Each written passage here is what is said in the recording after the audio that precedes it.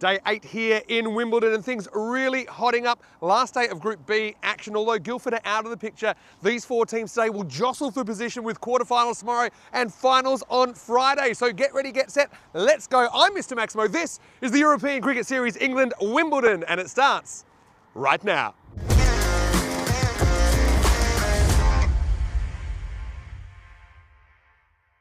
This European cricket event is proudly brought to you by HCL Software, Rado and 1xBet.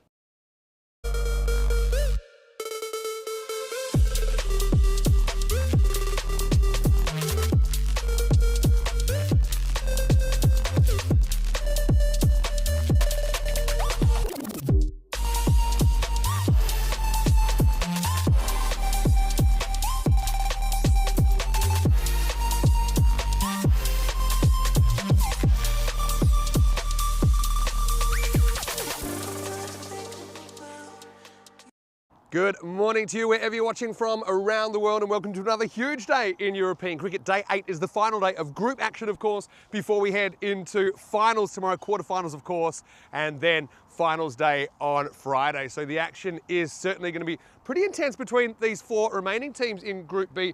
We know that all teams we'll see today will be a part of quarterfinals tomorrow, but we don't know where they'll finish. And that's actually pretty important, because if you can finish higher up the ladder, you do have an easier draw. And from tomorrow, we go to knockout cricket. So we're going to start the day with match number 36. It's Wimbledon versus London County Cricket. Now, I can tell you a little bit earlier, Wimbledon won the toss and elected to field. So they will be on the chase here in the first match of the morning. And Wimbledon, they are currently top of the table. They're 14 points, but so are LCC. But what I will say is Wimbledon, they didn't play yesterday. They've got a game in hand. So at the moment, they would be favourites, I suppose, to finish top of the table. But if they go down to London County Cricket here, maybe that'll turn the tables a little bit, and LCC could finish top. So it's all to play for today. Guildford, of course, we know they're out of the picture. They'll finish in 5th place there. They've got no more games, and they're rooted to the bottom of the table. But at least they did finish with a win last night. Let's talk weather and blue skies and sunshine. This is what we want to see. And it's going to be a really nice day. I think we're expecting 22 degrees, currently about 19. Feels a bit warmer in the sunshine though, so pretty comfortable conditions for the players, and hopefully we'll have a great day of cricket. Tina will be with me a little bit later in the day, but she has a professional engagement this morning. So take a trip to the commentary box with me as we get ready for the start of match number 36, with Wimbledon, the hosts, winning the toss and electing to bowl. Yeah, really excited for a start here on day 8. It's kind of an unusual situation that we know that Guildford won't be a part of the 4 Group B teams to make it to quarterfinals, but at least they did get a win last night. Pretty dramatic win against London County Cricket. They had a bit of an off game, didn't they, in the last game of day 7. Let's go back to the start of yesterday, though, in Guildford. Well, they seemed competitive, didn't they? As they were looking for their first win in match 31. 146 they put on the board. Chandrasekharan with a half century, and Finnegan not far off. Hugo South played a nice little cameo there. Sadwani 4 wickets though for CFS Pinnacle Pro, who ended up chasing it down thanks to Faris Haider, who took a while to get going. But his 65 was crucial in bringing up the win for CFS with 2 balls to spare. Looking at the second game, and CFS, they decided that they wanted to set this time. 119, a little bit underwhelming, and LCC chased it down with plenty of time to spare, although they had to settle for just 3 points because CFS Pinnacle Pro pushed it to an 8th over. That was the first kind of, you want to call it a failure from Usman Ghani with 36, but still, I mean, if that's a failure, it shows you how good a tournament he's having. Bashrami stepped up, and it was nice to see a few of the other LCC batters making a contribution.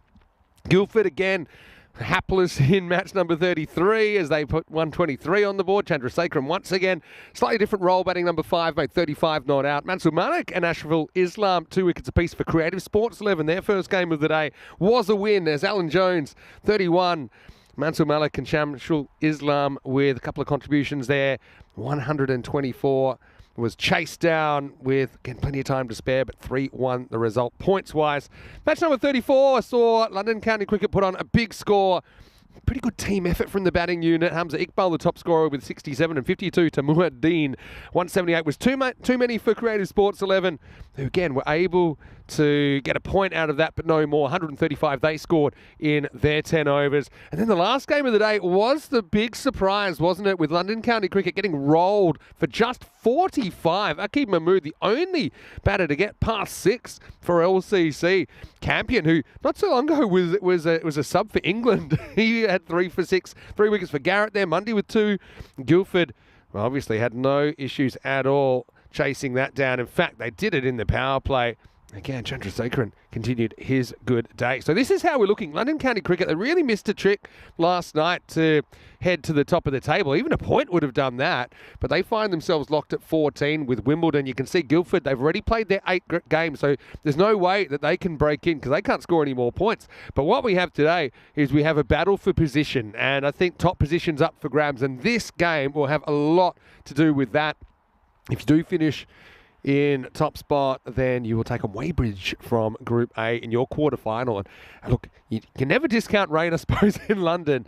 If you are in the top 2, you will be the higher ranked team, and then kind of the fate's in your hands, I suppose, and you'll take a lower ranked opponent on in the quarters. So, yeah, for Wimbledon, we can see them bringing 5 players in. I know Baldwin's, remember them from the ECL very well. James Crosswaite, I think, is an excellent cricketer. Someone that has professional cricket experience from Melbourne and Victoria originally, but he leads this side. Also a very good keeper, but Thomas Elks will do the keeping in this one for London County Cricket. Late change, Hamza Iqbal comes in. Garney is back in the lineup. I know that he didn't play the afternoon games yesterday. This is at number 3. I just feel, if he's in the side, why wouldn't you get him opening? He's now in the top 10 scores ever on the network. In fact, you can see it's a very different looking side. You've got 9 changes from last night. So obviously we've seen them mix up their team, and that'll happen in a tournament like this when you've got weekday matches and you've got availability issues. But I think Garney, the Afghanistan international, that's a very experienced cricketer. He's certainly the big fish, isn't he, in that LCC lineup. Wimbledon winning the toss and electing to bowl, though, so they'll get probably a crack at him sooner rather than later. Wimbledon slight favourites here, 55% over 45% London County Cricket, but we start the game in the Goldilocks zone. It's my first chance to call Wimbledon this year. Of course, called them in their European Cricket League appearance in 2024, and of course in this European Cricket Series last year, which I will say did have a few weather issues, a few more than we've had over the last week and a half. It's a beautiful day here in London. And, one thing about, I'm just going to say some of the European countries, including England, I'll put them in there, when the weather's good, you feel there's a sense that they really appreciate it. So this is a beautiful day. I mean, like I said, around 19 degrees to start, expecting 22, but just no real wind to speak of as well. I know we had some wind issues yesterday, including a tent cartwheeling into our commentary tent. But anyway, let's go. And it's going to be Will Sewell to go. First ball. And it's going to be clipped away. Well, that'll run away for 4. So a good start for Garney. And as expected, he will open the batting here. And he will start with 4 runs. A bit of a friendly field toss from Will. Just looking at this Wimbledon side, I was thinking what the kind of crossover from that ECL team was, and I think I only think 3 players in this 11, as this one will run away to the boundary. That'll be 4 more, this time offside. Goes between the keeper and the fielder at short third. Yeah, but just looking, I think probably Tim Lloyd and Joe and Sam Baldwin, really the 3 players that were part of that ECL campaign that I can pick out straight away. But, obviously Wimbledon to get to the ECL had to beat literally hundreds and hundreds and hundreds of other clubs. Well, not I suppose they'd have to beat them all, but they had to beat them to the Vitality T20 Club Championship here in England. And look, how about that? After 2 balls, London CC have taken the lead. So the supercomputer likes what it sees out of Garney, who's already lost a ball. Tyrone Peters, who was an unexpected guest in the commentary box yesterday when his tent blew up. He's back in his house today, but it was great to have Tyrone, who has actually done a fair bit of commentary for us before. Okay, 3rd time lucky, is it, for Sewell? Better ball. And Garney happy to play it out. And he's a very, very impressive cricketer, Garney. You can just tell every time that an opposition have been able to capture his wicket, it's felt like a big moment. And he's gone. Well, there you go. It was a big in-swinger from Sewell. Garney took the bait. It was probably a Yorker. And he gets castled. So an early bit of drama. Wimbledon with a big breakthrough. And that will boost their chances. You can see Garney's kicking himself there. He went after a ball he didn't have to here. It's the wrong shot. He's certainly capable of probably hitting that straight. Probably wasn't a genuine Yorker, but big moment early. The Afghanistan international is bowled for 8. 4-4 and out, and a dramatic start to day 8. It's 8 for 1.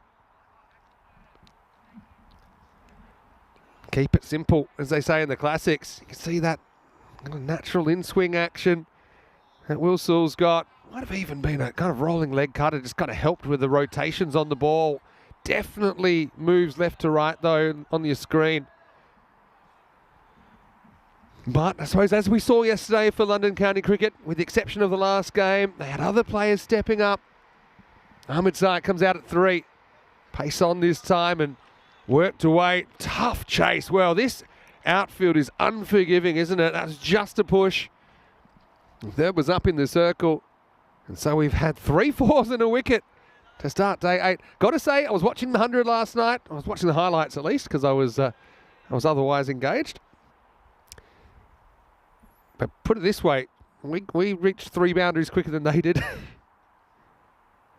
Oh, wants to get funky. It's an audacious shot from Ahmed Zayat, showing no fear. And he will get it past the 45 for another 4. And we're locked at 50-50 here. Quick good morning to everyone in the chat. Great to have your company. I did mention, if you're just joining us, Tina will be here with me, but she has a breakfast engagement.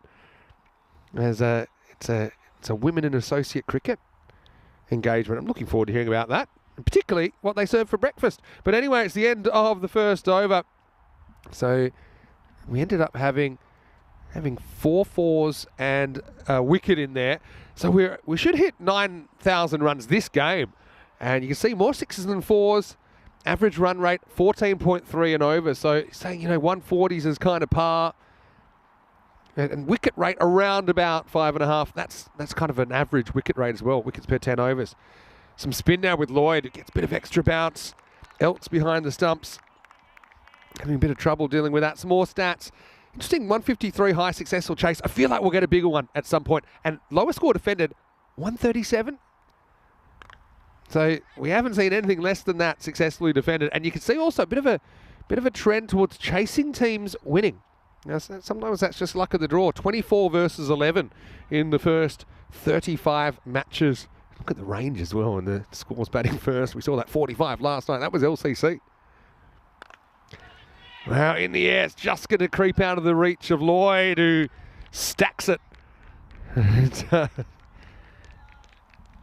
was almost like a perfect lob. And we are at Wimbledon. No harm. Baharami, again, can hit the ball a long way. This is in the air, doesn't carry. So one loops over a fielder. One doesn't carry. It's Crossweight, the captain, at cover. Loose shot. Ring of 5 fielders in the offside circle. So he goes leg side. Again, another teaser, but this one will get over the fielder and run away for 4. So Baharami with his first boundary.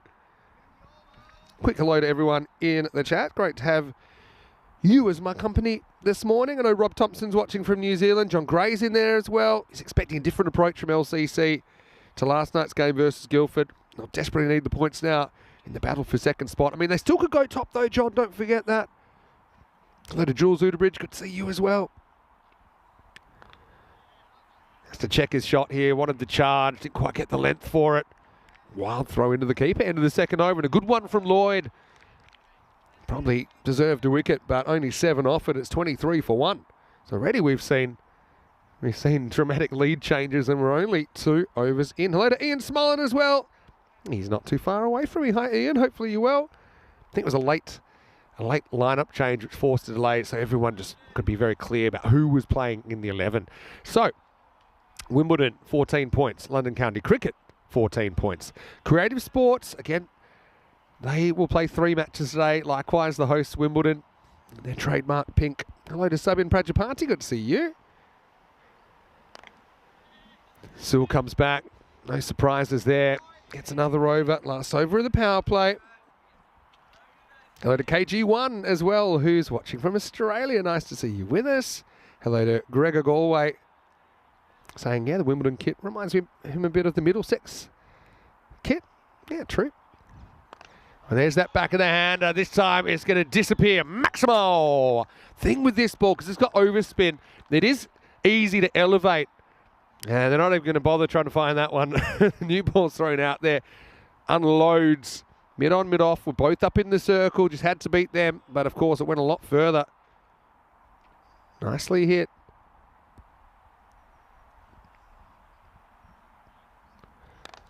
Backs away. Hits inside out. Won't get a run there. Good standards from Wimbledon in the field. Hello to Paddy G as well. Where are you watching from, Paddy? I've got a bit of an Irish look today, I've been told, with my get-up.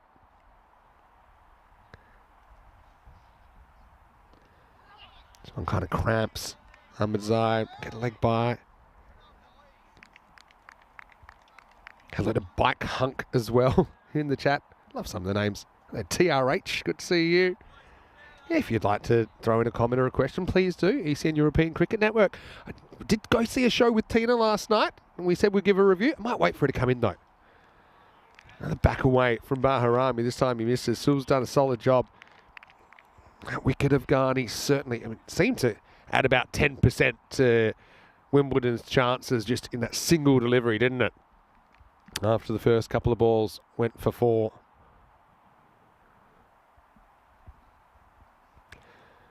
Wants it. It's going to be a wide. Remember, anything that misses the leg stump is a wide, unless it's between the batter and the stumps. Now this one, the line of it, just outside leg.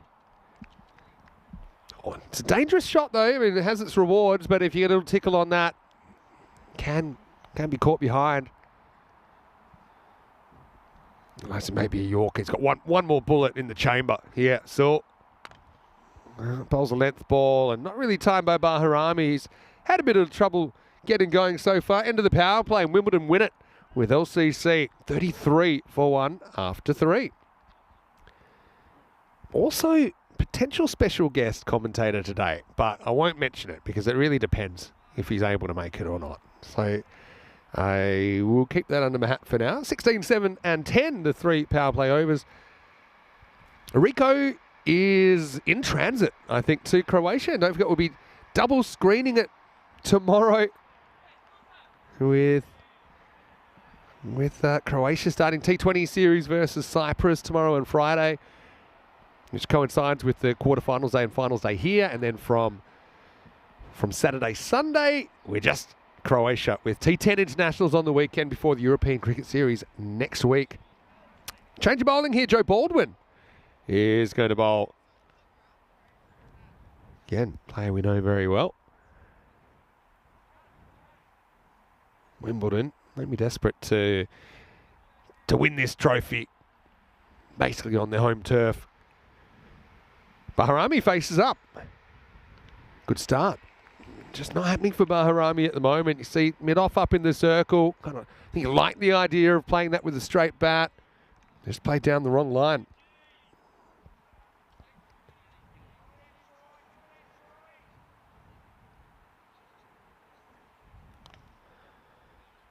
This time deflected away, should only be a single. Outfield pretty fast. Can be tricky in some parts, but certainly I think in European cricket we've seen some that are more challenging for the outfielders, but just it's pretty dry. There's some patches around long off. There's a few sandy patches. Good length this one from Baldwin. Only able to get a single. Doing a good restricting job here.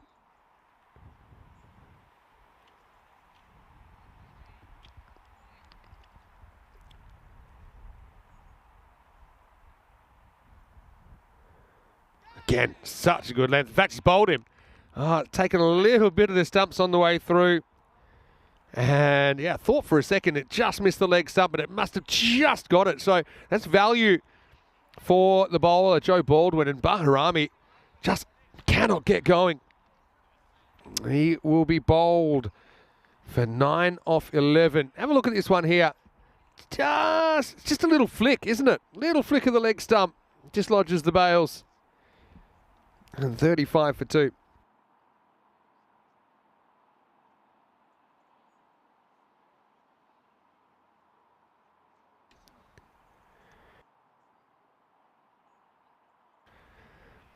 Yeah, I think there's always value in this length.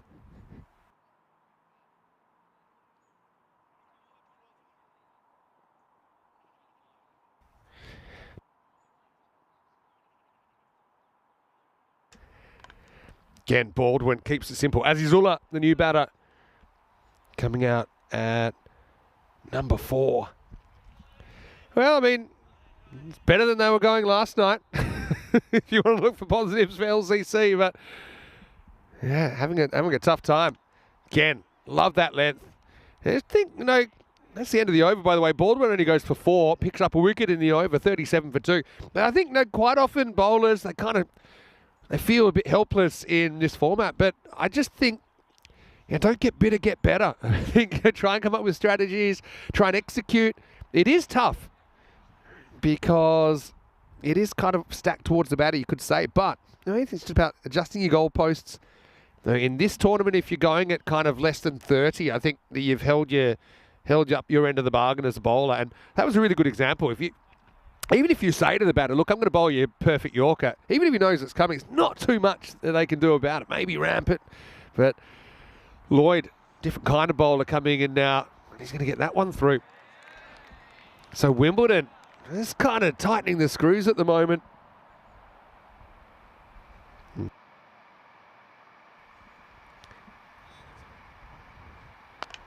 This one, though, is in a bit of a slot length position.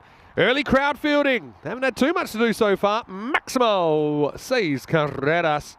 Lloyd just kind of going from, I suppose, middle length to a little bit short and allowed Hamid to play a bit of a standing pull. Got it up and out of the ground. 50-metre boundaries, don't forget, in ECN cricket. Pitches up, false shot, but maybe gets over. It does. Only just. They had the right fielder down there, didn't they? That's Adam Slater. Even with his height, he couldn't pull it back in. Normally, the wind has been favouring that part of the ground, though. I wouldn't say it's too windy today. I can tell you that's the way the wind goes, because that's the way the tent blew onto us yesterday. Bit of a counter-attack coming here. Hamid Ahmedzai, 29 off 11. It's been kind of a lone hand so far from him. Decent adjustment this time from Lloyd. Ahmedzai will have to settle for the single. 50's up for LCC. Expected 1-1-1 at the moment, so I think Wimbledon would be very comfortable chasing something like that. Up in the air and just over the top. Another teaser.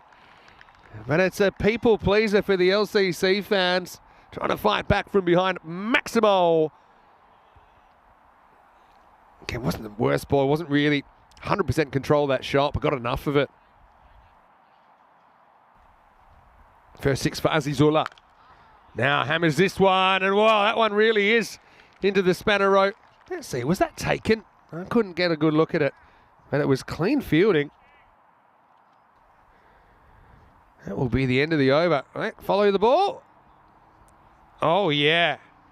Crowd catching mode activated, dropped the jacket but caught the Grizzly. End of the 5th over. And it's 62 for 2. Well, I know that there's been something hatching, and there's a pretty significant piece that's revealed today. What do you think it is? What isn't it? What is it? How is it? These are the questions I want you to ask. Meanwhile, Pereira's going to get a bowl here and over number 6. A lot of people talking about it. Something we've been waiting for quite a while. Ninja Turtles, my guess. Swing and a miss. Bit of a wild one from Ahmedzai. Pereira, I mean, he's a little bit slower. One thing I like about this is the tempo of the game. Wimbledon, they know they're on top. And Pereira's jogging back. And one thing about, see Ahmedzai almost trying to get a few extra seconds. The game's just progressing really quickly. It's a really good tempo of the game. And this one, top edge. Was a great ball from Pereira, and it's going to disappear. Maximo. But that is something, and I remember when in T20 cricket when I was playing, that sometimes you feel more comfortable after a certain amount of time at the crease. But if you can squeeze more balls into that time, then just less balls left when you kind of flick gears, switch gears. But I mean, the execution wasn't there that time really from Brian Pereira. 68 LCC now, 4.5 overs to go. Now that was going to disappear. Maximo. Adios, Pelota. That one's onto the other ground. Again, just the small margin, I think, is what you're seeing here. It's, look at it, bounces probably 1 to 2 meters in front of the front foot, and then you got some length to work with. And I think on that line as well, it's very clippable. Good shot selection. from Ahmedzai.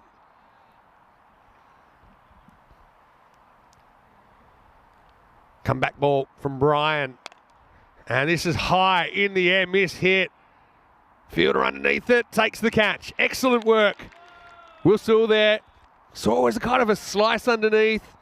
He did very, very well to find the drop zone. Takes it technically in a good way. Protects the ball as he goes to ground. So it's your classic 6-6 and out as Hamid Ahmedzai misses out on a half century. He's caught for 42. The perfect reply from Brian Pereira, who has the wicket. And in the 6th over, it's 74 for 3. Good knock from Ahmedzai. I mean, without him, I think they'd be in some sort of trouble. I mean, he alone scores almost what the whole team made last night. But you see there, probably a ball he could have hit straight. You got to back yourself, I think, there to hit it over long off for 6 because he's trying to go to the leg side in kind of a more natural zone, forces the miss hit. That's why I don't mind the mid-on in the circle as well. I think maybe he knows the mid-on was up, so he tries to hit a ball over long on that probably should have gone offside and it forces a miss hit. So maybe clever captaincy as well from James Crosthwaite. Hamza Iqbal, late inclusion. Gets one upstairs first up, end of the over. Pereira, well, he battles. There's 2 sixes and nothing else in the over, apart from the wicket, of course, and it's 74 for 3 after 6.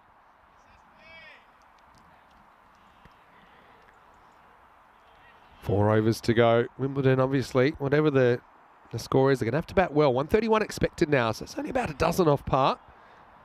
Of course, these 4 overs still will be played. Taha Mohammed still to come. They do bat pretty deep, London County Cricket, but it was almost like a perfect storm. They all had an off night last night. Quite amazing what they were bowled out for. Well, that's T10 cricket, I suppose. Here's Sam Baldwin. Excellent bowling. Just drops into the block hole. Not too much that Azizullah could do about that. Again, difference between kind of 1 metre shorter that you can get under and genuine Yorker length. In the air, won't carry. And well bowled. It's more in drift that Sam Baldwin's getting more than anything else. Wimbledon, I'll never forget their ECL campaign. I'm sure they won't either. Thing is, in England, it's so hard to get that ECL spot. I know it's an adventure of a lifetime. He's sliding a little bit. Maybe a bit about at some point in that as well. But look how far they are ahead of the clock. Minutes ahead. Partly because they bowled spinners, but also the paces that they've had. Certainly tried to get on with it. Kind of errs on the full side this time. Only be a single. So back on the boundary now. Baldwin also a threat of beating the outside edge if he does rip one. Most time he's just slanting in. And this time though, full toss and adios Maximo. And that's the margins we're talking about. I mean, he's on the charge. It was kind of a bit of a pace on delivery. Is it close with the height? Probably you'd think, being a spinner, probably going to dip.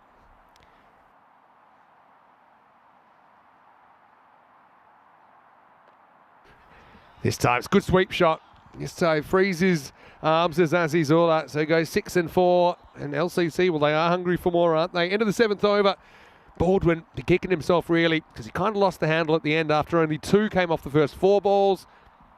10 off the last 2, but 12 off the over. Still a decent one for Wimbledon. And the score is 86 for 3, of course. Group A, we had to say goodbye to Twickenham, who finished in 5th place.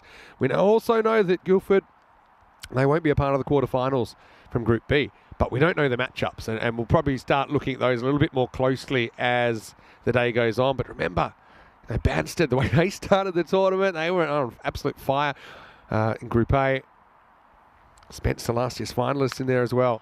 Anyway, Pereira comes back and his first ball disappears. Maximo, he's probably just getting a little bit too close to the stumps. It probably is outside off just. But, I mean, you got the deep point in place. Maybe you want to offer a bit more width. Try and take that leg side away. It is funny, London County Cricket, but I've watched a lot of county cricket. Doesn't always look like this. Slow ball this time and gone. Great change of pace from Pereira. And he does kind of make it a bit more difficult to go leg side with a line of that. It was a ball outside off comfortably. And the catch is taken out at deep mid-wicket. Wimbledon have caught well this morning. So, yeah, classic 6 and out to start the 8th over. Tim Lloyd takes good catch. Fairly low down. He's a solid fielder. He's a bit of a hot spot out there at deep mid-wicket. Iqbal out for 7. 92 for 4. See there, it's kind of a rolling leg cutter, kind of overspinning. Not quite a back of the hander, but kind of side of the hander. Just takes a bit of pace off the ball. You're probably not going to win every battle as a bowler, but if you can give as good as you get, then you can still have good figures. And Pereira here, 2 for 18 off 8 balls bowled. It's a crack at the new batter. Ali Raza comes out for London County Cricket.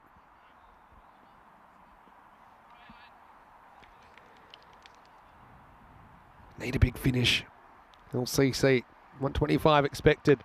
Miss hit straight up. Can anyone get there? Probably not going to carry. Doesn't. And Slater cleans up. Yeah, Wimbledon, well, they start the day at the top of the table with a game in hand over LCC, so they'll be hoping that's where they stay.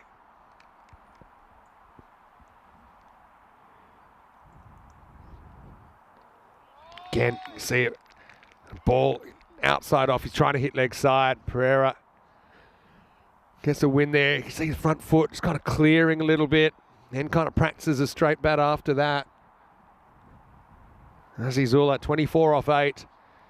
It's a rolling slow ball, and he's going to put it over the offside. Maximo, Tyrone Peters. Well, he does protect the equipment. We'll give him that. Tyrone's got a good pair of hands. He'll be filthy, though. Well, there's no excuses, really. Tyrone is a very good fielder, I will say that.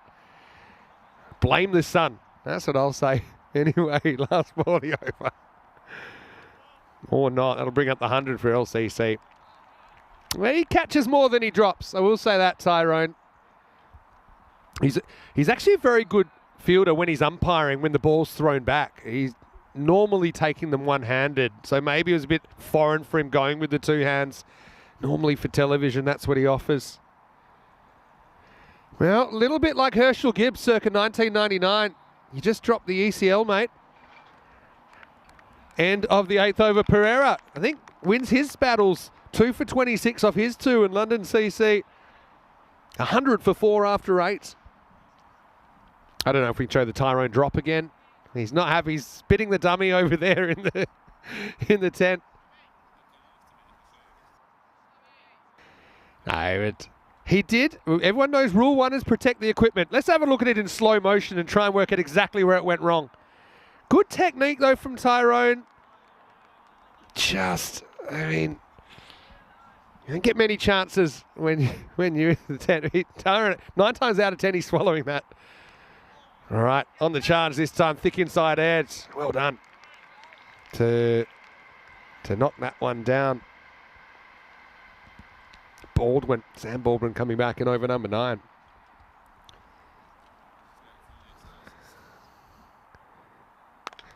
Full toss this time, Tyrone. Oh, well, it's over, everyone. Well, you know, he's going to start walking with the bowler next. That one is hit well. It's just a little bit too full. And that is the right shot. It's a safer shot. It still has the value. Don't worry about the outfielders at this stage. Maximo. Baldwin probably has hurt on the full side. Probably is better than dropping short. But still, Azizullah puts him out of the park. 107 now. Good comeback in the air. Just over the top. Oh, wow. That was dangerous. Hits the corner of the tent. It could have gone absolutely anywhere.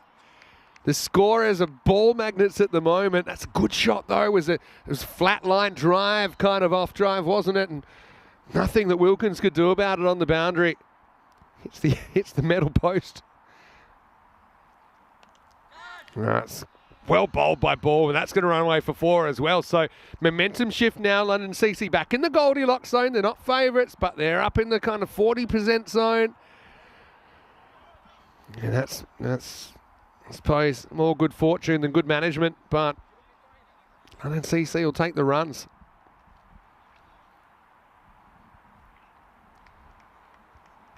Azizullah to 46. Just 13 balls faced.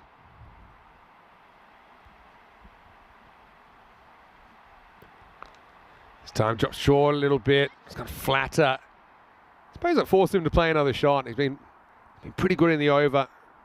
On the front foot, driving up and over the top. Changes the strike. Changes as good as a holiday probably for Bald, but none for 30. Yeah, not the worst figures. They bowled pretty well as a team here, I think, Wimbledon. Raza might as well just swing for the fences here. Last ball of the 9th. Do you take a 1 here? I guess we'll see. It will take the 1. It might not be a bad result for Wimbledon. So he wants to strike, but can't find a way to get back on strike as Azizullah. So he'll have to do the watching to start the 10th at least. End of the 9th over, 119 for 4. And sometimes you'd think in that situation, you got kind of set batter. You just say to your partner, look, don't take a 1. You just go for it. I want the strike, control the over. Joe Baldwin 1 for 4. He'd be my favourite to come back. But you can see no one really going for big runs. No one really getting hurt. 16 and over was the worst economy rate, which isn't too bad at all. It was Tim Lloyd. I don't think he bowled too badly. So, Raza will face up. Last overtime, seatbelts on. Hit in the air and 6. Well, goes into the Spanner squad. And Saeed, he's been hunting for a catch. This is day 8 of his mission. And he will get close-ish to that. But he had too many obstacles to get around. Maximal to start the 10th. Yes, Saeed. I did give him a ball, so he doesn't have to catch a ball. We signed one for him. Raza gets castled, 6 and out. Well bowled by Baldwin. And Raza shows he's got the power to clear the fences, but Baldwin keeps it simple. Not the first time we've seen the stumps knocked over this morning. And Azizullah, again, has to watch on. Another 6 and out in this innings. Makes it 125 for 5. Feel like they're going to end up 130s here. Good test for Wimbledon, but a test that you'd feel, top side would pass. Ali Raza does get the 6 before he loses his wicket. The 5th to fall. Kind of sense the frustration of Shahbaz Azizullah at the other end. New batter comes out there, Taha Muhammad. Wonder what his approach is. He's probably still swinging. I mean, might be room to look to get 1, but if you don't know if these guys are exclusively looking for a single when they come out with only 4 balls remaining. Well, maybe. Oh, fumble. It's probably a chance to run out Azizullah as well if he picked it up, but I think he had too many choices and literally took his eye off the ball here. Joe Baldwin. So a good contest coming up. Azizullah on 47. No one scored a half century as yet this morning for LCC. And nobody will, because Azizullah is going to try leg side, and he gets castled middle and off. And a good last over this from Baldwin, who's got 3 for 11. What a morning he's having. And even that 130s is looking a little bit off at the moment for London. A little bit of in-seam, I think. Every bowler loves to see that. Stumps askew. Azizullah. Good innings from him, though, going at better than 3 a ball. 6 Maximos in his 47. With 2 balls remaining, it's 126 for 6. Just kind of see that's the head. And the head goes, and then the shape goes. And the stumps go. Baharami, not a bad player at all to be coming out in this situation. 2 to come. Wimbledon's been a pretty polished performance, I think, not only with the bowling, but they've backed each other up in the field. 2 to come. Get up.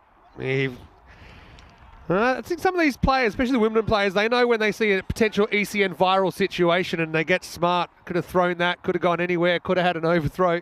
He says, I'm happy to eat the run. Last ball coming up, 127 plus this. And it's a miss. Well, in fact, he's a nick, so that'll be caught behind, and Baldwin will finish with 4. So what a good performance. Some pink power to start off day number 8. Team that want first place against their potential challengers. Baldwin ends up with 4. Nicely taken by Elks behind the stumps as well. Just a feather on it. It won't really change the scoreline. But 4 for 12 for Joe Baldwin. What a fantastic effort that is. But he had backup in the field and also the bowlers around him, I thought, bowled really well.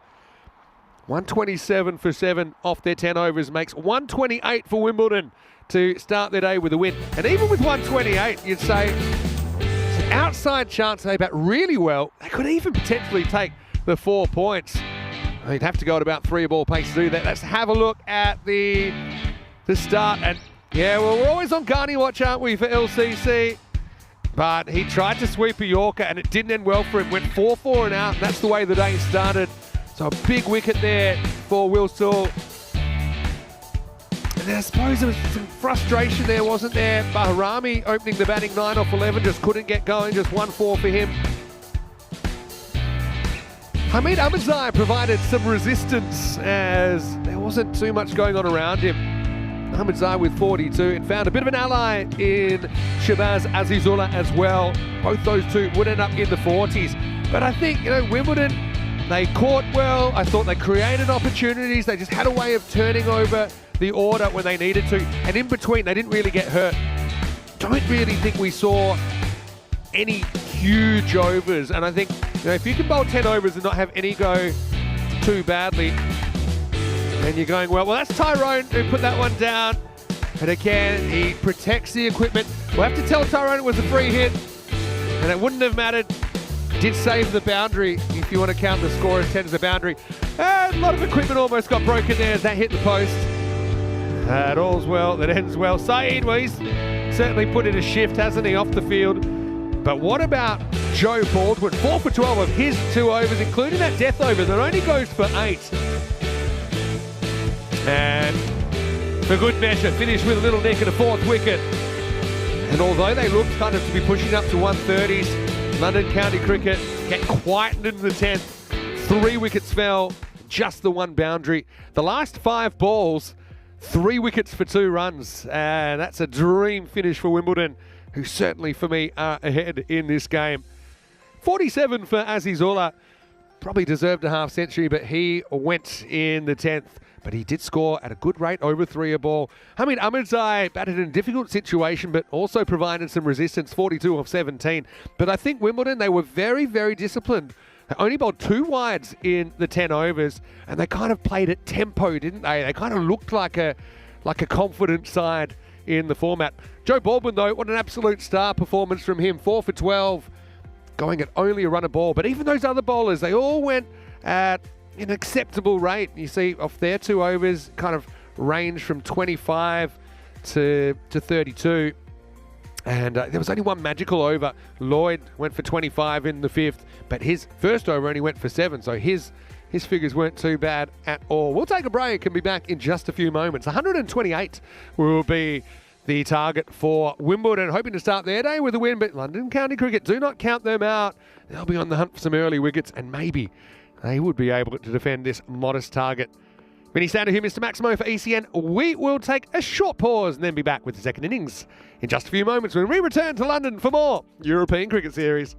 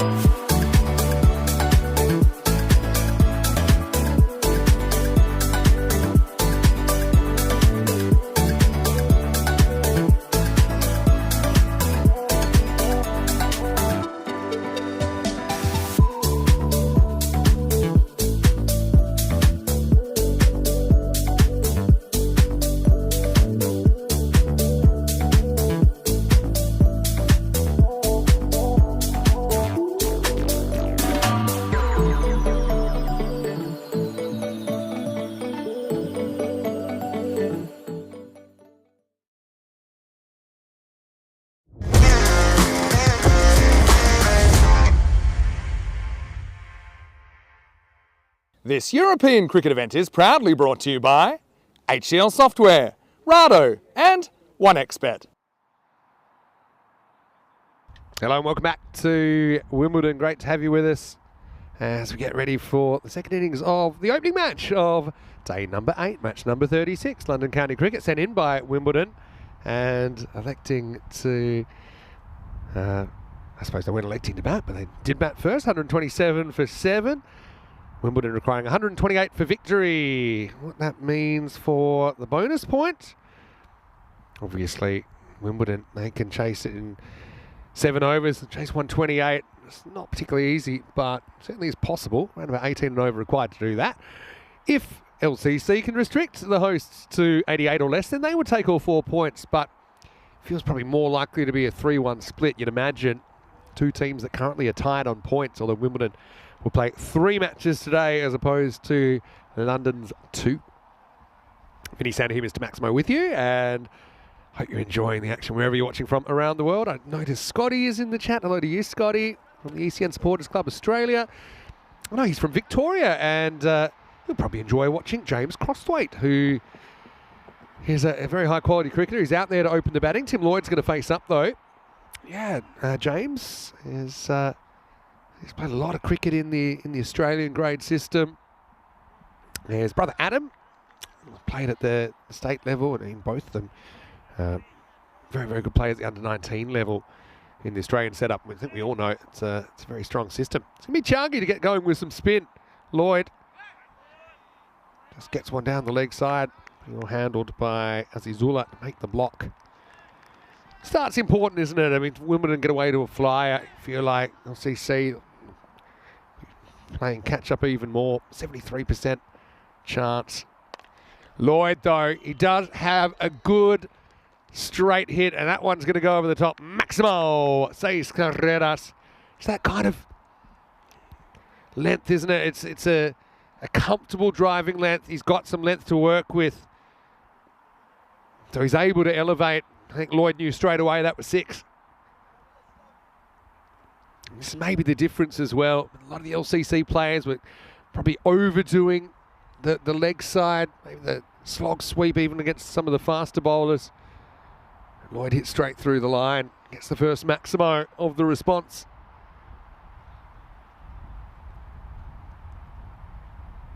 Yeah, jump into the live chat, ECN European Cricket Network as well. Lloyd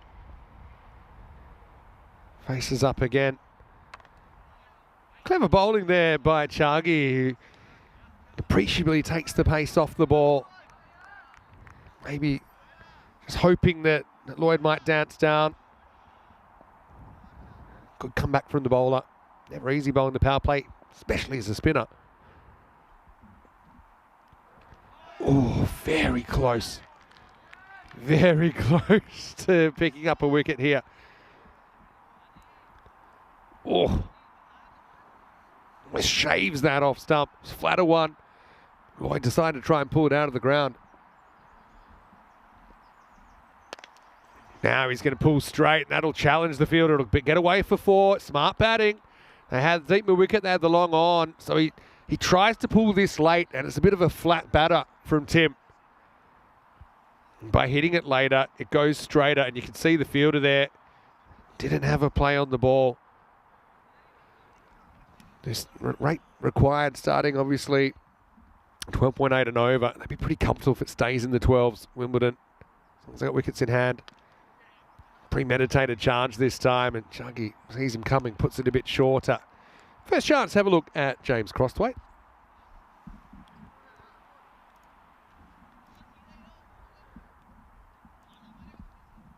Last ball, the first over.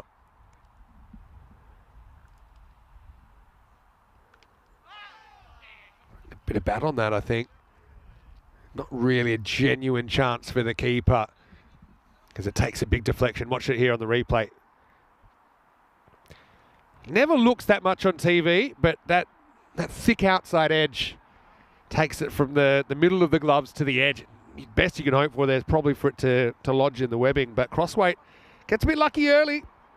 And at the end of the first over, it's 13 without loss. Well, I did notice that we went over the ton yesterday I think when I left, actually, it was 100 matches since the Golden Ball.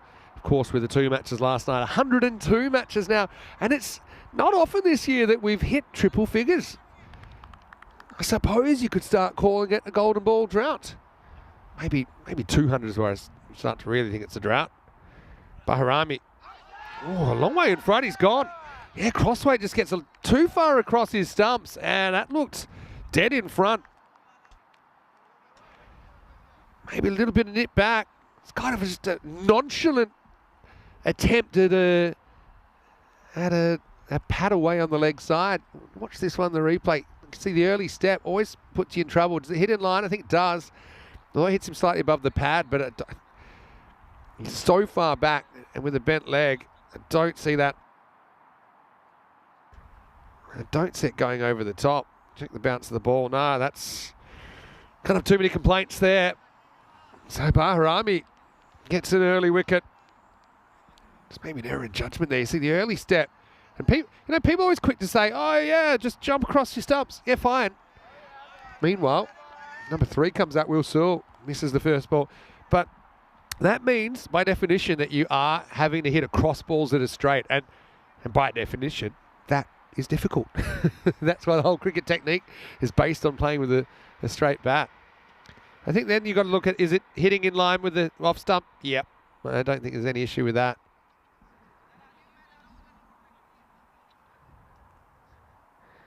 Got a bit of an issue here, maybe, with the wicket keeper. Is there a switch happening?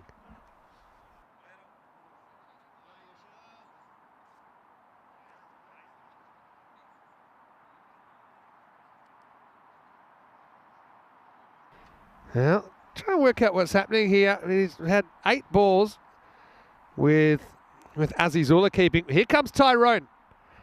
And he's just querying this. ECN rules, you have to nominate a wicket keeper. It's only injury that you could replace the wicket keeper. And Tyrone's just querying this. Looks like he's come out with the magic spray. So it must have just been a finger injury that's been sustained. Tyrone also with the magic spray duties. It's funny when the magic spray comes out, everyone wants a piece of it. He's got a bit of a crowd developing now. You have some. And Oprah was giving away cars. Anyway, there's Tyrone. Be careful not to drop the magic spray, of course. I mean, that kind of a morning for Tyrone.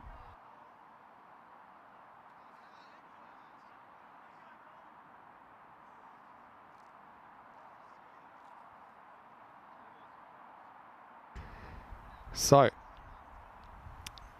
I mean, my guess would have been maybe that deflection in the last over, but the way he's saying, it looked like he was spraying his left hand. It definitely hit the right hand of the keeper in the first over. The one that cross weight got a thick outside edge on.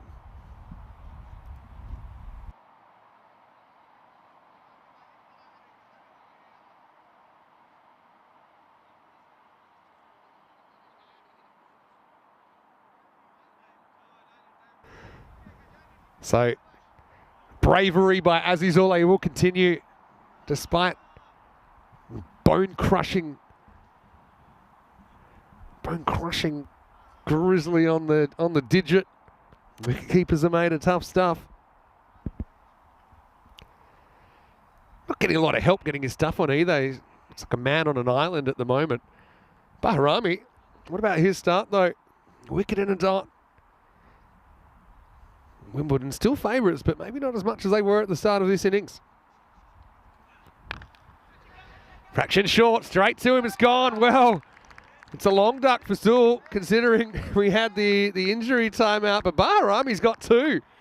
And it's all happening in the second for London CC. Wimbledon 13 for 2. Just a short of a length ball, doesn't really move the feet, just wanting to muscle it, use the hands to get it over the mid-wicket. But a pretty simple catch there for Abu Bakar Ahmad. Wimbledon lost a second wicket, 13 for 2. New batter comes out, Joe Baldwin. Well, he's having a pretty good game so far, 4 wickets in the first innings. Still be disappointed Misses one, hits one straight to mid-wicket. There's no timing there, you can see that. Doesn't even make it out of the 30-metre circle. Baldwin. Can he do the double here? Probably some room for a sort of consolidation period here. You don't want this turning into a full-on collapse if you're Wimbledon. They still are favourites in the game. Probably is space to kind of get a bit comfortable, if that makes sense. Thing in this form of the game, though, is you never have too long to get used to a bowler. They're only going to get 2 overs. They're probably, most of the time, they only get 1 at a time. So you're never really in, but you're always in, if that makes sense. Oh, tries the leg side. Too spicy for the keeper, Azizullah. I think he seemed a bit apprehensive as that was flying through to him. Already seen him whip all the gear off. I don't quite understand why he'd take his pads off to get the magic spray on the fingers, though. Someone will have to explain that to me.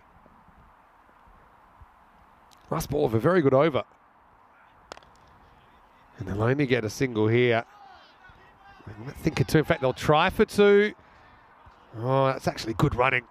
Probably should have been 2 there, but Lloyd will take it. And so at the end of the second over, Wimbledon, 16 for 2. It certainly has given London County Cricket a fighting chance. You can see both these teams on 14 points.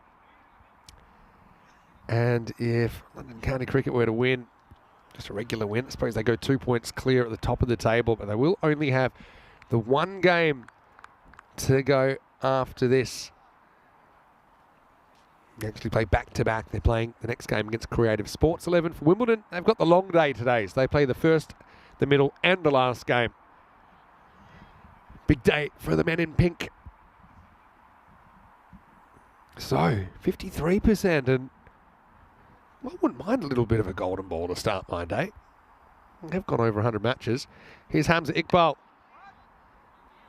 Wimbledon just finding the boundaries hard to come by at the moment. We had 2 boundaries in the first over. We haven't had a boundary for 10 balls now. And it's a power play period as well. So it really has brought Wimbledon back to the pack here. Lloyd, well, he's the one that produced those boundaries early. And he wants one now. He's going to get one. Maximo! Just holds his shape. He's comfortable with the kind of length he gets. As the game went back to 50-50, that'll probably just tilt things back to the hosts. Maximo for Tim Lloyd. I was really impressed with him at the ECL. He stays pretty straight. Kind of keeps his head in play, even though he opens up that front side slightly. Doesn't lift the head before contact. He wants to hit it reasonably correctly. Tim Lloyd. Short this time, he jumps all over it. Maximo back to back as the game swings again. Oh, well, early dog watch, is it? Now, I've noticed dogs have a natural aversion to the grizzly, and it's a bit of natural selection there. Their teeth are not built for the grizzly, and they'll get close and they'll sense it, and they'll say, you know what? I want to keep my teeth in good order. He's a happy chappy.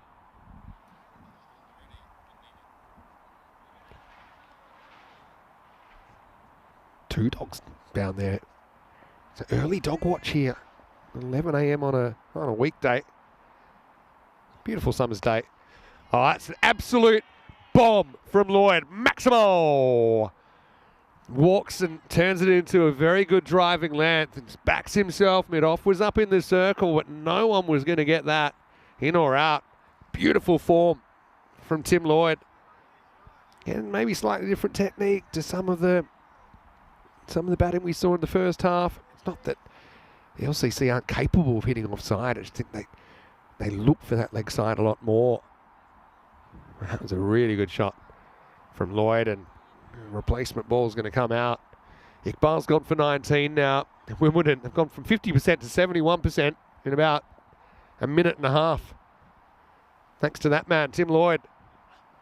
Now he's going to get 6 more. Maximo in the zone. Saeed! Oh, just out of his grasp. Oh, would have been the catch of this season out there. Just 2 steps short. It'll take 3 throws to get it back. But Saeed, his 8-day vigil to take a crowd catch continues. But he hasn't got any closer than this. Watch him. Oh, boy.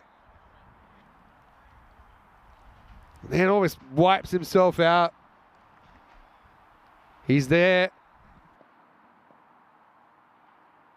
He might get another one. Oh, well, loose shot gets away with it, does Lloyd. And it's the end of the over. It's 41 for 2. Well, we had Dog fielding, we had Saeed fielding, we've had Tyrone fielding, we've had balls lost in the bush. That's your regular day so far on ECN. 13, 3 and 25, and that magical over has tipped things back to Wimbledon. And there's Saeed. I don't know if you can zoom out a little bit. I know you've got a few obstacles up there in the tower, but he's just waiting for a catch. He's a good kind of 5-6 meters behind the Spanish squad. He's almost like a loose man in defence. He's just waiting. Who knows? Could be a few more to come. Anyway, Iqbal ends up going the journey for 25. They bring back Chargi, bowled the first over. What a decent over.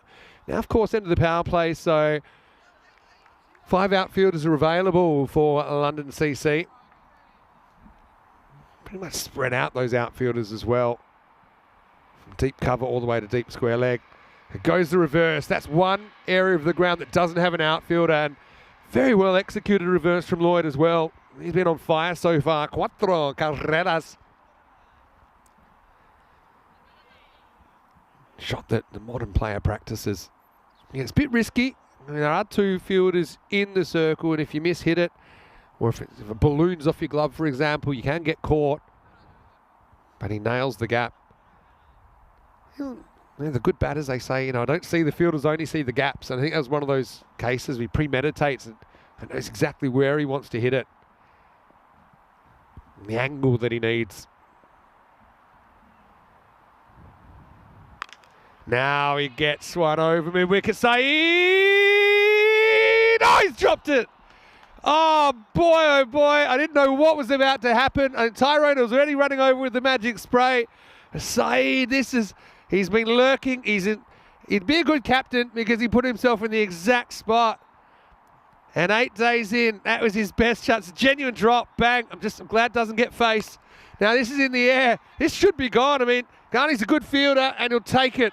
So, well, 6 and out. Lloyd, again, something about this game. Batters in the 40s can't quite reach the milestone, and that is a huge potential game changer. The 50 came up off the 6.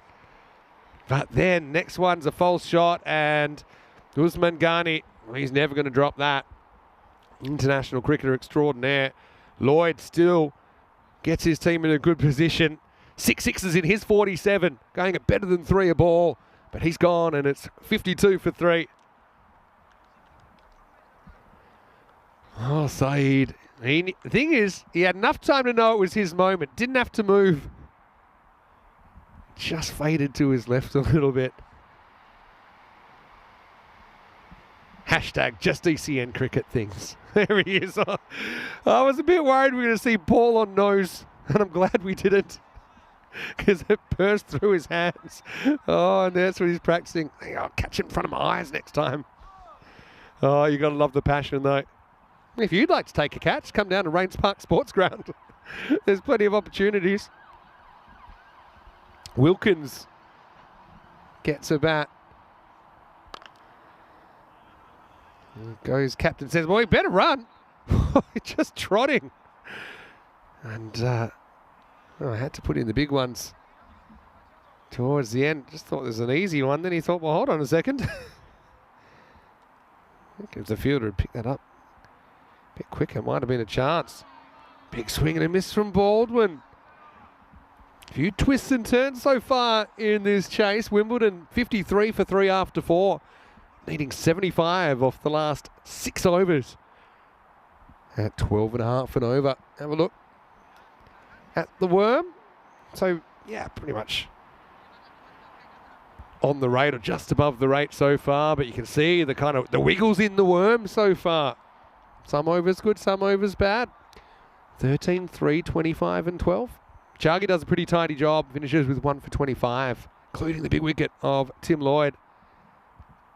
Taha Muhammad is going to get over number 5, coming on for the first time. Lifted up, Saeed! No! Well, I'm nervous. Every time I see the ball go to the spatter squad, you don't know what you're going to get. That one not quite over the squad. Well fielded. Might have been Ian Smullen that fielded at the bounce. 6 runs nonetheless. Oh, yeah, 1 hand, 1 bounce. Count it. Always a lot easier on the bounce. Ground takes a lot of energy out of the ball. Come back. Well, this if he hits, he's out. Misses. Well, simple as that. Wilkins went with a hit. Had to be a perfect pickup throw and direct hit. But it was good night, Charlene, if that had hit the stumps. One stump to aim at. Wilkins. There's a bit of a lucky break on 7. It's the sort of thing, if you're going to defend this, imagine that's the kind of chance they need to take. Wow, this is almost like a fall-down slap from Baldwin. He's going to get 6. Maximo! More work for the crowd. Keep your eye on the ball, even if you're in the peanut gallery here. Collapses that back leg. Again, well knocked down. These Grizzlies have some bite. Comeback ball for Taha. Oh, premeditated charge, holding up. Can he get there? He will drop it. Did everything right. Did Ismail Bahrami. We had the backspin, so it kind of sliced. It stayed in the air a long time, and he was able to dive. He was able to get 2 hands on it. He'll be disappointed he doesn't hold on.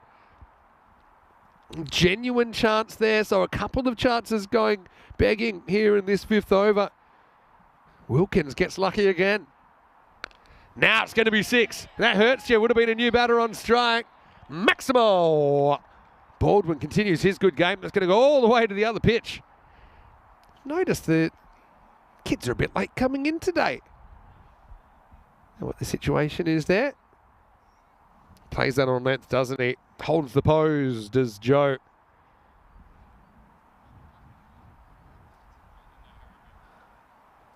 Magical over. Maybe the kid's having a rest day. They probably deserve it. They've been working pretty hard. Taha. It's a long way across, and he's gone as well. Very similar to the first dismissal.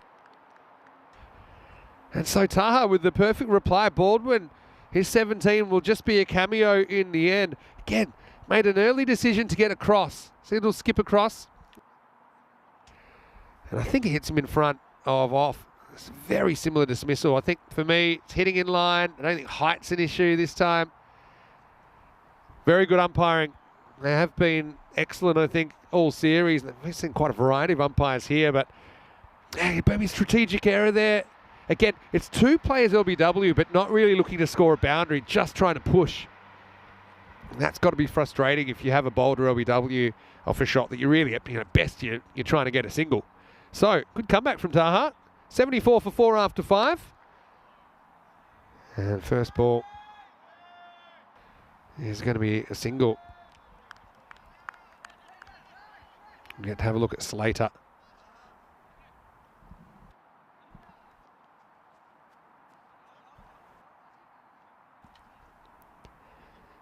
Adam Slater, lefty, just forces the field to change. 3 outfielders on the leg side, 2 on the off side. Was Mangani with the ball in the air. Fielder takes an excellent catch. Wow, London CC, they're rallying here. Still over 50 to get. That's a very well judged catch. And Ghani, probably more of a part-time bowler than anything else. He'll get the breakthrough. London CC, not been perfect in the field, but they've kept themselves in the game. Fahim Bahrami with an excellently judged catch to his left. Technique was there, wasn't it? He kind of went fingers to the side, maintained his balance. He made sure he was going to stay in bounds and not run out. So Slater will have to walk away with a golden. And the score, 75 for 5. Excellent fielding. We've seen some brilliant catches so far in this Wimbledon series. Sam Baldwin comes out to bat. Oh, looking for one, but he might get more. In fact, he'll get 4. Just an opening of the face from Sam Baldwin, and he opens his account with a boundary. It's kind of low risk, high return. The rate required isn't exorbitant. Around about 11 and over required from here. Probably afford to be a bit more selective. Yeah, those 2 LBW dismissals, I think when you're only really looking to get one and you get out, that's got to be frustrating. I've seen a lot of this format of the game, obviously.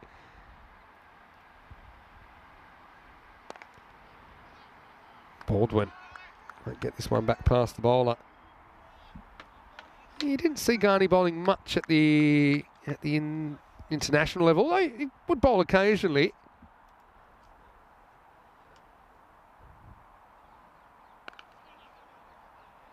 And just medium pace.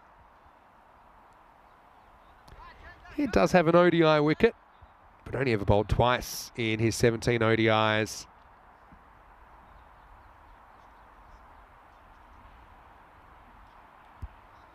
A bit like we saw with Clyde Reeves' fortune last week. Hey, high-level international cricketers, they can normally do it all to some extent.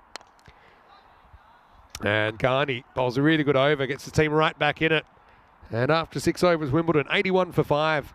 You're going to be tested for depth, I think, especially when you get to the knockout portion of the tournament that starts tomorrow.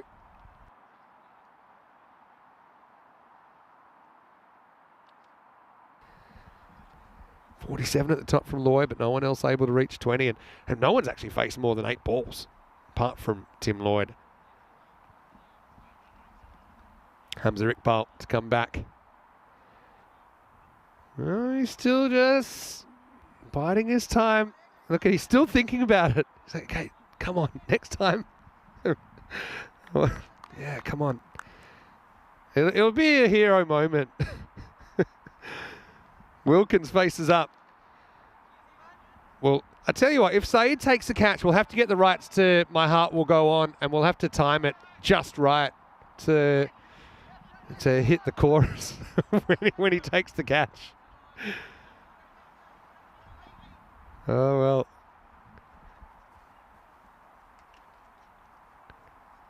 Dare to dream. Sam Baldwin. Up in the air. Again, slicing away from the fielder, and it'll be 4. Always a tough one for the man out there, Abu Bakar Ahmad. Ball was spinning away from him, and it was a great effort. I love the commitment that I've seen this week. Okay, doesn't stop the boundary, but he's willing to get off his feet. Just didn't get enough of the hand behind it, otherwise he could have slapped it back into play. Very, very close, but Wimbledon will take the boundary. Baldwin to 9.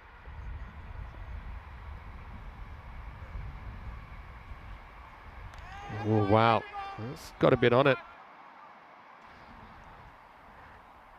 Doesn't really get a chance to move the feet here as he launches in. About chest high, but it's still climbing as it went through to the keeper, Azizullah. Good wheels from Hamza. 12 and over required. 5 wickets in hand. False shot in the air. It was the sitter out to the boundary and taken. So Sam Baldwin goes now. Ran out of luck. Earlier in the over, we saw him get a little bit more backward of point. But again, he's probably searching to hit that over long on. Comes off the outside part of the bat. And a well-taken catch out there by Abu Bakar Ahmad. And so Wimbledon now 86 for 6, and perhaps an ECN thriller loading to start the day. Every time it seems that one team is pulling ahead, in particular Wimbledon. The other team fight back, and now feel like we're pretty close to 50-50. What does the computer think? 20 balls left. 42 to get, 6 wickets down. This is where your depth gets tested. And it's Thomas Elks, the keeper, coming out at number 8. London CC, a lot more competitive than we saw last night. It's a difference runs on the board can make. Ah, Elks, what a shot first up. He just manoeuvres that away from the fielder. Jumps across. Well, can Elks stand tall here for Wimbledon? As this game's a 50-50, but cuatro carreras. Excellent start for the keeper bat. Gutsy shot. I mean, he had the length to work with there. If it was fuller, it's probably a big risk, but spotted an opportunity and took it. Taha Muhammad couldn't chase it down. 38 off 19 now. Wimbledon retake the lead.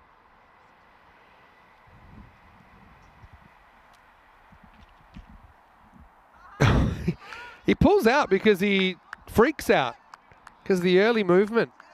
It's a funny one, that, isn't it? I mean, in baseball, that'd be called a balk, and you basically can't do that. Cricket's funny. The bowler's in charge, and if he doesn't want to bowl, he doesn't have to. I think, honestly, makes a very late decision not to bowl that. Now, does Elks do it anyway or not? Fake step, same tactic, and now he gets a little bit cheeky. A lot cheeky, actually, does Elks. He's fired up. He's saying, how do you like that? Iqbal will go for 4. I don't know if you got the aftermath here. He kind of shaped to leg, came back, and I think he was always looking for it.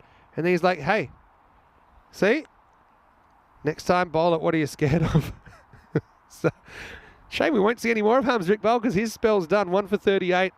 It's 94 for 6 after 7. Pretty interesting next 3 overs coming up. London County Cricket will finish their campaign against Creative Sports in the next game, which is starting in around about 35 minutes' time. Creative Sports will bring in Iman Iqbal for the first time. Also, Gaurav Kumar and Ajinkya Patil comes back. And Creative Sports hoping to have a good last day. They'll play 3 times today. LCC winning the toss, electing to bat. So imagine Ghani will get another go at the top. Missed out in the first innings of the day that you saw here. Bahrami's coming back. Remember, he took 2 for 3. Seems like such a long time ago. And he took 2 for 3. That was in the second over. So they resisted the urge to bowl him out.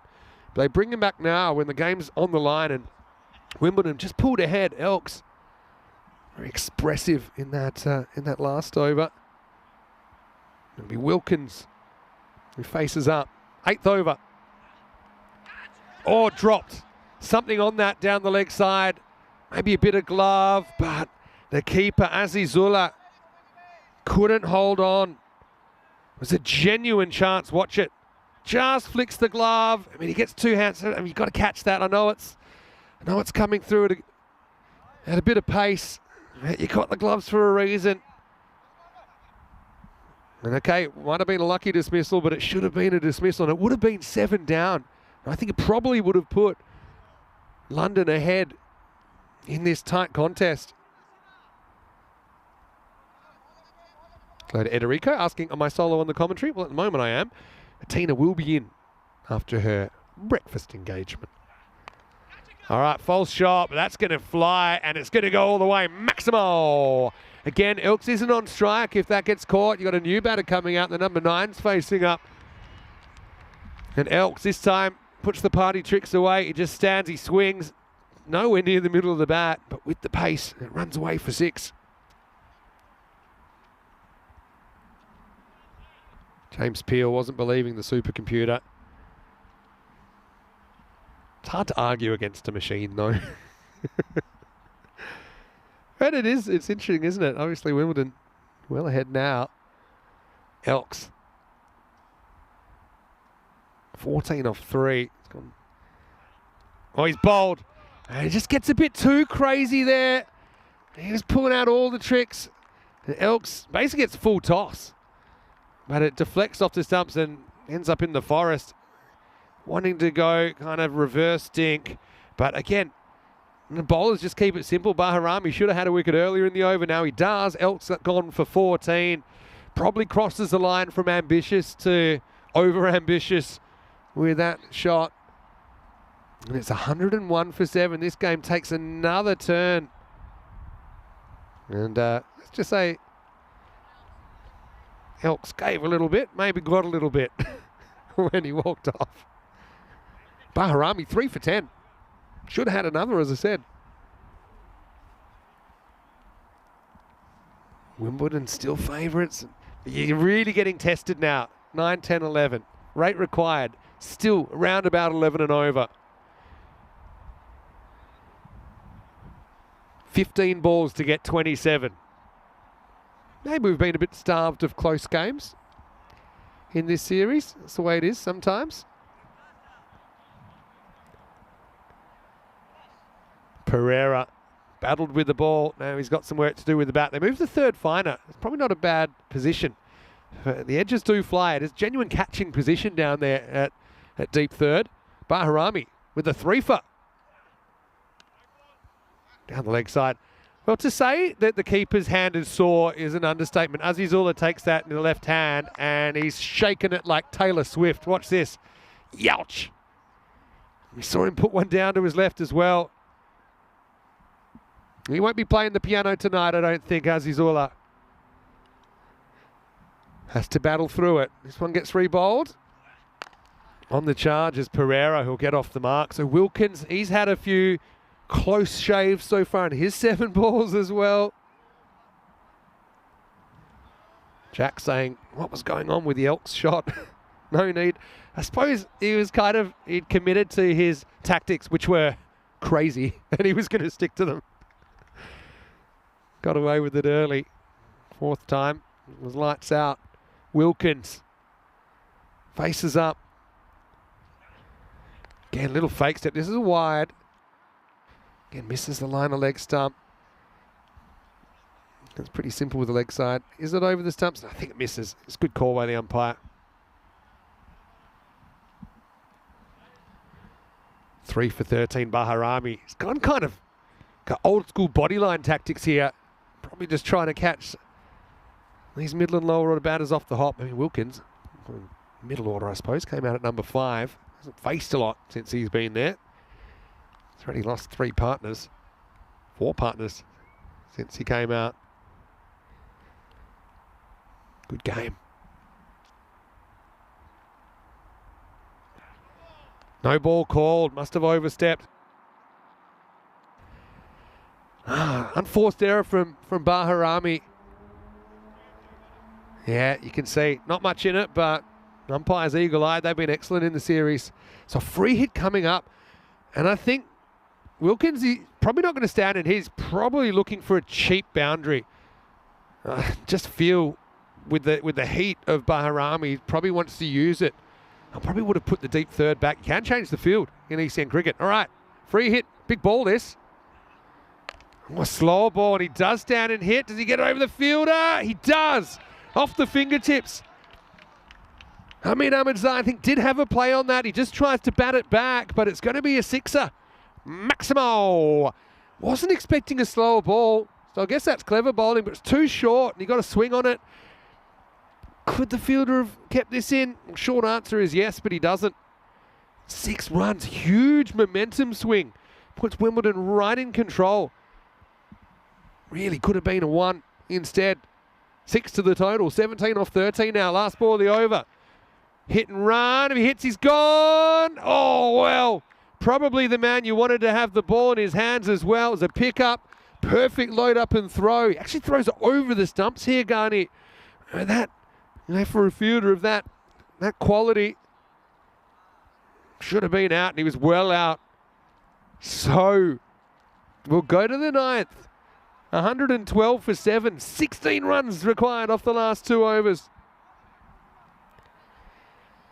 It's been an interesting innings for LCC in the field, in that they've done some good things, but there have been these half chances and maybe even a couple of genuine chances they've missed. That might just be the difference in this game. Garni's going to get the 9th over. It all happens in the 9th. Wilkins, 19. Clips into the gap and 4. Well, that's an excellent shot. And there's a time for the funky stuff, but I feel Wimbledon might have overdone it a little bit in this innings. This is a genuine shot. Finds the gap. Got quite a high grip. Garni strays onto the pads. Mark Wall would have been proud of that one.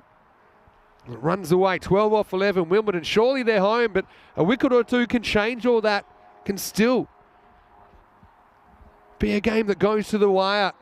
Garney will hit back towards the bowler, but long one's pretty straight. And they're going to take 2 on the fumble. In fact, double fumble there. It kind of sums it up for LCC. If there is a difference in this game, it's probably the fielding standards between the two teams. Probably no need to take on a second here, even with the fumble, because it was in front of him. Wimbledon take it on. They now have it down to a run of ball. 10 required, 10 balls left. Wilkins, the muscle at leg side. And they're going to take the 2, and the throw came off balance. Garney's frustrated there. No way there should be 2 at this level.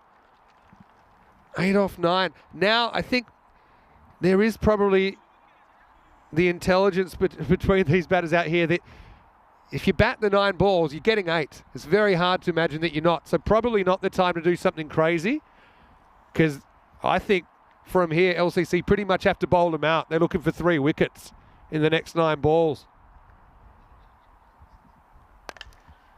Score off every ball, you win. Simple as that. And so the Elks-esque era, I think, has come to a close for Wimbledon, who know this is a big game and go back clear at the top of the table, still with the game in hand over LCC. Again, can't pick this up, trying to intercept it, get a play on the bowler's end stumps.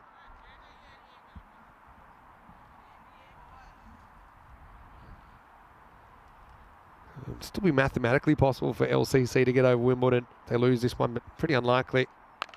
Well, that'll do it. Maximo! They'll do it with an over to spare in the end. Wilkins, he rode his luck, was nothing lucky about that shot. He ends up on 34, not out, and Wimbledon, well, it wasn't necessarily the way they planned to get there, but they do get there. That's what good teams do. London CC, they'll be kicking themselves a little bit. Some of those missed opportunities, some were regulation, some were a bit more difficult. But the fielding, as I said, probably the difference between the two teams. And Wimbledon will win by 3 wickets with 6 balls to spare, and a really entertaining opening to day 8. And okay, we know the 4 teams that will be in the quarterfinals from Group B, but we don't know the order. I think the order is very important, so you can feel that sense of competition. Also, quite possible these two could meet, not in the quarters, but possibly in the semi-finals or the final. I guess we'll see, depending on where they finish. Creative Sports 11 on the park for the first time. When we return in around about 20 minutes, they brought 3 players in from their team that they finished with yesterday. LCC, though, they will bat, and that's by their choice. They feel they are capable of getting a big score on the board, and they certainly are. They do have depth with the bat. Just, I think, letting themselves down a little bit in the field, as I said, and at times with the ball. But I think they did create plenty of opportunities, but not able to defend that score of 127. Stay tuned for that.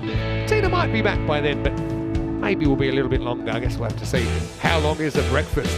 But anyway, let's have a look at Crossway. No luck for him. Had 2 dismissals where they were just kind of looking to work the ball inside. They've got a long way across.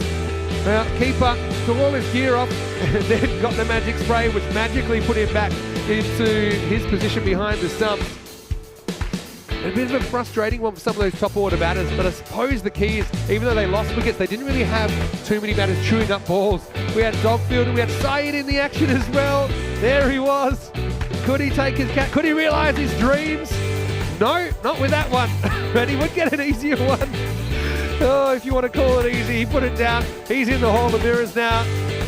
And, well, Tyrone Peters having the spotlight taken off him. He loves that. Garney wasn't going to drop that, though, but it was a case of kind of almost, wasn't it, for LCC? As they created some of these opportunities, it gets 2 hands to that. I think more often than not, he catches that one, Barami. Syed is definitely still thinking about what might have been. And a little bit of a shuffle across. And that was the end of Joe Baldwin after he took Taha Muhammad magical. That was a great catch, though, by Baharami, who took that galloping to his left. Wimbledon, they had to go deep into the stock, didn't they?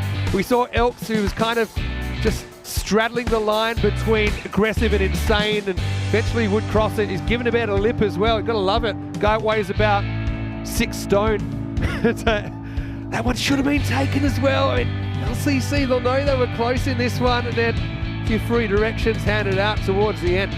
No ball was costly as well. It was a game of fine margins. And that cost him 5 as well. Amazai on another day keeps that one in bounds, but Wimbledon in the end, they don't need to go into the last over, hitting the final 6 runs off the last ball of the 9th.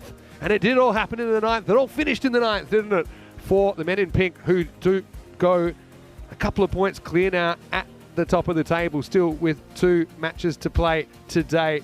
Lloyd, let's not forget his contribution at the top, 47 off 15, got them off to the fly they needed. And they did need it, didn't they? Because Crossweight went for 1, Sewell went for a 2-ball duck. Baldwin, again, bit of a cameo, but no more for him. 17.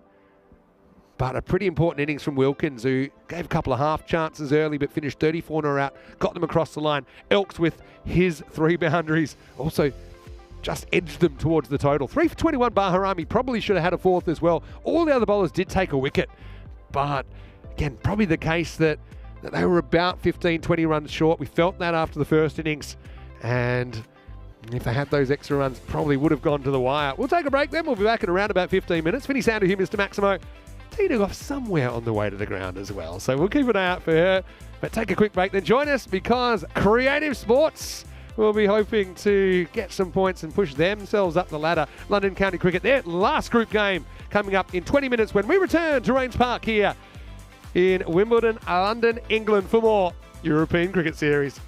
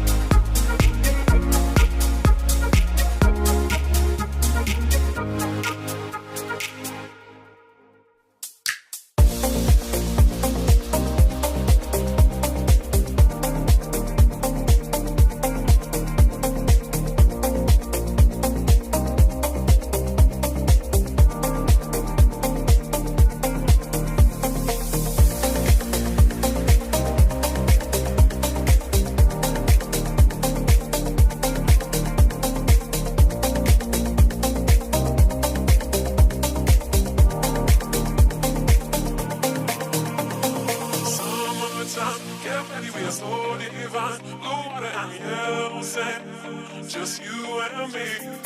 Summertime, get ready, we are so divine. Blue water and yellow sand, let's live our dream. Summertime, get ready, we are so divine. Blue water and yellow sand, just you and me. Summertime, get ready, we are so divine. Blue water and yellow sand, let's live our dream. Summertime.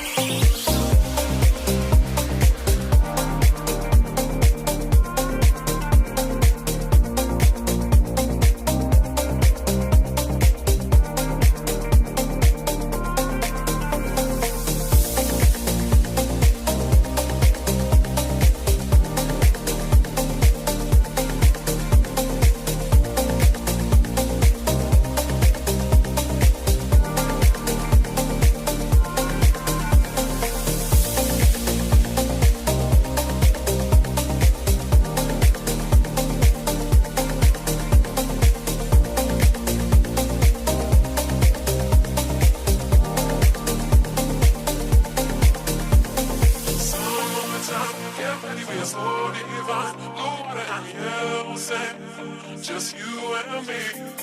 Summertime, get ready, we are so divine. Blue water and yellow sand, let's live our dream. Summertime, get ready, we are so divine. Blue water and yellow sand, just you and me. Summertime, get ready, we are so divine. Blue water and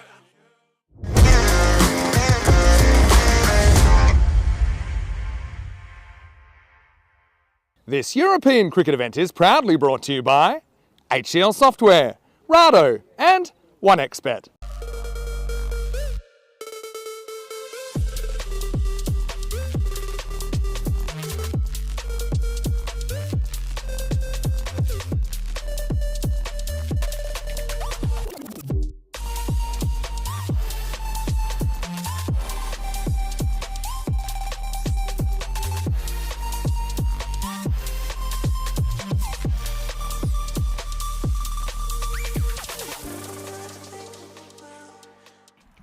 Hello and welcome back to Rains Park. It's a great view from the sky of this complex, which has 3 full-size cricket grounds. Also, wonderful club rooms over at the bottom of the screen, as you can see it.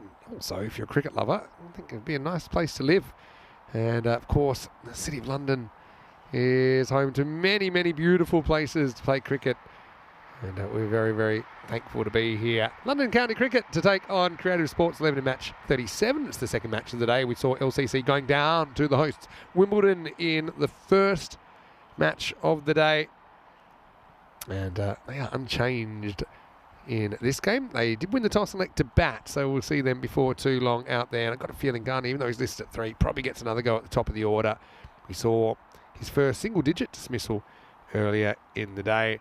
For Creative Sports 11, well, they've had an up and down kind of time. Randawa out of the side. I don't believe he'll play any more part in this tournament. Afzal Butt out and Mansoor Malik out. Iman Iqbal comes in for the first time as Gaurav Kumar and Ajinkya Patel come back into the lineup. Watch out for Alan Jones, listed number 10 there, but I feel that he'd be someone I'd be batting right at the top of the order. 61% favourites, LCC, who are playing their final game of the group stage here in match number 37. Vinny Sander here, Mr. Maximo with you. Tina, I was at a breakfast engagement where, she was part of an Women and Associates cricket brunch, which sounds like a nice way to spend the morning. We'll have to hear all about it when she comes back in the commentary box. We can also ask her about playing in the Content Creators Cup on Monday in Derbyshire. And I can ask her about captaining the MCC last Wednesday. So Tina actually hasn't been on the commentary since last Friday. So it'll be a chance for us to get together again. And we can also give you a review of the show we watched together last night, Faulty Towers. Research purposes, of course. So we're almost ready to get going. Creative Sports. We're wanting early wickets, but Garni, he was part of that destructive 226. It's quite amazing. London CC have what might be the biggest range between highest score and lowest score that we've ever had. If you consider, the completed innings. So, yeah, when they played in match number 25, they scored 226. And then last night, they only scored 45. So it's quite amazing. 181 run difference in range. But we're almost ready to go. It's going to be Ibra Shahid to open up. Shamsul Islam behind the stumps for Creative Sports. It is Ghani out there opening the batting, as I thought he would be. And he's out there with Hamza Iqbal, who gets an opportunity at the top of the order. Hello to everyone in the chats. Great to have you with us, as usual. Keep those conversations going. Of course, we've got some of our... Well, hello. First ball. We almost have a wicket. Ghani. He's a huge fish. Let's have a look at this one on the replay.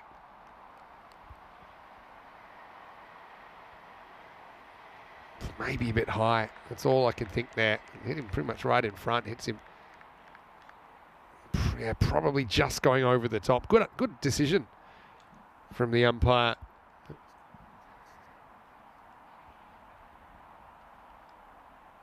Yeah. Maybe some suggestion it might have clipped the bails, but I think it was a good decision. Shahid, love the wicket of Ghani, who went 4-4 and out in his first innings this morning. Of course, didn't play in that all-out 45.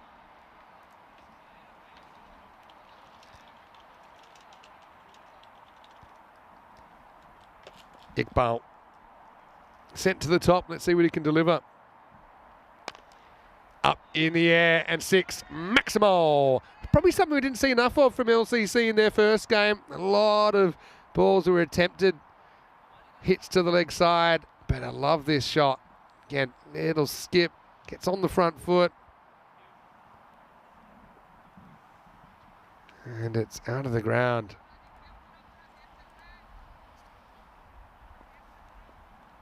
Tyrone's gone after it.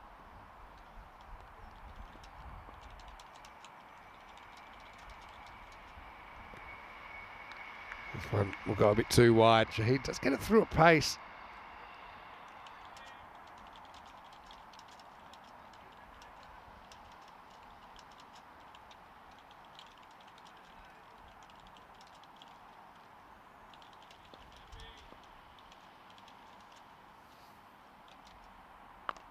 Clipped away, that's 4. That's 6, I should say. Quick recheck of the rules. Oh, tractor! Oh, well, we almost had a mangled grizzly.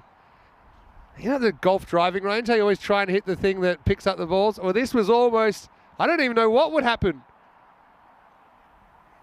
It would have been a mangled grizzly, but just avoiding the lawnmower.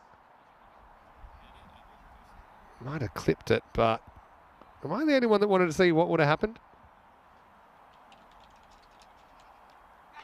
Edged and gone. So Iqbal provides some fireworks while he's there. Almost creates an insurance claim. He'll go 6-6 and out. So London CC lose the first wicket. I guess it's a good innings at the top, isn't it, in the T10 format. Let's get a little edge on this. A hint of shape away. And a simple catch behind the stumps for Shamsul Islam. So Iqbal goes in the first over and it's 14 for 1.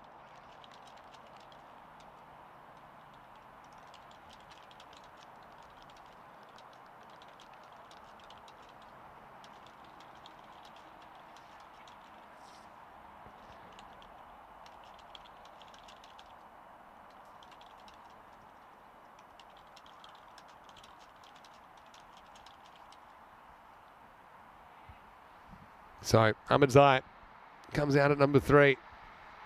Shahid, it's kind of all shoulder. It's just off a short run. Well, zips it through. Banged into the ground and fielded in the circle. So I suppose a decent first over in the end for Creative Sports. They do pick up a wicket. It's 14 for 1 after 1. Quick look at the Premier Division. Of course, England 11 are part of the Premier Division. And they are one of 2 teams to go straight through to Championship Group because the top 2 from last year are automatically there. But Championship Group's only 3 days of action. England 11, the Netherlands 11, and the 3 winners of the groups. Groups of 4 days this year, 6 teams, 20 countries involved in the Premier Division of the Euros of Cricket, which start on the 25th of September. And I suppose whoever's the worst performer, they'll go down to the Challenger Division. The winner of Challenge will go up.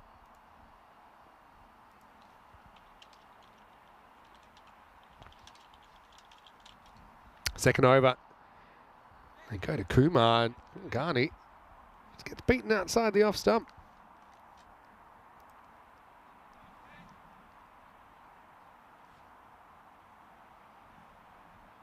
Jeffrey Mobb's got a good round of questions. I'll have to do some research asking any update about whether the All England Lawn Tennis Club is considering taking over the grounds. All right, up in the air. Won't be able to get there. And it'll run away for 4. So Ghani manoeuvres that one over the fielder at Feinheg, who's up in the circle. The result's 4 runs. Yeah, Jeffrey asking whether the All England Tennis Club is still considering taking over the grounds and building more courts. I know there was some talk of that about a year ago. I'll have to put my ear to the ground and ask some of the locals from the Wimbledon Cricket Club.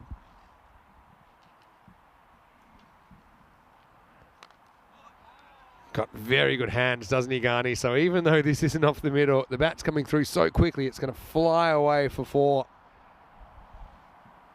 Bit unlucky. Nagurav Kumar. No fielder in that region.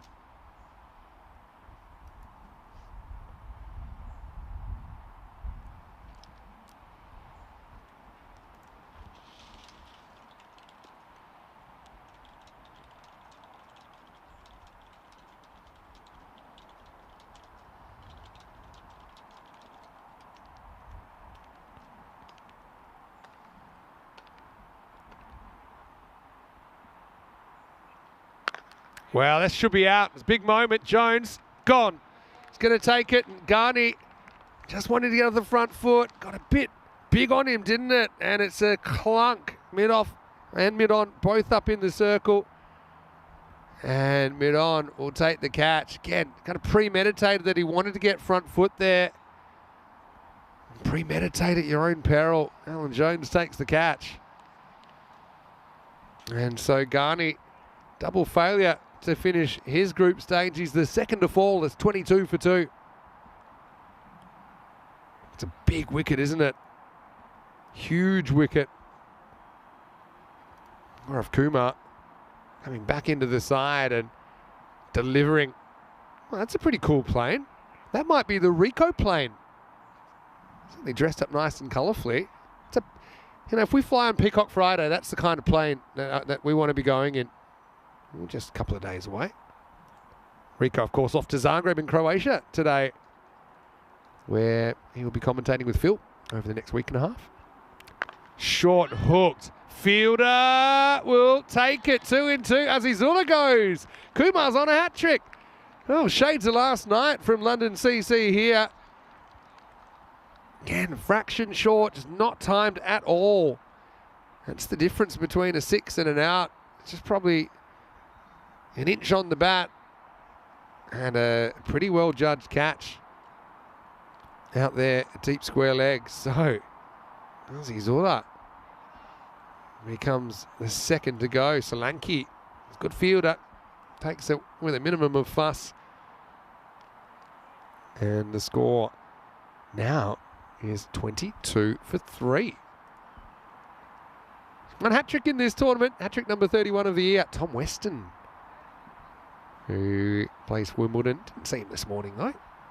Tom taking 4 for 14, including that hat-trick on Friday.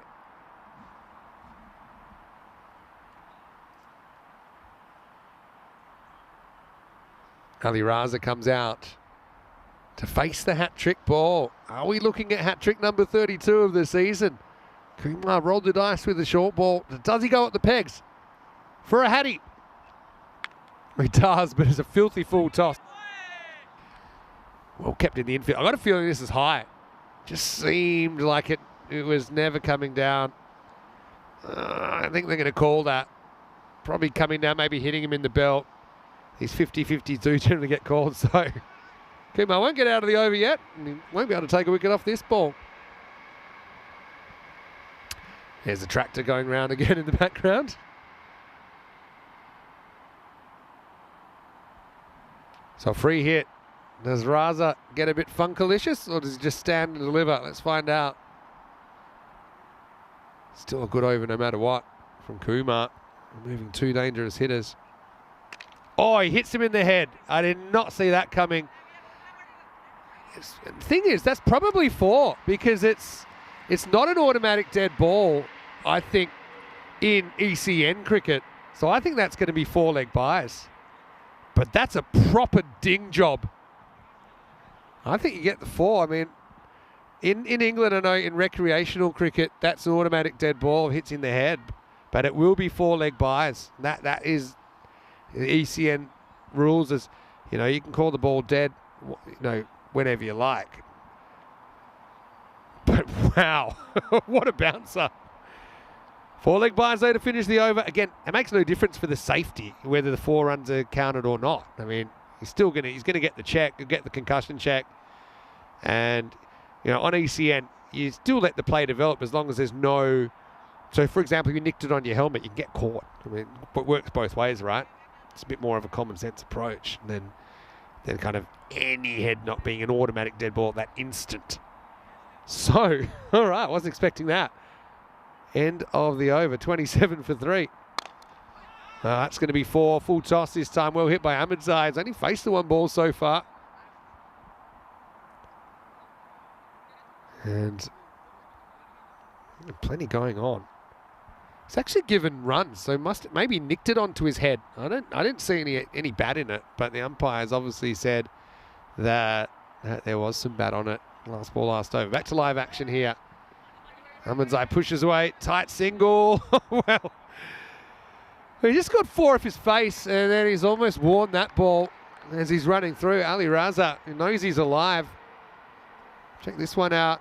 Slow to get going. I think he was in. We saw the throw was going to miss.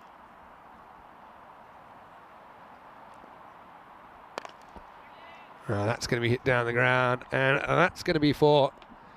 And the fielder not able to quite chase that one down. Mind the wires. That one comes into us in the commentary box.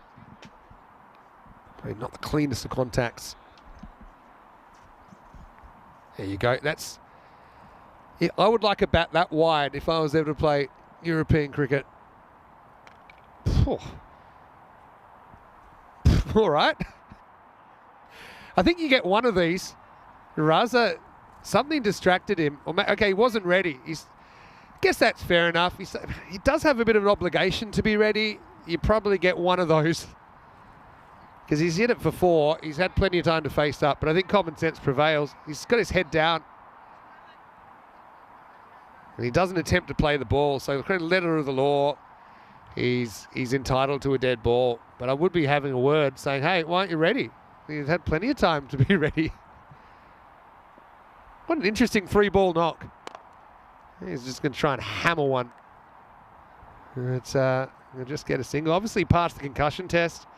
One good thing about being in England, the concussion test in English, most people do speak good English. I'm always curious, when you see a Swedish umpire giving a concussion test to a Spanish player, for example.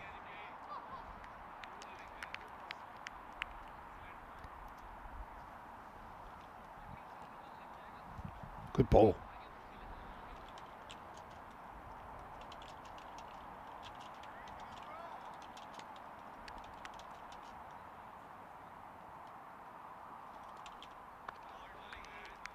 Goes upstairs this time. So that'll be the end of the over. Pretty eventful power play. 3 wickets in it though. Captured by Creative Sports. London 37 for 3 after 3.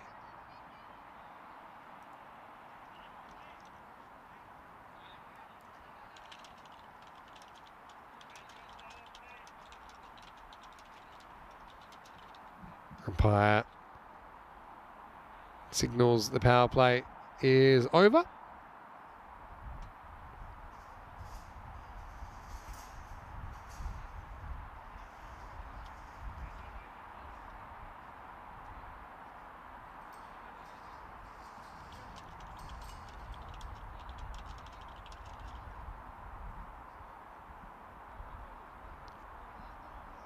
New bowler coming on is the captain, Navjot Sidhu. Famous name. Former Indian international. This Navjot Sidhu, also a pretty good player.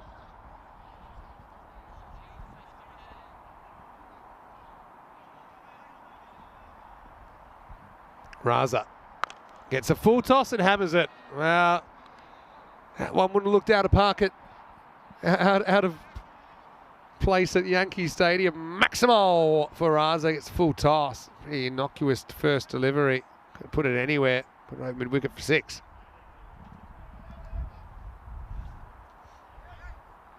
Hello, Wayne. Good to see you in the chat. Hopefully you're well today. Wayne and a few others commented on a post I made. I kind of reposted something because I was asked about it at the ground, and people wanted to find it. It was a video from actually late last year. Great keeping, actually. Rides the bounce. Hamid Ahmedzai behind the stumps in this one for London County Cricket. We know Azizullah was doing the job in the first game of the day. He's in the 11 but not keeping. He seemed to have an injured left hand. That's a very good bit of keeping up to the stumps to a ball that gets up on the batter. All right, miles in the air. This is catchable.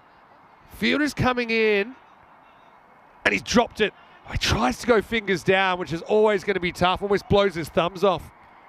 That's Alan Jones in there. It's one I think you got to try and catch his fingers pointing to the sky because it's going so fast. It might have hit the plane, and it came down, and it was just always going to be tough.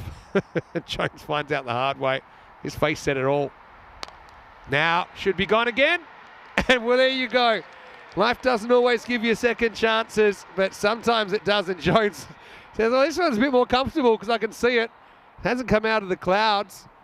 And so it only cost them 2 runs in the end because Ali Raza, one of the more entertaining 8-ball knocks you'll see, but he'll be out for 17. And a 4th wicket now has fallen. It's 45 for 4. Sidhu breaks through. That one was a real rainmaker ball before, but again, you know, an LCC batter gets out trying to drag a ball from outside the off stump to the leg side. Well, Jones will feel a lot better after that.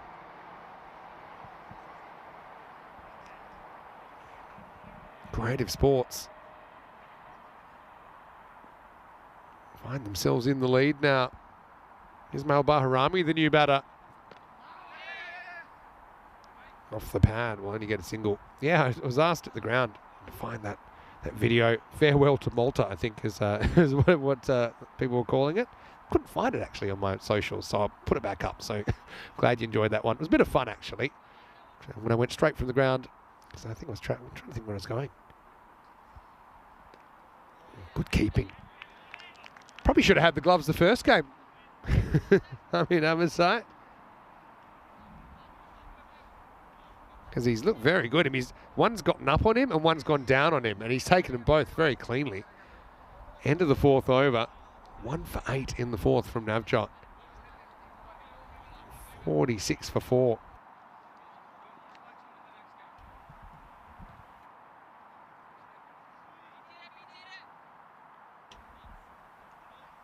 I always talk about when I was keeping up to the stumps, and even back, having what are called rubber knees. So you kind of get into a position, probably not completely down, but you're up a little bit, but you still can go down again. And that's kind of what he did very well in that last ball. Islam gets the ball. And a pretty high ball first up. It's pretty tight. I've got a feeling it's high. It's similar to the other one. Let's have a look. Yeah, that's going to be a no ball, I think. No ball called. Free hit to come.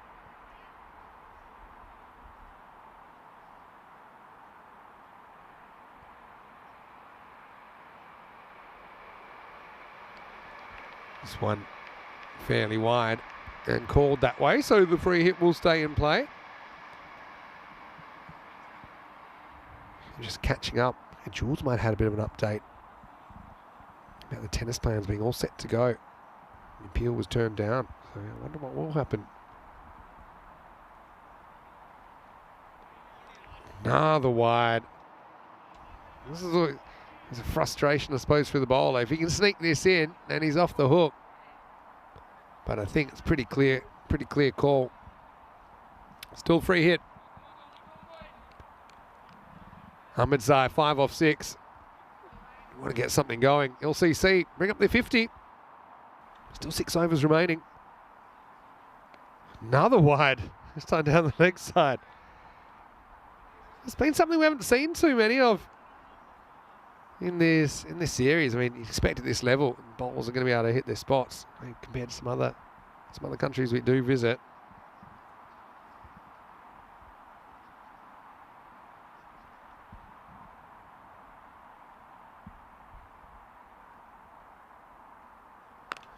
Six runs, and when he finally gets the free hit that's in the zone, he slams it. Oh, put down. Yikes. Now, Tyrone, run out the magic spray. It's not often we have to put it in the crowd, but this is a slap from outside the off stump. Basically, slog sweeps it miles. I don't know where this guy came from. He's popped up and, yeah, good on him. Had a go at it.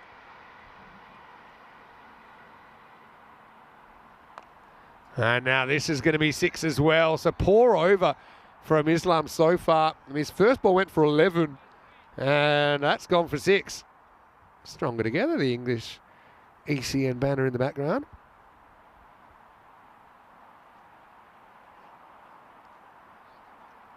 Yeah, so it's a good link to the article. I'll have to have a good read of that later.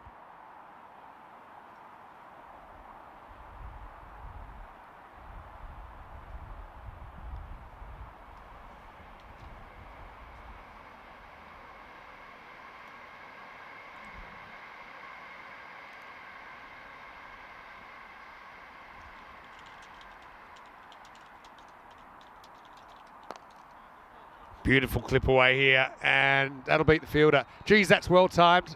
It's really well timed by Ahmedzai. Watch this fly off the bat. I mean, it's a ball that's on middle, maybe middle and leg. Despite the best efforts of the fielder out there, absolutely no chance to stop it.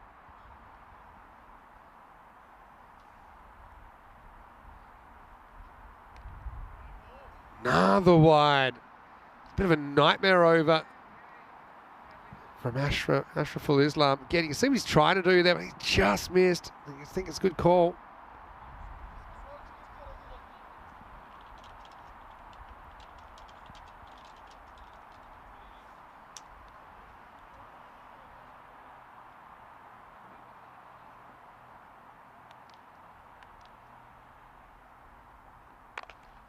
Well, tough one for the field. Actually does well to get a hand on it. Almost Yorks, but still goes for 4. The fight back's come, and London CC have recaptured the lead in this game. There's more end of the bat, I reckon. No, maybe not. It's just a genuine cut shot. Just bounced in front of the fielder in the circle. He does get a hand on it. Runs away for 4. Yeah, so the Wimbledon expansion of the tennis club includes adding up to 39 new courts. Another wide. Oh boy. That's the 6th no baller wide in the over. So he's basically bowling 2 overs here, Islam. He's getting his steps in. It wasn't even close.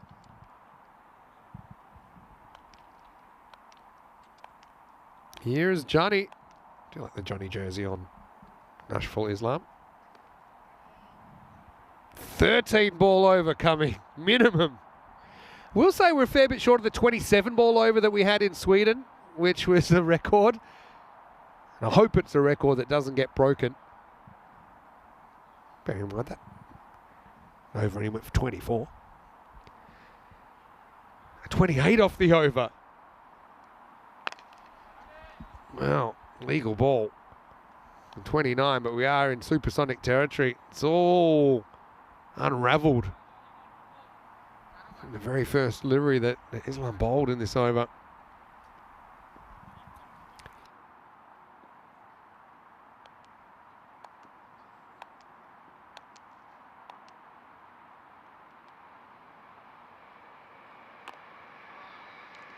That one's going to be cut away, so we'll go supersonic. Islam and over. It seemed a bit like the never-ending story. A 13-baller, it goes for 33. Supersonic.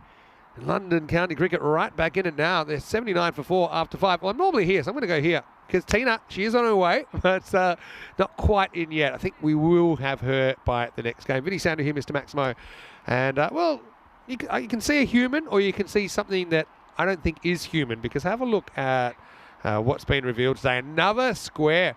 And this is, I say this square that's been revealed recently, it's in the protected area, if you know what I'm saying. So what are your guesses? And we'll get to the 6th over now, and it's going to be Solanke.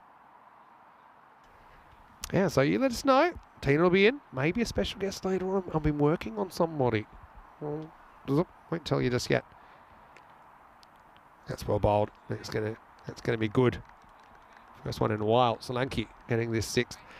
Enrico, of course, he's already left England, I think. He's in transit to Croatia.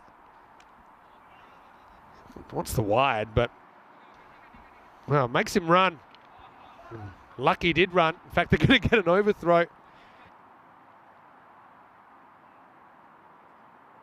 He called a bye. Probably was a wide, that one, actually. I'm completely honest. At least he realises he's got to run and gets in. One brings 2.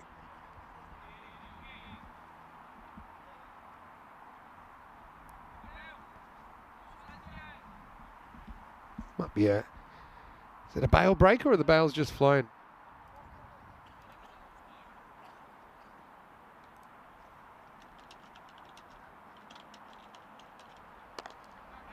That's up in the air and taken. Ahmedzai, he's going to have to go. It's so weird how the world works. I mean, the keeper fumbled it, that allowed 1. The direct hit allowed a 2nd, which meant that Ahmedzai was back on strike, but then the full toss gets hit straight at the fielder, so Solanke will cash in. All taken out there on the boundary. And it will be the end of Hamid Ahmedzai for 26. So another momentum swing. Good catch by Ibrahim Shahid out there. And it's 81 for 5.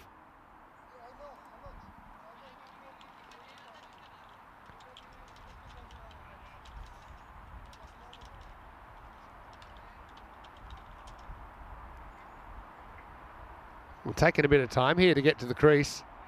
Probably gets in all right. Might want to get those gloves on. Remember, you got 60 seconds, a strict 60 seconds to get there. And he's good now. He just crept in. Taha Muhammad. You better. Well, are we going to see one here? It is a 5-run penalty, so Taha gets pinged. 60 seconds to face up. It took too long. All right, so he starts in the red, just Taha.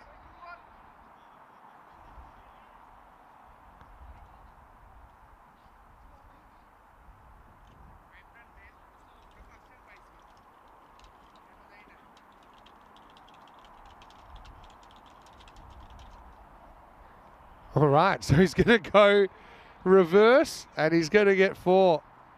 So that'll be the end of the over. And at the end of 6, 86 for 5. That almost did everything so far, including the reverse in the over.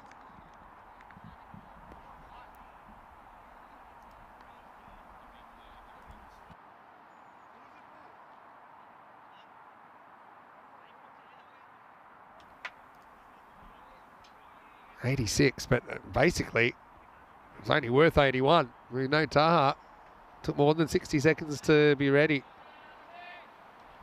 There we go. 5 runs awarded to the fielding team. Batter too slow to face up.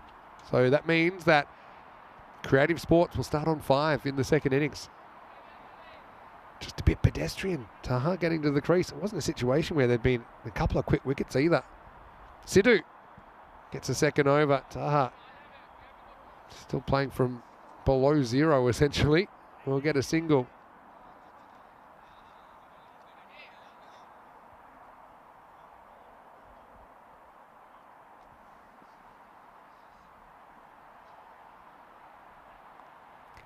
This is beautifully played. No body at fine leg whatsoever. And some of those odds swinging again. London CC falling behind. Topsy-turvy game here in match 37. Had a couple of nail biters so far today.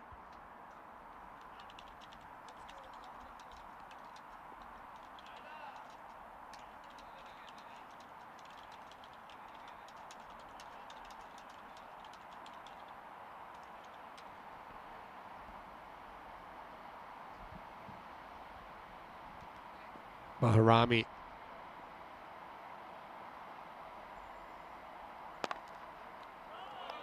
Does make the stop here. Does Sidhu. Again, hustling to get through. I mean, with that 13 ball over, you'd imagine they could run into some clock troubles. Look to be okay at the moment. Gone. Straight to the field, just guided. Baharami plays with a straight bat, but a thick outside edge. And it carries. Sidhu with the second wicket, and London CC loses 6 wicket now. 91 for 6.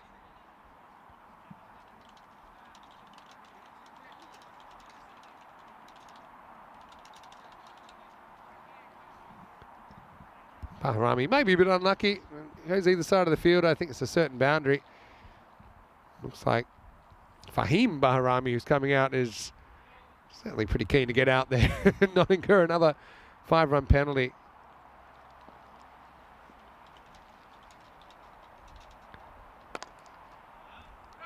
Well, fielded cleanly in the circle by Gaurav Kumar. Again, he was very important earlier on with the ball.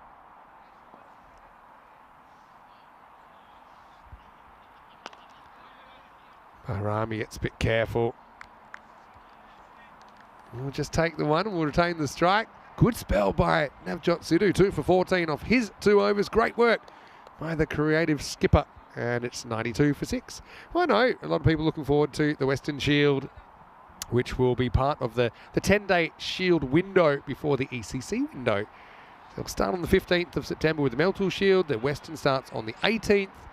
And of course, some of the best emerging cricketers from around the world, as well as some magnificent icons such as Ross Taylor, such as Kevin O'Brien, will be playing in that Western Shield, which will run between the 18th and 24th of September. And the morning after the Western Shield final will be the start of the ECC, the Euros of Cricket. Catch it all here on the European Cricket Network.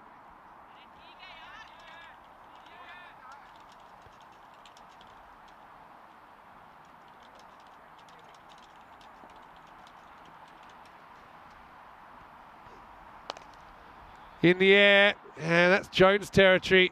He'll take it. Excellent catch. That wasn't quite as high as the one that came from the clouds. He identified it. Actually, he was quite smart. He kind of got a sense of where the rope was. He didn't want to overcommit in, but then he realized, okay, it's holding up. I've got to come in. It's always easier to come in than go back. And he takes it 2 hands, protects the ball. So a 7th wicket has fallen. Ajinkya Patel comes on with immediate success. And in the 8th over, London County Cricket, 92 for 7.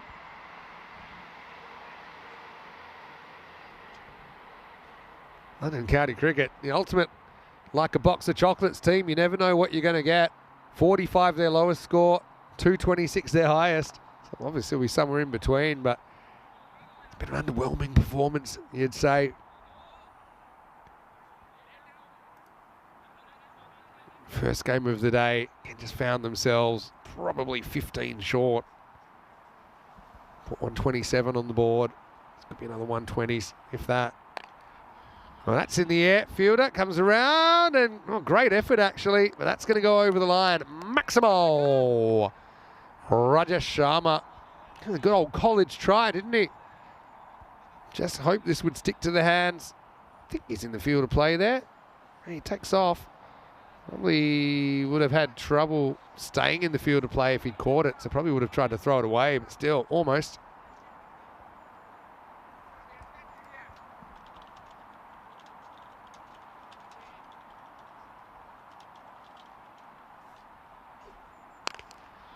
That's up and out of here. Good shot.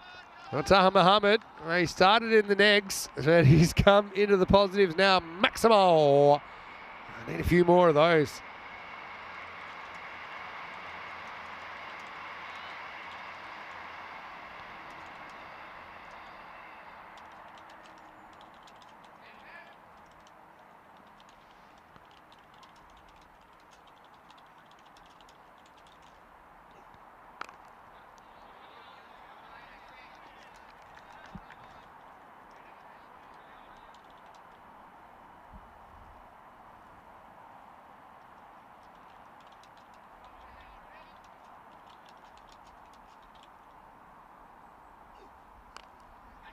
Wow, great effort.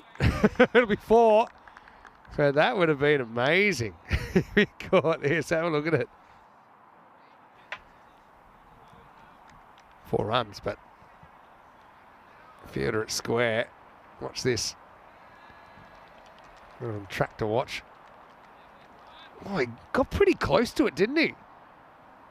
Well, with the end of the over, 110 for 7.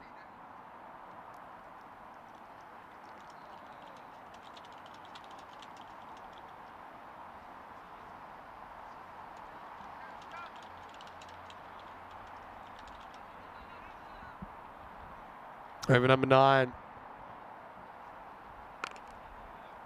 And Solanke is going to come back 1 for 5 in his first over. They're going to take on 2 here.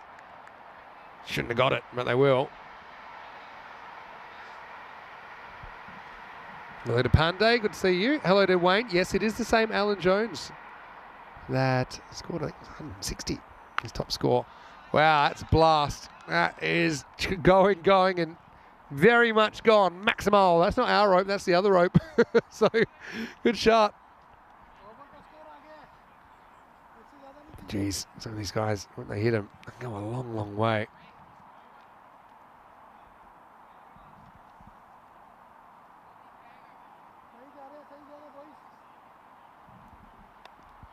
Pandey had a question for me. Let me chase it up. Oh, shot. This time goes offside. Oh, I actually think catching in batting gloves is pretty easy, but not when you try and do it that way. He's trying to give it the old, the claw. Hey, that's the way it goes. Yeah, maybe he's got the squash ball in the gloves. That's Idris Kamalwal.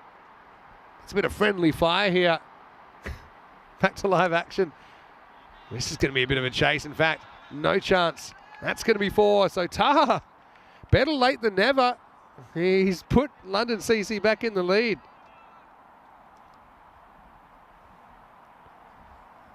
And we'll say I'm flying solo today. So far. Not forever.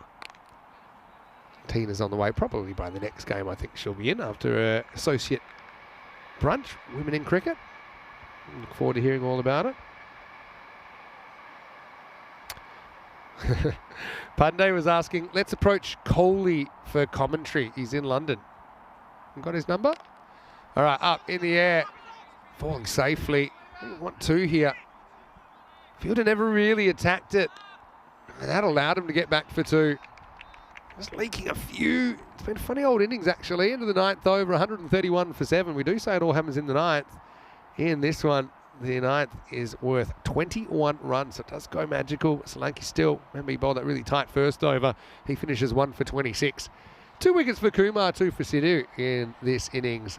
Singles for Shahid, Solanke and Patil. You would imagine that Kumar's earned a second over. Remember he took 2 wickets for 13 in that power play over. He bowled the second. There was 2 big wickets that he got, including Usman Ghani. Aussie's all a first ball. And he's going to get the 10th.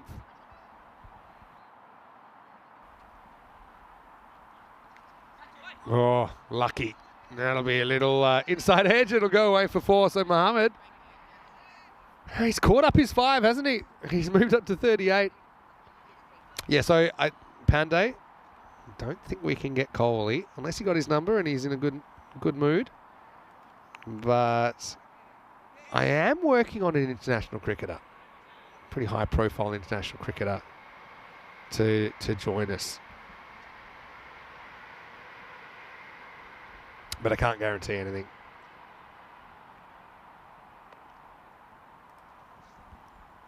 Just watch this space. I mean, regardless, you're going to get a very good quality international cricketer in Tina Goff in the afternoon session. 135 now. A funny old innings, as I've said a few times. Well, that's in the air. It's going to test the fielder, Sidhu. Well, that's an excellent bit of fielding out there from the skipper. He was kind of ready to do something spectacular, but then he kind of realised, you know what? I just got to hold my own here. He wasn't going to run out of space. The ball was dying. It was slicing kind of right to left. A knee-high full toss, and Navjot, very good in an awkward part of the field. But in the end, Taha Mohammed does a pretty good job. Cops the 5-run penalty, but walks off as the top scorer, out for 38. 135 for 8, and make that 135 for 9. Chagi gets rock and rolled. And, Kumar, he's on a hat-trick again. He was on a hat-trick earlier on. Not just that, he's on a 5 for, well, by definition, if you're on a hat-trick twice. And have a look, it's Edris, who's coming out at number 11. We've seen him drop a catch with the batting gloves on. Chagi, easy come, easy go. And Kumar, second chance for him in the innings. Not often you see the same bowler on a hat-trick twice in one game. We've actually seen a bowler take 2 hat-tricks in one innings. That's Umer Tariq for Austria against Malta in their very first ECIs. Could be a 5-wicketer as well. Could be the 19th of the year. Of course, Hassan Abbas did that in the very first game. Here we go. Hat-trick ball. Oh, pretty good shot. It's a big honour to wear the number 711 shirt at London County Cricket. Kamawal does a good job. Still think you're on for the 5 for though. 2 more chances and you know they're going to be going for it. Wow, inside out. Fielder does well, slaps it. Got to be looking for 2 here. Should get an easy 2. Pretty good shot. They manoeuvred it. Quick hands. Good bit of fielding out there, though. This game right in the balance. Creative Sports hoping to make a run up the ladder. They've got 3 games today.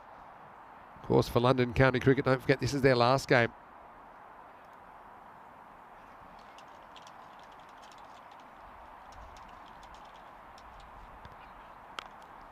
Last ball won't be a 5 for. Well, might as well keep running here. Good throw should be gone. Probably one of the slowest first runs I've ever seen. And so Ahmed's going to get run out. 1 and done. They're bowled out off the very last ball for 139. So 140 will be the target. But don't forget, they will start on 5 runs. So they only need, essentially, 135 from here. I think if you'd offered Creative Sports, 135, which it effectively is, then I think they'd be pretty happy with that. It's probably 10 less than par. And, yeah, look, they use all resources, don't they, there? It was a kind of ugly duckling kind of innings, and it's a competitive target, albeit a handful less than par. But, yeah, I mean, a lot of pressure on the top order. Ghani survived a shout first ball. I think was going over the top. And then he looked like he could be on for another big one. He cracked a couple of 4s. Grizzly almost got chewed up. Hamza went 6-6 and out. He was the opening partner for Ghani this game. But big moment, wasn't it? Usman Ghani hold out to Alan Jones at mid-on. Pretty clever field setting, I think, encouraging him to maybe play slightly across the line. Jones taking the catch, and then It was 2-2 as Azula went first ball, and we saw runs off the head. Not something you see many times in England anymore. In their general playing conditions. Jones got surprised by that one. Looked like he was dropped out of an aeroplane. And he did get a second opportunity, the very next ball. That was the end of Raza. Well, Payne was going the other way. Grizzly was going the other way. We've seen plenty of crowd-catching opportunities, some taken, some not taken. Doesn't really clip off the bat before, but I suppose, London County Cricket, they kept kind of trucking on. Never really found anyone that got going for any length of time. Taha Muhammad was the one who was late to the crease, so the 5 penalty runs. This was the dismissal. It's kind of guided into the hands of the fielder in the circle. More work for Jones there. Thought that was a well-judged catch. Tough one out there for Rajat Sharma. I mean, a spectacular one for Iman Iqbal, who's into the side for the first time. Navjot did a good job. Pretty action-packed innings, wasn't it? And well, don't forget, Kumar was on a hat-trick twice in this innings. And then, always have to go for the 2, but it's a very comfortable run out as Ahmed didn't exactly get away to a flyer off the last ball of the innings, but did add 1 run to the total. And that last over, Gaurav Kumar, pretty amazing. 3 wickets came off at 8 runs. Far and away the pick of the bowlers. Taha Muhammad, like I said, started on -5, but was able to erase that, ending up with 38 off his own bat. Make it better than 3 a ball. Great work from somebody not even batting in the top 6. I mean, Ahmedzai went for 26, but no other batter for LCC was able to reach 20. 12 extras. Most of them were just the 1 over, to be honest. And apart from that, Creative Sports were pretty good. You can see Ashful Islam just had a bit of a shocker. He went supersonic. Probably the reason that London County Cricket get to what's almost a pass score. 4 for 21 though. Gaurav Kumar was an absolute star. But shout out to Sidhu, 2 for 14. Was the most economical of the bowlers. Singles for Ibra Shahid as well as Akshay Solanki and Ajinkya Patil. We will take a break and then we'll be back with the second innings. Remember that because of the time penalty, Creative Sports will start on 5 runs. So 140 the target, but they're ready 5 to the good. Vinny Sander here, Mr. Maximo. We'll take a break and we'll see you after it. As the action continues in Wimbledon, you're watching ECN and this is the European Cricket Series.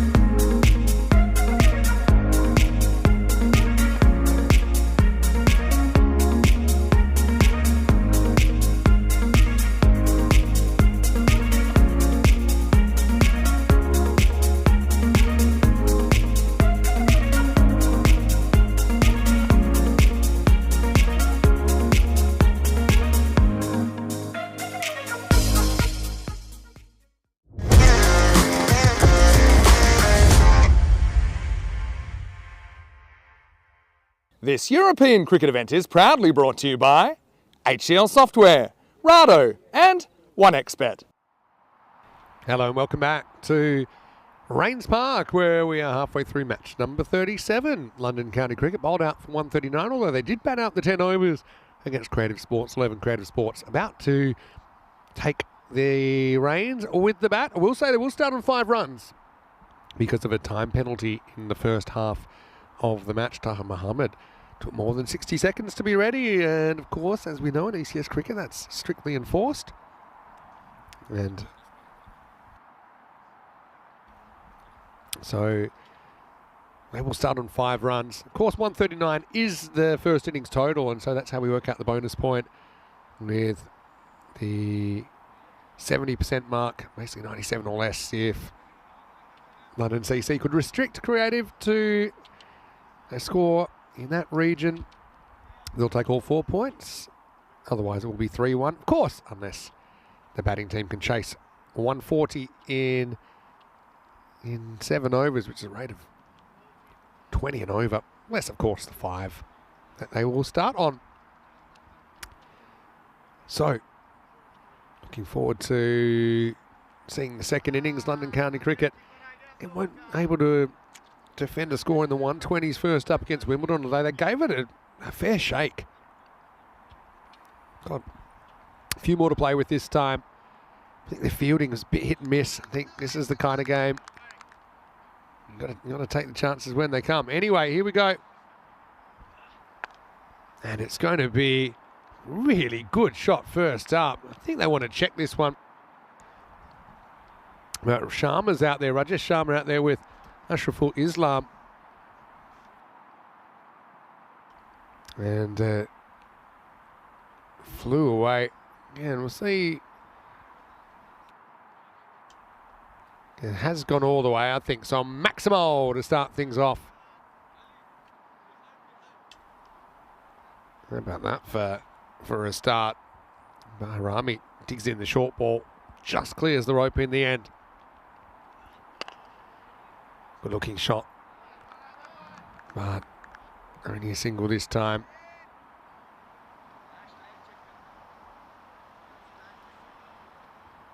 I've got to say, Creative, they start favourites here. And again, they've had a hit and miss kind of tournament. All right, straight up in the air, or is it? Keeper's got to find it. Oh, Bermuda triangle to the extreme. Well, now there's nobody at stumps, so they'll get 2. But this is a classic. Keeper, he turned one way, turned the other. He heard gallops left and right. And in the end, he lost sight. In the end, he just sees. It's almost. It was like New Delhi traffic, really. They were coming and going from all angles. Bahrami won't be too pleased with that. Now, it'll dab away with the pace. That'll run for 4. So Creative getting a good start here. Running away for 4 runs. Oh, early drama.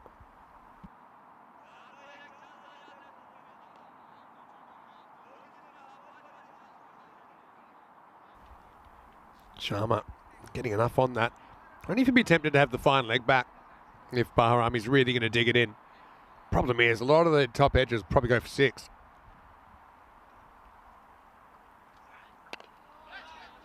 Good heat from Bahrami. They play fast, they live fast, don't they? London CC.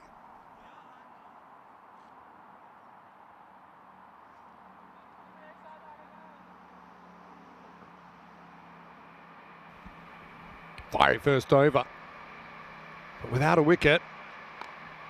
Now gets 20% more careful, does Sharma, who will just block it out. And at the end of the over, it's 17 without loss. Remember though, only 12 coming off that because they started with a 5-run penalty for a time infraction. 103 matches since the Golden Ball, so we're up over the ton. I think only twice this year we have seen the Golden Ball counter, well, I suppose the non-Golden Ball counter, go into triple figures. And we've had quite a few Golden Balls this year as well. We've had top of my head. Had 13 golden balls this year, which is quite a lot. Considering we're only just past the halfway point of the season. Here's Garney bowling over number 2. He's actually bowled pretty well so far. That's what I would say as a part-timer. He can do the job. So we've only seen it go over 100 twice. One was in April, between the 5th and the 30th of April. And one was from the 9th of May to the 4th of June. Pretty good shot, but even better fielding from Bahrami. Puts his body on the line, keeps it to 1. That was well timed.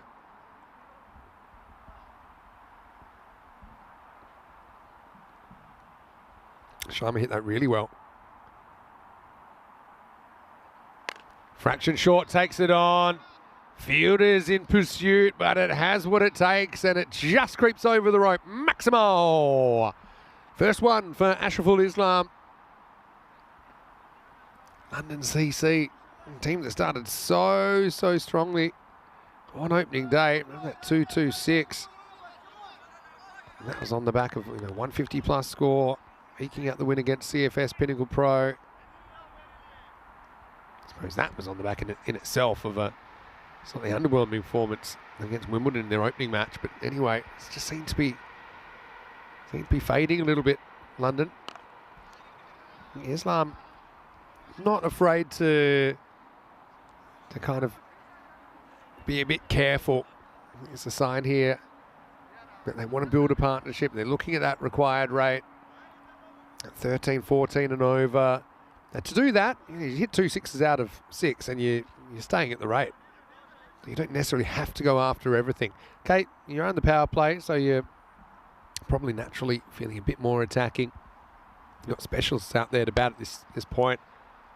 Just hit down the ground. Fielder does well. There's Ismail Bahrami that does the fielding. That's the end of the second over. Ghani. Well, maybe it's not the end of the second over. Still got 1 to go.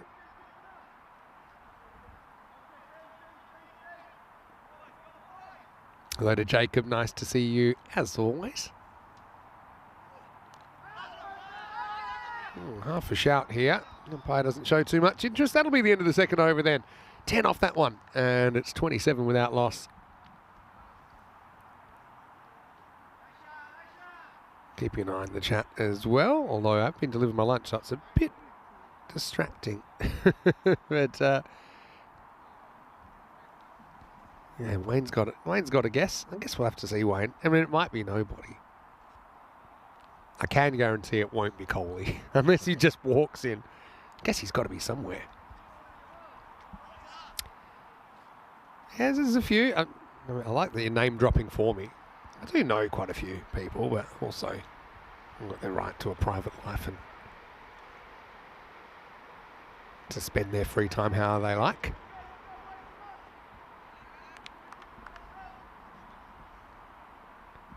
Okay, well, here is Ismail Bahrami with the ball. Attempted Yorker first up. That's excellent batting from Sharma. It's deliberate the way that he closes the face, and because it's a full toss, he thinks, well, I'm not going to miss it, so I get to choose where I'm going to hit it. Look at that wristage, and the way he gets it squarer and away from Fahim Bahrami down there on the boundary. That's excellent cricket shot. Although, this could be trouble. He was worried about that. Does jump across here. Oh, it's probably a very good decision. It does probably hit him in line with leg stump, but it's just tailing past. But he takes a bit of a chance there, Sharma. Maybe an unnecessary risk. Excellent call from the umpire. They've been very good on the LBWs.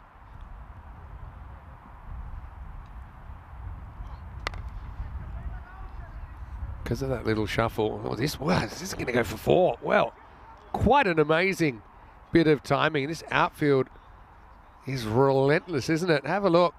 I just assumed this would be 1 because it was a bit of a mishit, but he couldn't have threaded the needle any better. I will say it wasn't the best effort out there. Fielder unwilling to get off his feet. I was going to say, though, with that LBW shout, because the batter takes a step across, probably has the umpire ready thinking, right, if he misses this, probably gone. A bit of outswing this time from Ismail. Swing and a miss from Sharma. Just gets a bit loose. It's a funny one, that. I mean, mid-off's up in the circle, covers up in the circle. So if he holds his shape, it's a lot safer to actually try and elevate straighter on the offside. He's trying to beat the two outfielders if he tries to go to mid-wicket or long on. On cramps in for room, and so it'll be a dot to finish the over. Baharami battles. And we're probably pretty close to 50-50 at the end of the power play. Creative Sports are 35 without loss. All right, Alex in my ear, he's got the golden ball tingle.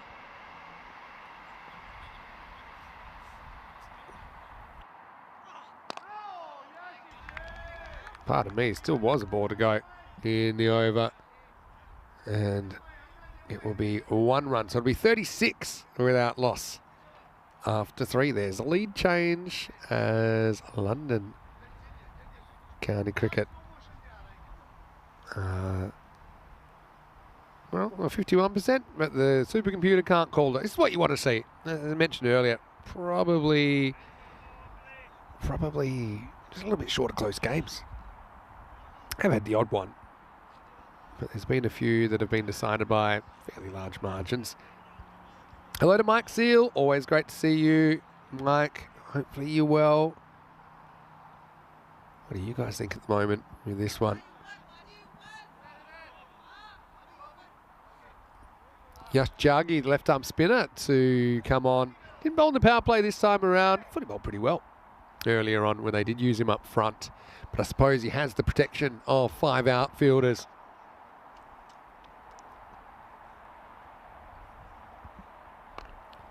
Has a good start.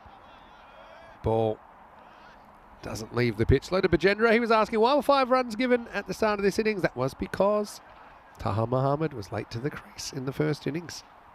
Copped a 5-run time penalty. I suppose it poses the bigger question. Well, why is it really important that ECN cricket stays on time? I mean, all cricket should run on time, but it's particularly important for us because it's such a long day. Yeah, we have knock-on effects. You know, if every match was to run 10 or 15 minutes behind, it adds over an hour to the day. All right, this is leg side and over the top. Maximal for Ashraful Islam. Well, don't forget, had a bit of a shocker with the ball, so he's got some making up to do. That'll help. Fraction short from Chagi. And well played. Pulls it away in front of square. It's deep in the crease.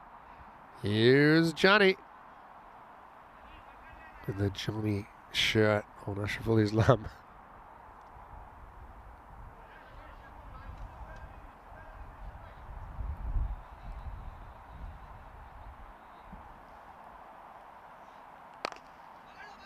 Muscles this to the offside, but Ghani's hovering.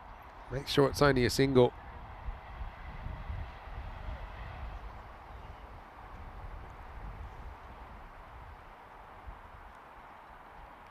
Oh, it's a good bounce. It's going to get over the keeper. Will it run away? I think he got a glove on it. It's excellent fielding out there. It'll be 2 byes. Oh, maybe more. It was a spicy one. Bowler had to back up.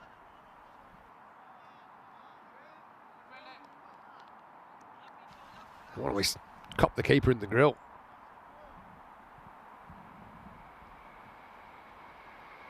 Back to live action. This one doesn't get up as much. Sharma is going to take the one. No breakthrough so far for London CC, but they are ahead in the percentages at the end of 4 overs. It's 47 without loss. Let a Mikey T's at the ground. Yeah, spotted him over there. And those at the ground, maybe you can put in who my commentator will be for the next game. I don't drop any big names, but I can't stop it. If you've got the scoop, then you are listening over there and in the spanner section, then you can let the cat out of the bag.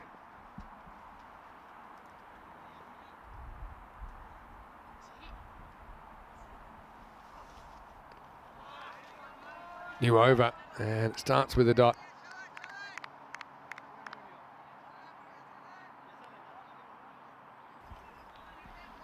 Probably get some of the line.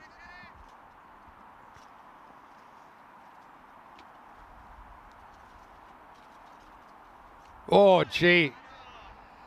Well, I'm glad we didn't have to call an ambulance. This is about second time in front of the keeper, almost taking his head off.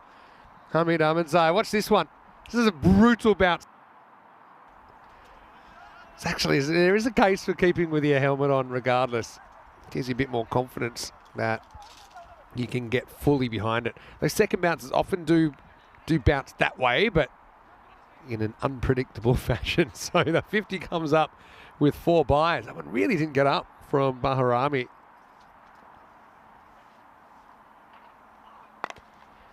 Full toss straight and straight to the fielder. Nicely taken by Abu Bakar Ahmad.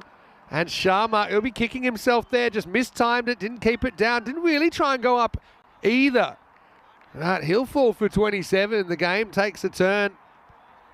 London County Cricket, well, they had an up and down time in the field earlier on. Missed some key moments against Wimbledon. Probably the difference in the game, but Sharma is going to have to go. He's out for 27, and it's 51 for 1.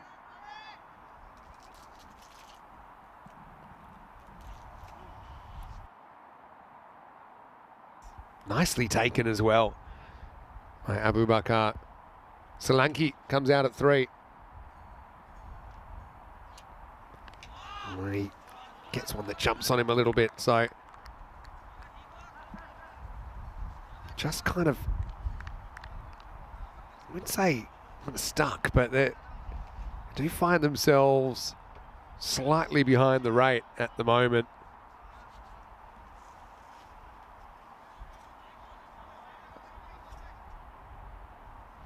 Rate required up towards 17 and over now. Now another swing and a miss. So Solanki, there's no time to get settled.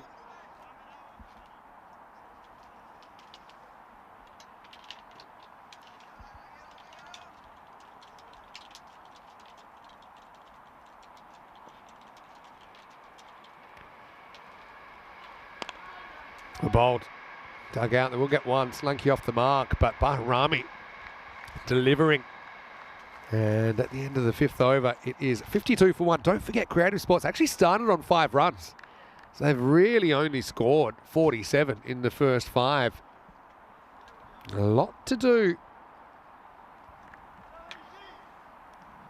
Don't forget, if you are a Hindi speaker, you can join the Telegram channel, European Cricket Network Hindi. And we'd love to potentially develop more language channels as we go, but it's been our research. The boffins at the ECN Institute realise there's a lot of Hindi speakers that would like one place to go for all the news and views. Right now, pretty close. Umpire it certainly has suspicions this is out, but I just don't think he's sure. It's not like it took a big deflection. Does it flick the gloves maybe? Umpire's unmoved. Ultimately, it's his decision as the standing umpire. Have a look at it. Does it flick the glove? Certainly very close. Bat has a little peek. I think it's just, that's a classic case. The umpire wasn't 100%. And so I suppose he does the right thing, but maybe a fortunate moment there for Solanki. He's 1 of 4. He's not hurting at the moment. That one a bit of wide down the leg side.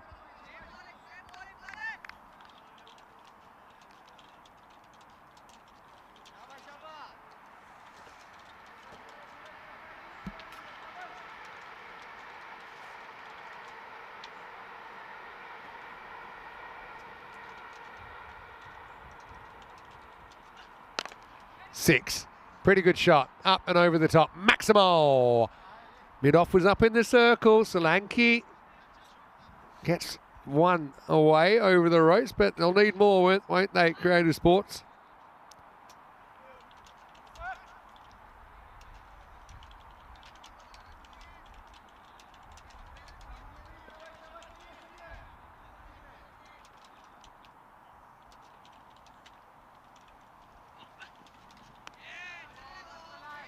Good comeback from Iqbal.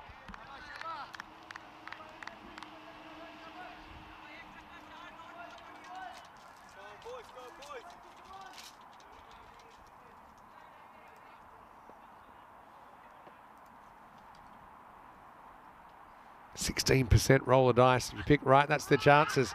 And hits mid front. Looked like it might have been climbing a little bit. It seemed to me that length that was probably heading over the bails. Maybe, maybe not.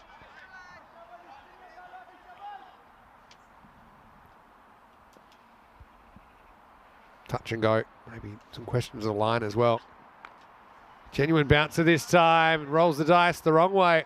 Does Iqbal, and he's put over the ropes. Maximo! Second to the over for Solanke. 180 degrees for where he hit the other one.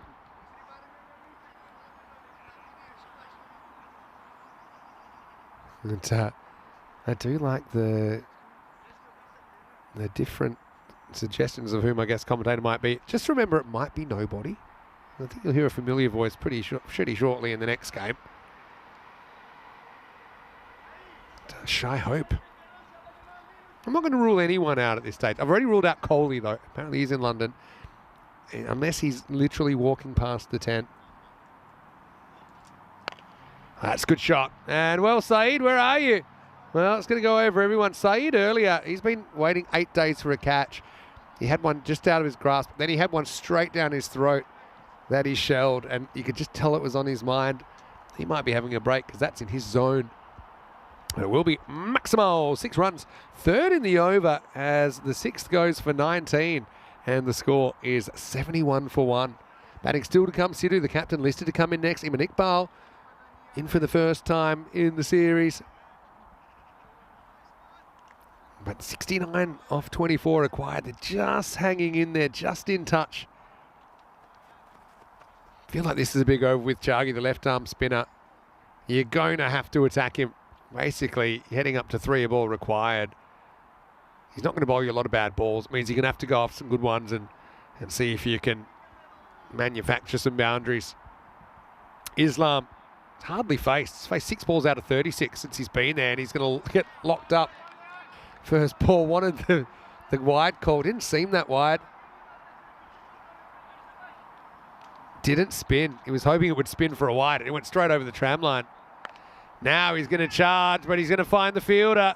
And London, oh, he's dropped it. Oh, you got to be kidding me. Oh, well, had time to make a sandwich. That couldn't have been put down his throat anymore. And just hits the wrist, barely hits the hands. Down it goes, and oh, Chagi will be spitting chips. Now, bit of hand-to-head work here, but at least that is stopped. It'll only be a single. Well, just remember that. Islam.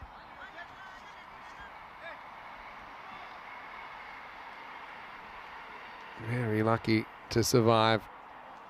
I suppose still no boundaries in the over. He tries to go again. Well, surely not twice. It won't be. Well, Fahim Bahrami, you wouldn't expect him to drop too many catches. So I suppose it doesn't cost them too much at all. And a bit of a, how would you call it? It's a sluggish response, really, from Creative, who, remember, started with the 5-run head start. So that the genuine run rate really is only around about the 10 in this second innings. It's just not quite good enough. Remember, London CC didn't really have a great start to their game, but they found a way to conjure 139.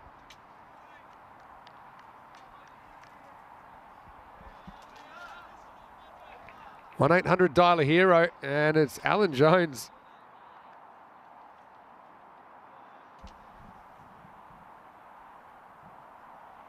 He's going to come out number 4. But this is quite the task. 20 and over required. Good luck, Alan.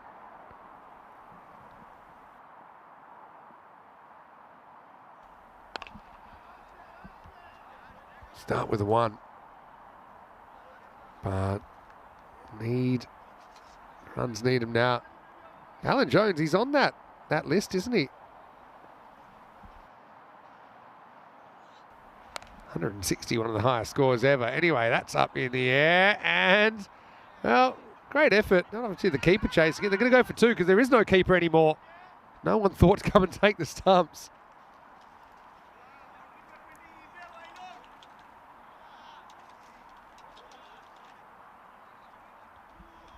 And so it's 76 for 2 after 7. Coming up next, Wimbledon back on the park. Remember, they've got the long day. And, well, I'm always happy when I see Gert in the lineup. He'll come back. Girdle the Turtle, listed at number 5. Charlie Whipple back as well. And a very important player, Tom Weston, the hat-trick taker. Still the only hat-trick in this series. He's back in as well. So some good ins there for Wimbledon. Tim Lloyd retains his spot at the top of the order. James Crossthwaite will be due to fire as well. CFS Pinnacle Pro, though, on the park for the first time. They've got 2 matches to close out their campaign. They bring in Sharma and Harvey. But we have seen all of those players before in the series. Right, now or never really for Creative Sports. Miss hit, not going to help them too much.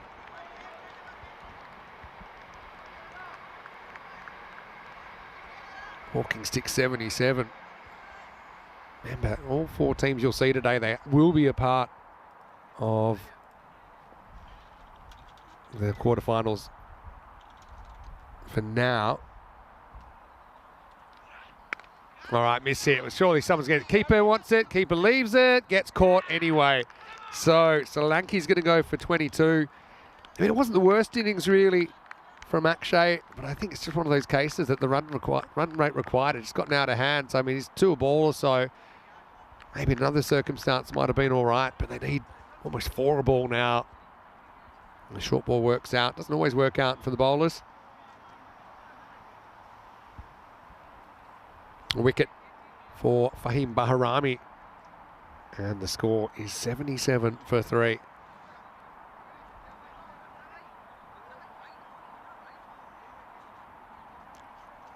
Keeper kind of called it, but then I think he felt, I can probably get there, but maybe not comfortably. So, you know, it's a pretty easy catch in the field. At least there was some communication there. And you would expect even a bare-handed fielder to take that pretty easily. Idris Kamalwal. He caught better with his batting gloves off than his batting gloves on. Remember, he tried to catch a ball in the dugout first half. Didn't go too well. Patil, the new bat. Good luck. Oh, he kind of shapes to deflect. But they got the fielder down at deep third. Bahrami bowling wheels here. By the way, I've got a feeling, I've got some information through that my special guest commentator that isn't Kohli, but is, I don't think someone you would recognise, might be coming down for the 4th game of the day. Oof. Bowler killer from Ismail Bahrami. And there you go, bro. Smart to let the one go through to the keeper. Figuratively and literally.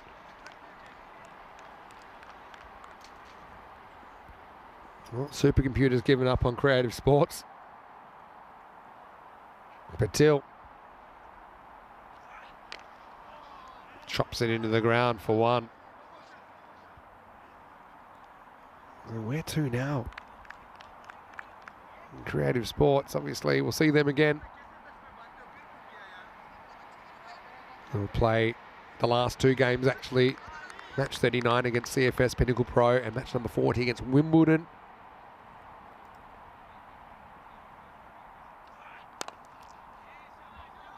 Pitched up, and well, Fahim does a good job, doesn't he? 1 for 17, his figures. Off his 2, and after 8, Creative Sports really now probably looking for a point. It's 81 for 3. I mean, 17 required off the last 12 balls for a point.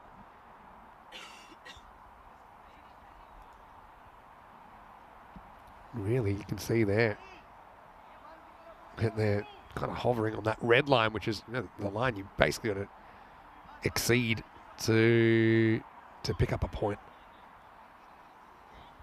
And CFS Pinnacle Pro, they'll be watching this. And at the moment, they are in 4th, Creative Sports in 3rd. But with this loss, a pretty bad loss, that's going to be a pretty important game later on. Remember, every ladder position you can climb, you get a slightly easier draw in the quarters tomorrow. Garney comes back to bowl the 9th, and he might get a wicket. Fielder comes around, takes the catch. So Jones just can't seem to get going in this series. I mean, it's on a bit of a hiding to nothing here, but what that does do does give London CC a bit more hope that they could keep Creative Sports to 97 or less.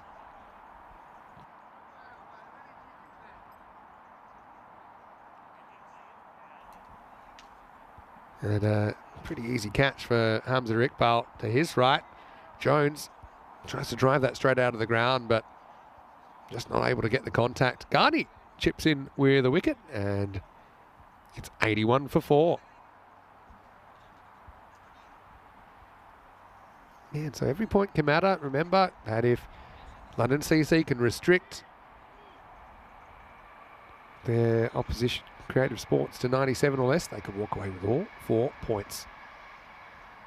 Otherwise, we'll have 3 to the winner, 1 to the loser. Left-hander comes out, and Gaurav Kumar, you kind of feel like he carried a big load in the first innings, but the batting units kind of let him down. He was able to get that big wicket of Garni for only 9. He was able to get Azizullah for the very next ball. Oh, that would have been an amazing catch. He was actually on a hat-trick twice, Kumar. He probably feels he deserves a bit of luck. Garni gets the left hand out there. Actually hits it twice with the left hand, but he can't hold on. Probably won't matter too much. 17 off 10 for a point, though. Rolling cutter in the air. Well, this should be out anyway, so it won't cost him anything at all. Oh, it's dropped. Oh, London County Cricket. Well, if they're going to make a deep run in this tournament, they cannot be dropping catches like this. Abu Bakar Ahmed gets caught under the ball. Spine impacts the ground.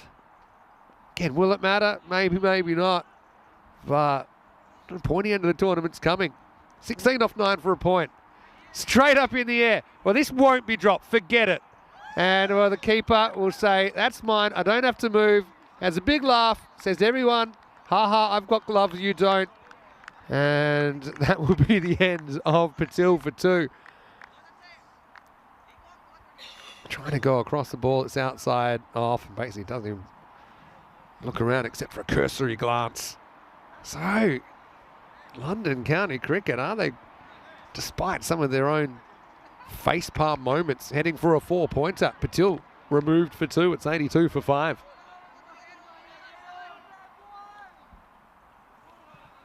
If that had gone down, then, as Corey would say, I'm out. Shahid gets a bat. Pitches one onto his pad first up. Oh, he runs. He gets absolute donuts from his partner. What is going on here? It's an easy run. Like he just sensed that his partner Kumar wasn't coming. Garni 2 for 11. He's stepped up with the ball, hasn't he? Oh, okay. Hammered for 6. Maybe that's why you don't run. I think Kumar had unnatural confidence in Shahid to handle that last delivery. A Maximo, and we'll go down to a BP thriller with 10 required for the point off the last over. We know the game is safe in the hands of London. But after 9, 88 for 5. Again, reiterate, they started on 5, so they're actually 83 that they've scored. So just a 9 and over kind of run rate. I think this is Abu Bakar Ahmed who's going to bowl the last over. Okay, so I mean, still surely you'd think our favourites to get the point here, Creative Sports, but they need 10.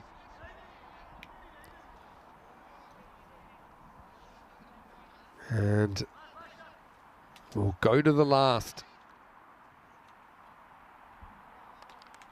Deep in the crease. Here's Gaurav Kumar. Here's Ahmed. Oh, he gets one close, but just outside the tram line. Oh, that's not a wide. Bounce straight on the tram line. You know, when it bounces on the tram line, it makes me think, how could it be outside when you saw where it bounced? I can understand if it's pitched earlier. Anyway, probably won't matter too much as this one is going to be belted for 6. Maximo. Remember, the line belongs to the bowler in ECN T10 cricket. But like I said, it looks like it'll all be academic.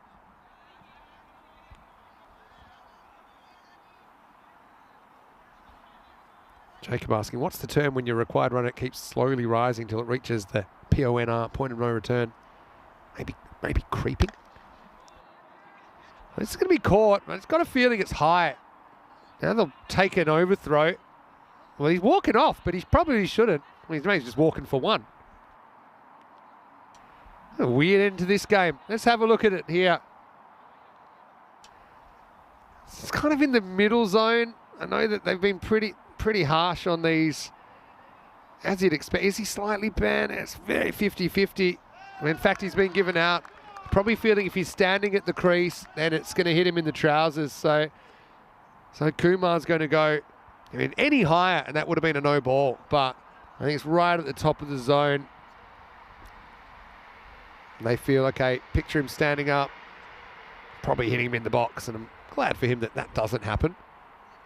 Kumar has to walk for 7, and again, BP thriller territory. I need 3 points, or 3 runs for the point. So they won't get a run, obviously, off that. 3 or 4. That one's hit pretty well, but it'll only be 1. So you need to find a dot ball from somewhere. 6 wickets down, so you shouldn't run out of wickets. And will this matter? Well, it might. I mean, for Creative Sports 11, ideally they're trying to push up into the top 2. But even to hold on to 3rd, point could be important. There's the miss. So 2 off 2 now. Bonus point thriller. Just got to score off both balls. You don't have to swing hard. This field's back. Actually, if you're LCC here, you probably, if you're smart, you bring the field up. Why would you give him an easy run? Try and make him play a big shot and maybe get a swing and a miss. So Creative need 2 off 2 to take a point off London CC. Oh, it's huge wide. Well, I assume it's a huge wide. Let's see this on the replay. Oh, it's huge. It's massive. Yeah, and that'll basically mean they need 1 off 2. Got to question the option. Okay, maybe trying to sneak it through head high and gets a dot, but only 1 run required. Making hard work of this Creative. And that'll be it. So at least they'll take a point out, but geez, they made hard work of it. And even that, they're probably going to get the point because of the 5 penalty runs that they were given at the start. And Jacob said he was thinking of creeping. Your English is very good, Jacob. You're Estonian. Outstanding. Well, he's lost his number 7 here, Ahmed, but he will bowl the last ball coming up. And it's popped up and it's caught. So Islam will go off the very last ball, and we see 20, not 20, we see 17 wickets in the end that fall in 20 overs. And Creative Sports end up going down by 41 runs, but Creative Sports, they just pick up a point by exceeding 70% of the score. We end up scoring 70.5% of the score. So, like I said, by the barest of margins, it will be a 3-1 result. 3 points to London County Cricket, 1 point to Creative. For Wimbledon, they'll probably be feeling a little bit more comfortable that they can top the table, knowing that London CC, they only take the 3 points out of that one. Coming up in around about 25 minutes, Wimbledon against CFS Pinnacle Pro. Wimbledon batting first after getting sent in. 3 ins there. 3 pretty big ins as well, with Whipple, Oosthuizen and Tom Weston coming in for Wimbledon. For CFS Pinnacle Pro, they bring back Gaurang Sharma and James Harvey. Stay tuned for that one. We'll be back in about 25 minutes, as I said. And Wimbledon look to continue their march towards the top of the table. Let's have a look at the highlights. Well, there's an equilateral Bermuda Triangle that got us going, and London CC, it wasn't a game that'll win any beauty contest, but I guess sometimes you've got to win ugly. Even their batting innings, they found a way to 139. They lost all 10 wickets along the way. I did like kind of their fielding in patches.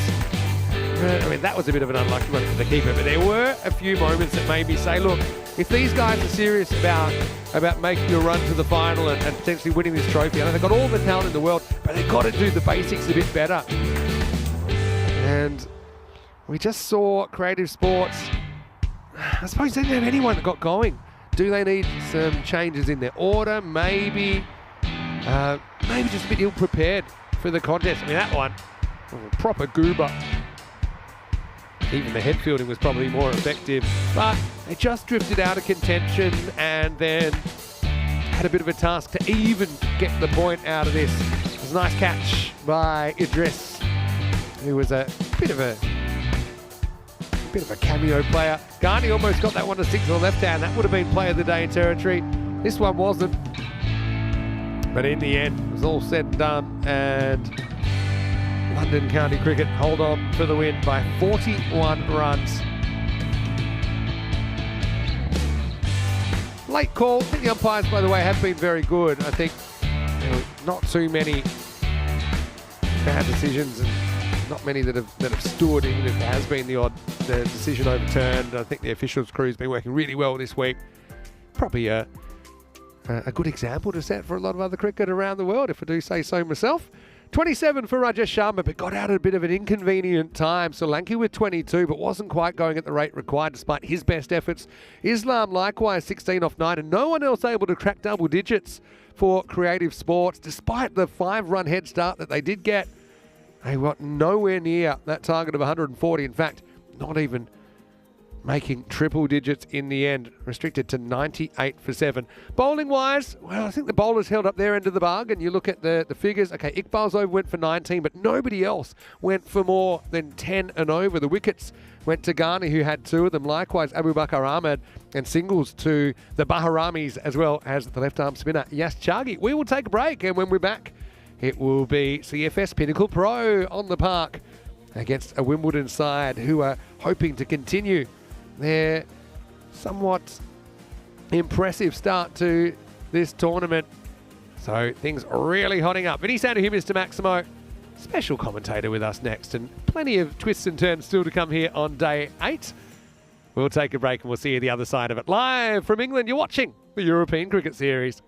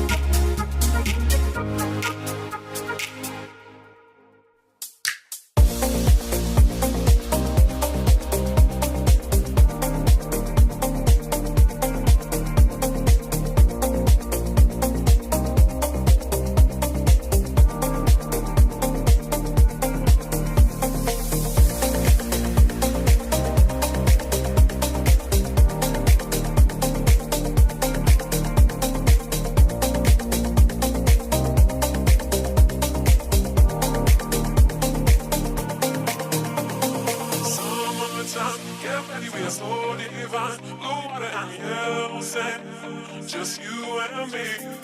Summertime, get ready, we are so divine. Blue water and yellow sand, let's live our dream.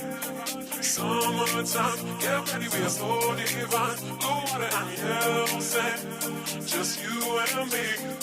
Summertime, get ready, we are so divine. Blue water and yellow sand, let's live our dream. Summertime.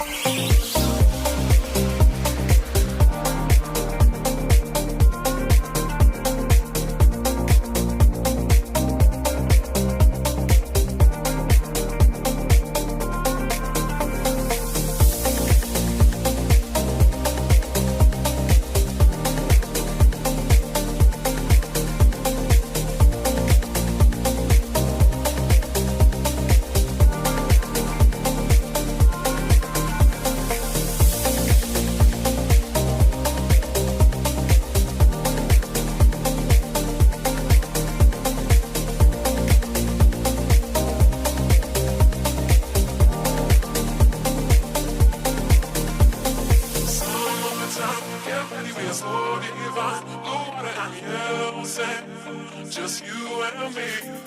Summertime, get ready, we are so divine. Blue water and yellow sand, let's live our dream. Summertime, get ready, we are so divine. Blue water and yellow sand, just you and me. Summertime, get ready, we are so divine. Blue water and yellow sand, let's live our dream. Summertime.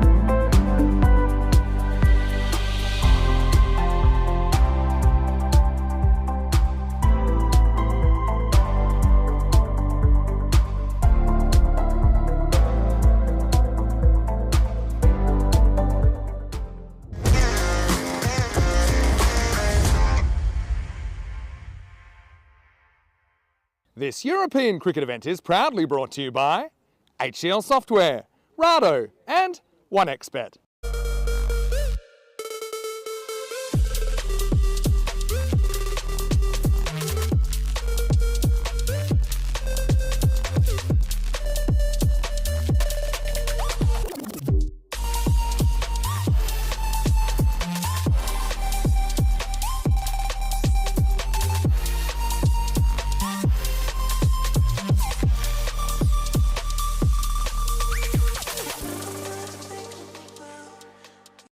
Hello and welcome back, and it's nice to be basking in the sunshine here at Rains Park, and this ECS continues with the middle match of the day coming up, match number 38 between Wimbledon. Of course, they're looking to top the table here, and they're playing CFS Pinnacle Pro, who are hoping to climb the table today. First time we've seen CFS today. Let's see what happens at the coin toss now with Tyrone Peters. Wimbledon is the home team, they will toss the coin. CFS is their away team, they will call. Hello and welcome back, and it's nice to be basking in the sunshine here at... Wow, controversy as looks like the wires are being crossed. I don't know what's happened over there, but I can tell you that I do have some toss news, and that CFS Pinnacle Pro won the toss and elected to bowl. Well, that just could be the magnetic field of some of the star power that you might get this afternoon in our coverage. And one of those stars isn't too far from joining us. And yeah, don't know about a secret commentator, but I'm just going to say stay tuned. It could be a really interesting afternoon here. Of course, we do know that all 4 teams we'll see today are part of the quarterfinals tomorrow, but we don't know the order yet. And that will play out as the day goes on. Wimbledon versus CFS, and Wimbledon hoping to top the table. And geez, they'd have to really fall over to not finish top of the table after they picked up a pretty important win over London CC earlier in the day. Whipple, Osthuizen and Weston come in for Wimbledon. For CFS Pinnacle Pro, they bring back Sharma and Harvey. Kedeka is going to be pretty important. He's listed to open the batting. Faris Hyder also played really well yesterday. Had a bit of a slow start in one of the games, but caught up. And CFS had a mixed time so far. Well, not surprising when they're 3-3 to say they've had a mixed time. It's hello to Ederico in the chat. Hello to Jules as well. And Wimbledon starting pretty healthy favourites. You would expect that. So, almost ready to get underway. And it will be the same opening combination for Wimbledon of James Crosswaite and Tim Lloyd, who are going to open up. Crosswaite probably love to make a few runs after he missed out earlier in the day. Lloyd had a pretty important 40-odd to set up what would be a win for the hosts. Wimbledon, of course, qualified for the 2024 European Cricket League, the Champions League of European Cricket. And that was on the back of winning the nationwide T20 in 2023. CFS, they've got some stars of their own, and Nathan Weeks looks like he's going to open the bowling. He's the grandson of Everton Weeks, who's one of the greats of the game. Probably don't want to go on and on about it because Nathan's a good player in his own right, but he probably would be pretty aware that he's got a very famous surname that he carries around.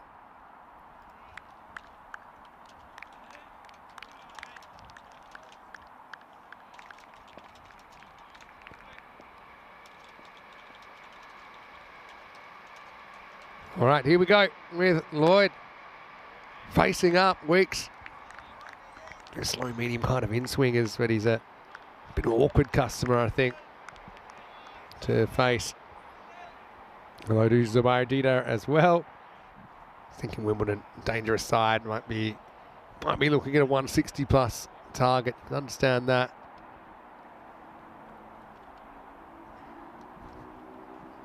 Lovely guy, actually. Nathan, I've enjoyed my chats with him so far. Always nice for me to get to know a few more teams on the network. Wimbledon, of course, I'm pretty well acquainted with. I've got a bit of a history, a bit of ECN history now. Crosswaite, he wants to go straight away. Has he got enough? He does not. It's going to be a golden duck. Crosswaite has a miserable day with the bat. I mean, he's waited 4 hours for another hit, and he's gone 49.5 metres. Probably didn't need to do anything there. James Harvey on the boundary at long on. And in the end, he just gets a little throw to himself just to have a peek at his shoes, and he realises, hey, I'm fine. He has the shoes.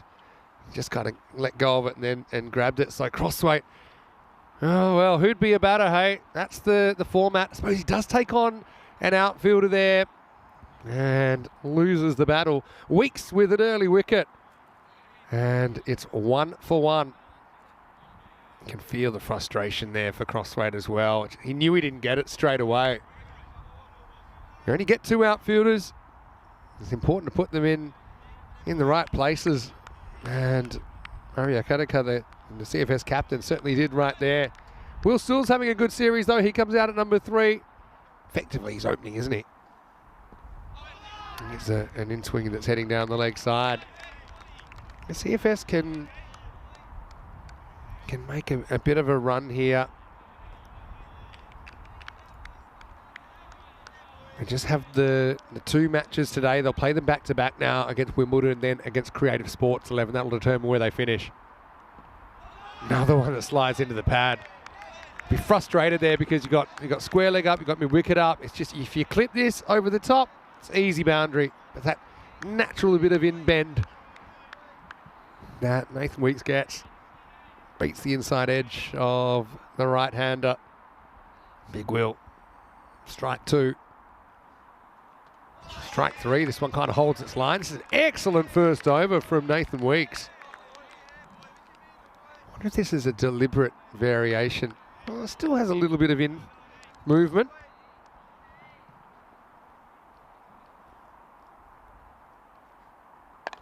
Well, gone. Well, how about that for a shocker of a start for Wimbledon? 2 wickets fall, and Sewell becomes the second duck of the over.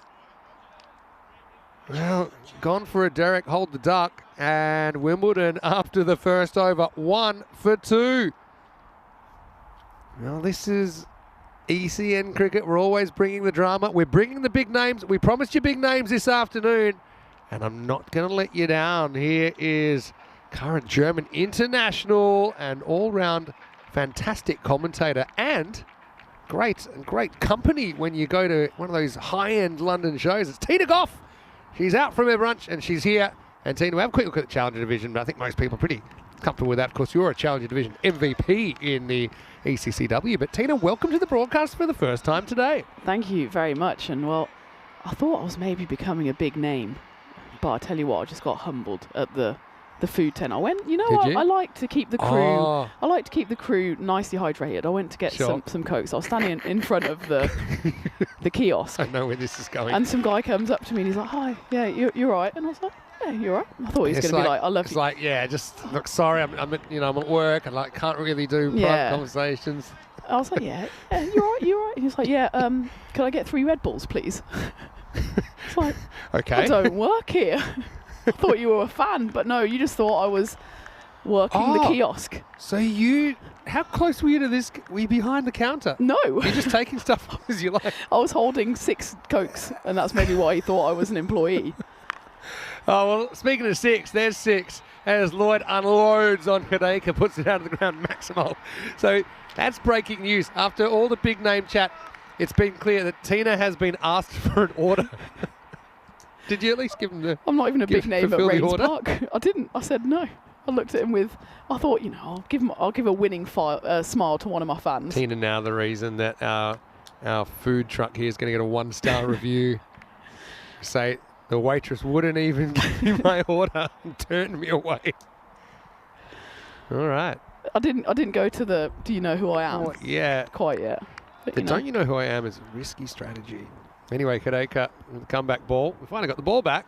Lloyd gets one short. He's going to pump this for 6 as well. Maximal. I think he's trying to sneak one in there into the body, but Lloyd, well, he was sitting there. He was sweating on it, and he goes back-to-back 6s. Isn't that one of Rico's Shakespeare lines? Romeo, Romeo, do you know who I am?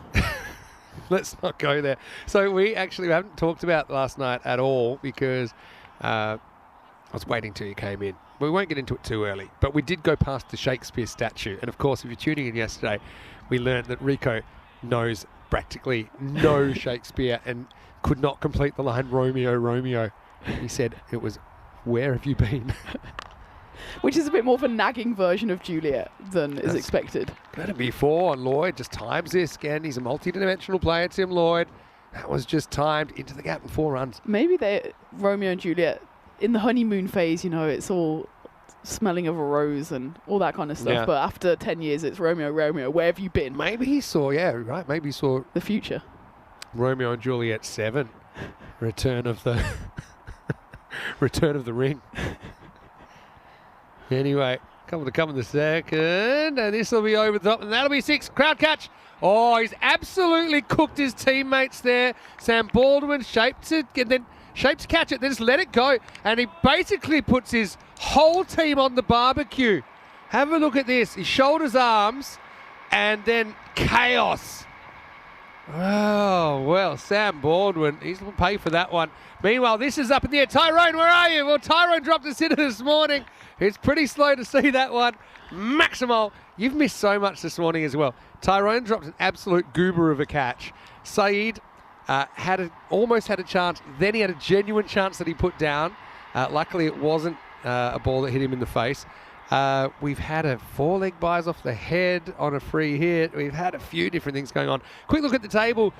London County Cricket, they are top of the table, but you'd imagine Wimbledon with 2 matches in hand will do enough to take that back. And then the question is, can anyone kind of topple the creative sports We theoretically can, but just seems like Wimbledon with any sort of solid performance will make it back to the top of the table. That's where they'll stay. Set up a match against Weybridge. The quarters tomorrow in the air. Well, this could be out. Oh, he misjudged it. And I don't know whether he would have had a play on it or not, but he just took 2 steps in and then couldn't get back out, just like the Godfather. And it will be 6 runs. Charlie didn't quite catch hold of that one, and I think that's why the fielder came steaming in off the rope, and then by the time he realised he had to backtrack, it was over him. I think probably even if he wasn't on the rope, it might have been over him. Didn't give himself a chance though, really. We know Whipple's a very good hitter. He's coming in for the first time today, but he could have been gone first ball today. Now he will go leg side. There's no outfielder here, and I think it'll just carry anyway. So Maximo back-to-back for Charlie Whipple, and player we do know from the ECL campaign of 2024. Now I think when you're on the boundary here, because there are smaller boundaries, they're a good kind of 15 to 20 metres short of what you might call a regular boundary, depending on size of the ground. Obviously in England it's quite variable. Wait for Weeks here, who had that brilliant first over. He just uses natural angle across. This one never really comes back. He runs right across the umpire. A bit of a no-no. And that one just holds its line. But I think your natural reaction when you see a miss hit as an outfit is to come in and to try and get the jump. But you don't realise actually on this ground that you're actually so much closer. Yeah. That, you know, probably will carry to you most of the time, unless it obviously won't. And it was pretty tough to change direction. I think he's got to play on that. If he's capped just inside the boundary and he jumps, he's at least got to play to save the 6 and maybe even take the catch. I'm curious why Nathan's going across from around the wicket now. He was so good in the first over going over, and well, gave up on plan A. Well, hello. Well, smart. Well, we've got the spectators there and kind of parted like Moses v the Red Sea there, but Whipple has his third maximum and just 4-faced. It's been a brilliant comeback, given that they were 1 for 2 at the end of the first, 29 runs coming in that second, and this one's threatening to go magical as well. Still 2 balls left. All right, should be gone now. That's an easy catch at cover, and it's gone.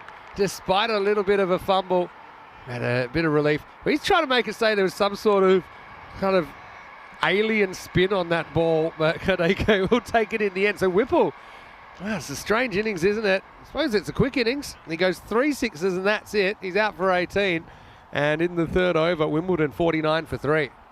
And again, once more, this power play swings after it went this way and that. This time, Charlie Whipple has to take the long walk off, and Aya Kadeka, the captain, just about holds on. Regulation catch made it look a little more complicated than it should have been. In the end, sigh of relief from him. Charlie knew straight away he was in trouble. He was trying to say it had flying saucer spin, so it was kind of like just, which yeah, actually it would be pretty unusual. I guess it can happen. But anyway, if there's a silver lining for Wimbledon, we get to see more Gert. As Gert Oosthuizen, former Portuguese coach, actually, coming in at the number 5 spot, still in the power play, just 1 ball to go in it. And Weeks, well, he's going to get a 3 for, maybe a more for. He's got last ball coming up. Gert cuts over the top, gets 4, good counter attack.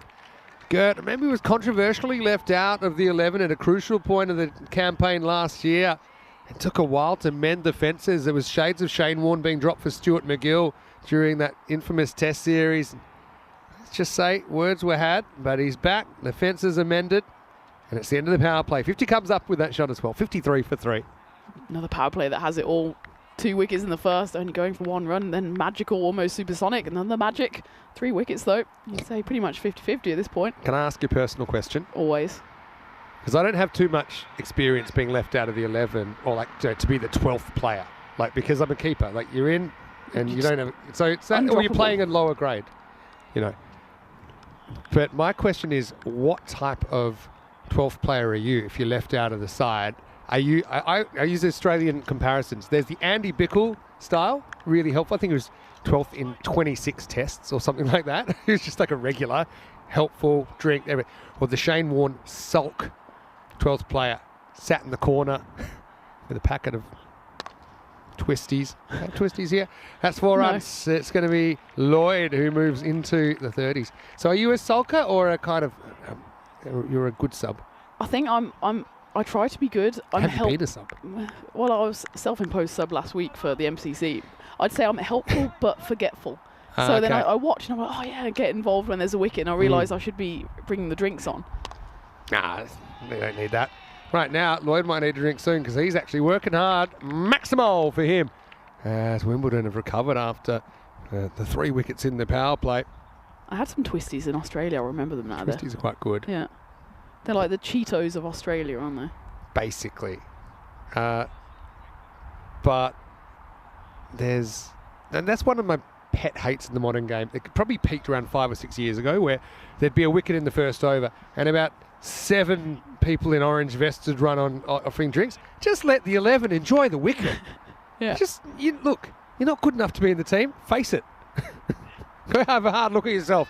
Right now, Lloyd is going to move into the 40s. Maximal! And well, it ends up in someone's bag. There should be a rule if it does land in your bag, you get to keep the grizzly. But anyway, Lloyd lighting it up. He's 45 off 10. Could be on for an 11-ball half century.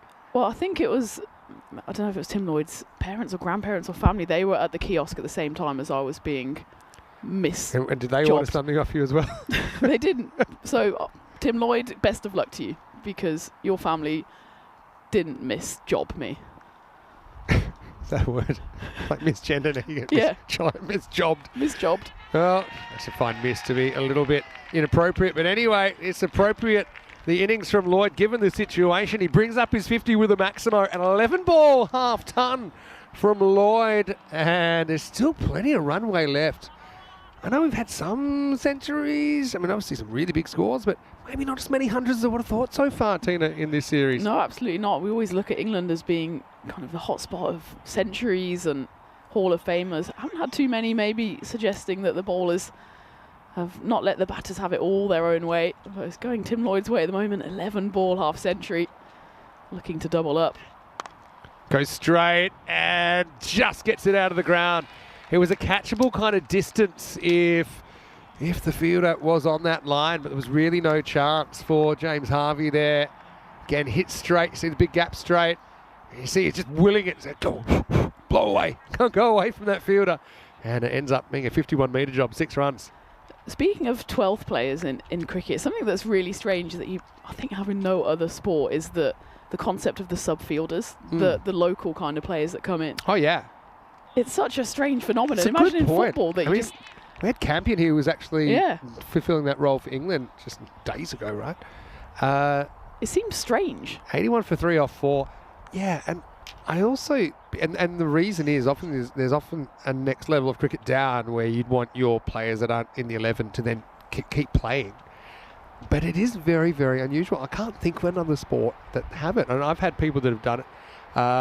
I think I fulfilled the role once for Western Australia in a game where I wasn't required to field. And this is pre having to really run out drinks all the time. I watched Victoria score 600 for 1 and just basically tucked into it was all you could eat. Living the dream. I said, yeah.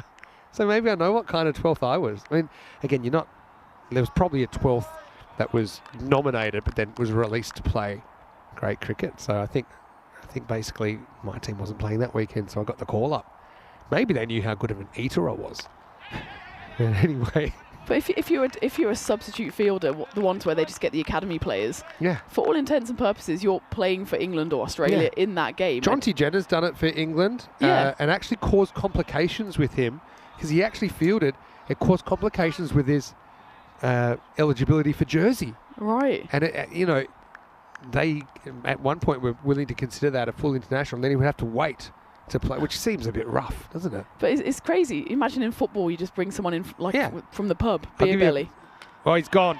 And so Lloyd will have to go before the halfway mark. Afzal comes on. It's the top and middle stump. Lloyd will be annoyed because he's just batting so well there. Probably would have felt like the ton was on, but he'll go for 57 off just 14 balls. And Wimbledon 82 for 4. It's an ugly swipe in the end. Plays down the wrong line. Then looks back at his stumps in horror. His head goes up. But yeah, it was a good innings from him.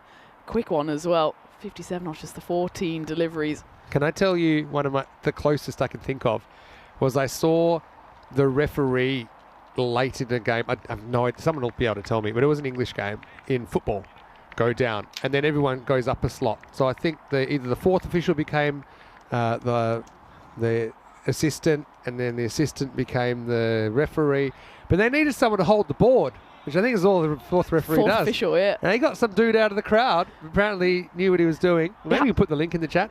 And everyone loved him. He's wearing jeans. And he had to show him how to do the board. And then he got to hold out. More information, please. Oh, it dropped. It did fly. That Baldwin's come out, tried to deflect. It did deflect. But it isn't held on to by Prab Singh. It's a funny one because does go quickly, but I think you've got to be anticipating. And it just, the reflexes weren't quite there. I mean, the hand gets on it, but it doesn't stick. It actually happened this weekend. It's not the famous one, but this weekend in a League 2 game, it was Shrewsbury against Bromley. So the opening game of the season, which I suppose that's when you get injured as a ref. You're not quite up to match fitness. And they had to make a tannoy announcement saying, is anyone in the crowd a qualified referee? Like a doctor on a plane, basically. Slightly lower stakes. Yeah. I mean, anyone here a referee? it goes pilot on a plane, Yeah. doctor on a plane, Yeah. referee in a stadium. I think that's the Yeah. ranking.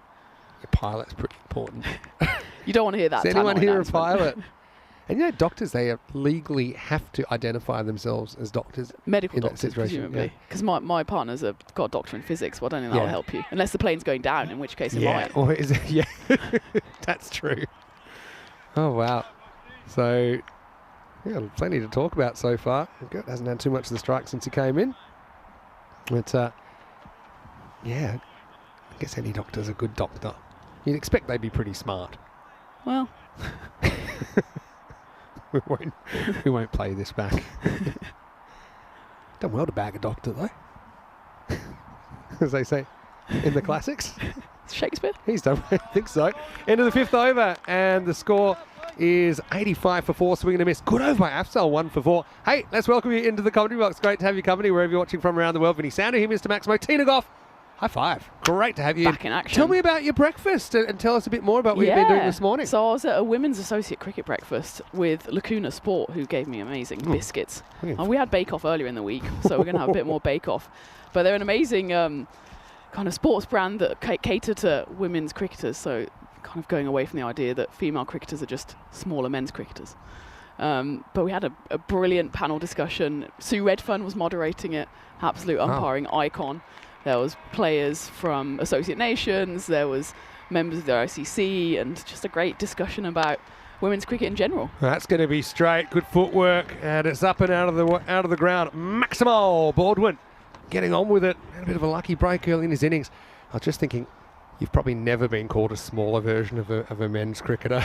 Tina, I'm often the larger version. I mean, Gert's out there. I'm a larger version of Gert. Yeah, true. Oh, that's great, though. And it's about Sue Redfern. And I believe you asked her a question. Is that true? Was that question time? Yeah, Was maybe. this between taking people's orders? Coffees? Anyway, that's going to be a little deflection. That's going to go for 4. Nice shot by Baldwin. Despite the 4 wickets, Wimbledon are going at a good clip here. Going at almost 3 a ball pace. So you asked Sue something? Yeah, well, we have icon players. And I know you and Corey have had a icon umpire discussion in the past, but, True. Sue, watch this space. Yeah. So you asked her maybe if she was interested in dipping her toe in the European cricket pool. It's a warm pool. Can be. Tepid. I reckon one of those touches from Harvey was on his face, but we'll let that go. This isn't 2021. We won't have to change the ball. This one's eased away. Fielder comes in and takes a magnificent catch with no regard for his personal safety. Kadeka wipes himself out, but Harvey's got a wicket. It's the end of Baldwin, and it's 95 for 5. Well, he had a simple catch earlier in the innings that you made look difficult. This was a difficult catch that you made look easy. Let's take another look at this one, because I think it was... Look when he bowls it. He just bowls it next to the umpire. Maybe so he can celebrate quicker with the man in blue, but that's a brilliant bit of fielding. And then lets his body take the impact. And that impact is significant. But that's a pretty handy hitter that's gone. Joe Baldwin out for 12, 95 for 5. Wilkins comes in at number 7. Well, speaking of getting a grizzly to the face. Sue Redfern actually got hit yesterday in the 100. I've called the video up here. She was just minding her own business and gets, and the side of the ball is still on her face. And the impression, you mean? Yeah, because she had her sunglasses on, so the sunglasses shattered. Oh, no way. And was that just that throw came in really quickly. And yeah, it was like a dead ball situation, or was it? I'm not sure what. Yeah, it was a dead ball. It was Izzy Wong, I think, who threw it in. Her mum was at the event this morning apologising on her daughter's behalf for the throw that came in. She's all right, though, Sue. Okay. Tough nut. Most umpires are. But can I tell you this? I've seen some things kind of over-umpired. This isn't one of those situations where the players... Okay, obviously, no one ever means to hit anyone with the ball. But when accidents happen. I've had it. Once there was a 4 down the ground. I was keeping up to the stumps. I took my helmet off to adjust it. Someone threw it into me, hit me in the head. As I'm holding onto my helmet. But it's no one's fault, right? These things happen. 96 for 5 after 6. Wow, that's quite an impact. Yeah, so she saw signs of it this morning. But, you know, future Grizzlies, if they're flying her way, I know she'd be more than capable. She's absolute umpiring royalty, I think. So she'd be great to get in. 100%. Right, you're pretty well connected, aren't you? Women's associate cricket, that's my niche. Across England and Germany as well. Also, at least we know now as well, cricket's not for you. You can pick up a job in the food truck where you obviously look friendly and approachable enough for people to come up and order drinks. Yeah, I can carry 3 Coke Zero cans at once. I think I'm trying to think of similar situations. I mean, my outfit in some places would look like I'm working somewhere. I'll give you one. It's quite nice. It's actually something I reposted recently at the request of one of the fans. Afsal coming back, and start with the wide. Is, you know, sometimes they'll play piano in airports from waiting for a flight. And I think I've been on something like 280 flights in the last 5 years. People assume I'm paid to do that because I've got a red suit and looks like an entertainer's outfit. I suppose I'm trying to be an entertainer. An entertainer of sorts. Yeah, so I mean, it is nice being offered money for requests. This is in the air, not really hit well. That'll probably save him in the end because Harvey's very straight. Yeah, it's an opportunity here for CFS if they can restrict to say 10 and over from here, maybe keep it in the 130s. Wimbledon will want more. They'll want kind of 150 plus. Yeah, it was a big wicket to fall, wasn't it? Tim Lloyd haven't quite been able to pick up the pace since he fell in the 5th over. I like this from Brandon, by the way. I just spotted the chat. Swing and a miss, bit of wide from Afsal. Saying he said he saw the 4th official. So he saw that one we were talking about, but he saw one where the assistant referee or the lines referee got injured, and then so the 4th went to that position, and then he got injured. But I've probably got the best injury. Did you see this recently? It's actually an Australian football match, and it was pre-game. End of the bat, won't carry to weeks, or get it on the bounce. So, I mean, umpires, you can understand them getting injured. They're running around and, you know, put a hamstring or whatever. But the fan who was tossing the coin pulled his hammy. I saw that. Hamstring, tossing the coin and grabbed it straight away. And it was a genuine injury. It was, even posted it was black and blue. So, yeah, tossing the coin injury. Who knew yet? Maybe you have to warm up for that. Bit of extra bounce here. Afsal's been lively. 100s come up for Wimbledon.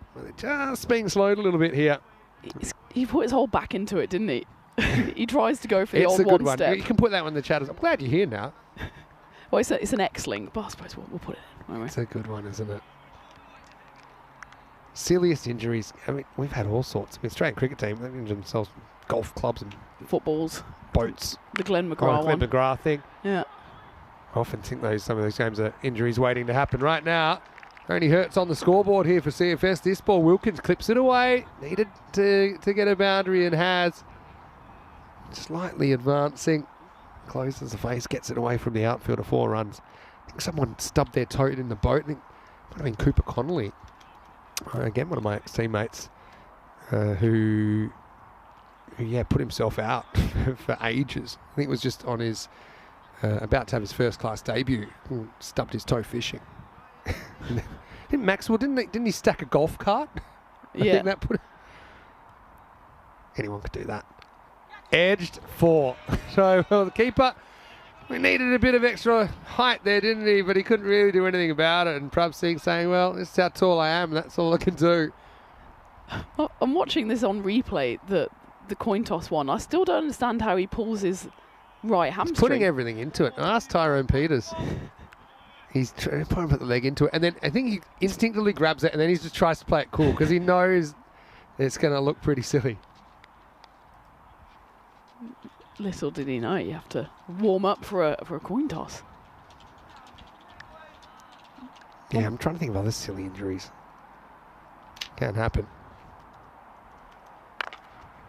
Right off the end of the bat this time, so it'll only be a single. Afzal does a brilliant job with the ball. 109 for 5. Afzal finishing with 1 for 17. 7 overs down. And you don't forget, plenty happening in the ECN universe with Croatia actually starting tomorrow. No, Rico's probably already there. No, Phil, your G-Force partner, will be there as well. Do you miss Phil? Always. I was with him in Stockholm, but I gave him your best regards. Hoping to get some G-Force back. Maybe during the Western Shield. Yeah. After your Melton Shield commitments are finished. Might be able to do a few games. Had a natural affinity with your G-Force partner, including G for Golden Ball. Yep. We're over 100 now as well, aren't we? Golden balls. Third time this year it's gone over 100. Deary me. And we've Can actually never tell had an England one either, so. We've never had a Golden Ball on English soil. Time to bring it. Moray comes on. Young left armour. Pitches up first up. Get one. Look for two. It's not quite there. Yeah, the highest it's been all year is 120. And that was between the 5th and the 30th of April. And you remember, because you did this one with me, Portugal versus Norway, the first ever women's ECI was a Golden Ball at 77. Cracker of a game. Absolute cracker of a game. Both those teams playing their first ever T10. That series just had it all, didn't it? Such a good series. And then the next one after that was in Malta, 30th of April. And I was commentating that one from the studio, and that was a crazy one. A bit of a throwback game, 83-83. It's a kind of low-scoring thriller.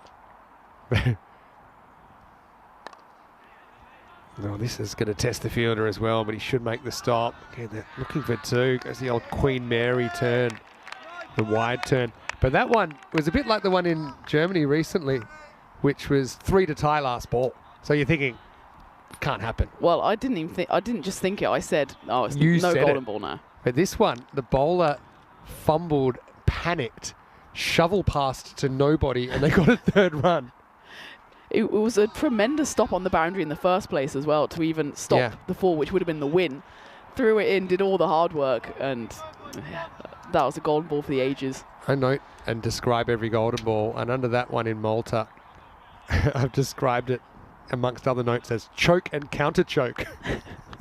And Southern Crusaders won their first golden ball at their 3rd attempt, and they're one of just a handful of teams to play in 3 golden balls. This one kind of into the gap, but not hit too hard. And Harvey's good fielder and cleans up. Yeah, so there's 7 teams that have played 3 golden balls. Nobody's won all 3. It's 4 of them have won 2 of their 3. There's also 3 teams that have played 2 and won 2. So there's a few teams that haven't played that many games. One of them is Madrid United, who actually played the first ever golden ball. They've played 3. They haven't played so many games. Well, that'll be 6. That's going to be lifted up. And, well, this turtle can move as Gert puts it out of the ground. Maximal, 6 runs. Lovely swing in the bat, up and over from Gert. Gets nice and low. He's already quite low as a human, and he gets even lower. Something you were mentioning, and I know that you like the look of Gert. He looked ready for business. He had his shell-like kit bag on his back, ready to go. But, well, he'll want to double down on the young left armour. Last ball of the over. Pretty good one, actually. Good comeback from Moray. Yeah, I like the way they're doing the basics well here at Wimbledon. Running the first one hard, looking for a second run, but it's not quite there. End of the 8th over. It's 120 for 5. And that's maybe something that's been missing from some of the other teams in the group. I'll use London County Cricket as an example. oodles of talent, but some of those basics, some of those, I suppose, discipline things, the 1%ers you might call them, haven't quite been there. And a team like Wimbledon, I think, have done those things a bit better. Probably the reason they are a fraction ahead on the table. Yeah, I think Wimbledon have the advantage of a bit of experience. Of course, they played last year as well. And they've got maybe a few more older players, the likes of CFS and London and Guildford, of course, we saw as well. They have so many youngsters in their side who always bring the power and the entertainment, but sometimes you need just a bit of a wise head to see you through. And Gert here's mounting the charge. Got 2 overs left. That one escapes past the wicket-keeper. Looking for wides, but it will just be buys. That's good running. Probably not the odds to back away, but I like the discipline here. Straight away he's looking up, Gert, and he's trusting his partner's call. It's quite often we see, let's just say, differences of opinion between batters. So one thing about running between the wickets, and I'm a wicket-keeping nerd, but I'm also a bit of a running between the wickets nerd in the format of the game I played at a high level of indoor cricket. It's just very split second. You have to make decisions. You have to have certain principles. And a lot of it translates to outdoor cricket. And one of them is who's in charge of this call. Yeah. And it can be a bit complicated. Advances doesn't time this one. Gert will have to settle for one. Typically they'll tell you if it's behind the wicket, then it's the non-striker's call. And for the most part, that's true. There are certain exceptions. I think such as if you cut and you can see where the ball's going, I think that you've got certain rights as the striker. Oh, miss-stumping now. And again, they're going to try a bye. It's almost like stealing home there. As Gert will rub salt into the keeper's wound. But a missed opportunity. Wilkins should have been stumped. Wilkins had almost given up on this one. He went past it, thought he's a goner, but perhaps not able to take it. Doesn't only take it clean, he gets away from him, and they're able to scuttle through. Gert was already halfway down the pitch, and again, this one goes straight through. That's going to go for 4 buys. Oh, well. Bring back the electric keeper, because Prabh Singh is having a bit of a shocker here. And what's worse after his stumping is you get Yorks, he's just straight through the legs, just doesn't get low enough. Gert, strategic miss, some would say. It'll bring an unhit 4. And that's the kind of pressure that you put on when you've got the likes of Gert there running every single one. You're like, I've got to take this cleanly, got to take this cleanly. Not a good feeling, Prabh now. Yeah. And this will be a thick under edge, and that'll run towards the boundary, and that'll be 4 more. So Wimbledon, by luck or design, they're getting a bit of kick in the tail here. And after 9 overs, 132 for 5. I was just looking, and I was asking for silly injuries. And Death Rider 54, hello. Not often we get say hello to Death Rider 54. Cute name. Yeah, very cute. I'm sure someone has sustained an injury from lifting a sandwich to his mouth. That's exactly how I would probably get injured. Yeah, Brandon thought it's a bit like the coin toss injury was a bit like putting injury playing darts. But there's another one. Brandon said it once fell off a chair backwards whilst eating a pizza in Rhodes. Ended up in the sea, fully clothed. Fell and rolled to try and protect his head, slid through a gap in a wall into the sea. As this will be into the gap, won't be into the sea, but will be into the sea of spectators. And it'll be 4 runs from Wilkins. I love the detail in that story. It's the place, the food. Seems pretty unlikely. I mean, Alex Carey was looking at his phone. No ball, I think, called as well. So this, yeah, you see it there for height. And it's a good call from the umpire. I think it was called on the field. So yeah, Alex Carey walked into a pool. I think it was in when they were playing against Pakistan, and he was looking at his phone, walked into the pool. Oh yeah, that was caught on CCTV, wasn't it? Yeah. Unfortunately for him. Nicked 4. Threads the needle. Watch out, camera 4. As Wilkins will lift himself into the 20s. Unlucky for the young bowler, Qureshi. Conrad in the chat. Guttle the turtle, he says. I wonder if he was here earlier for the... Conrad, or Whispering Red, which is his media name. We're talking about big names. We might have a big name commentator. Big name player. I'll go back to my kiosk, shall I? Yet to prove him or herself as a commentator. Unlike you, Tina, you've proved your stripes. Probably done about 1,000 games already. Oh, that's going to be another one. That's 7 up. Thanks for coming. It's got to be a no ball. I know they'll look at it, but Maximo. And Wilkins pounds it. Check this one. He does advance. It's an on-pace delivery.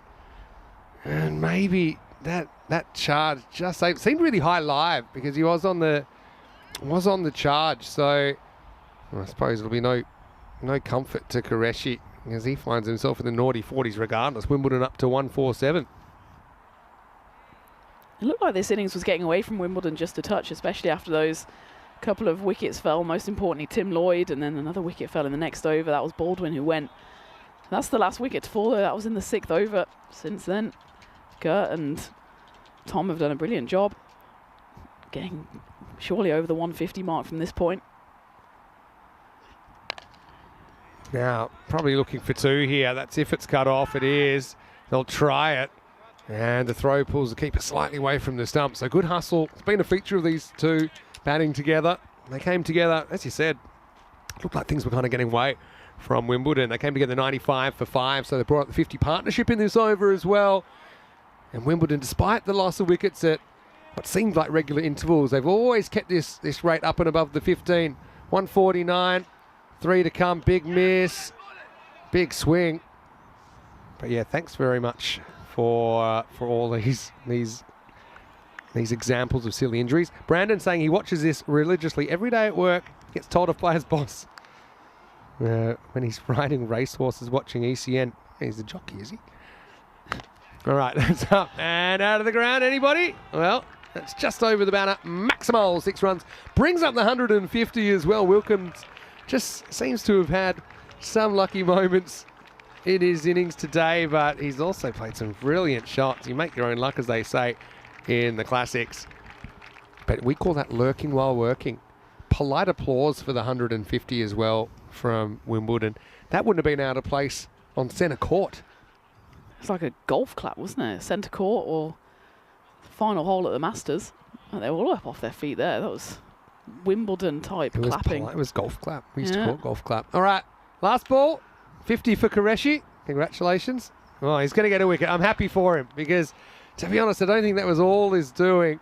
But Qureshi will finish with the figures of 1 for 51. Well, if you're a fan of one-day internationals back in the day, you used to bowl all day for 151. So this is 2025 and everything's faster. So Wimbledon will finish 155 for 6 off their 10 overs in a pretty good position. But CFS are a bit of a danger team. They've got a couple of players that can Themselves with the bat. Yeah, that's true. I mean, if they do chase it down, it will be the highest chase of the series in a series that has been dominated by chasing teams. East Molesey chased 153 back in game number 15 last Wednesday. But, you know, Wimbledon, I think the real crime, as they would know, is wasting balls. And no one really wasted any, okay? Sure, there's a golden duck, there's a 4-ball duck in there. But then you look at the numbers, Whipple 18 off 5, Gert Oosthuizen with 20 off 13, 12 off 6 for Baldwin. And Wilkins, obviously, is 36 off 18. Pretty important, but just seem to find momentum and find another gear. I suppose that's what good teams do as well. They've got a bit of a winning habit, this Wimbledon side. Yeah, absolutely, and it's no coincidence that they're near the top of the table, knowing that a win will surely see them fly through, as Gert flew through into the frame there. And this is where just things went a touch wrong for CFS. Prabsingh, a couple of balls that he'd like to forget, but it meant Wimbledon were able to just keep pushing along. A few big hits towards the end by Gert, and of course Tom Wilkins, he got 36 before he was bowled on the very final ball to bring Wimbledon up to a total that they'll be more or less happy with, knowing that points here will certainly get them to the top of the table and then go through with that, well, probably favourable tie then against the 4th place side in Group B, of course. That is Weybridge, but still work to do from in the field. Yeah, no doubt. I mean, 25 games out of 37 have been won by teams chasing, but this will be a challenging chase for CFS. Lloyd, I thought, batted really well, 57 off 14. He was going at a cracking pace, over 400 strike rate. If he'd stuck around, we could have had another century in the series. Hey, a couple of ducks at the top, but you don't mind that if the batters underneath can step up, and they certainly did, despite maybe a bit of a dead spot in the middle overs. I thought Afzal bowled really well, but they found a way out. There's a really good partnership at the end by Wilkins and Gert to get them up over 150. 3 for 24 for Weeks. He opened the bowling, did a pretty good job. Qureshi was expensive in the end to pick up a wicket. And then we had twins, Ahmed Afzal and James Harvey, both 1 for 17. Hardik Moray, I thought, bowled a decent over as well. Just 11, wasn't used again. I wonder if they would have kind of rethought that as that 10th over got a little bit out of hand. We'll take a break then. We'll be back in just a few minutes. CFS, we're hoping to compete in this game. I think for them to make a run, this is the kind of game that would bring them a lot of confidence. Vinny Sounder here, Mr. Maximo, with Tina Goff. Let's see if they can do that and pull off an upset CFS. Or can Wimbledon continue their winning ways and lock down top spot? We'll have a quick break and then join you back at Rains Park in England for more European Cricket Series.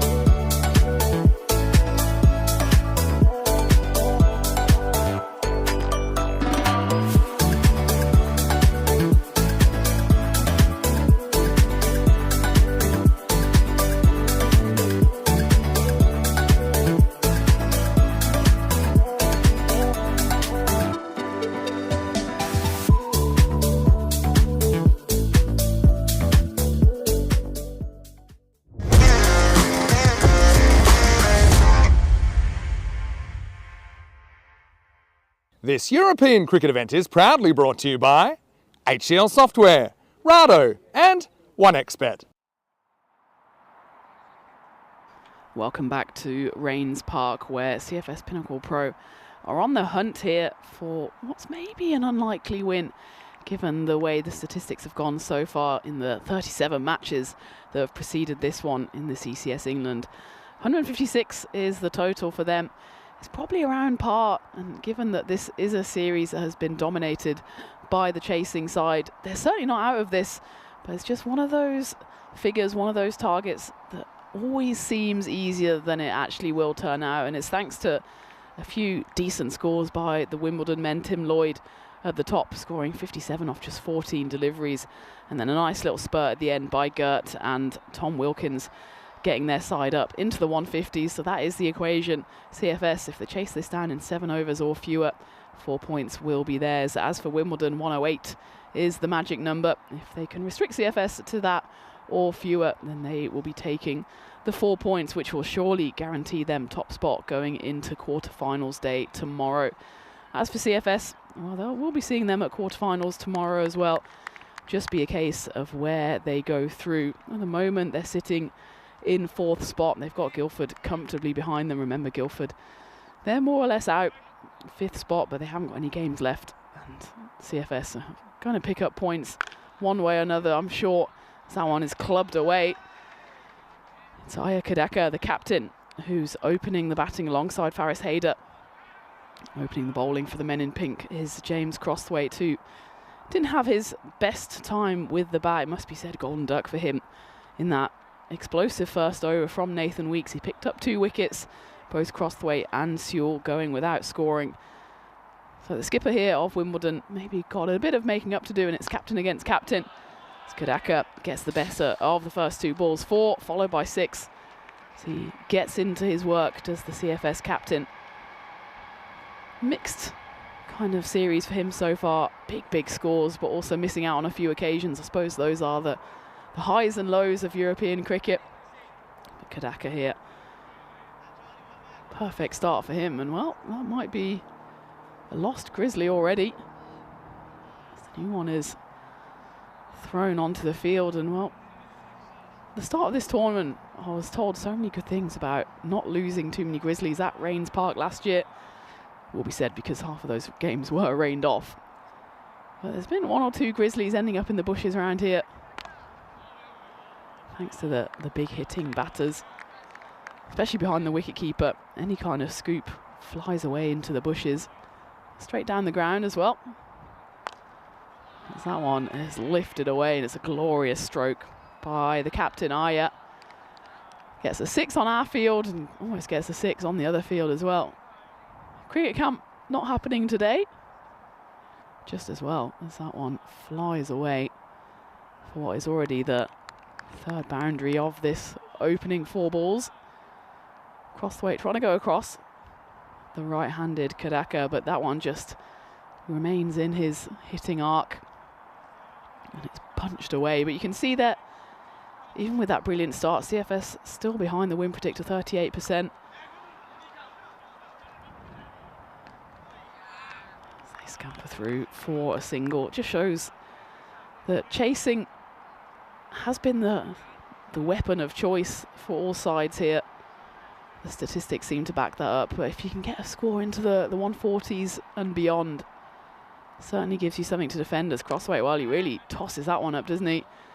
But the result is a similar one, as this over goes magical. 21 runs coming off the first. The perfect start for CFS in their chase of 156. Every point, of course, here being important. Looking ahead to quarterfinals day tomorrow.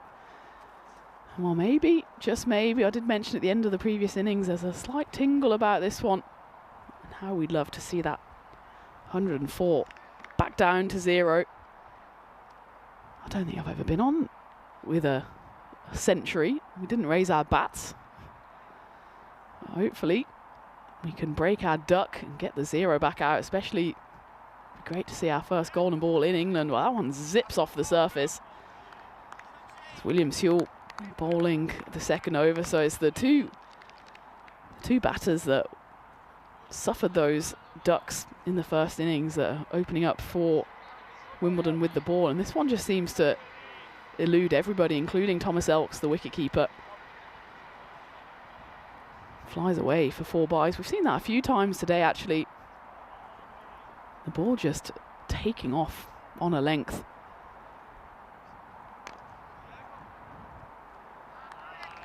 That's well fielded there by Joe Baldwin, who wants to get the high five from his teammate, belatedly obliges.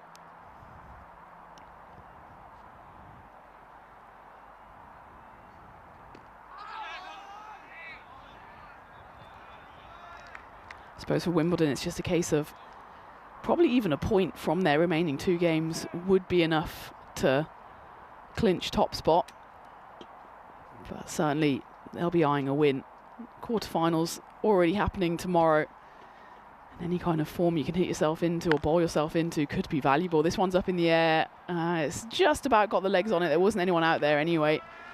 It just drops over the rope towards the fan zone. Naya Kadaka, the captain, continues his excellent start. That's already his 5th boundary of the innings so far. That win predictor already swinging, not quite into CFS's favour, but every ball that finds the rope is going to be a big boost in their chase hopes. But you have to say, for CFS, there's often a lot of pressure on those top order batters, the likes of Kadaka and Faris Haider, who certainly show themselves to be more than capable. And Hassan Chowdhury, Prab Singh also can get the runs, but not really had their middle to lower order tested too often. And if it has been tested, hasn't always stood up to it, as that one rattles straight into the helmet. We'll have to have a check here as the umpires come together. It's the end of the over as well. 33 runs coming off it. And the umpires do slowly make their way to the captain to check he's okay. In the meantime, Vinny has joined me back into the 10, and that was a bit of a vicious bouncer. It was. It looked like it got some of the arm of the glove and then kind of hit towards the back of the helmet. We know that can be quite a dangerous area. You see a lot of the modern helmets have extra protection. I suppose the crossweight experiment didn't really work out. I think just trying to give them something different. Well, it was different. But he went magical in the first over. Sewell's having a very good series, and he gives away 12 there. Still favourites here, Wimbledon, but obviously not the kind of start they would have wanted. It's exactly the start CFS would have wanted. And now we're going to get Charlie Whipple. He's always handy to have in the side, isn't he, for many reasons, Charlie. And this first one, though, slightly offline, and it's slapped away almost like a standing sweep shot there. 4 runs to start the 3rd over. It's just not started at all well here for Wimbledon. Used pretty much their 3 frontline bowlers, William Sewell, the captain James Crossway and Charlie Whipple. None of them been able to find their lines. Aya Kadeka scoring the majority of the runs so far, but Faris Haider, he's an able deputy. Just whipping that one away to start the 3rd over. You have to say, though, Wimbledon, they also scored runs in the power play and tailed away. CFS, though, have the advantage of not having lost a wicket so far, as that one gets cut away, but the fielder at point equal to it. Yeah, Whipple, if he gets it right, he's going to be super awkward. I think you can see that. Actually gets a little side spin on the ball as well. Well, that's one way to deal with it. Get almost to the pitch of it and launch him out of the ground. Well, Maximo. That's a very good cricket shot, isn't it? Taking on someone that I think is a bit of a handful. Certain bowlers, I just think, be a bit of a nightmare. I suppose as long as they get it right, Whipple's probably in that category. Kadeka 30 off 11, started really well. That's the change up from Whipple. Shoots through, oh well. A little late to those where you've just got to either duck as a bowler or, oh, well, we're going to have to watch this one again. Well, there's a lot going on. It's been given 6, so they're not even interested, but it was almost like he was doing a little jig out there. By the way, the regulations have changed now, but so I need to have a really good look at this. That looks fine. But now, if he's to jump, he needs to be inside the field of play. So because of that, no matter what, Even if he wasn't touching the ground and the ball at the same time, it's going to be 6. That's a new rule that's come in just in the last month to do with boundary catches, and I feel like I'll probably have to spend 4 or 5 overs explaining it, but at the end of the third over, 56 without loss. I tried to explain it the other day with Rico, because they're stopping exactly this. They call it the bunny hop, because otherwise you can just indefinitely jump and throw. That most cricket watchers would call ridiculous that have been out. Oh, that's out. And let's say it's ridiculous, but it's exactly what Wimbledon would have liked. Still wags the finger as he will send Faris Haider back before he can do too much damage. Faris out for 9 and a wicket to start the 4th over, 56 for 1. So I know that the law changed for the World Test Championship and it's changed in the ICC playing conditions from last month, I think, or June 2025. I think it was July 1, but yeah. Yeah, but, yeah. But the MCC's not implementing it until October 2026. Get it right, everyone. You know, it seems so unnecessary. And also, I believe it changed for men's, but not for women's. Did you know that? Please. Just give us a break. Okay, but I can explain it as simply as possible, right? So most of the rule, I'll call it a rule because it's not a law yet. I'm always funny with law versus rule. By the way, stump smasher here. Look at the bit of the stump gets knocked off as well. But most of the rule hasn't changed. It always has been, well, not always, recently, it's been as long as you make your first contact before you step out the field of play, then you've activated catch mode, basically, or fine fielding mode. Already feel my explanations become too complicated. But yeah, from that point under the old rule, as long as you were never touching the ball and the boundary at the same time, you could just keep going forever. And so there are some, you can actually jump from outside the field of play. Bearing in mind, you would have had to probably catch it inside and throw it out first. But you can, bunny hop. So you could jump, touch, and slap the ball back in or whatever, or throw the ball back in. And it's play on. No ball called here. It's still probably over strides there. But now they've made it pretty simple. They've said, okay, we don't want to make it so that you can jump from outside the field of play and then land outside the field of play, and no matter if you touch the ball in the middle or not. So they've basically made it that if you jump, you're allowed to jump from outside the field of play, catch the ball and then land in the field of play, but you can't jump from outside and land outside. This one will be given 4. I think it bounces just inside the rope. But it's actually probably easier to explain when you have a ball and a rope, because you can show, kind of what we're talking about. This one, maybe not get a good look at it, fielder in the way, but he called 4 straight away. So, yeah, the other thing is, same thing. If you jump from outside the field of play, and slap it to your teammate, you then still have an obligation to get inside the field of play. And if you don't, that's going to be 6. Anyway, Kadeka will bring up his 50 with 4 blasted through the offside. And, well, the supercomputer is starting to believe, because CFS are now favourites in this game. As I expected. I do fancy myself as a good explainer, but it is hard to talk about theoretical situations with boundary catches. Can I tell you, if I could rewrite the rule from scratch, how I'd rule? I'd go Major League Baseball. As long as you take off from inside the field of play, if you catch it before you hit the ground, good on you. Yeah. Because the field's so small now compared to what it used to be. It used to be when you had the fence, you could actually catch the ball leaning against the fence. So a whole different bunch of laws for fence versus rope or line. But I quite like the idea, because in baseball, as long as you take off from field of play, sometimes they catch it and they end up like 3 rows deep, or knocking someone's climbing nachos. the rafters. Yeah, not knocking someone's nachos over, and then they show the ball and they're like, you're out. But I think that would probably be fairer, because I think even as a batter, if you're not good enough to stop a fielder doing that, you probably don't deserve the 6. But I mean, you would have to complete the catch before you hit the ground, I suppose. End of the 4th over, and it's 69 for 1. But instead, I can understand, they want to work with the rule as they've already got it, and they just want to try and make it a bit, I suppose, more cricket. There's a couple of dismissals that I would categorise them under the it's just not cricket, and most cricket watchers would feel they are unfair. And I will put them in the chat, because that's the kind of guy I am, if I can find them. Yeah, I saw a video yesterday, I think it was interviewing the 100 players, and they were asking whether they think crowd catches should be legal. So if a Savannah Bananas. Yeah. Savannah Bananas. Exactly. In America. I mean, they are kind of ECN to the max. You are out if you catch a foul ball. Yeah. But then also there's like a good guys and a bad guys. They're kind of like Harlem. That's going to be in the air. Fielder. Oh, he's going to knock it over the bar. Maximo.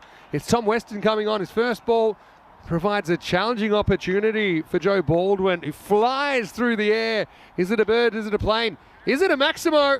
Well, the third time it was, and the result 6 runs. Good effort from Baldwin. He took off, knew that he just had to throw his hands up and hope for the best, and well, almost a crowd catch. In the end, it will go for 6s. It's Tom Weston bowling this one. Hat-trick hero from earlier in the series. We had a chat with him. Well, that one's going to be less hero, more villain, as it goes away for 4 byes. I think he was saying, yeah, he's probably watched his hat-trick back around 100 million times. That's all the hits we've been having. Yeah, it said, oh, it was amazing. Somehow it got into our group chat, and I just feel like it's something to do with that. Get here? So I've put in a couple of catches that now aren't out, because if you, number one, you can't just jump from outside the boundary and touch the ball. But if you've already touched it legally, then you can. But if you do jump from outside, you have to then land inside. This one isn't inside. That is an absolute bomb from Kadeka, who's turning it on here. CFS on the hunt. Maximo, 6 carreras más. When he gets going, the captain, there's not much stopping him. Remember the very first game of this series, he just couldn't get going, and it was actually Faris Haider, his fellow opener, who got the runs, but Kadeka then found his straps. It looks like he's threatening to go big here as well. That run rate, certainly nothing to be troubled by, less than 13 needed for CFS. Oh, how did that miss? How did that miss? Just was shaved the leg stump. Kadeka's a big wicket. You feel like if you can get him, you can actually get something going here. But right now, the CFS skipper is taking this game away from the hosts. A bit of magic here, do Wimbledon. Tom Weston always plays with a smile on his face, and he'd smile if he can get the skipper here. That one's knocked away into the leg side. Will just be a single. 1 ball left before halfway. Certainly the win predictor firmly in the CFS camp now.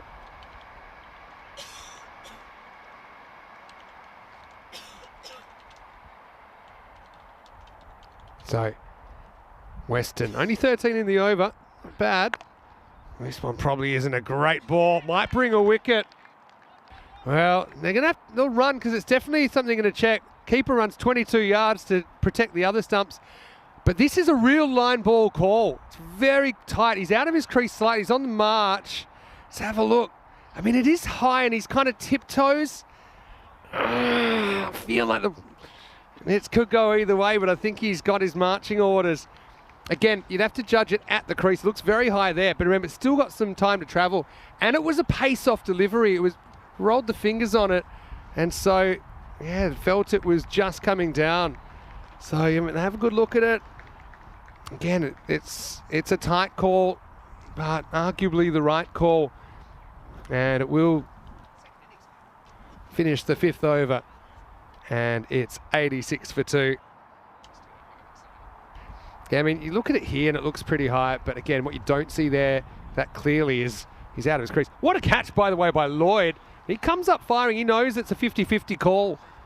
And, well, it's a handy wicket at least. Quick look at what's coming up with Croatia starting tomorrow.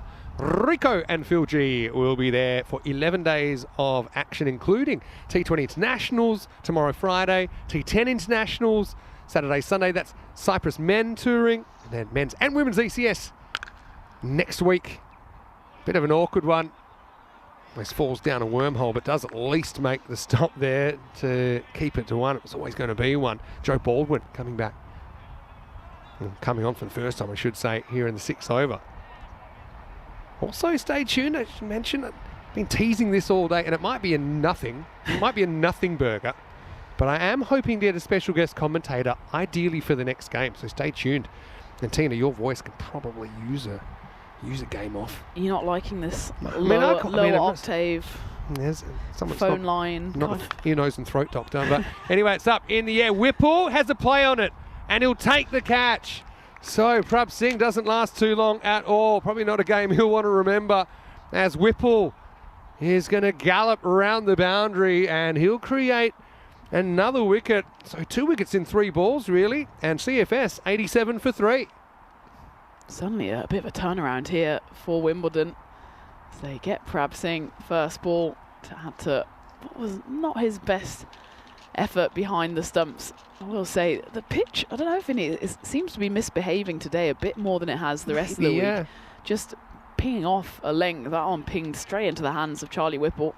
Was able to take it on the run. Wimbledon, they've been one of the more impressive fielding sides out there, taking their opportunities, throwing their bodies on the line. So that one gets Joe Baldwin's first wicket of the game, so 87 for 3.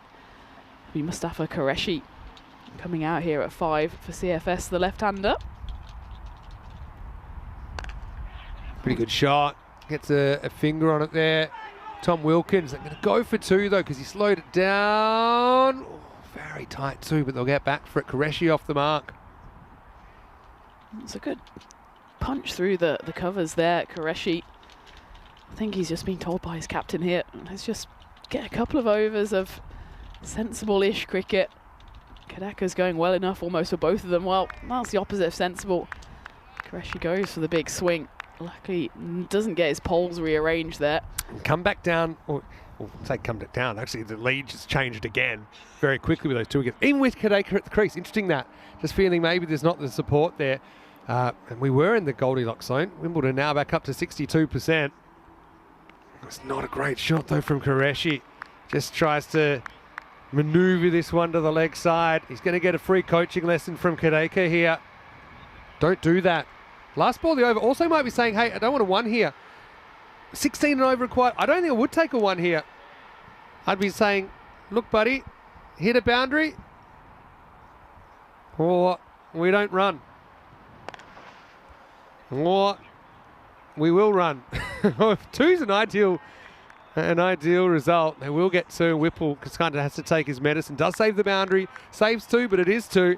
And at the end of 6 overs, CFS 91 for 3, requiring 65 off the last 4 overs. Charlie does very well actually there to throw the ball away just in time. His feet actually never touch the rope. They just dance over the top of it.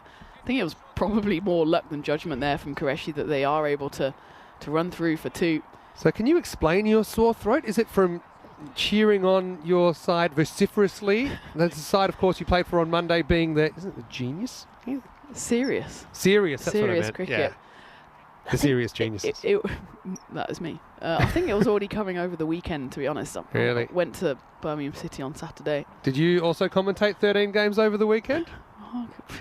We can't all be as great as you, Vinny. I appreciated it very much that you stepped in for me. Do you know also, we will save it for last game of the day because I know you'll be back with me for then.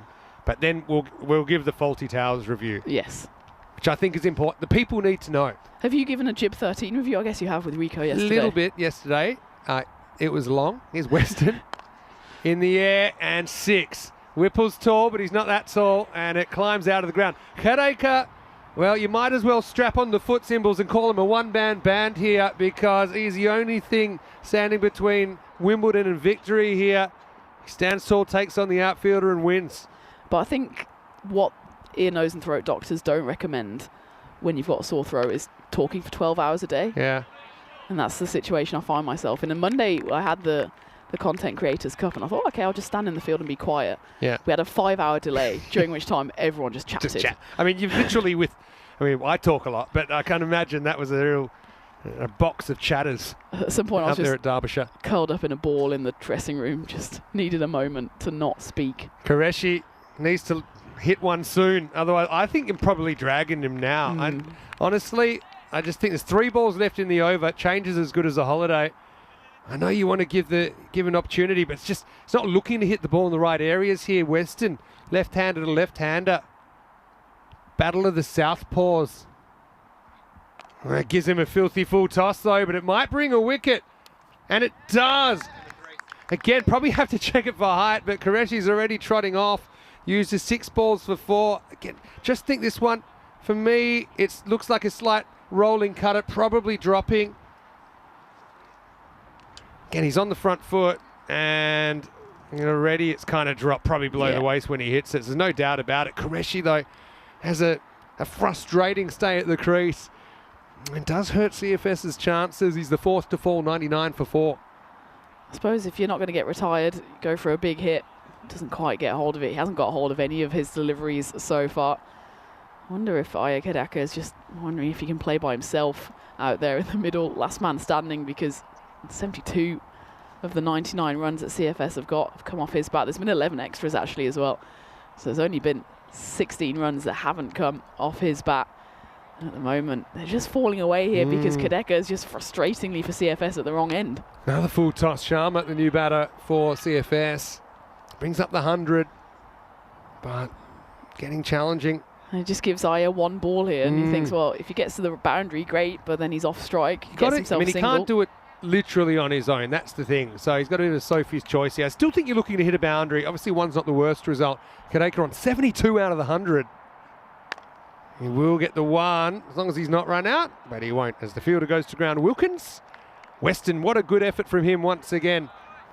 I'm a big fan of Tom. I know he's a big fan of us. And at the end of 7, it's 101 for 4. Coming up next, CFS Pinnacle Pro taking on Creative Sports 11. And of course, for CFS Pinnacle Pro, this will be their last group match, and they'll be searching for every point against Creative Sports, who will play back-to-back to finish their group campaign. Of course, we know all these teams today, they are part of quarterfinals tomorrow, but we don't know the order. And Wimbledon, if they win this, well, even with a point, I think they've pretty much done enough, even with the game in hand. But stay tuned. We're about an hour away from the 4th match of the day and second last match of the group stage, and potentially a special guest commentator. Here's Sam Baldwin, gets it right first up. This is where Kadeka, I think, is now saying, right, it is up to me to get these runs. The rate's gone up above 3 a ball. In fact, it's up above 19 and over after that. It's got to be a big over. It's not going to be easy against a very good left-arm spinner in Sam Baldwin. And he should have been stumped there. Maybe just rushing. This is one of those ones as a keeper, you've got more time than you think. He was well out. It was a good step out. Anyway, Kadeka survives, but you could feel the urgency in that stroke. Steps across, can't get under it. Crossthwaite's got some work to do. Does it very well. Oh, and well, it might. You've got to be looking for 2 there. I mean, it's not great cricket from Kadeka. It might have been a run out, but I think you could see Sharma was willing to sacrifice himself. But Kadeka, again, lack of game awareness there. And even then, probably should have gone for 2 when it bounced off the keeper. Meanwhile, you got a prod at the other end now. We should have a run out. We will. Interesting. I mean, Kadeka might have actually been in jeopardy there if the keeper, Tom Elks, had just turned around. But in the end, it will be a wicket. We'll get the key man back on strike, though. Sharma becomes collateral damage, and the score 102 for 5. Desperate times call for desperate measures. Yeah, Kadeka, well, he set off so early there that I think the wicketkeeper decided to go for the lower hanging fruit. He's at the stage here where he's sacrificing his own players, and you've got to say, you understand exactly why he's doing it, but it's not helping when players are just going one after the other. You can see Aya just sets off straight away here. I think he knows he made a strategic error of the ball before. Yeah. But anyway, he's back on strike. Oh, well bowled by Baldwin. Awkward one to get away. Kadeka, again, he's taking the single. 75. Well, Shaji, good luck. He's got 1 ball this over. Might as well swing for the fences. No time to get set. What an over by Baldwin. Just 2 off it. Oh, full toss gets missed. Sums it up. Wimbledon have to fall over to lose now. Kadeka is the last man standing. Can he get a big 9th away? He'll need to. They need 53 off the last 2 overs.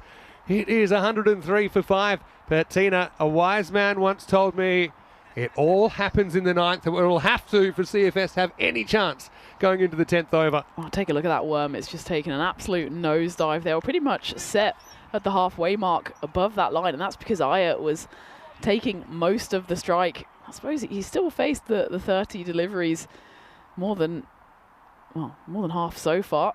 But he just needs to... Seems to not be able to get under the ball. Yeah. And it's the right call to not take the single now, because you basically, there's 11 balls left. Put it this way, you hit 9 sixes, it's 54. I'm not sure charging is the right strategy here. He's not going to get there. He's going deeper in his crease. That's a better tactic.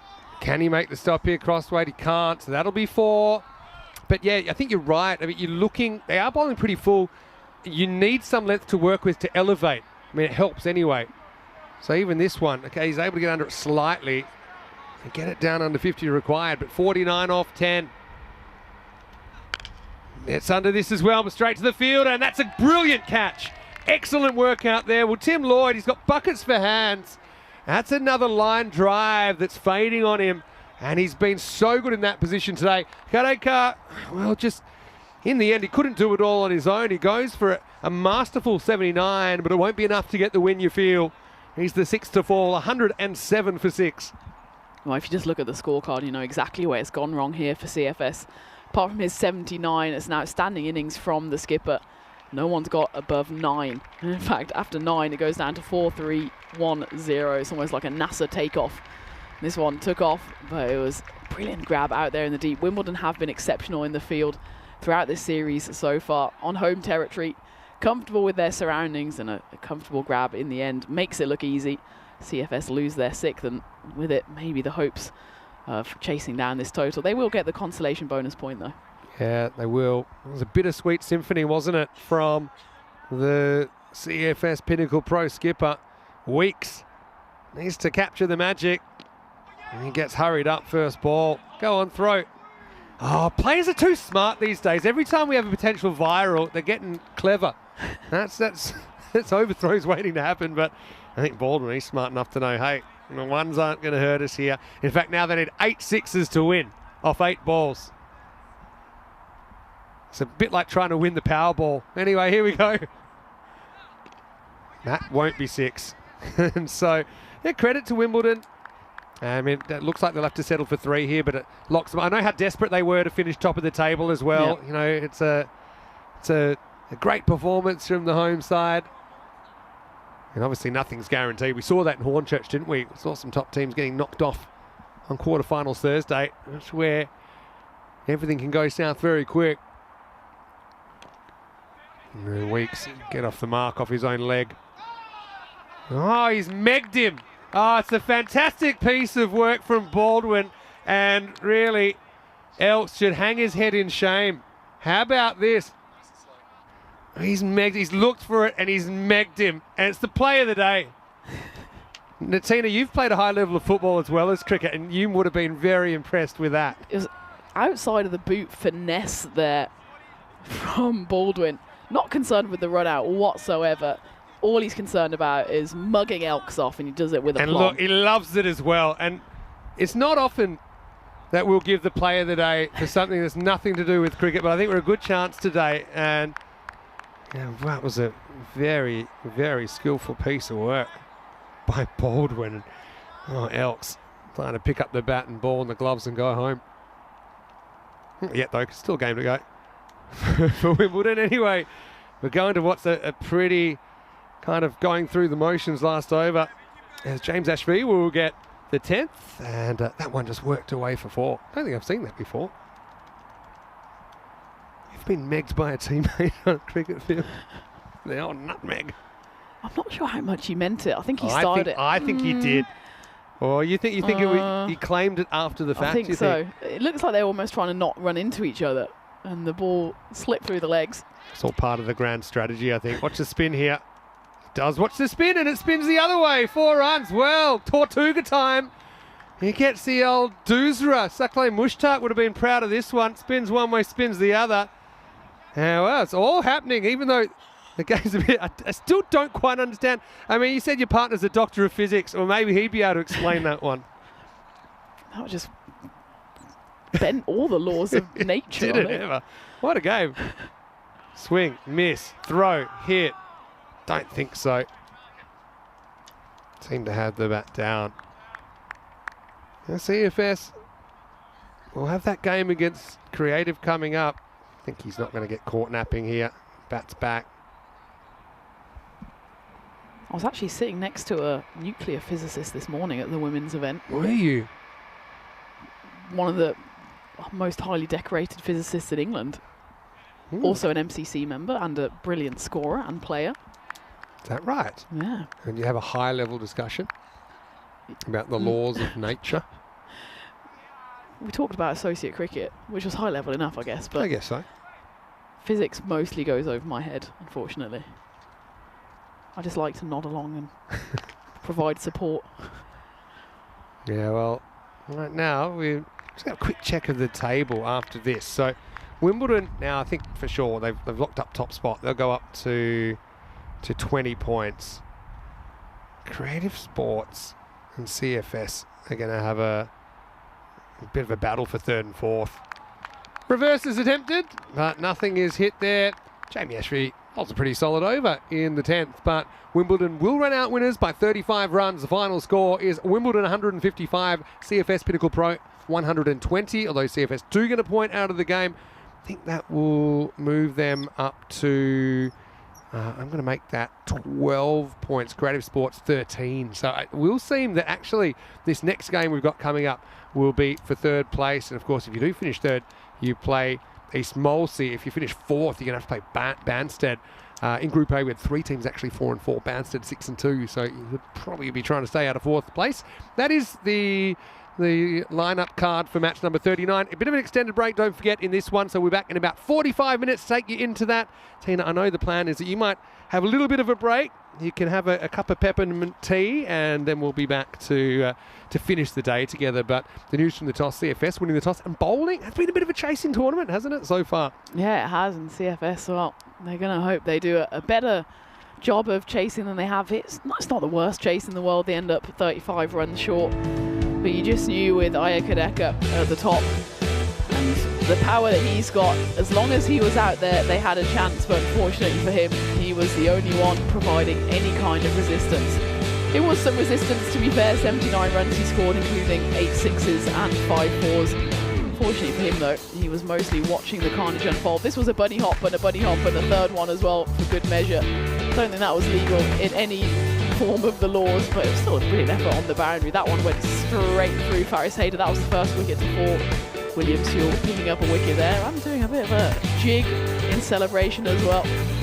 Meanwhile, Aya Kadeka, the captain, he was going strong, just a one-man hitting machine. Wimbledon, one thing you've got to say for them, well, on that occasion the fielding wasn't brilliant, but otherwise their fielding has been outstanding, taken some brilliant grabs on the boundary. There was a few grabs that we thought maybe would go the way of the batting side on the height. That was taken by Tim Lloyd. That was a tumbling catch to see the end of Chowdhury. Prab Singh, not his best game. He goes very first delivery. Charlie Whipple, he provides a brilliant catch on the boundary. That was a more regulation one. Sam Baldwin there marking the end of Mustafa Qureshi. And this was just the carnage in the middle overs. Batters 2 to 6, providing just a handful of runs between them. 17 in fact. That's really why Aya Kadeka, at some point he knew he had to go. There was the nutmeg. There was the play of the day. That was pretty Back good. of the net, wasn't it? I really hope, part of me hopes that is the play of the day, because it's so different to your regular play of the day. But it just kind of exemplifies that you see it all in ECN cricket, and in the end, fairly comfortable win. I mean, it looks comfortable in the end, but I think you've got to realise for a fair bit of that second innings, CFS were actually ahead in the percentages, but in the end, Kadeka was the only one that was really able to do anything with the bat. 79 out of, 79 out of 107 when he left. So it was too much to do for the rest of them, and I suppose CFS be a little bit disappointed with that batting effort. And it's kind of the opposite to the Wimbledon innings, where we saw the batters that stuck around a few balls at least were able to get some runs, whereas it's kind of the opposite. The batters under Kadeka seemed to use up balls and weren't really able to even hit 100 strike rate in a lot of cases. Bowling wise, pretty good team effort. Whipple did go the journey, but I mean they got around him, didn't they? 7 bowlers used. 2 for 10. Joe Baldwin I thought was outstanding. Sam Baldwin, what about his over? Only going for 2. The other wicket went to Will Sill, and the experiment to try James Crosswaite first over didn't really pay off. But still, Wimbledon, winning's a habit, and they have been winning, haven't they? They will go up to 20 points after that, 6-1 in the tournament. For CFS, well, they got to 12 points, just 1 point behind Creative Sports 11. So we've pretty much got a straight shootout for third place, and I suppose avoiding taking on the top team of Group A coming up when we return 46 minutes away from that one. Vinny Sandu here, Mr. Maximo with Tina Goff. I'll be back and maybe I'll get my special guest in. No promises, but fingers crossed that you might hear a familiar voice, but maybe not a familiar voice to ECN when we return to England for more European Cricket Series.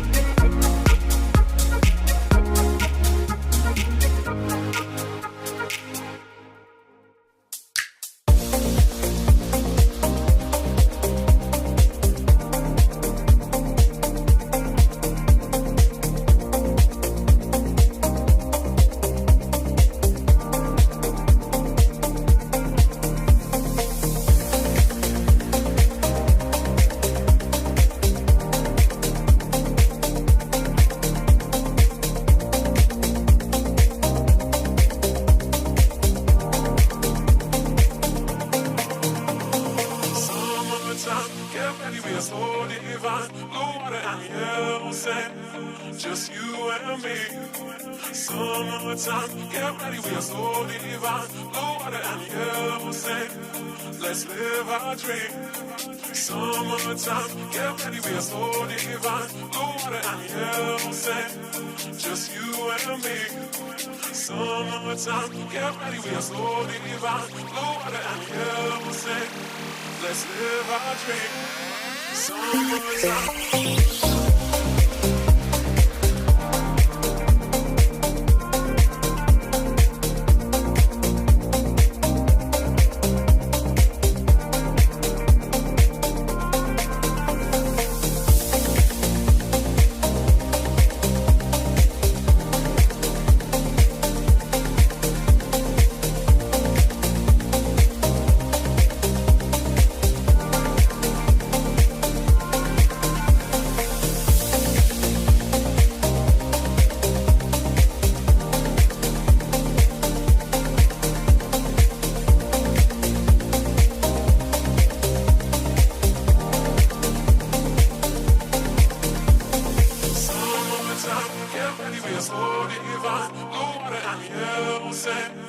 Just you and me.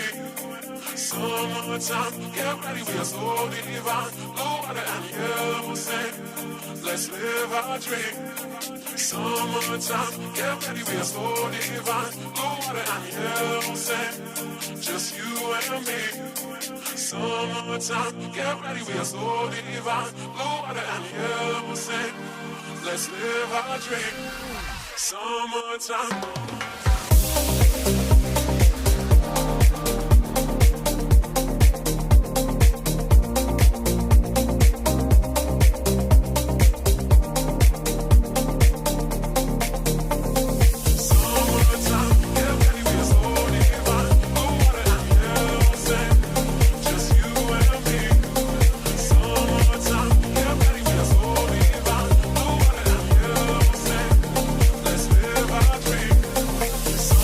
Time.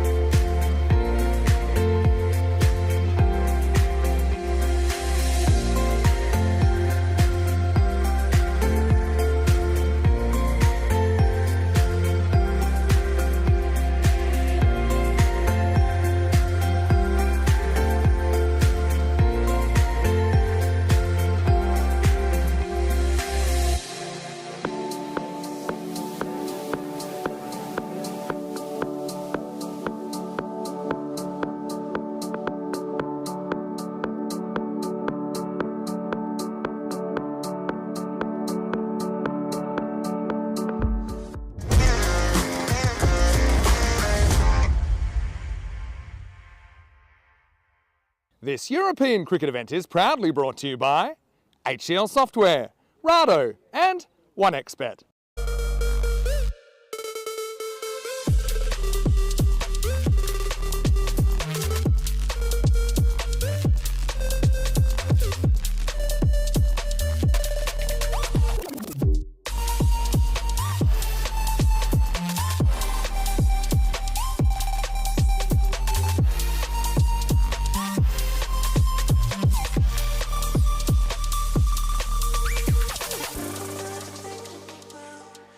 Hello and welcome back. Well, I'm here in the Spanish stand. Hello everybody, how are you today? Are you well? Now I've got to say Robert is in front of me. He's gone to a lot of effort to make some of these fantastic signs. He's even got the font, bit of a throwback ECN font. I love it. You can see we've got Maximo here, got Quattro. This is Corey as well. He'll be very happy with that. What else do we got? We've got Jalebi Catch Rico, of course. He's left us, but he's still here. This is very important. Protect the equipment. Quattro with Phil G, Seis Carreras, Stump Smashed. Even Tina's on there. It's been absolutely magnificent. Rob, thank you so much. It's great. Let's give him a round of applause while he's here if you can. Now, I can tell you coming up, we still have 2 matches and maybe a bit of a surprise coming up in the commentary box, but I can tell you that it is time for the coin toss in match number 39. Now, before we go to the coin toss, then we'll go back to me in the box, but I want everyone to yell what's on your sign, then we'll go to the coin toss. Ready? 1, 2, 3. Let's go to the coin toss! CFS is the home team, they'll toss the coin. Creative is the away team, they will call. Heads. Heads is the call. And it's the tails. We'll have a ball. You're going to have a ball.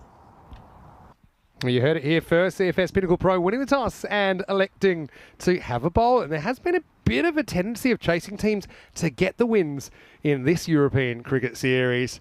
And it hasn't always been the case. That last game was an exception, but if you look at the numbers, you've got 25 games out of 38 that have been won by teams batting second. So you can understand that. CFS Pinnacle Pro and Creative Sports basically in a shootout for third place here. And if you do finish third, you'll have to take on the second place East Molesey from Group A in quarterfinals tomorrow. If you do finish fourth, though, it's going to be a tough one against Banstead, who topped Group A with a 6-2 record. There's the 2 teams with Creative Sports bringing back Mansour Malik, but watch out for Navjot Sidhu. Turns out he's actually named against one of my favourite Indian cricketers from the early 90s, Navjot Singh Sidhu, and Shamsul Islam behind the stumps for Creative. For CFS Pinnacle Pro, well, Kedeka was a real man mountain, but he couldn't lift his team over the line against Wimbledon in that last game, and they will be searching for a win, of course. They will start slight underdogs as well, 35%.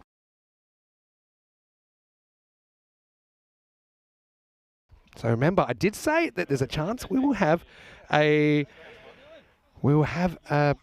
special guest commentator, and I know he's still just getting a little bit comfortable here. But stay tuned because he is here. And yes, big thanks to Rob. The signs are out, as Kroom says in the chat.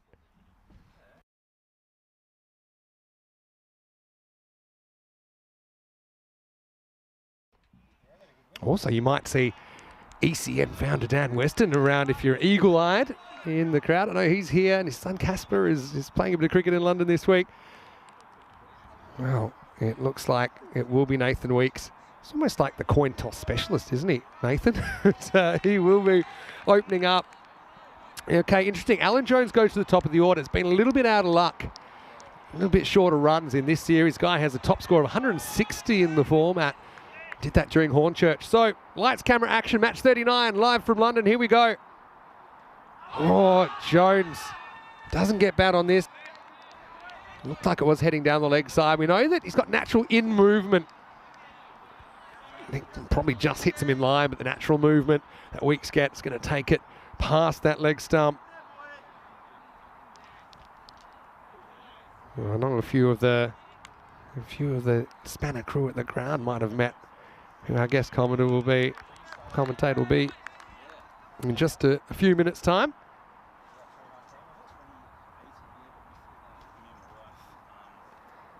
This one strays on the legs, but a little bit of luck for CFS. Doesn't go for runs, actually comes off the pad. It's kept in the infield.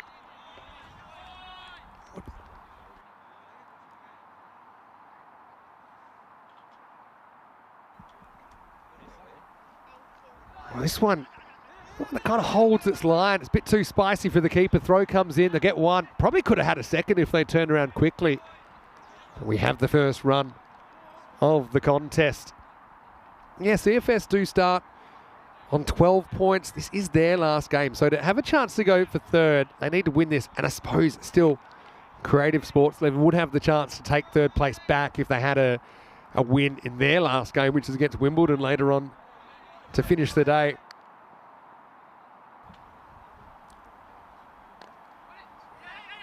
Push and run, tight single. Wasn't the greatest throw, bounced over the stumps. Weeks doing a really good job. In fact, it's the first run off the bat. Power play all important. Both these teams have won 3 games in the series, so they've had their moments. CFS would at least want to put some of that pressure on, wouldn't they? Pushing up into third and making Creative get a result. In the air, and almost an amazing catch. Looked to get the left hand on that, but it just didn't stick. It was kind of falling more than diving. Check it out. Let's have a look at this. Oh, it would have been a sensational grab. And even if it had stuck, still had to absorb the impact.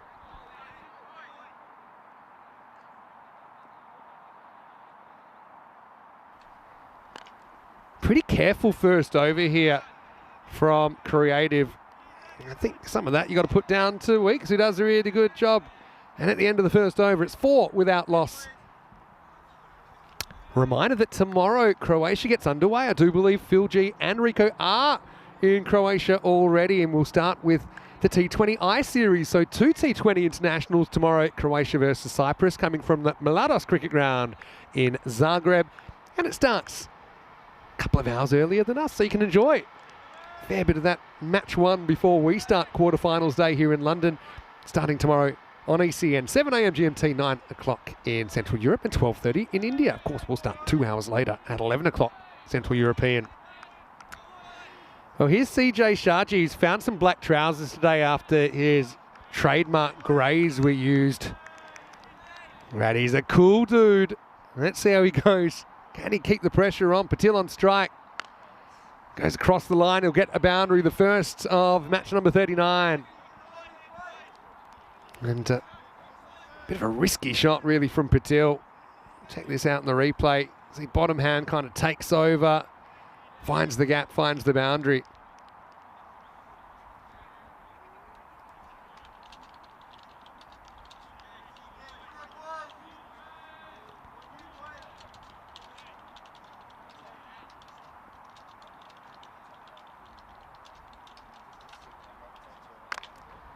That's up in the air. Fielder trying to track it down. Won't be able to. Can't stop the boundary either.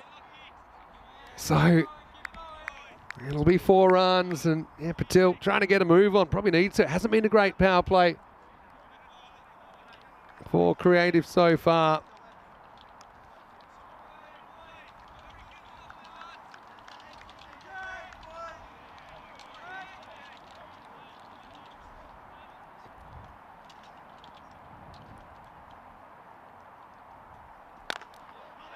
This one's hit and they turn down the run straight away. It's turning a really good start for CFS. Dream start, really. Okay, even with the back-to-back boundaries, haven't had a 6 in the first over and a half. Half the power play's gone. Come on, CJ. Trying to dig deep. In any position up the ladder is going to be an easier path to the trophy. Oh, that's a great shot. He advances and he puts it over.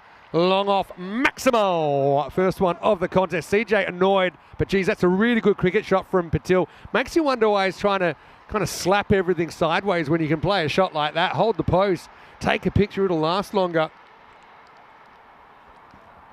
Beautiful form there.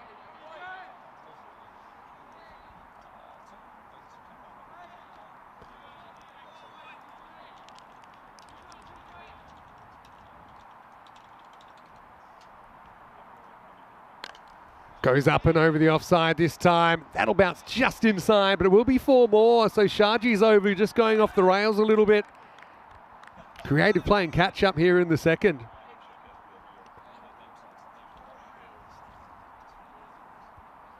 So, CJ trying to avoid the second over going magical.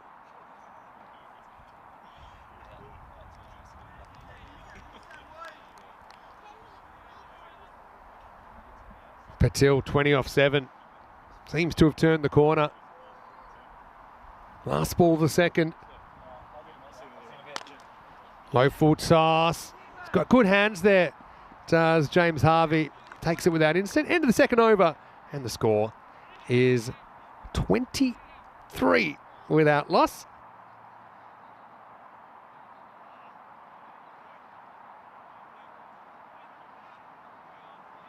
Vinny Sander here, Mr. Maximo. I did promise you guest commentator, good friend of mine, a very, very good cricketer, coming your way in a second. Quick look at the standings. Wimbledon still will play the last game of the day.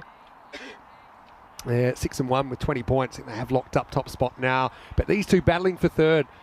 CFS want to jump over the top and then force Creative to upset Wimbledon in the last game of the day, which maybe is possible. Wimbledon obviously know they've already got top spot. Here's Weeks coming back to bowl at second over. It's the last over of the power play in the third. Vinny Sander here, Mr. Maximo. My guest commentator is coming fresh off a brilliant opening bowling spell at Lords in the 100 last night for Oval Invincibles. Also, Australian international and my former teammate, friend, all-round nice guy, Jason Berendorf, friend of ECN. I remember interviewing you back in 2020. Here we are 5 years later. Jason, welcome to the broadcast. Thank you, Mr. Maximo. It's an absolute pleasure to be here, mate. It's funny that you called me that because when we played together, we were a good 8 years pre-Maximo era. We had some great times playing together, obviously, in the first grade competition in WA's Weeks. That's going to be 4 byes. Well, I would have been happy with that. When I was keeping. It's this classic spectating, thinking it's going to hit stumps, bat, pad, something, but yeah, unfortunately for CFS, goes to the boundary. Yeah, there's no way that should have missed the stumps. It's missed by a coat of varnish, Vinny. Spoken like a true bowler. Yeah, I bet you'd love more stumps to aim at. Give us an extra one. Congratulations last night. What a great start to your campaign in the 100. Thank you. Yeah, what a exciting format it is. That's my first game in the 100, and the main thing I noticed was how fast-paced the game goes. Because you bowl 10 balls from one end, it just gets away from you pretty quickly at times. Fit the modern bowlers are to bowl 10 in a row. Anyway, this is going to be clipped away, and that's going to be 4. So Jones, he has a top score in this format of 160. You wouldn't know it from his 1 off 5 before that ball, but he gets his first boundary. Yeah, so I thought it's funny because obviously I know in T20 cricket and I suppose your 100-ball cricket, they like to use you early, but in the 100, you could actually bowl 20 of the first 25 deliveries, right? You can, yeah. So I actually bowled the first 10 balls of the game last night, which is a nice way to, I guess, ease myself into the competition, get some balls underway to start with. But you're right, because I can bowl those first 10, have the next 5 off from the other end, bowl 5 and then 5 back at the other end again. What a hog. Anyway, this is a bit of a French cut. Gets a call from the non-striker and Patil hustles through for the 1. So I know you think that's fast-paced. I know there is a bit of T10 going on around the world as well, but there's nothing quite like the ECN T10. We've got the 50-metre boundaries. It's going to be a bit of a nightmare for the bowlers. But one thing I always say is the good ones stand out. So you can't get away with bowling kind of, let's just say, mediocre in this format. Weeks gets lit up and over the leg side. Maximo! Patil was slow to start. That one will end up on the other field. Big hit. That's a massive hit. Just slotting into the slot on that occasion and helped on its way over the leg side. Lovely swing of the bat. That's what I've noticed so far, Vin, watching just a couple of overs, and there's been some beautiful stroke play. Yeah, and to be honest, it's been a fairly pedestrian start by our standards, but the run rate is 13.8 and over. And the expected score here, 140. So I've got to introduce you to a few things because I know you've caught bits and pieces. I know obviously some of the broadcast makes it onto Fox Sports in Australia when you're down there, maybe for the Euros of cricket and some of these marquee events. But yeah, the expected scores on the screen there, that's the supercomputer that calculates that, as long as with the live win percentages. So some people actually don't even need the score. They just say who's winning. Just look at that. But that can change very quickly. Comeback ball for Weeks. Skied into the gaps. Pretty unforgiving outfield. That runs away for 4. Well, very unflustered was the photographer. Just watched that one go past and 4 more runs. Yeah, it's an explosive start. So When you're talking here, the expected score, Vin, what's a standard score in this competition for the week gone by? Yeah, well, I mean, that's probably a pretty standard power play, 43 without loss. If you actually, I mean, one thing that's great about this format is we have so many numbers on it. So, for example, in this tournament to date, the average run rate is 14.2. So it's pretty much a par score, 142. In England, it tends to be a bit higher. I think across all venues, it's about 130 par. I think the lowest was a 4-day tournament in Romania that was kind of rain affected, slow outfield. That was kind of like 105 to 110 par. But one thing's interesting, we've switched to Grizzly brand balls. Now these balls are basically made of concrete and they'd fly. And in the Grizzly era, we actually saw the par run rate jump about 2 runs and over. Because the edge is just going for 6. Yeah, everything flies that bit further, a bit faster. Actually, I feel like this has been a nice way to ease you in, because otherwise it might have blown your mind. Anyway, it's going to be Ahmed Afzal. He bowled well earlier. Right armour. And high. And right on cue. Could be a crowd catch. Oh, that hit the line. It's very close. Maybe just short of it. It'll be 4 runs. And well, case in point, Jace, that edge had no chance of being caught. Yeah, too right. The bouncer can be a very effective delivery. But then again, it can also fly, and that's something it's talked about in all forms of cricket, Vin. Yeah. Risk-reward, particularly in T10. Yeah, I mean, the game's changed a lot, actually, since we last played together, which I think we worked out was 2011. But yeah, we can talk about that a little bit. I've also opened up for questions in the chat as well for you, Jason. Shot. It's a little bit short, and Jones says that's about all I need to see of that, and that's still going. It's going to go past the other pitch. Jones has been up, he's been down, he's been chewed up and thrown around. He has a 160 high score, but he's coming off like a golden duck yesterday. One thing that's it's great, is some of these guys, they get 3 innings in the day. So remember when you or I, if we batted, we'd have to wait 2 weeks. Just watch everyone else. A month to get another hit. I think we got about 10 wickets in that season, I think. Yeah. These guys, if they fail, they know they're going to get another opportunity. So there's this fear-free kind of feeling to their batting. The real crime is wasting balls. 50 partnership comes up in just 20 balls.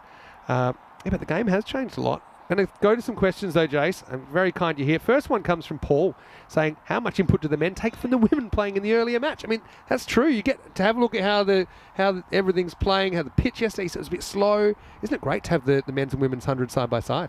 Yeah, it certainly is. And that's something that a lot of the players that have played in the competition before talk about, is how beneficial it is to have the men and the women all playing not at the same time, but just before each other, so that there is some continuity within the teams, and you do take a little bit out of what happens in the game before you.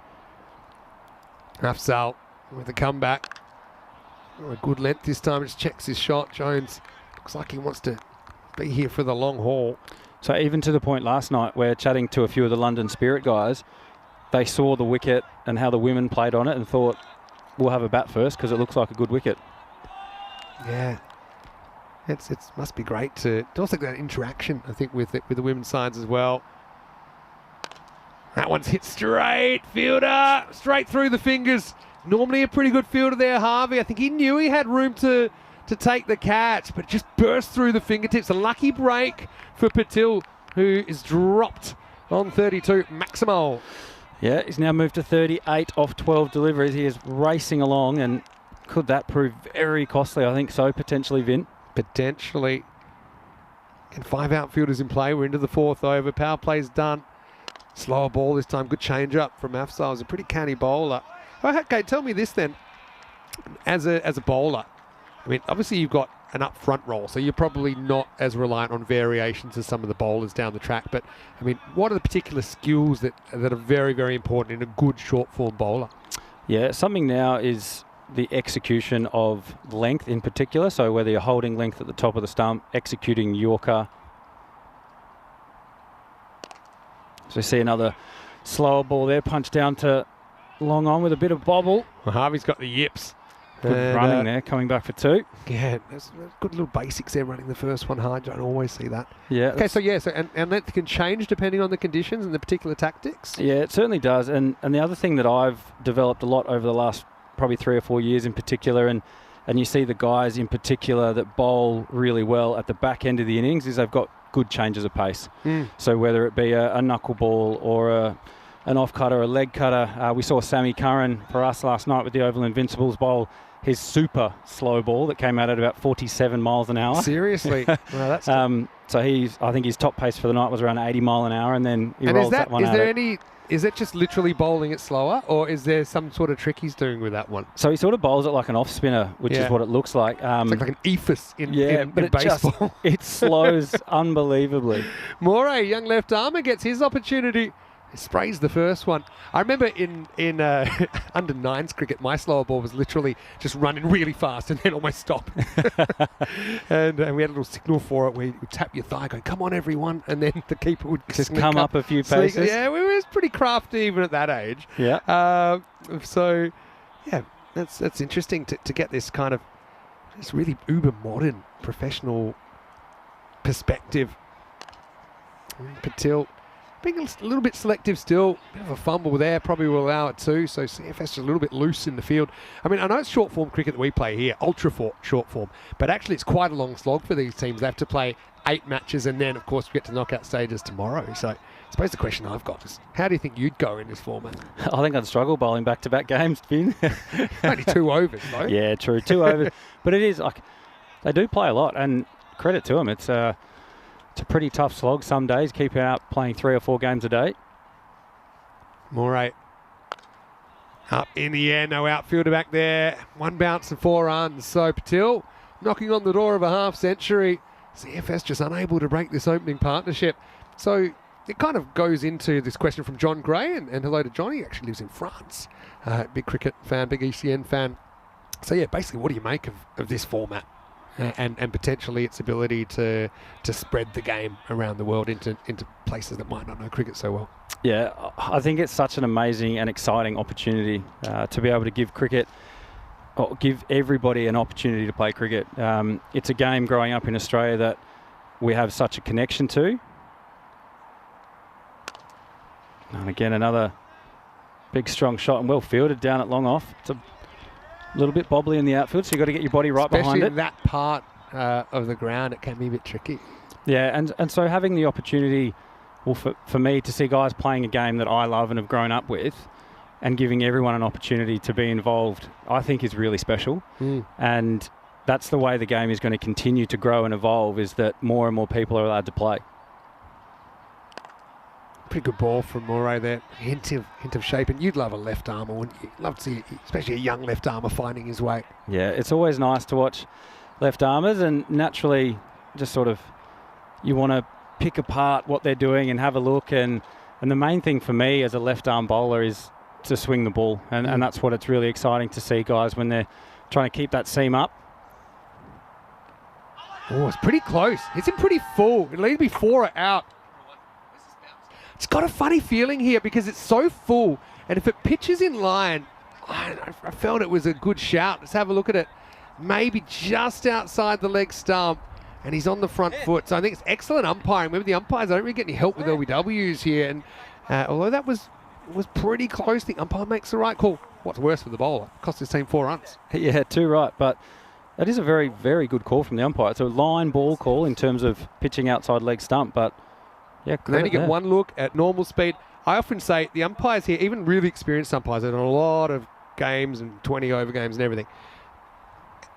A week of ECN umpiring is like a year of experience, honestly, because you have so many decisions to make. There's also a bit of technology included. There's another layer of procedures, if you like. Jones, it's a bit of a tight. He's a bit out of nick at the moment, actually, Jones, as he just tries to horn that one across the line. It'll take us to the end of the 5th over, and the score is 75 without loss. Here is Jason Merendorf, and I'm worried that he's not going to fit. Oh no, we got you. No, you don't have, you can say how tall you are. Vinny Sounder here, Mr. Maximo. Jason Merendorf, my special guest. What a pleasure. I mean, we don't get to see each other very often, and it's the first time, if you like, that you've been able to step into my office. The great thing about my office is we're able to replicate it in about 24 different cities a year. But welcome to ECN, and it's great to have you on the broadcast. Thank you, mate. And yeah, like you said, we don't get to catch up all that often anymore. No. We're not living in the same cities now. But most of the time it might be a little coffee catch-up or something when we're both in Perth. But yeah, it's nice to catch up on the other side of the world. Yeah, definitely. And actually, I've got to admit, I do lose track of what month it is. And I only noticed that you were here when I saw you post an Instagram little post that said, "Hello, Ben," and it was Big Ben. I was like, hold on. I was literally on the plane. This is going to be a bit of a test up for the fielder out there. It does well. You can see it, because the field's smaller, so it's probably a good 15 to 20 metres short of what would be, I suppose, regular modern boundaries, which is still pretty short. But it just means you've got less time in the outfield to react. And I think, obviously these stops are very, very important, saving your team runs. Yeah, they are. And then suddenly if it's in the gap, you don't have much time to get there either. Exactly. This time he's going to use the wrists to get it behind square. Fielding for the crowd. Oh no, he's worn it. And I was waiting until we get an ECN moment, and he's just sitting there. It's not often the sun comes out in London. But, I just worry where this is hit. Well, that could have been ugly. It could have been even worse. It was a glancing blow. Mate, he's not paying 100% attention, and with the ball flying around like it has done, that could have been a lot worse. They're giving Jones a bit of an extended run. They want to get him going. It actually makes me think of some stats I can show you. Not a good ball. Well, you better be paying attention now. In fact, that's gone all the way. Maximo. That is the hot zone at the moment. Jones up to 29. So one thing's that you probably won't believe, and I know you know how many games I've done now. It's over 5,000. I think we've done over 7,000, approaching 8,000 as a network. But some of the scores that we've had, especially in this Grizzly era, like an individual batter. Do you want to know the highest score is for an individual batter? Have a guess. Well, I know Jones has got 160, so I'm going to go with that. Yeah, he's in the top 10. But there you go, 193 not out. That was in Barcelona. And Hamza, he was actually on 189 with 2 balls to go. Oh, he got dropped it long off, didn't run because he couldn't be bothered, and then he nicked a 4. But even here, 183. Hamza didn't actually bat the whole 10. And then what was the team score? I'll tell you actually, because that's actually our equal highest score ever. This will be a wide down the leg side, Qureshi. Because if he's got 193, he hasn't given many balls to anyone else. True, and that he was batting, was that almost a perfect storm? That was the team score, 257 off the 10. These are the top 10 scores ever. British and Irish 11 actually scored 234. And actually this is something that has developed over time, is new, I wouldn't say, this format, we've taken it to interesting new places. So obviously we're really proud that 22% of the cricket on the network is women's cricket now, and there's a big grassroots development effort there to get more women playing cricket across the board. It's a game changer for world cricket in 2019 actually. Oh, very clever shot. Fielder probably has a play on it, and well, we'll have to check this one.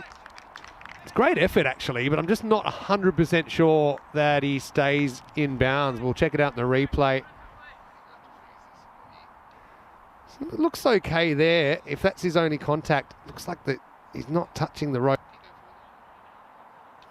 Does the ball hit the rope though? If he touches it again, it'll be an easy call. There's a lot running against this. Now, I think he touches it and he's clearly on the rope. So I think that'll be 4 runs. Just feels like there's another touch of it on the arm. But if they're not sure, they'll give it as fine. Yeah, look, that's a great effort, Vin. Yeah. Maybe reward the effort. Yeah, so, ICC actually decreed that on boundary stops, the benefit of the doubt goes to the fielder, so they felt there was enough doubt there. Patil 49. He wants his 50. Is he going to get it? Weeks to his left. And 6. Maximo. 51-metre job, but it's enough for Patil, who brings up his half-century of 19 balls. And Qureshi's day not getting too much better. Went for an unwanted 50 with the ball earlier in the day. But his over goes magical. That's 22 off that. And after 6 overs, it's 97 without loss. So, yeah, pretty good knock there. A serious knock. And that's he's hit a couple of those ones over long off as well, which not a easy shot by any means. And he's hit that one nearly as high as he did far. He got a lot of height, a lot of elevation on that shot, but the desired result. The reason we see so many 6s is because batters actually are trying to hit them, and the insurance policy, they don't have to absolutely nail it, and so it tilts the risk reward in the batter's favour to be aggressive. You also see more runs of boundaries in this format. So often, you know, in the T20 on a bigger field, you know, you might see a 6, but then you might see a 1, and it changes the strike. Where you see batters get on a real heater here, and it obviously is quite challenging. I'm going to throw a few questions at you, some quick ones, okay? Yep. This one came, I can't remember who it came from, but I'm scrolling back a little bit. But if you weren't a cricket player, what would you be? Do you get this one sometimes? Yeah, I've Tough one, gets through the keeper as well. I'll get an extra. Yeah, so for me, we actually get asked this question occasionally, and Yeah. I would love to be a Formula One driver. Wow. It's actually probably a no ball because it's bouncing off the pitch before the line of the stump. So it's actually, they'll change that to a no ball. It means the next one's a free hit because it's definitely not past the line of the stumps, which is what the rule is there. So hold on a second. Number one, would you fit in the car? I wouldn't fit. Would But you have to cut yourself off at the You couldn't drive if you cut it'd be yourself off hard at the work. knees. But look, hypothetically, if I was a little bit shorter, I'd love to be a Formula One driver. Free hit here for Jones. He wants to go fast. Oh, he's going to get another no ball. Doesn't matter if it's caught because it's free hit, and probably, I think, another no ball. There's Jones. I mean, even that, it's not what you expect. But I just feel this one's high. Remember, ECN's a little bit more harsh if it's waist or above, and I think there's no doubt that's too high. And another free hit. No, he won't get to face it. Yeah, that's a tough call. He wanted to come back for 2 there or stay. Of course you do. Yeah, you always want to face the do. free hits. Share and share alike, though. Patil. Yeah, to be fair, 55 off 20. Patil will look to take full advantage of this free You haven't hit. had your first wicket yet. I know. You're not going to get at this ball unless we see a run out. Okay. All right. That's 6. Just gets it wrong. And that ball really flies. Maximo. It's a monster strike from Patil, who swings his way into the 60s. And, of course, the 100 partnership has come up during this over. Okay, so Formula One driver. And you're a fan, I guess, of Formula One. Yeah, I really enjoy it. What's your team? Well, it'd be hard to go past McLaren now with the Australian Oscar Piastri in there. And he was in with the cricketers as well, I think, over the summer. Yeah, he certainly was. And a few of the guys popped into McLaren HQ, I think, when they were over this side of the world as well. So, yeah, he's a big fan, and he's obviously doing amazing things in Formula One at the moment, leading the Drivers' Championship, and McLaren leading the Constructors as well. So, yeah, it's always a bit of fun to tune in and watch that. Winning team. Shaquille, not a question, but saying, hi, Jason, big fan. Hi, Shaquille. Nice to meet you. Well said.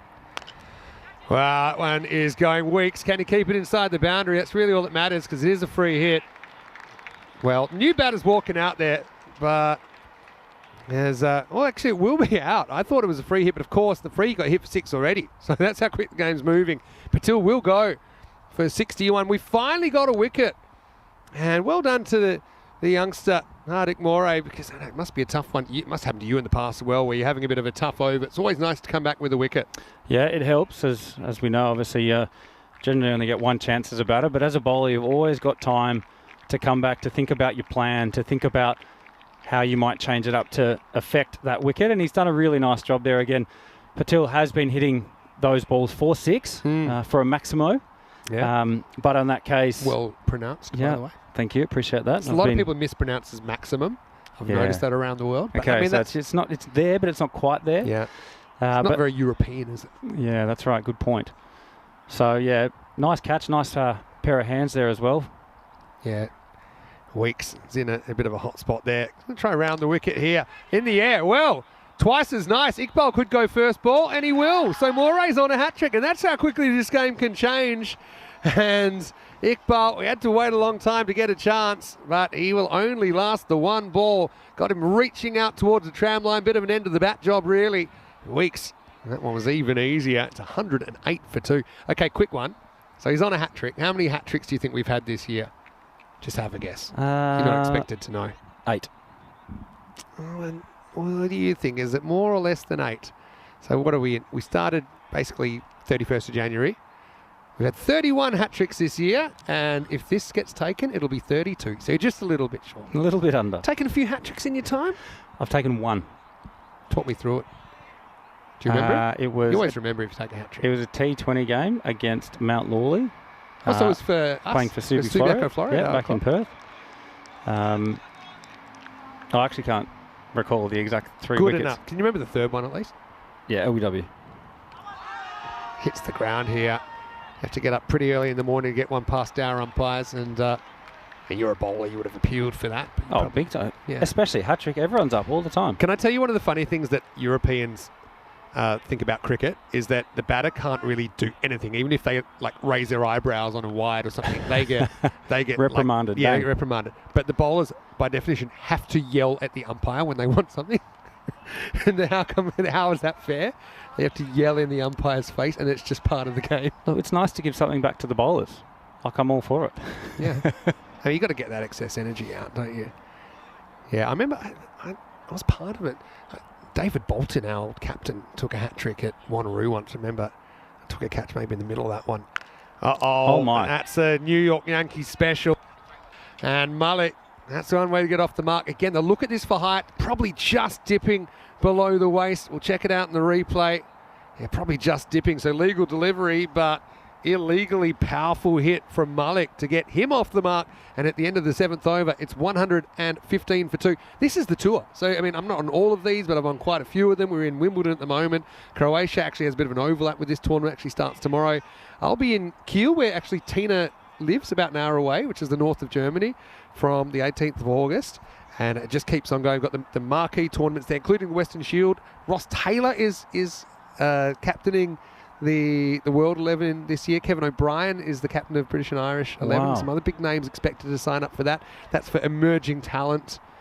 That's kind of on the, I suppose, on the knocking on the door of the professional game. So, James Baisley played in that last year. Jack Wood was playing in that. Fantastic. And in the World 11, which I know you take a particular interest in.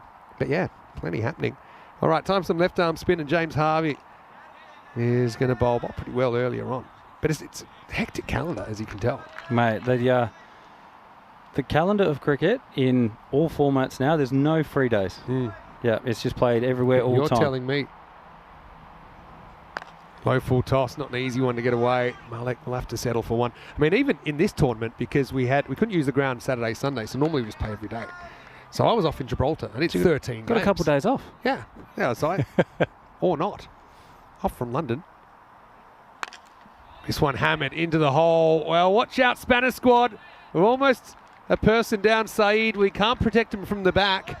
He's gone off to fetch it, though, hasn't he? Yeah, There he goes. has, but I'm a little bit worried about how high this was when it passes the spectators.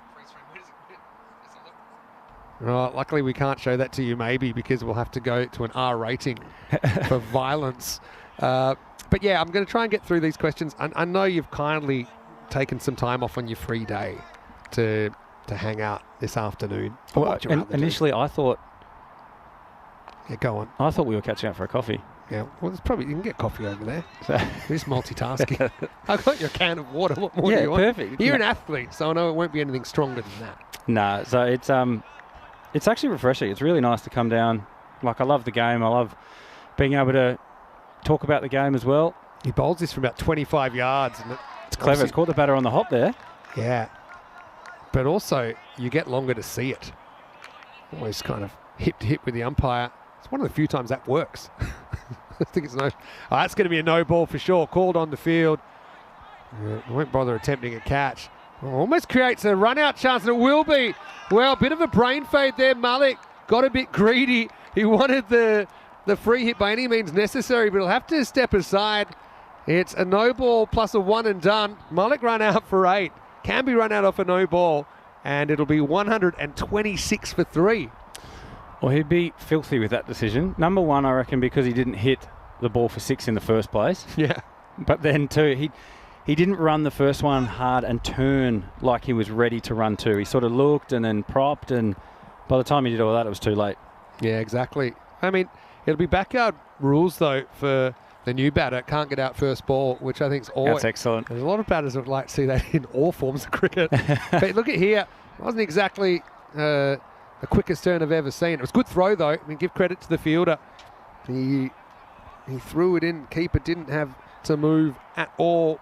So Mullick goes for 8. And just slowing down the scoring rate, too, here a little bit now. Chalmers has been good for CFS today. He was the one that did the fielding, and Prab Singh, like I said, didn't have to move a muscle. Free hit then for the new batter, and he laces it, and that's going to go into the Spanish squad as well. 4 runs. And yeah, Gaurav Kumar is the man. So yeah, we've had a bit of Kumar action, and he's going to start with a boundary.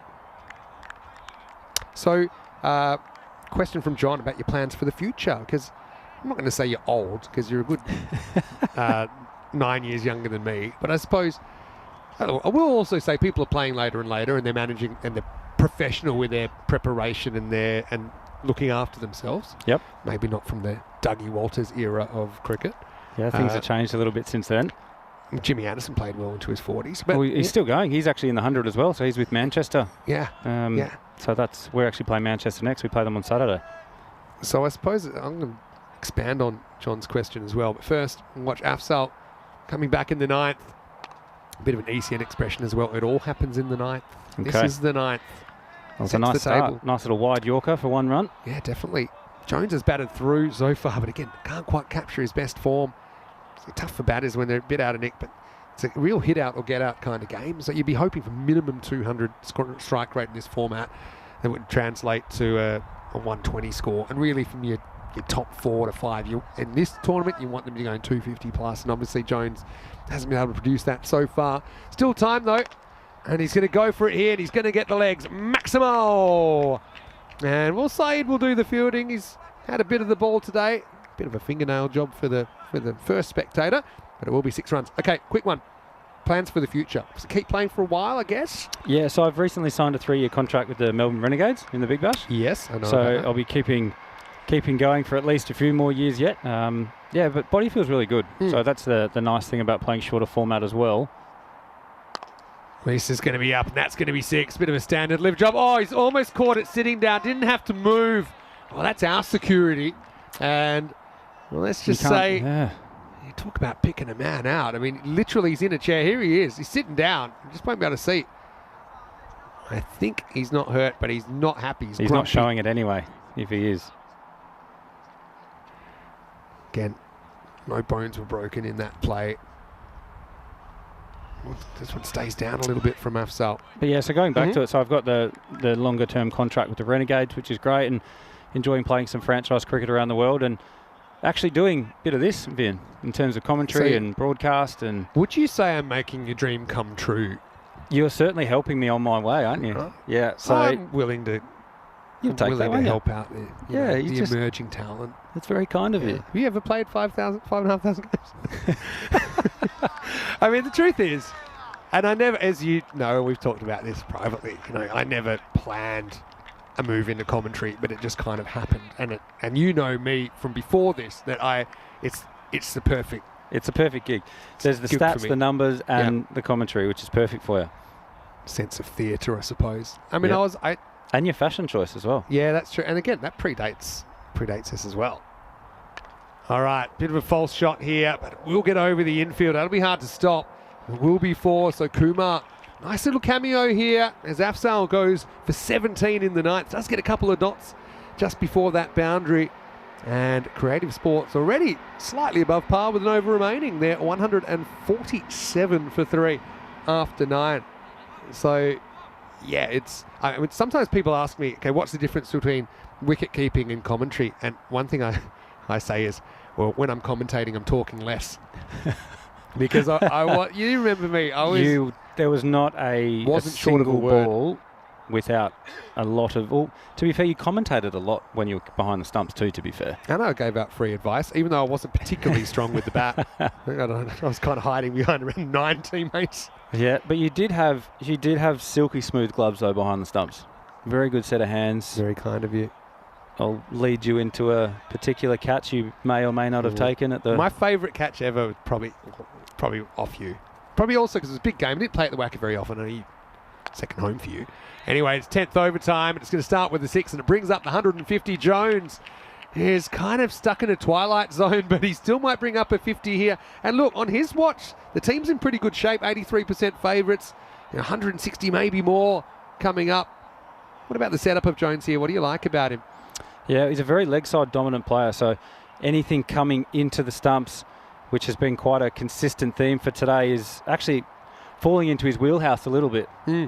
So he's setup's quite nice, looking to hit towards the leg side and take advantage of those shorter boundaries. So you're Sharji here, although Sharji's right-handed, but what kind of tactics would you recommend for him against a player like Jones? Well, the thing that's worked quite well from other bowlers is actually taking him wide. This one's a bit straight, but Jones will get a single move to 48. Might go back to 49. They weren't really running the first one hard there. Any trust issues from Kumar. And that can always be the plan. If you're seeing something in a batter, like in this case, very strong leg side, I'd love to see them go wide hole or even slow and wide, because the swing that he's trying to drag it to the leg side's got a good chance of the ball going straight up in the air. Well, you like this, but the line belongs to the bowler. The tram line on the offside belongs to the bowler. So you just got to get a piece of that as well. So you can pretty much aim straight at it in ECN cricket. This is going to go down the leg side. I know you're going to stick around at least for the second innings, so I've got so many more questions. We just Perfect. You can see the time flies, doesn't it? It does. 10 overs nearly done. Here's a question for you, because this will lead into how long I can keep you around.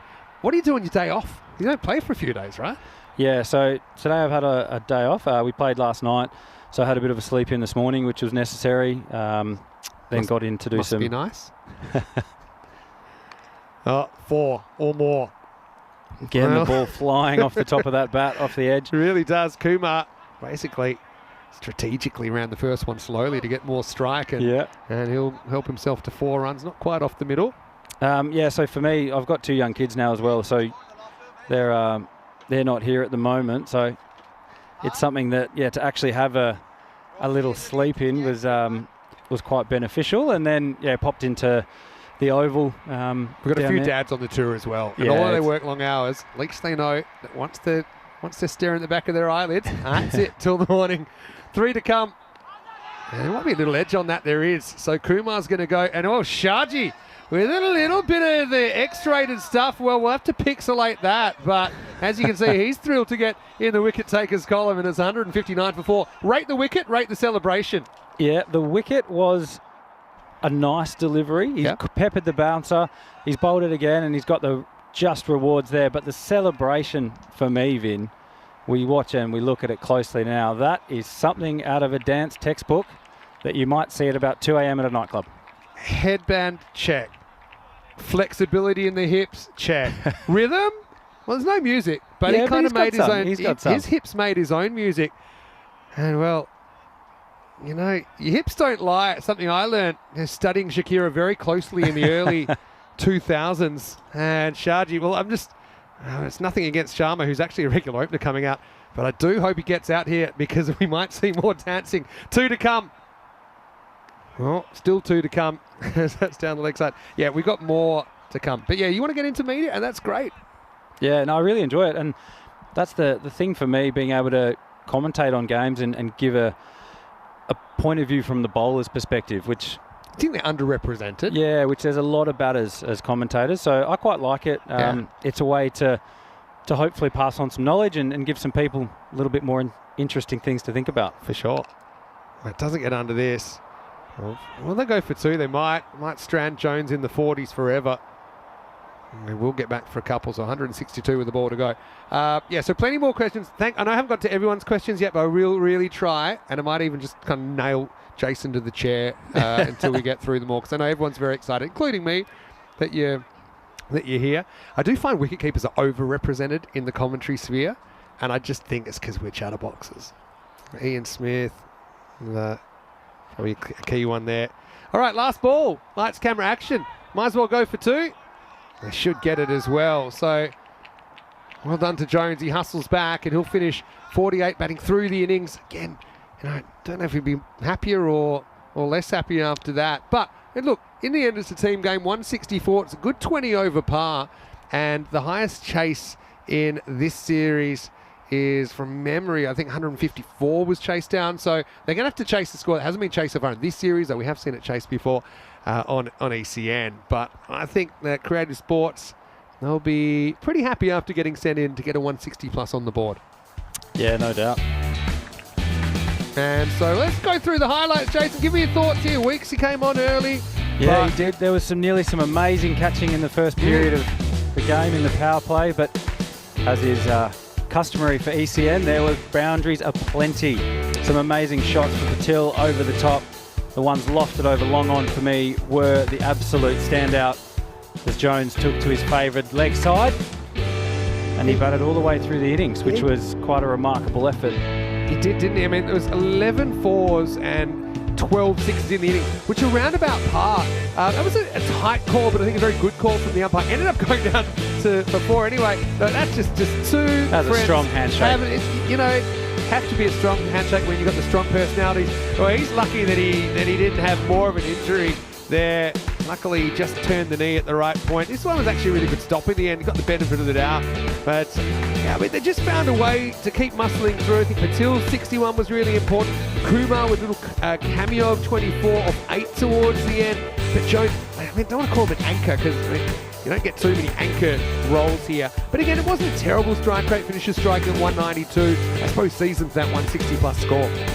Yeah, it certainly was. And as you said, it's about 20 over par. So all in all, a very good effort here and something that, from the Creative Sports lineup that I think they're in with a really good chance to take out this game so It was far. a bit of a face-palm moment for Malik, who was so hungry to face the free hit that he ran himself out by the length of the straight. There was a late wicket there. This is probably my personal highlight.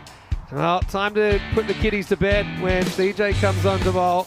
Yeah, I'd love to see these players. I mean, they don't get too many opportunities to play on TV, and you can see what it means to them. And obviously, with knockout stuff starting tomorrow, it's really going to hot up. But yeah, great passion, great entertainment as Creative Sports will finish 164 for 4. 61, Patil had a slightly slow start, but then got moving in the second over and carried them through the first part of the inning. 61 off 22, hitting 5 fours and 5 sixes. 48 out for Jones, who batted through, and 24 for Kumar. Extras probably a little bit on the high side.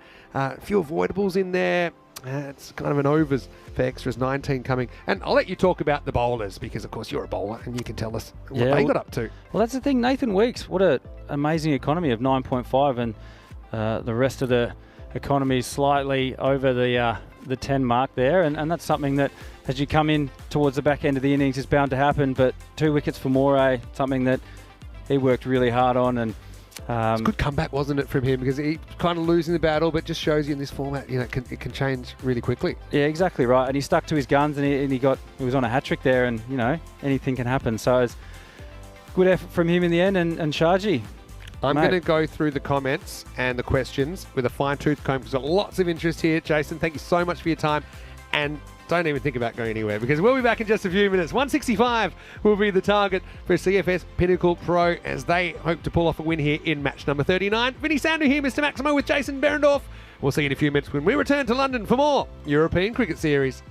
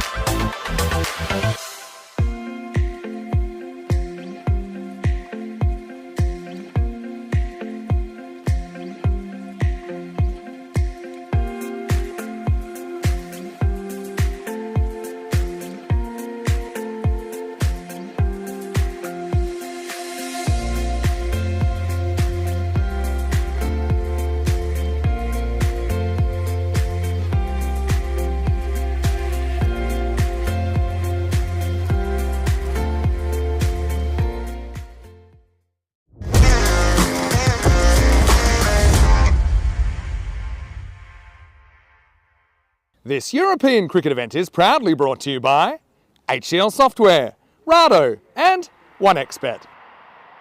Hello, cricket lovers, and welcome. And who's that out on the middle of the field? And it could be Casper. That's well bowled, actually. Casper Weston and Daniel Weston. How about this? Oh, yeah, I love that. It's a little bit unorthodox, but it was bang on target. All right, Casper. Wow. Dan Weston, of course, he's not going to give his wicket away cheaply. That's Dan, who is the ECN founder. This could be the last ball for Casper Weston. And Daniel needing 2 to win. He's called his shot, and oh, Casper. That's the pressure. We don't have to replay that one. It's nice to see Casper. He's actually come over for cricket cam, and that's why Dan's over as well. But Casper's jogging off because the players aren't coming back on. How about this, though? I mean, look, he's got a slightly unusual action, but I love it. And Casper has certainly won a few fans in my book. And Dan still got it, by the way. Doesn't get to play very often. He's working very hard, but this is a bit of a highlight. Now, Casper's favourite shot is big shots. Of course, just one-handed catch. And look, he's not happy with that either. That's actually when he had to give up the bat. And Dan kind of settled in for a fairly long innings after that. But Casper looking very good. I know that he'll probably have a look at himself on TV later. And, you know, Casper, in a way, is the inspiration for the European Cricket Network. Daniel wanted him to come into a system where cricket's more a part of the mainstream. But I've got to say, I love Casper's action. And he played, and yeah, I just love it. Casper still says his favourite. What's your favourite shot? And he'll say big shots. And still your favourite shot, Casper. Big shots, right? He's coming to join me in the commentary box now after a decent spell. All right, right now 165 to win. It will be the biggest chase so far in the series, and it's going to start with a ball down the leg side. Ibra Shahid opening the bowling. This is the bonus point equation. So we'll have a look at this first ball, which might have just got the pad. 114 or less to take all 4 points. I'll explain that in a moment. Probably to Jason as well. 4 points on offer. If you can thrash the other team, you're still their point. But if they're competitive, they get a point, you get 3. A bit of an awkward bounce for Navjot Sidhu, who's in there at cover. It'll just be a single.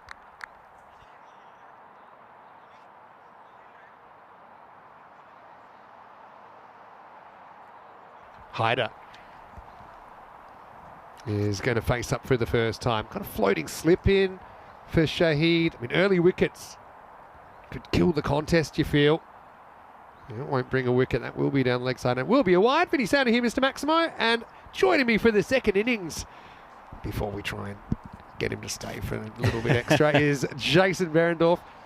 Fresh from the Oval Invincibles, of course. Australian international cricketer as well. Jason, welcome back. How was your halftime break? Thank you. Yeah, it was nice. I met a few of the crew and got to introduce myself. That's really nice, and I know how you're a man of the people.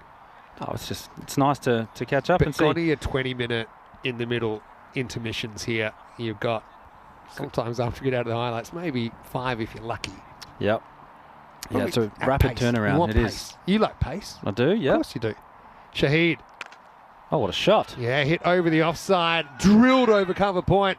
Well, Hyder goes Maximo. Kadeka in the last game scored pretty much all the runs. Scored 79 over 108 at one point and was instrumental in trying to pull off a chase. In the end, they couldn't do it.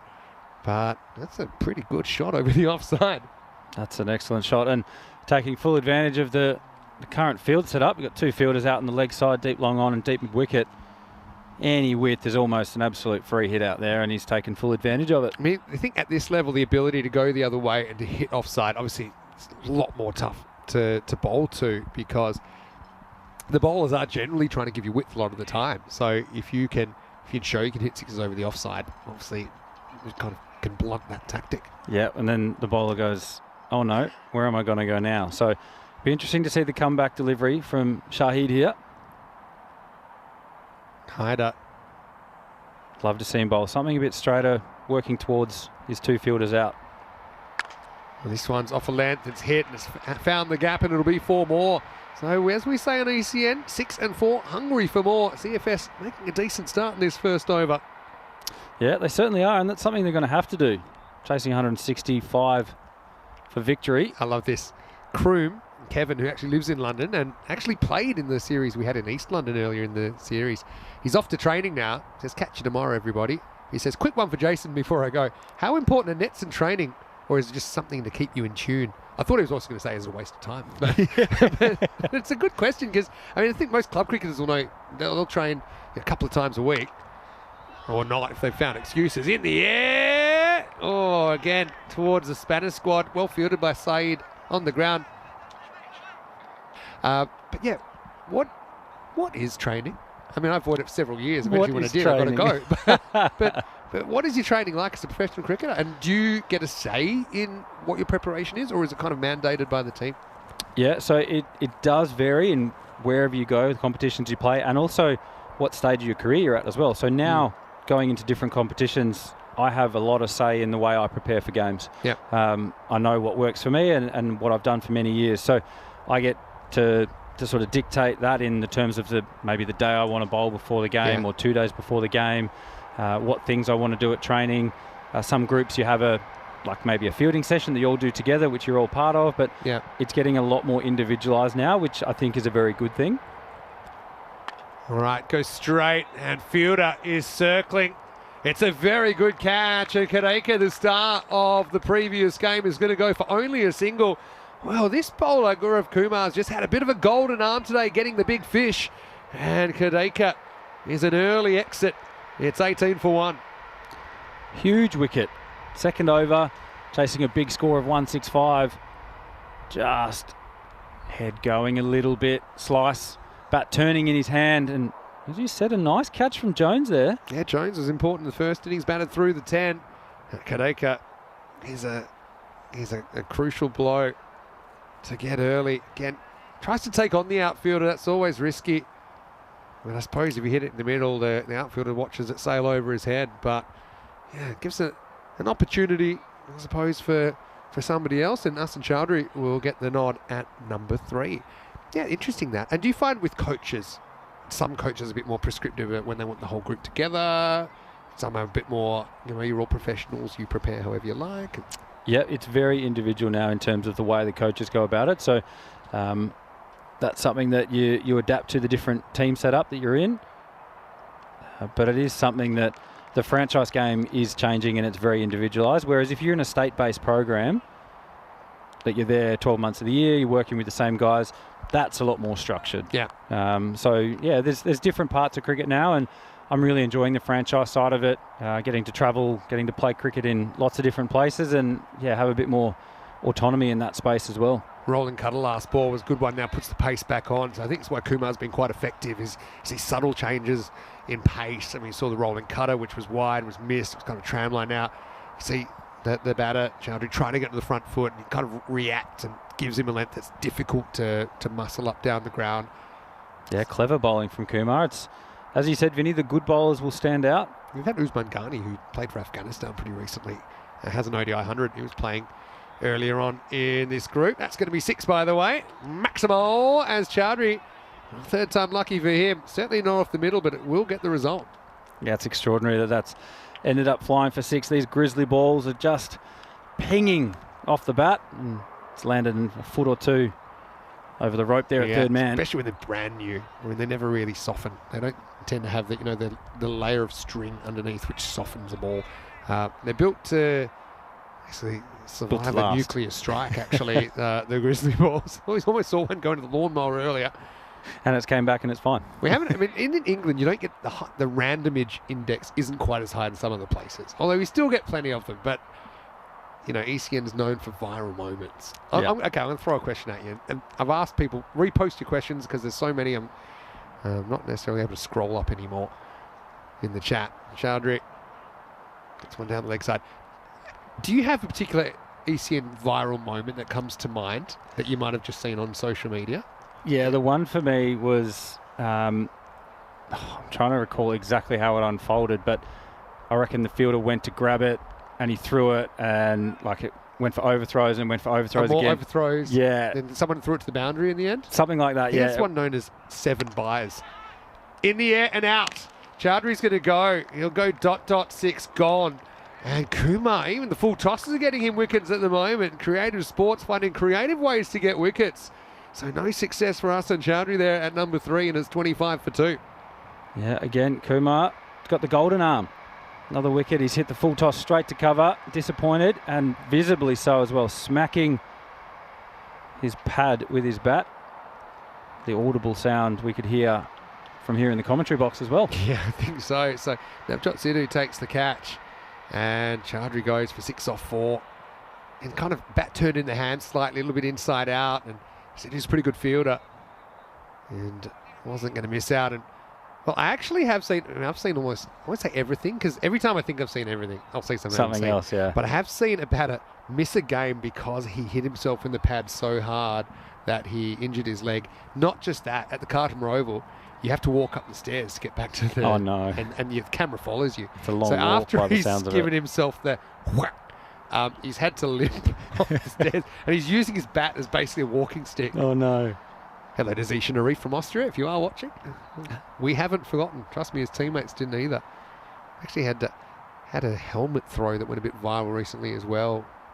Just a blind helmet throw into a fairly crowded dressing room. It's maybe shoulder. Is it over the head? Maybe over the head would be a wide. Probably top of the acceptable zone. I mean, obviously you do get a bouncer to use in your over. End of the over, by the way, and it's 25 for 2. Is that something that's on your mind about how to use the short ball? I mean, you're primarily, I think, if you're a swing bowler and a bowler that can get the ball to explode off a leg. But how and when do you use the short ball? Yeah, the short ball, for me, it's something, it might not necessarily be the ball to take your wicket, but it's a ball that can help you set up later in the over where the batter can't just camp on the front foot and think that the ball is going to be in that sort of zone. And that's something that, you use it strategically in that point of view to try and, just keep the batter guessing a little bit. Here's Sidhu, grabs the ball. His first one is whipped away towards square leg and Haider. Well, he's got even more responsibility now that he's lost his captain. But he has started brightly. He's 20 off 5. Yeah, 20 off 5, a very impressive strike rate. Seam up, swinging a little bit back in towards the stumps there and just helping it on its way past deep square for 4. I think the viral moment you were talking about was, well, they needed 3 to win, so actually it would have been 7 buys. The fact that 7 buys is possible actually since then has kept me awake at night sometimes where the keeper actually kicked at the stumps. It's a whole other thing. In the air, went carry to Jones this time, left to field it on the bounce and almost creates a run out. I often think Arjuna Ranatunga wouldn't have enjoyed this format of the game because you can get run out from the outfield if you don't run. And have a look there. He just kind of was flat-footed for too long. It would have been gone by 3 steps. It needs to get back to the stumps. 100%. Sidhu's got to be there. He takes that over the top of the stumps and they've got 3 for 30 in the third over, well on top. 2 elementary errors combining there, actually, you're right. Had time to get back to the stumps, did Sidhu. Maybe if Sidhu had gone back to the stumps, the batter would have run faster. But anyway, we'll get to see Prab Singh. Well, he's having a bit of a rough day, Prab. But one thing about ECN cricket, he can turn around quickly. And he will go to the skies, and this ball flies. Friendly fire, dropped. Oh boy, that's Hardik Moray, who was in the back row, and it's the last person you'd expect to be in the best position to take a catch. Well, I know you've probably become a bit of an AFL fan. This is a great chance to take a hanger on the shoulders of the teammate. Could you imagine that? That's a proper highlight. Jump on the back, the take a viral specky. moments can happen any time. Now, swing and a miss, keeper up the stumps, does good job. That's Shamshul Islam up to the stumps. So, hello to Jacob. Jacob's a teen cricket fan from Estonia. He's watching, and Jacob is saying hello to you as well. For some reason, people thought I might have Shy Hope. I was trying to get everyone to ask, and all he said was, "That's not Shy Hope."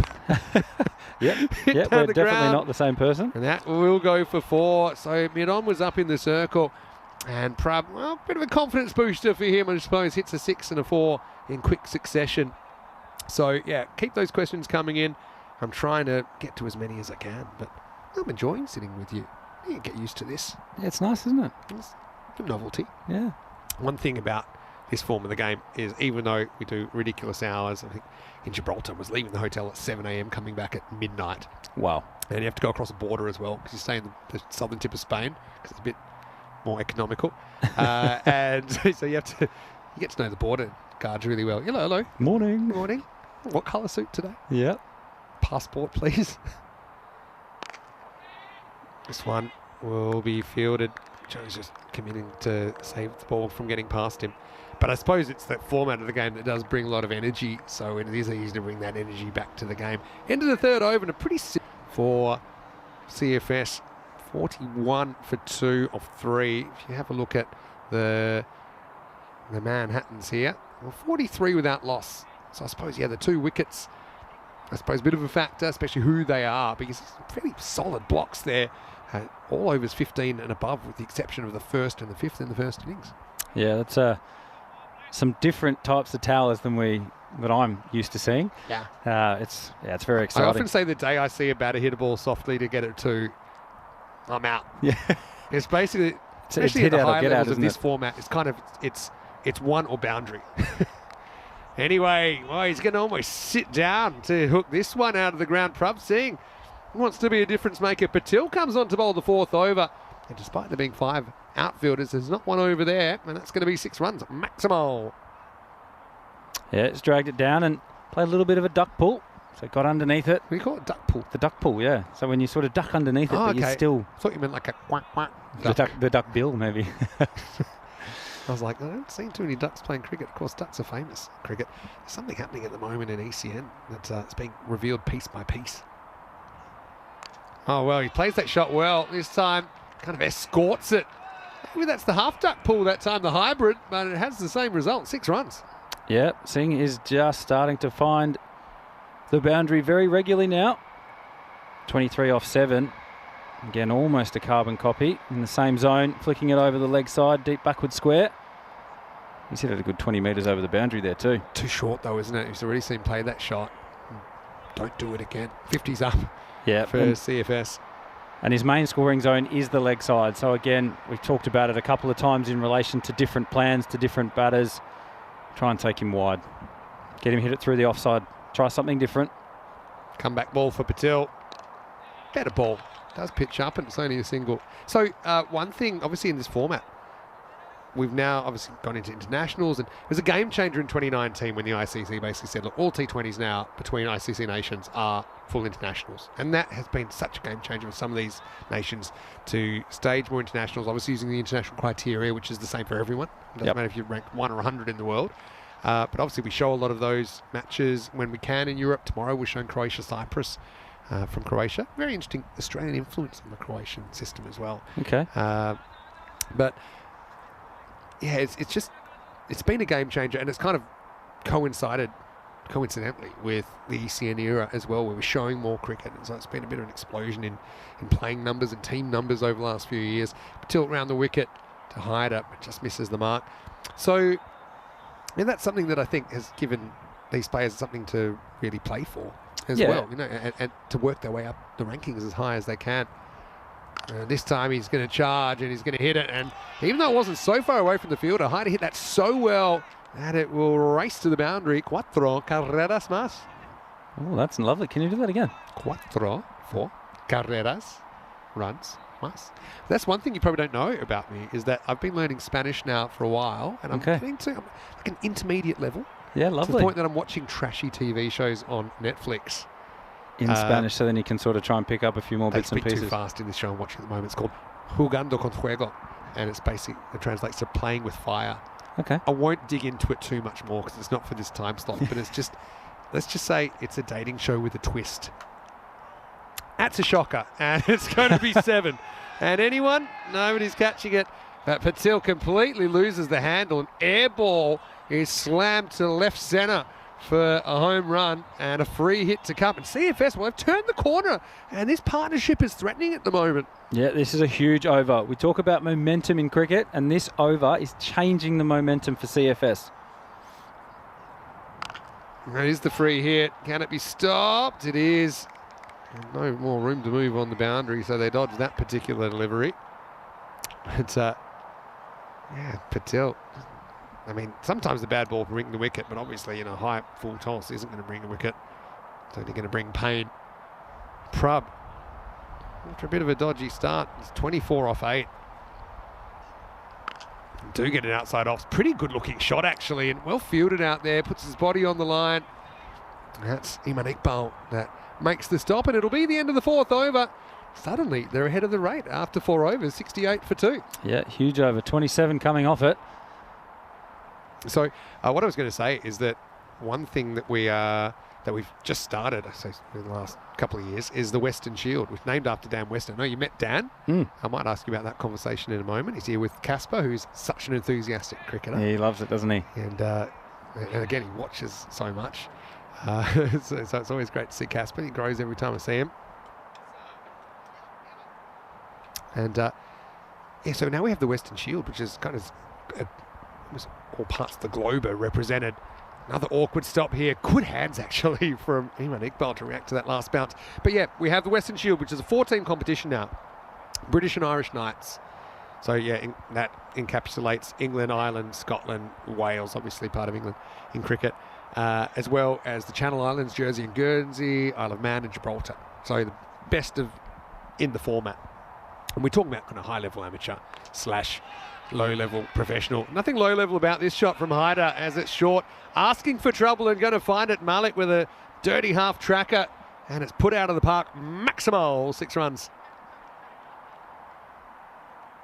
That one could take some finding. There's some fairly long distances that these balls fly. I mean, you've got the benefit of 50,000 people and a couple of fences to stop these. But some of these balls, they just travel. They literally got 150 metres plus. Yep. If you include the roll time. And especially when it rolls under the fence or... That's an adios pelota, we'd call that. Bye-bye ball. There's this one. We'll test the fielder. And he's not going to get there. Haider to 42. Shades of yesterday when they had a challenging chase, but they were able to pull it off in the first game of the day. And CFS Pinnacle Pro had a mixed time so far. I mean, they're 3 and 4 heading into this game. But yeah, they chased 147 with 2 balls to spare.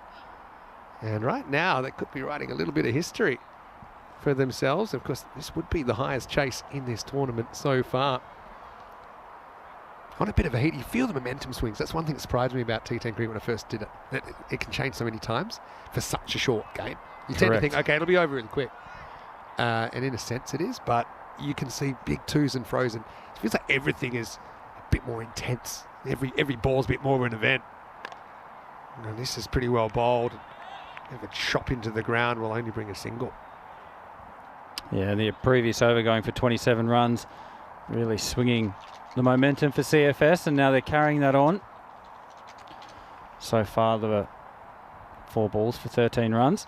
I also think these players just happen to be in the right place at the right time, because they're pretty excited that you're calling their game, Jace. Oh, it's nice to be they here. all want to stand out. This one is on the leg side, and Prab's going to put it away. So this partnership, and they came together at 25 for 2, and blink of an eye, they've put on 62 in just 3 overs. So that just shows you how quickly things can change. That's extraordinary. 60. There we go, 62 off 19, including the no ball. So in 3 overs they've been together, they came at 1.5. And now that rate is around 15 required. I think with wickets in hand, a lot of these teams, they're comfortable chasing that kind of rate. I mean, when I started, I adopted a couple of terms. One was the point of no return, and it's when the required rate goes up, and there's a point that once it gets above that, You just can't get there anymore. And I used to put it at about 18. Okay. In the Grizzly era, it's more like 24. I'm not kidding. You can see some amazing chases. Malik, nice ball to his over. It gets drilled into the gap, and that's going to be 4. So Prab, he's turning his day around in a hurry. He moves to 36, and after 5 overs, CFS are 91 for 2. That over 23. So 27-23, the last 2 overs, a massive turnaround. Let's say hello to everyone out there. Vinny Sandy here, Mr. Maximo. Main man here, Jason Berendorf, has come down Oval Invincible, star of last night. One thing that I love about cricket is that cricket lovers love cricket lovers, and obviously you love the game. You're really humble, considering all the success you've had, and we're really thrilled to have you here today. And thanks for joining me in the commentary box. Yeah, I really enjoy it, Vin. It's great to come down here and watch some talented cricketers go about their business. Yeah, definitely. I mean, it's a pretty hardcore format of the game. Yeah, so I was going to say, so we have the British and Irish 11, we have the European 11, combined European 11 in the Western Shield, we have the Asia 11, and we have the World 11. So Ross Taylor, captain of the world. We had Kevin O'Brien as the icon for the British and Irish 11. Some talk of some pretty big names. Can't reveal them just yet. Some of the icons we might have. It's exciting. Build the suspense. Yeah, and also have a women's version as well, Melton Shield, which Tina will be playing in actually for Europe. That's where she is now. She's practicing in the nets at the moment. Tina's not too worried about sitting out for a game or two, by the way, because she's... Let's just say, call her a pony because she's a little horse. She was playing in the Content Creators Cup on Monday up at Derbyshire. Yep. That ran late, went to about midnight because of the rain.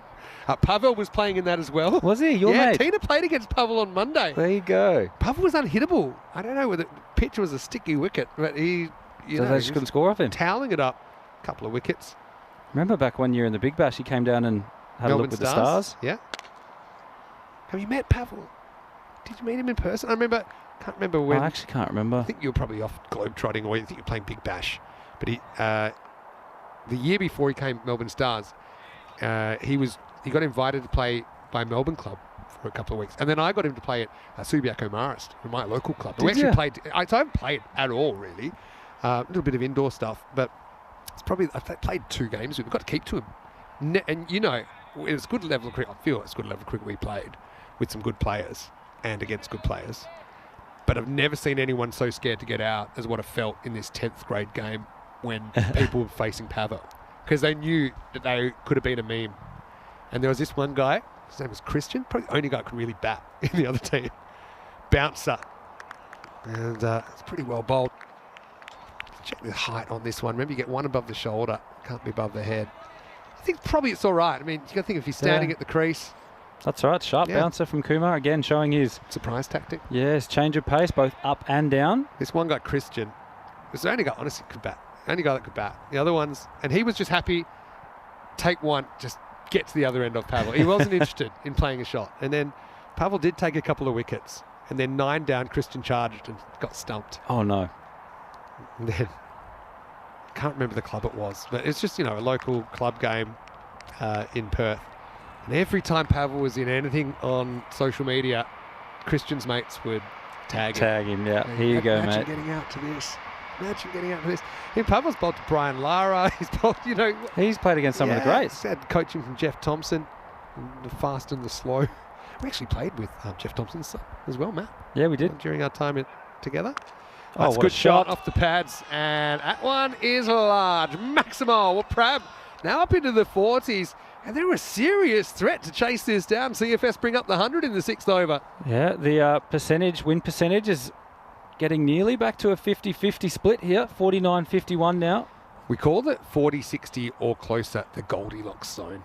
Okay. The Goldilocks zone is not where... Not too hot, not too cold. It's right. in the balance. Yeah. And, credit to CFS. I mean, Kadeka was instrumental in their last chase. They came up short. We would have liked this kind of support back in that game. I mean, another boundary here. They'd probably go ahead.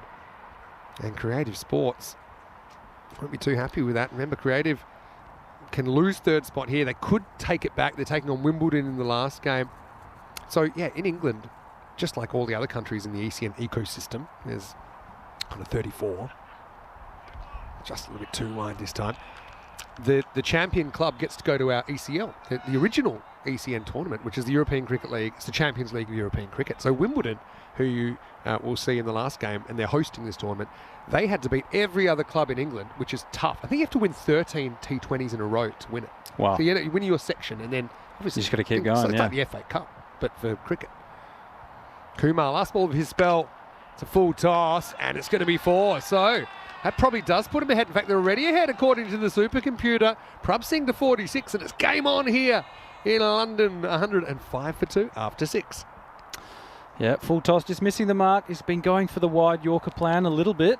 So that's where Pavel went viral, I suppose, because he was playing for Cluj, the Romanian champions, at that original ECL in 2019. And at Wimbledon. I mean, in England, it is very tough to win. It's the hardest country to qualify from because obviously there's so many clubs. Whereas you go to some other places where there might be a handful of clubs. Yep. Some it's quite tough. I mean, Sweden, there's around about 70, but then other countries like Serbia, Croatia, these kind of countries, maybe talking about 5 or 6 that are in the running. But yeah, I mean, we'll get a look at Wimbledon later on. I suppose that's kind of how we built this relationship, and that's why Wimbledon are hosting this tournament, because they caught the bug, if you like. Yep. Of ECN cricket. Do have Jason with me, so feel free to keep throwing a few questions in, or even if you'd like to say hi. Anyway, here we go with Iman Iqbal coming on, and he's going to be turned away, and that's going to be 6, and that's going to be 50 for Haider. It's going to be a 15-ball half-century, and he's really controlled this chase well. He certainly has, and what a partnership it's been between Haider and Singh. He races to 52 off 15 balls with another Maximo. Yeah, and just kind of takes it off middle stump. But I suppose with this artificial pitch, you can be pretty confident that it's going to bounce the way you think it's going to bounce. And I suppose a fairly even split, leg side, offside there for Faris Haider. Has shown an ability to kind of carve up and over the offside as well. Comeback ball for Iqbal. Again, it's a pretty technically correct shot there. But one thing I love about this format as well is there's such a spectrum of cricket and cricket standard, and a lot of the players we see have never really had formal coaching. They might have just played, what they say, gully cricket or tape ball cricket. Yep. And there's a place for everyone in this game, so that's something I really like as well. Yeah, and so many guys actually just learn from seeing bits and pieces on YouTube or on the internet somewhere. Short one, pretty good one. And Iqbal sneaks it on past Prab Singh. And you just pick little bits and pieces up, and then, yeah, like you said, you try it out, and off you go, and you're racing, and then you get your opportunity out here. Can I ask you something? Because I know you mentioned that you moved to Melbourne. And by the way, I'm a pretty neutral cricket watcher, but obviously, if you're playing for a team, I've got an affinity for it. Yeah, appreciate that. Because of our friendship. Well, gets it slightly wrong. That's travelled. Nobody wants to chase that. And let me just tell you, we lost 3 people in the woods last week. One guy came out, he was never the same again, and he was itchy. So that's new balls, please, 6 runs. And by the way, that's Prab Singh bringing up his 50 in 18 rocks. Yeah, huge partnership between these two. In professional cricket, is there a lot of chasing the ball into bushes, or is that something that it wouldn't happen very often? You just let it go, yeah. What about if you're playing like Cayman Islands or something? Uh-oh, tries the short ball again, and that's going to go over the top. Well, they're all over it at the moment. CFS, a Maximo, they're well in front of this game.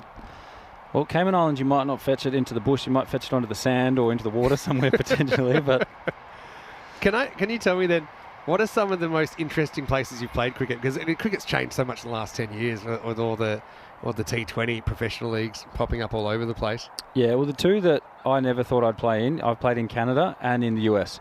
So in the last 12 months, just I played outside Toronto, right? In Canada. Yep, just Brampton? outside Brampton. Yeah, yep. Brampton was the host there, and down in Dallas is where we played most of the one in America. Yeah, well, actually, and who'd you play for in the MLC? Washington Freedom you were just playing for? I was just with the Freedom. Yeah, I didn't actually get to play, unfortunately. I hurt my shoulder in the lead up to that tournament, but the year before that I played in the NCL, so the National Cricket League, yep. Which is a T10 comp. Yep. In the US, so I was playing for the Texas Gladiators in that one. So Gladiators. Yeah. Gladiators, ready.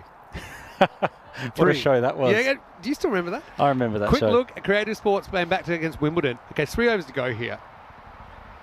I know I asked you for one game. Do you reckon it's squeeze you in first half of last game or what? I think you're ready to lead. Oh, I reckon I could squeeze in the first half. Yeah, it's first half. Yeah, I reckon first I could. half. Yeah, just for you. Poor Tina. Look at her. She's got no voice. Yeah, look, we'll look after You've Tina, been called won't we? up. That's going to be 4. Geez, they need a wicket, and they need a wicket soon. And there's still time, but not that much time for Creative to turn this around. What a partnership. The partnership now has gone over 100 between these two. Yeah, that'd be an interesting stat to put up here. How many 100-run partnerships has there been? How many grains of sand on the beaches of the Cayman Islands? Sorry, I'm very fresh I think the question is how many 200s have there been? And I can tell you there's been probably 20. Yeah, wow. So, lots. You see some crazy things, though. I mean, you'll occasionally see... He's searching for the ball now in the bush. I'm not sure about that. Well, this, when the search gets more involved. It shows that Tyrone's getting concerned that the ball count's going low. And there's Tyrone. Doesn't look happy, and he's giving away too many balls. I mean, I actually think we should start charging the batters for lost balls. Maybe the bowlers. Anyway. It's stiff. Yeah, you bowl one, goes for 6. Go and purchase a new ball when you come back. Now, one thing we didn't really talk about, saw the counter before, is Shahid. This one won't get over the fielder, it'll only be a single, is that we haven't had a golden ball for a while. And of course, if we get a tie, we get a golden ball. We have had 81 ties now. We have 81 golden balls. Wow. And I remember the first one back in 2020. We talked about it. I remember you talking about it, yeah. And golden ball's crazy. Yeah, golden ball 81. The last one we had was on the 16th of July. 36 won by the batters, 45 by the bowlers. But batters have been better this year, 8-5 up.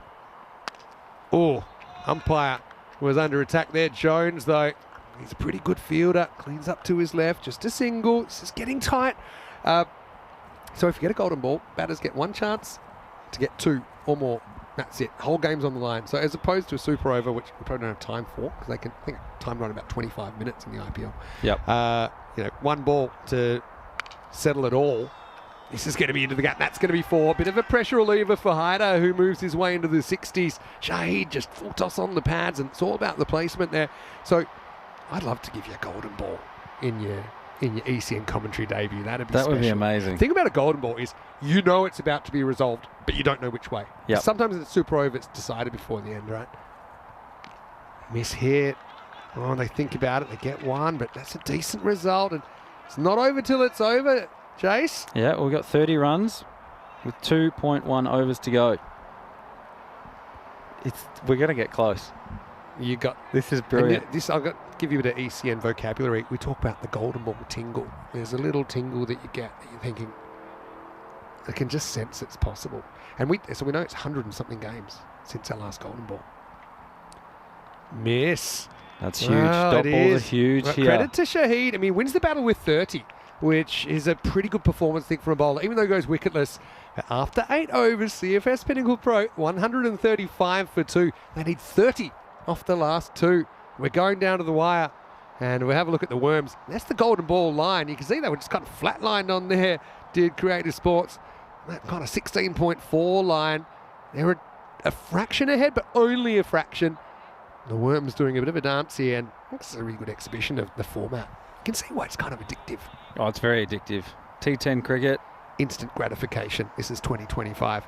Navjot comes back. Miss.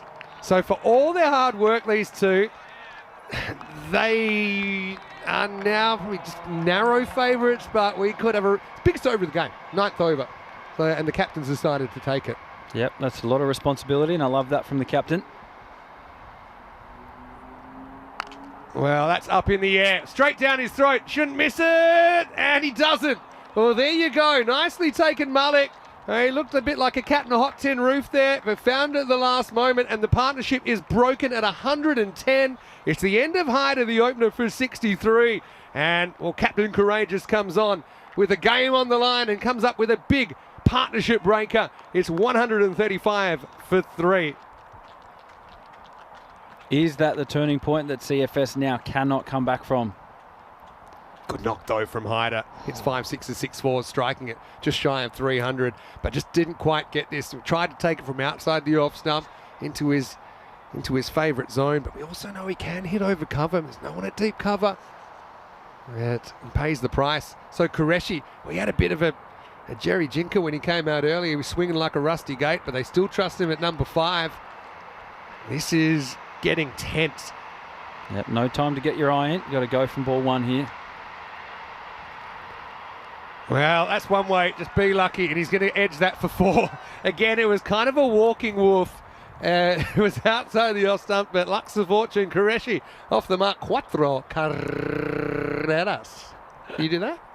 Oh, you're a natural. I'd hate to end your career, but I feel if this is a golden ball, you will immediately retire from professional cricket and just want to be a commentator on ECN. There's Or real this will be my potential. own one and only ECL. You want to go 100% Could be it.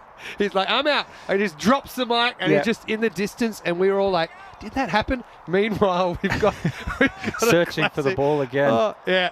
And you're right. And there's a certain moment in a ball search where I think, and any golfers will know, that you're giving it the token try and then you're saying, look, come on, let's get on with the game. 26 off 9 then. And gets a piece of this as well. Should just be a single. All these stops are pretty crucial at the moment. They're on top now, Creative Sports. What do they want for the last over, Vin? Anything under 20, I think they're a good chance. Still need another boundary this over to do that. Yep. I think they're probably favourites at maybe 15 or 16. But that 16 to 20 is very much kind of depends. And also the question is who's going to bowl it. They've used 6 bowlers. So they've got some options. All the bowlers left have been expensive. Oh, sneaky. Just stay in keep, the it's probably crease. smart. I mean, everyone's crucial. He was drifting out of the crease. I mean, I like to see the warning given. Yep. You Appreciate probably would that. have just whipped him off straight away. Couple to come. This will be, again, how many man cats have I seen? Probably 50. You know, I've just, 1 in 100 games. That's brilliant. With various levels of controversy.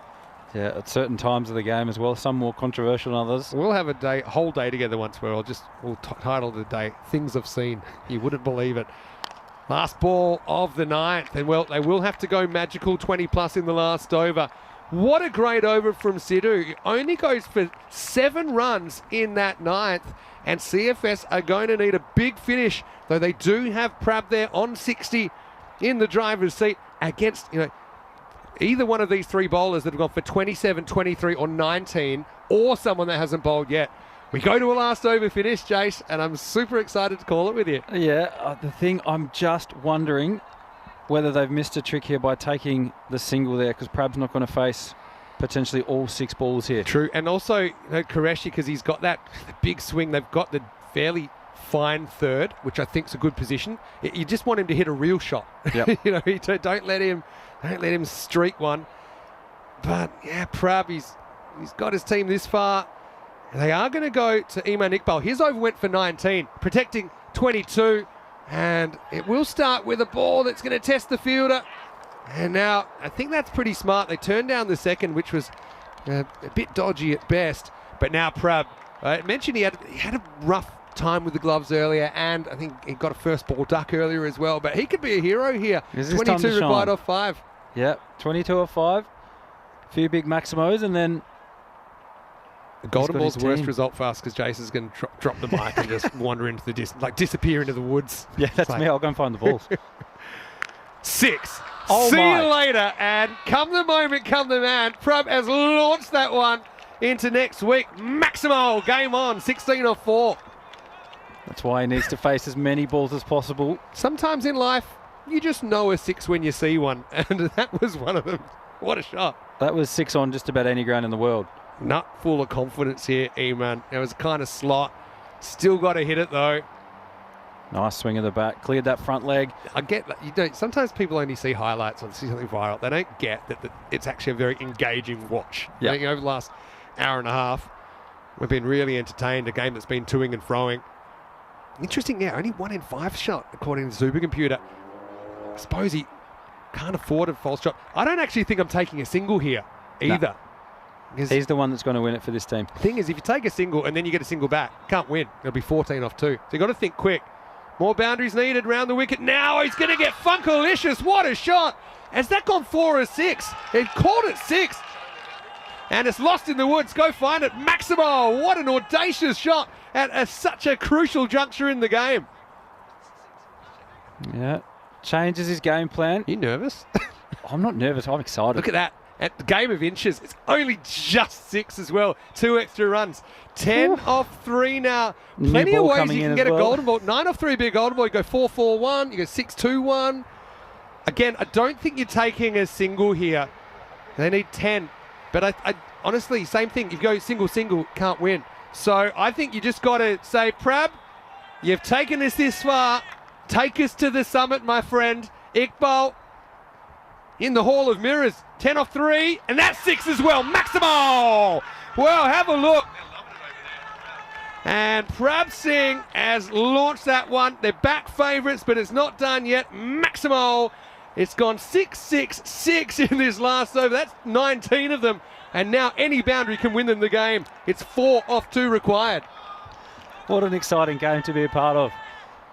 And the good thing is, with 5 games a day, you'll easily get 2 like this. You know, the quantity thing is quite staggering. But I'm still on Golden Ball watch. Again, I don't think you take a 1 here. I mean, maybe you do, because then he could get a 2 to tie. You know, you have to think really quickly. You've got to think really quickly. From a very selfish perspective, we need a golden ball. I wonder if you can afford to turn down a 1 here, because you might get a 2 and force them to make the play, and then it's a completely different game. Because if you get 2 here, then it's a single to tie last ball. So, personally, I probably would take the 1 and potentially push for 2 to an outfielder. Thinking about that. He's thinking 6. He's thinking finish exactly it where right was. here, right now. 4 to win. To climb the mountain. And they go 1. They've got to go 2 here, I think. They're going to force the throw. It's a good pickup. They've got to go, surely. They can't. Can they manufacture it to run out? Oh, boy. And so that's a crazy one. I don't think that was maybe one of those times that you got to think very quick, but maybe he can hold his crease there. Try and freeze on the impact here. Again, we'll have to see who's out. I think it is clear that Prab is the one who's out. So they'll get 1 and a run out. The new batter's going to have to face. So what a great innings. I mean, it's not a knockout game, but it feels like there's a lot on the line here. Prab's going to be run out for 79 of 27 balls with 10 sixes and 3 fours. He actually scored 72 of his 79 runs in boundaries, but he will go with 3 required for the win, 2 to tie. And we are certainly on Golden Ball watch here. And it's Harvey. Pretty good bat to come out, but he's under an immense pressure. That's those ones. If you just gone straight away, probably maybe get there. At least a chance, yeah. And, you know, maybe they probably go to they went to the bowler's end as well. So they're just gone. He would have the strike back. 2 for a Golden Ball. We haven't had too many last ball finishes here. Are we looking at Golden Ball 82 before your very eyes here? Don't look away. Iqbal. He's in the dirty 30s, wants to say out of the naughty 40s. Harvey, 2 to tie it. You wouldn't think you get a 3, although the last Golden Ball we had, it was a 3 to tie it. So it's going to be 2 to tie, basically a boundary to win it. So interesting, the field. This is finally working it out, but it's all to do. Harvey to win the game. Oh, miles in the air. Can they catch it? Can they catch it to win? They do. What a game. And Creative Sports will win it. Harvey got an edge. It went miles into the sky. I thought it was 6, and that could have changed, or would have changed the result. But an incredible last ball finish. How's that? That's clutch. If he drops that, probably is a 2, and we're probably going to a Golden Ball. We don't get the Golden Ball. We still get a great finish. Jason Berendorf, what can you say about that? I'm nearly speechless. It's my first game of commentary here, and that was an outstanding game of cricket. Just shows you, though, how things can change. That over went 1-6-6-6. Wicket. So even under the most intense spotlight, Iqbal was able to come back and, okay, it was 1 wicket last ball. So he was able to, I suppose, keep the ball on the field, force him into an awkward situation tactically about whether they wanted to or how they wanted to try and get 2. I think it still was the right thing to at least try for that second run. It changed the dynamics to an extreme. And Harvey, who is a guy that can bat, got a fair piece of that. But what a clutch catch. It was Akshay Solanki down there at deep third that held it. And it's gone high as well, so he's got a lot of time to think about it. He's gone fingers up too. If it dips on him, maybe it's tough to catch. Yeah, and if he fumbles it across the boundary, they lose. Have a look at it here. But he took it easy as you like. Australian style for the win as well. Fingers pointed up. But yeah, it's clutch, easy, no worries. And it just is cool as you like. So it shows you why these chasers, once they get up past 1-6, it is tough. Everything's got to go right. When Jason, it's actually medically, he's not allowed to leave after that game because it's almost like he has to go into the decompression chamber. So he's going to stick around. Just got to calm my heart rate down a little bit. Part of match 40. We've got the specialists in. We'll look after you. Creative Sports will take on Wimbledon, who bring in Stephen Reeves for the first time in match number 40. Tim McKernan and Adam Slater come back for them. Creative Sports unchanged, and they now, I think, are a lock for third, but still plenty to play for in match 40. Last game before we head into the quarters tomorrow. Shake, rattle and roll. What can you say? It started with some big shots. Of course, Dad wasn't going to let him get away with that. Took a very good catch, but when it did start, a lot of eyes on Kadeka. He was so good in the previous game. He went for once. They needed some people to step up. It was Haida and Prab Singh that almost engineered that match-winning partnership. In the end, not quite. And that was something that the partnership drew them back so far in that game. But towards the back end, the tactics for me was just a little bit off. I thought there's a period here where he's got to take more strike, Prab there, but credit to the partnership that they built, the CFS guys.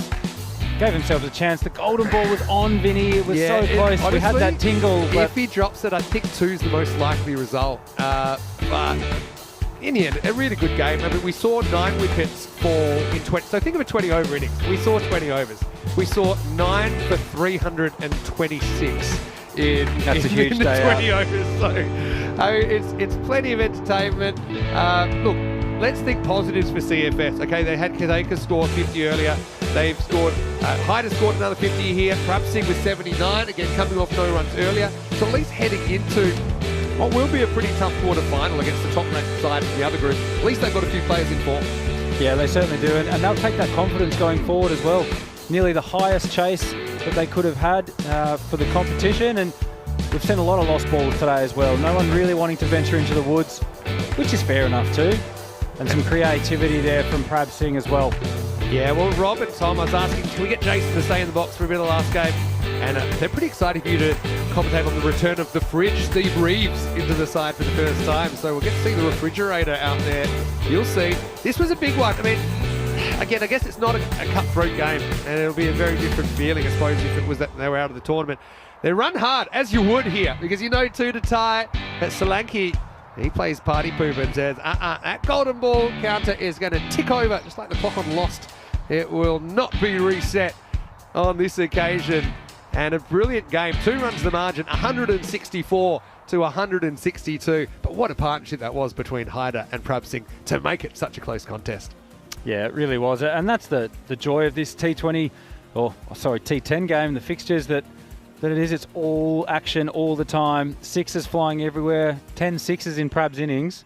Yeah. That's a proper day out there. 16-6. They won the Maximo battle, actually, CFS Pinnacle Pro. They hit 16 sixes against the 12 hit in the first innings. But I suppose when it came down to it, the fact, I remember they did probably concede too many extras in the first innings. Were 19. You look at the extras count. Yeah, and there was only 6 there. For 19 v 6. Yeah, maybe it's a big difference. Little things matter, don't they? 2 for 21. Kumar does have the golden arm. He'll be very handy. I hope to see him on the park tomorrow. Sidhu, I thought, gave them a real shot in the 9th and kind of set up that win.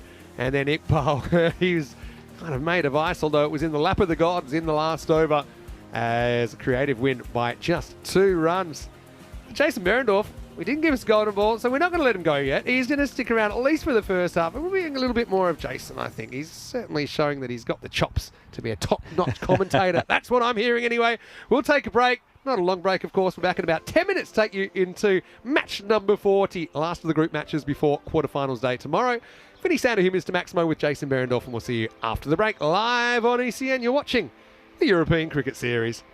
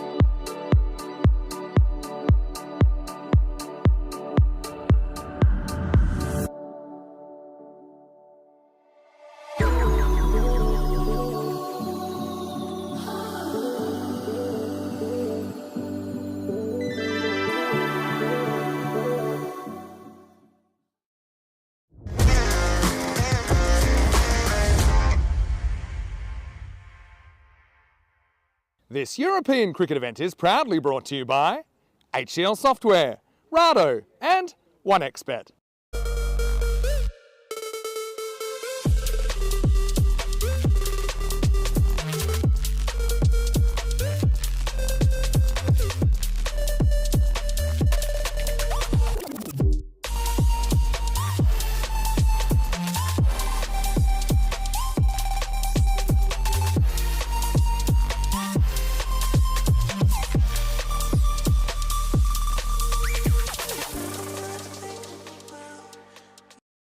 Hello and welcome back to Rains Park in Wimbledon, England. Yes, it is England. Don't be fooled by the blue skies.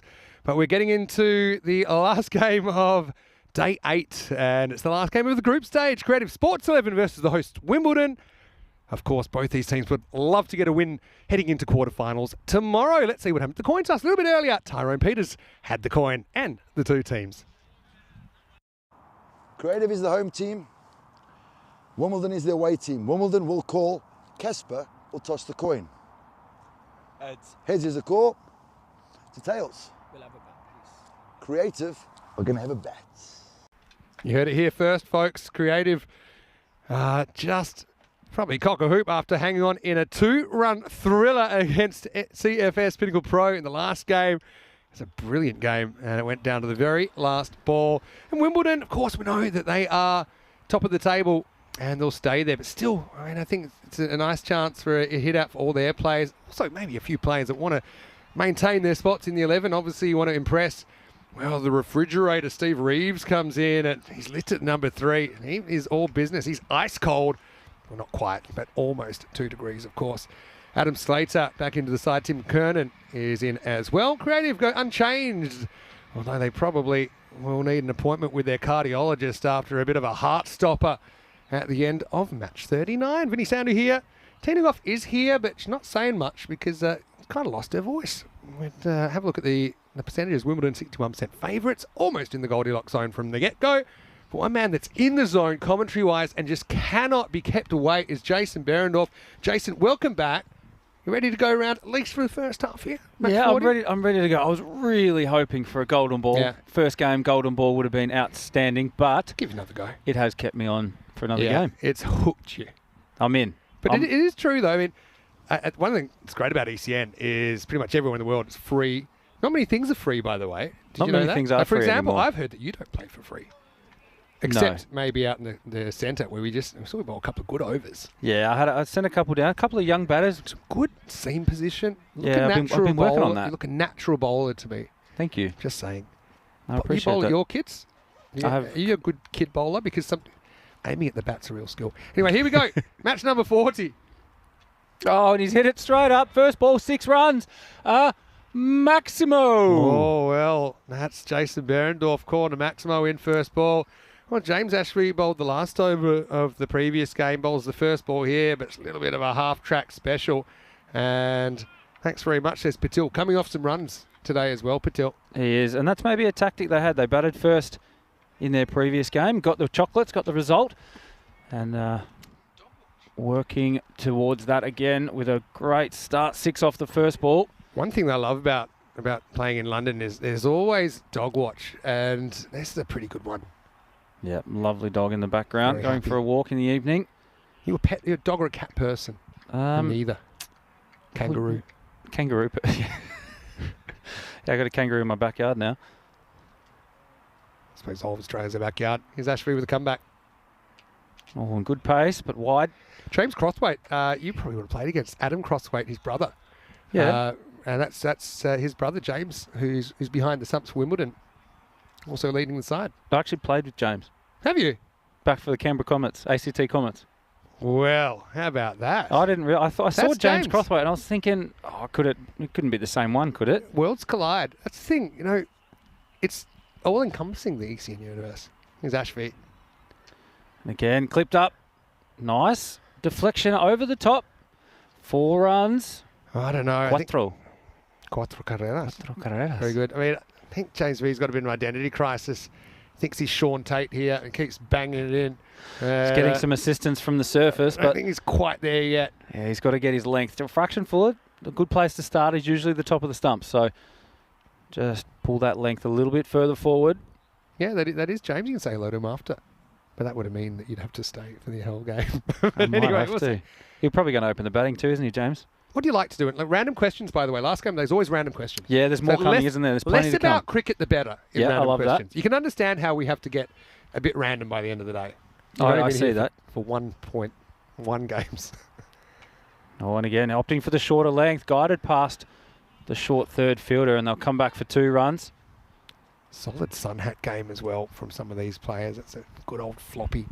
You know the old Terry toweling hat? I think Oh. they should come back. They're brilliant. Yeah. Yeah, very 100%. absorbent. Take the sweat off your brow very nicely. One of my favourite players, Jack Russell, maybe slightly before your time, former England keeper, very eccentric.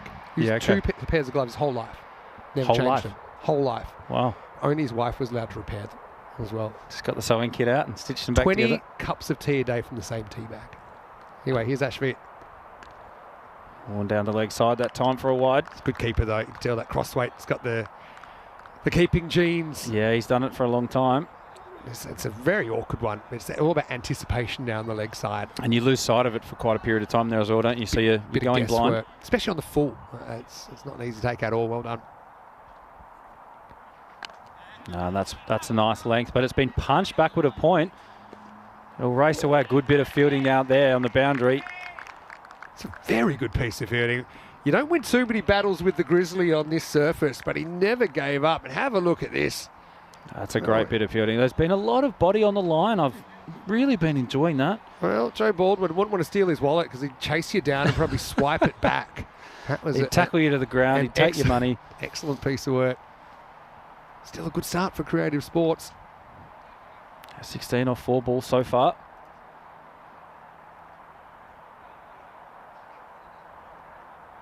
Oh, full toss, Ashby. And looks like 4, nope, 6. Yeah, all the way. Another 6, so 22 runs, 5 balls. So we have our own vocabulary, and one of the things is magical over. And so in the 20s is magical over. Okay. And if you get in the 30s, which you do sometimes, you get that's supersonic territory. Supersonic. Supersonic over. When you get to 40, believe me, we just had a 45 last week. A 45. It's happened 4 times. 5 times now. That's hypersonic. Okay. I love the lingo. I'm learning it. Yeah. I'm on the fly. Well, I've this got is it. magical. Shouldn't go supersonic. Last ball, the over. Oh, he crunched it. Oh, Oh, the fielder over the rope. Thought he Misjudged. might be in it with a chance, but it sailed over his head as well. The Maximo to finish the over, nearly into supersonic territory. 28 off the over, 1 done, 28 for none. this is also, we had the Goldilocks zone. Now we're in the super Goldilocks zone when you get to genuine 50-50. But, I'm learning so much, Vin. yeah, I mean, you never stop learning, do you? You don't. Yeah, I'm happy to teach you. And you know the great thing about ECN cricket as well is you don't, a lot of people, they can't, believe it or not, they can't watch 10 hours of cricket every day because they might have other things they need to do in their life. But, you know, at a moment where you feel like you can tune in, you can always catch up very quickly with what's going on, and you're bound to see a lot of action. Okay, McKernan's been brought in. He's going to get the second over. Oh, he started with a full toss. Oh, tough bit of fielding out there at deep mid-wicket. The ball's bounced up over him for 4. Nathan's on the phone to his agent, still does the fielding pretty well, but this kind of chews him up and spits him out. Yeah, one thing I like about Ashraf is like, that could be a no ball, you know, because if it hits him in the waist, that's a no-ing. And we're a bit more strict on those for safety. Yeah, and it's called as well, so this will be a free hit. Look at the fielding. That's multitasking. Yeah, that's at its finest too. So it'll be a 5. Free hit to come. Oh, swings hard through the leg side. Finds the boundary for another 4. I know the only thing so far is you've been calling very, very well, by the way, but you haven't had the ability to call a wicket yet. It doesn't look like it at the moment. It's been very batting heavy in the first period of this It was the game. same in the first innings of the first game we had. I don't think there was a wicket until about the 8th over. So they are just finding a way to continually hit the boundary. We say it, we'd love to see 4s and 6s with no risk. If that's possible. Oh, nice delivery there in the block hole. When in doubt, go for a Yorker. Yeah, that's Hard one to get away. It's a small margin of error you've got. I mean, I know at the professional level, players that are maybe getting quite good at scooping these or deflecting these away, but even then it's quite a risky shot if you really nail the Yorker length. That was a good comeback from McKernan. And he goes it again. McKernan hits the hole again. They're taking off for a short single. Oh, he's thrown down the stumps. I'm going to go upstairs here. By upstairs, I mean across the grass. Let's have a look at it. I actually think it's very close. Direct hits always are. I think it's just in. He's plonked the He's bat. a He bit of a hasn't- plonker. He didn't slide. He's He's a lucky. bit of a plonker, but it's a happy plonk. Yep, he's got it. And he'll Great get the work single. from William Sewell, though. Yeah, very good fielding. Nice pick up and throw. We might have direct hit. another broken stump. We're going to run out. That one's broken the middle stump. Wow, what a throw. You should get to keep that as well, Saul. That's a little souvenir. Yeah. Take how that. about- Usually, if you're a bowler, you'll get it. If you do that when you're bowling. How many stumps have you broken in your career? A couple, actually. Yeah? Yeah. Is that like just chip a bit off the top? Or are we talking proper? No, split. Snap in Properly, half chop? properly split one. Yeah. I mean, I know you're a bit younger than me, but there was a time when stump cam came in that they were hollow and they used to shatter. Do you remember that in the mid-90s? Yeah. So and it made a weird sound because it would just blow the microphone. But oh look, see, Yoz has been using the spare stump to fight off the creatures in the He's looking jungle. for all the balls we lost in the balls. last game. I still think, like when you hand in your glass bottles or your cans, there should be a refund scheme for anyone that finds balls out of the woods. Yeah, that's a great shout. Well, But yeah, back home you get 10 cents a bottle for, How for funny recycling them. Everyone has started yelling at Yoz, and he's, what are you talking about? It's a standard tactic to use the spare stump as a protection device. Just in case there's something unbecoming You in the ever played wilderness. any games with the stumps on the base as well? It's a bit quicker than the sand. The sand is... It's definitely quicker. No, we've trained with them in like that before. Yeah. Yeah. The umpires don't spend so much time trying to redo the stumps. They go over a lot. McKernan. Oh, and sliced through the offside. Again, any width. It's giving it a big chance. There's field set on the leg side. And there's no fielders out there. Another 4. Yeah, it's always tough, I suppose, in the power play. The deep third, it's actually a genuine catching position as well. I think these top order batters, it's one way you can get them out because it's an uncontrolled shot. A bit like slips are in longer form of the game. So yeah, random questions. Got Jason Berendorf with me. Alan's enjoying your commentary, saying, yep, let Jason stay. He's a great addition to the commentary team. I said, I'm not here to end careers, but I'm here to create careers. Yeah, I appreciate that. Doing a great job. Who sent that comment in? It was Alan. Thanks, Alan. Terrible Oh, OEW the stifled appeal. shout. I mean, he smashed it onto his I bat. will say that there are a few umpires around Europe that have hearing difficulties, and that's probably going to be a good shout.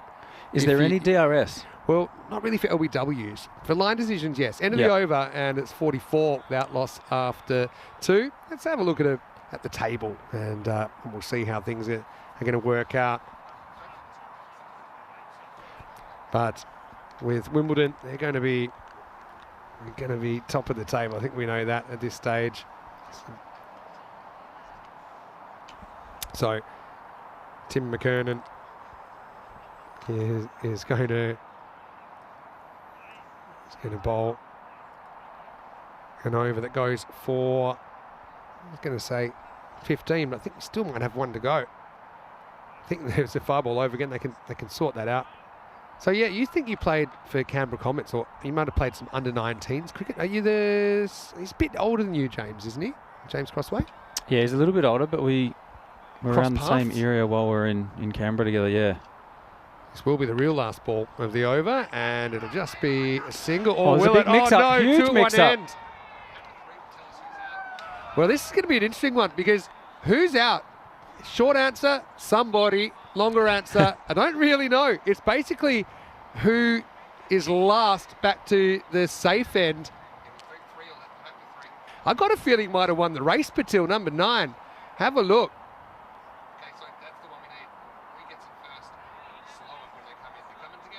Here we go. Oh, it's so close. I think it's like literally, He's got it. it's like we're at Royal Ascot, but he's won it by a nose. Patil's going to be safe. And the old one-on-one friendly fire. And because he is the first to the safe end, he'll be safe, which means it'll be Islam that's out. He's not happy either. Oh, he's accepted the decision now. Again, I have to see this one. See, he wins the race. Number 9, Patil, just wins it. Just gets the extension. He's filthy. Is Islam. Let's have a look at this one more time. I mean, it's pretty clear to me the bat is down. I mean, he's coming. Yeah, see there. He's Bat's definitely in, there. and then his thing is he stays in. He never goes out again. So, Islam, I make him run out, and there goes the bat. And, well, here's Johnny. He's got Johnny on the back of his shirt. There's Ashful Islam. I wonder if you're allowed to do that if you run out by your teammate. What do you say? You know, is this something that would happen often in the Oval Invincibles change room? Or the bat throw. And Johnny is Yeah, Johnny's not not too happy. happy with it. No, he's very disappointed. Johnny mad. Johnny real mad. Nobody was hurt with that bat throw. Luckily, it wasn't a crowded room.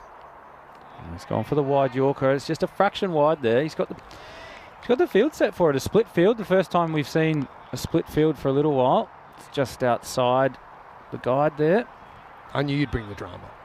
I love this. We've basically got drama, comedy. We don't get a lot of romance. Although we have had some married couples umpiring together. That always takes his head off. The good news is it didn't. Sewell's been a really good player. Have you had any proposals? No, you must get that at the ground sometimes. We've seen Comes that on the wing. occasionally, yeah. Do you reckon that the proposee is happy with that? Or do you think... Have you had any knockbacks? It's really funny because my wife said this to me. She said, if you ever did that... That's going to be in here. For example, when, hey, now we're going to have our 10 over proposal brought to you by... Proud to the Jewelers. What was the other bachelor? There's one guy, Neil Lane. Always the ring was a Neil Lane ring. Shout out to Neil Lane. And there's, obviously gives the ring in return for a bit of exposure. Yep. So. Oh, slower ball. Back of length. Hit straight up in the air. Oh, what a catch. Charlie Whipple moving around nicely from mid-on. He's got the floppy on. Wide brim hat. Vinny, you're a big fan of that. He'd be about as tall as you, Charlie Whipple's ball, but he bowls leg spin. And he's actually quite an interesting bowler. We'll probably see him at some point in this 10 overs. But yeah, changes as good as the Holiday. It kind of holds up in the surface. The overspin on that ball makes it bounce a bit more. And so it's an uncontrolled hook shot. Patil's going to have an awkward conversation waiting for him with Islam as he has to walk off. He's out for 32 and it's 47 for 2. Yeah, how's that conversation going to go down? Talk us through it, Vinny. Well, I mean, good news is that I wasn't involved in too many run-outs in my time. And if I was normally the run-out fault and out. So I actually remember us. It's funny what you remember. Remember us batting together. There's not too many threes, but we ran 3 once, I think at Wanneroo, which is my Hussies club. And it just kind of went to spot, and I couldn't even go 4. That's when I realised that I needed to work on my fitness. It was in a T20. Oh, it's kept a little bit low. Might have been a bit of bat in that, Definitely cut back, and you're right, did keep low. You would have been screaming for this, but let's just watch it. I heard a double noise. Yeah. And if not, could have been some trouble. Yep. But different game, T20, big fields in those days. Bowlers were often bowled just a couple of steps, just trying to get through the overs. And it was like some sort of unholy beat test. Yeah. Sprinting to face up, face up. Trying to catch your breath. Oh, another good ball there. And the other thing is, as soon as you tap your bat, I like to tap my bat a couple of times. And I often bat a bit higher in these T20s because some people would say I was ahead of my time. It's a no ball. We've got a free hit coming up. Yeah, overstep. So I just remember thinking, this is tough because, just overstepping, nothing behind the line there. You're pretty good at not bowling no balls, by the way. Thanks. I better keep that up. Oh, it's a free hit and it's launched into the sky. Catch is taken, which has no effect as it was a free hit. How do you feel about free hits? Do you reckon they've had their time? You don't bowl out of no balls, do you? Seriously. Yeah, thankfully, as we watch it here, just to check that it is underneath, which looks like a fair delivery. Probably just. Yeah, it's a tight call. Probably would have hit him in the protector. I'm glad it didn't, though. Yeah, so we do finish the third over, 50 for 2. The free hit, look, it is... it's part of the game now, isn't it? I don't think it's going anywhere. Thing is, it was brought in to discourage front foot no balls. Originally, it was only front foot no balls. And in 50 over games where, let's say, there was a lot of conservative batting, it meant the crowd was guaranteed. Yes, something happening. Quick look at the table. You can see Creative Sports, with a win, they would actually go above London County Cricket into the top 2. Now, what that would mean is they'd be the higher ranked team in their quarterfinal tomorrow. So let's say if weather was to intervene, which you can never rule out. Yeah. And those It's an things. important part of it, isn't it? Yeah, so it's a real something to gain for creative sports here. Hey, here's the refrigerator. Here he Steve is. Reeves, over number 4. Oh, nice start. I mean, if he put on a white shirt, he'd be a perfect sight screen, Steve Reeves. He's barrel-chested. And I just can't believe it's this long before we saw him in the action. Do you like the Wimbledon kit, by the way? It's quite nice. Pink. Yeah, it's a good kit. Strawberries and cream. Yeah, very apt, isn't it? Oh, that's just... Oh, Crossweight just knocks over the stumps, almost in disgust that he's missed that one. Yeah, just it went on with the arm, didn't it? Reeves, he's not going to threaten to turn one, but have a look at this one. Good keeper as well. We'll be annoyed by that. Gets beaten to his left. Just maybe didn't get that left foot going quick enough. And so it'll be an unhit 4. But luckily for the refrigerator, it will not go against his figures. Yeah. So what's the story with the refrigerator?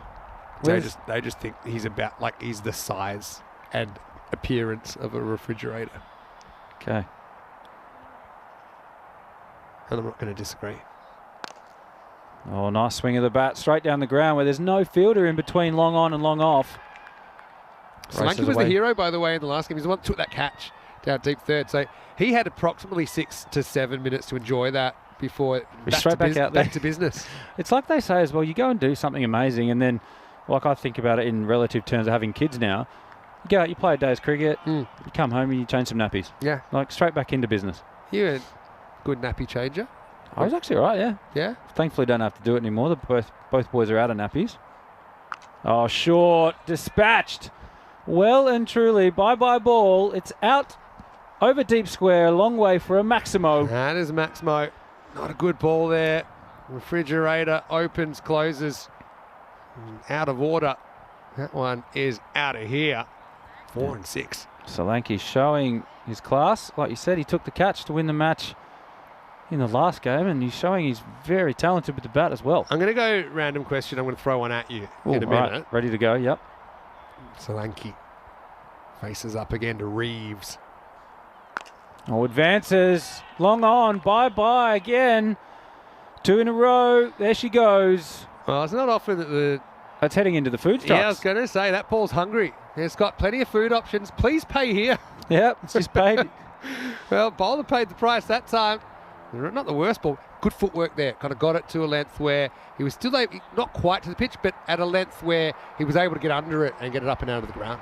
Yeah, no, he's showing his skill. So, you don't have to mention names, but I want to talk dummy spits behind closed doors. Yeah. Have you seen some good ones? We saw a bat throw there. By the way, it will certainly interest Tyrone Peters, the tournament referee. Certainly have something to say about that. Last ball, by the way, for Reeves here.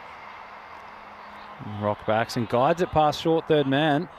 And that races across the Grizzly, across the outfield. It goes to 21 runs off the over. Which is called a? Abracadabra.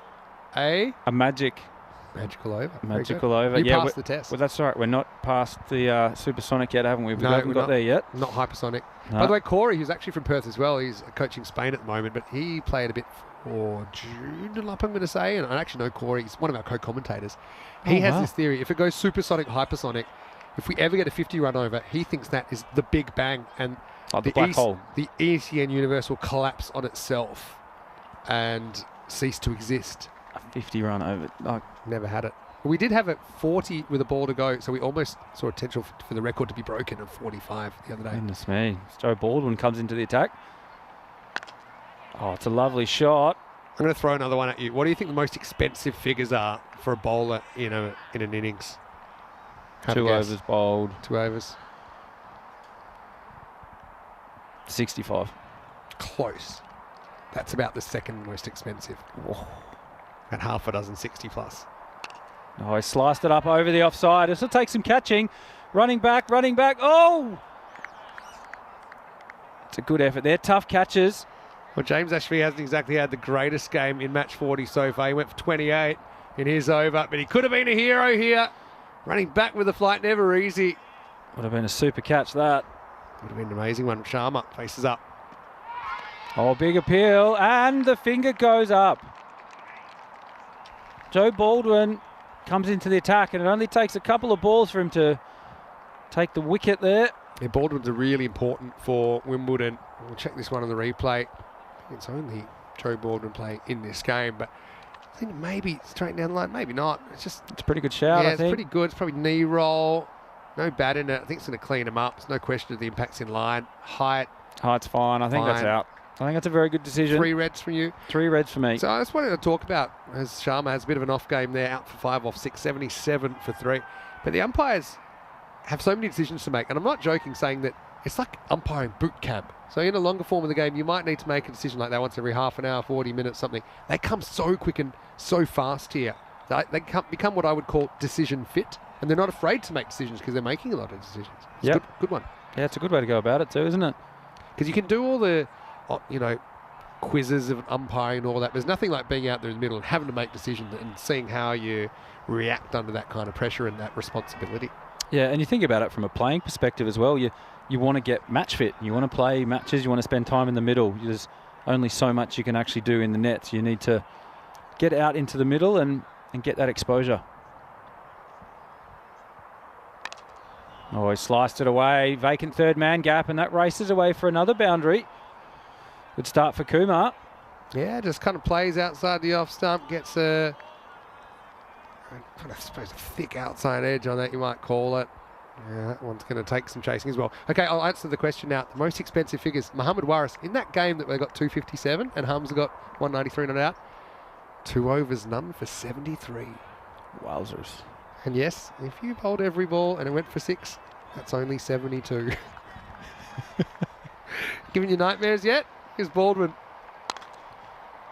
And so it was one of those, I often think there's a zone, let's say 30, where you wouldn't think you're going to get a second over. So this is why it's hard record to break. Yeah. And then he came back in the 9th, nursed out. I'm like, well, everyone's going for that. So they were shorter bowlers. They had some injury issues. Also, they had a ruthless batting side that knew what the record was and were just going to take it down. Determined to give it a shake. Oh, what a shot. Clears the front leg, over the top, mid-off, hit the side screen. Nice and straight. Another maximum. Well, I know they talk about maximum, by the way. I was waiting for it. The end of, just seeing whether you were paying attention. The end of the 5th over. And the score is 94 for 3. And let's give you a look at us in the commentary box. When you sound to hear Mr. Maximo, Jason Meredith kindly has stuck around. It doesn't have to, but he's just a good guy. So, yeah, just enjoying it. You want to say hello to while you're here? Yeah, it's nice to see you all out there. Hopefully you're enjoying the coverage. And got your boys, maybe? Yeah, the boys, they might be watching. It's middle of the night back home. What is it? Yeah, it's nearly 20 to 2 in the morning, so they're probably asleep, hopefully. Gee, I might have got them out of bed. Especially just to pop up and say hello. Come on. This doesn't happen every day. This isn't your run-of-the-mill World Cup game or something like that. This exactly right. This is something special. Yeah, I was going to say, so Waris got brought back in the 9th, and he went for 43.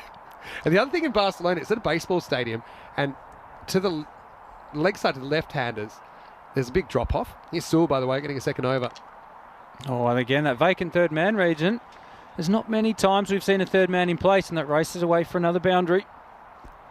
Yeah, so he actually...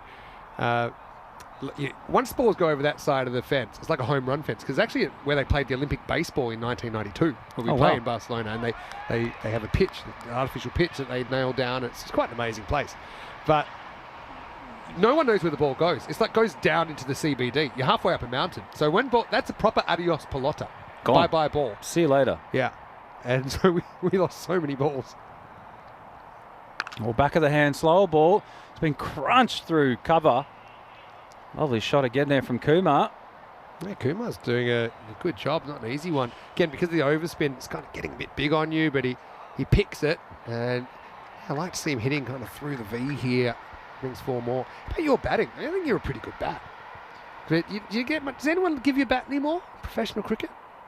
Not really, which is nice. I don't need a bat anymore. Do you even ask where am I batting? Or is I just know I'm down the bottom now. Is it just like a known? Well, the other thing for me is I actually broke my leg in the nets a couple of years ago. Oh, I remember that. Oh, and Kumar was given a fraction of width, and he stays leg side of it, hits it Maximo. Up and over the offside. There's the LMS cricket, and I knew they'd field some. One of the great things about this, I was commentating 3 games at once last week. We had the kids over here. There's been school camps going on. Been calling everything. It's a great shot, though. No, was it no ball called, was it? No. Oh, Yeah, it was is called. too, yeah. It was a no ball. Some fine margins foot, and good Sewell's spot. pushing the boundaries. Alex pushing the button so good that he's spotting no balls. It's like George on Seinfeld spotting raccoons. Bang, bang, bang. He says, no, that's going to be a no. So it's a free hit. On Kumar again. Vacant third man region. Oh, it's nearly hit the... They're walking around with their bicycle and they've nearly copped the ball. Watch the game. Watch the game. As this is going to be at the 100 as well. That's a good shot.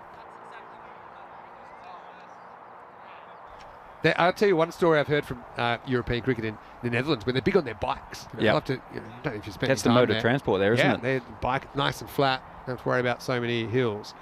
But apparently, Corey, who, my co-commentator, former Perth boy, Karatha boy as well, actually, he was playing a game where someone hit a big 6 and it bounced and went into a guy's open backpack that was just cycling. No. And He just kept going. He was going. He had no idea. no idea. Imagine getting home, opening his Lost backpack, the and he's ball.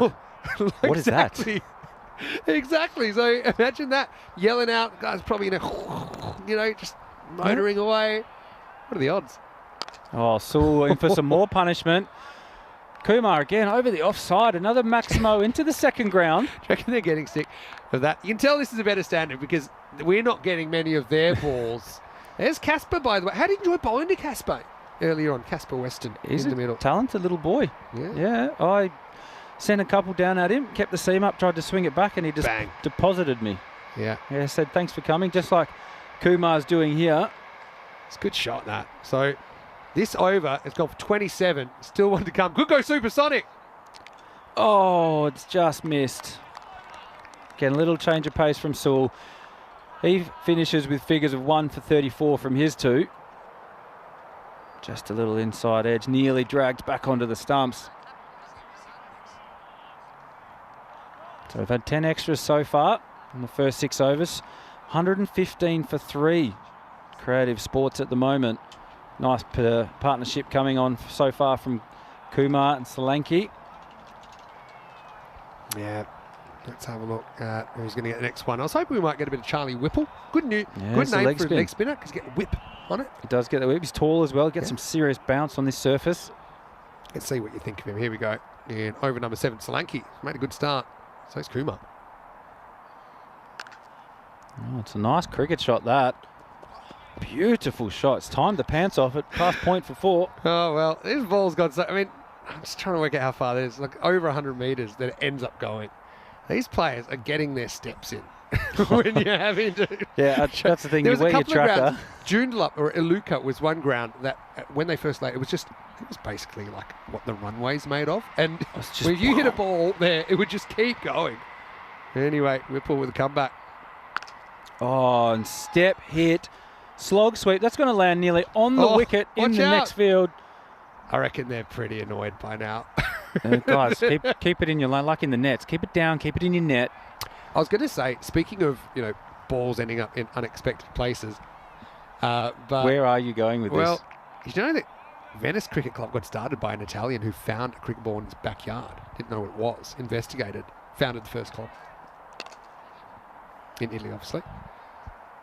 Not Venice Beach, California, which you've probably been as well. But how cool is that? There's some great European cricket stories, and it's fueled by, not fueled by money or commercial interest, just fueled by good old-fashioned love of the game. Yeah, and that's still brilliant. going Venezia. And that's the thing, the way we look at the reason we all started the game is because we loved it. We wanted to play it, looked fun, hang out with your mates. We were talking about it before, Vin, the opportunity this is giving so many people to play the game that we've grown up with and that we love. High on the bat, but it's going, gone. Well, Tyrone shelled a sitter in the first game of the day. He's been waiting a while, probably his best chance in a while. He got up out of the chair quickly, He but the was- and speed to the ball, he just couldn't get Tyrone's there. an excellent fielder as well. And that's Oh, that's earlier in the day, and they found it. And that one falls out of his grasp. Oh, Maybe a wrong in there, maybe top spinner from Whipple. Good yeah, variation. getting close to magical territory here, Vin. It's good innings so far. 182 expected. That's a high score. Remember, they can go up to 260. Oh, short again. Tyrone! Rocks Oh, back. it's bad. Here he, oh, he's- Bad, really bad. Dangerous. Andy O, he's just reading the comics there, I think. Yeah, it's at the end of a long day, but there is I didn't teach you about this. Is in your safety training. You know how on the plane you always have the safety briefing, yep. There's one rule, okay, by the way, 138 for 3 after 7, protect the equipment. That's rule 1. When we talk about rule 1, protect the equipment, goes equipment, human, other. So you particularly... So you'll dive in front of that. I have a stance where I don't try to catch it, I'm just protect the equipment, particularly my equipment if you can. Okay, yeah. 2 circles, I've got good insurance. Mine, not so good. By the way, Western Shield, this is what I'm talking about. And I'd love for you to tune in as well. 18th to 24th September at Cartmore Oval in Spain. Oh, another big swing of the bat heading out towards the deep mid-wicket boundary, and another Maximo. Yeah. Solanke. Just getting going. So I want to put you on the spot, but I will. Yeah, that's fine. Could the time come in the next X years? Because each team has an icon player. Ross Taylor. Yeah. You think you're better than Ross Taylor? I'm a different player to Ross Taylor. That's true. Oh, it's sliced away through point. It's gone the wide hole. He's just got enough bat on it here, Solanke. Look at him go now. 49 off 14 balls. Well, they've brought in the refrigerator. They've gone cold of Wimbledon. They're getting an absolute toweling up here in match number 40. This could be some huge confidence for the creative sports lineup here. Is that something that you might consider down the track if made an attractive offer by Dad to be an icon? Well, icon does sound nice. Why should icons be batters? Icon sounds nice. I could see myself being an icon. And then, by the way, that's 50 for Solanke, brings up of just 15 balls. And I talk about golden hour, the hour before the sunset, but Solanke's having his own personal golden hour where he's won the game with a clutch catch. He's brought up a 15-ball 50 moments later. Yeah, that confidence that catch has given him. He's off and racing. And again, slapped up. Oh. Have to hustle to get one. Yeah, so I'm just putting that in your... I know you're a busy guy. Just put it in the... You're trying to squeeze every fibre out of your body in the remaining years of your career. Still producing that. Have you noticed that nobody can hit you? Why haven't you played more? Let's get controversial. Anyway, slapped down the ground. Mid-on had 5 metres to move and he couldn't get there. We have 9 umpires in this series, and this is why, because we almost lost one here. Have a look at this. He's focused, he's still. And then the panic. Nice. No, that's not. Yeah, he's calm, cool. Got out of the way easy. Glad that wasn't a bit straighter. Nice ball the over. Oh, and again, into the slot. And deposited over long on, going way back for another Maximo to close out the 8th. End of the 8th, and 160 for 3. They're actually on 200 pace at the moment. I'm going to throw another one at you. I want you to have a guess. What do you think the highest score that's been chased down is? Or what's the highest target that's been achieved by a team batting second? What was the top score from the comp again? It's pretty rare, but 257. Bearing in mind, they're normally mismatches. Yeah, okay. I reckon the highest chase down would be 210. You're such a good guesser. If his price is right, you would have just lost, but it's 208. Oh. Very good cricket IQ, and that was in a final in Jersey. That was only in May. Look at the distance between that and the next. 186 was the previous best chase. Huge. Obviously, it gets exponentially tougher the higher you go. I'd say your chances halve for every 10 runs over about 160. Yeah. Jason Berendorf. Yeah, Fridge is back. Oh, and Fridge, he's hit it down long off throat. Oh, and he's got to move. Oh, he's pulled the chute. Oh, that's still there. And we've got a ball from the other field. Oh, that's our first one. We finally got a bit of We've got one back. Can I tell you, there's a ground in Malta where sometimes we hit it into an archery range, and I'm quite worried about don't get that if back. they return fire. Send a few back in. Major League Cricket with interest. Any shooting ranges? Oh, it's short and dispatched. Uh-oh, are they watching? Then they were not watching. But don't turn your back on the game. I don't care where you are. It's a leisurely chase. Oh, it's in the forbidden zone. It's gone under the fence. Out of bounds. Oh, Fridge, you got to pitch it up there. Yeah. So you know what I love here. So Trip's tuning in from America, and he's like, "Hello, everyone, Vinny, and guest commentator. I'm the guest. That's me. You're humble. It's good. hard to stay humble when you're so good at cricket. I haven't You're very got it onto kind, Vinny. I don't want to get a shock job, but shouldn't you have played more cricket for Australia? No one can hit you. I You don't noticed know. that? I don't know, mate. No comment. You've got out Kohli, you've got out Gale, you've got out. We'll throw a few more big names in there. Never got to bowl to Sachin Tendulkar, did you? I think you've told me off air that you thought that he would have struggled against you. No, I got him out. Hello to all our Indian viewers, by the way, and we'll say Oh, slog through the leg side. Man on the fence. Safe pair of hands there. The Fridge has a wicket. it's got to be the hardest position to field just because you're right in front of the opposition. And Oh, they're... Ooh. It's like in basketball where they've got the faces and they throw all the things at you, try and distract you. Coming into cricket. But that's a nice take down there. And He's pretty happy excited. about it. Yeah, he's happy. Refrigerator's open. And look, he's just pretty cash about it. It's big Reeves. Kumar, good knock from him though. 5 sixes in his 45. Misses out in the half century. 168 for 4. Is there a player you would have liked to have bowled to but never got the chance?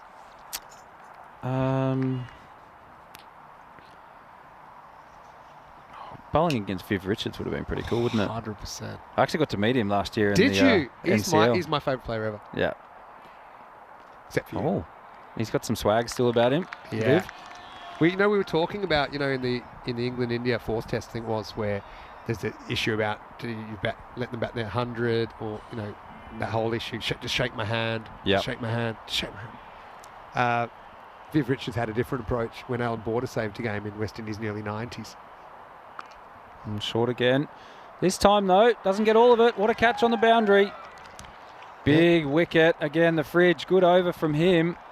He finishes with 2 for 29 off his 2. Fridge is open for seconds and he'll finish with 2 for 29. And it all happens in the ninth. I mean, they brought Reeves in. I'm guessing he won't play tomorrow because it's the only game he's played so far. So they're saying, look, I know you got tonked in your first home, but have another one anyway. And he delivers with just 8 runs off that 2 wickets fall. And after 9 overs, 168 for 5. So, yeah, Viv Richards, he just said Alan Border, who'd saved the game, same situation. Yep. And he said, just get your 100 and let's get out of here. And there were some extra words, which I can't repeat. That's the way to handle it. That's fair enough, yeah. The thing is as well, like in that Indian series as well, they saved the game. Like they batted really well to save the You've game. earned the right. And it's Washington Sundar, it was his first Test 100 as well. It's a pretty special Deserved it. occasion. He'll try and ruin it though. Oh, nice swing of the bat. This could be a nice catch down on the boundary. Pouch by Charlie Whipple. Yeah, Mr. Whipple in action. Some Yeah. nice catching. Yeah, I know. Safe hands. Wimbledon are a good side. Remember, they won the nationwide T20 back in 2023 and then qualified for the ECL, the European Champions League of cricket Yep, in it's a huge- 2024. But Huge yeah, achievement. you really appreciate here. I mean, obviously you fielded in the outfield a fair bit yourself, but because you're closer, you got less time. It's coming at you ball's hard getting as well. hit hard, flat. Yeah, You got to make some quick decisions. Often, even on miss hits, often you'll bolt in. It's your natural instinct. But because you're so close, often you're better off just kind of hanging back. And Whipple did a really good job. Almost taking that slip catch style, kind of diving to the side. Okay, here's Jones getting a hit at number 8. So he got his chance up the order earlier. And he'd like to get a couple out of the middle of the bat. Batted the 10 earlier on. McKernan with a wicket there, by the way. Oh, nice little bit of zip off back of a length. So, I mean, what about red ball cricket? I mean, everyone grows up, I myself included, wanting to play Test cricket for Australia. Is there a point that you kind of thought your career was going a certain way that wasn't really a goal to pursue or a goal that you felt was for you to pursue anymore?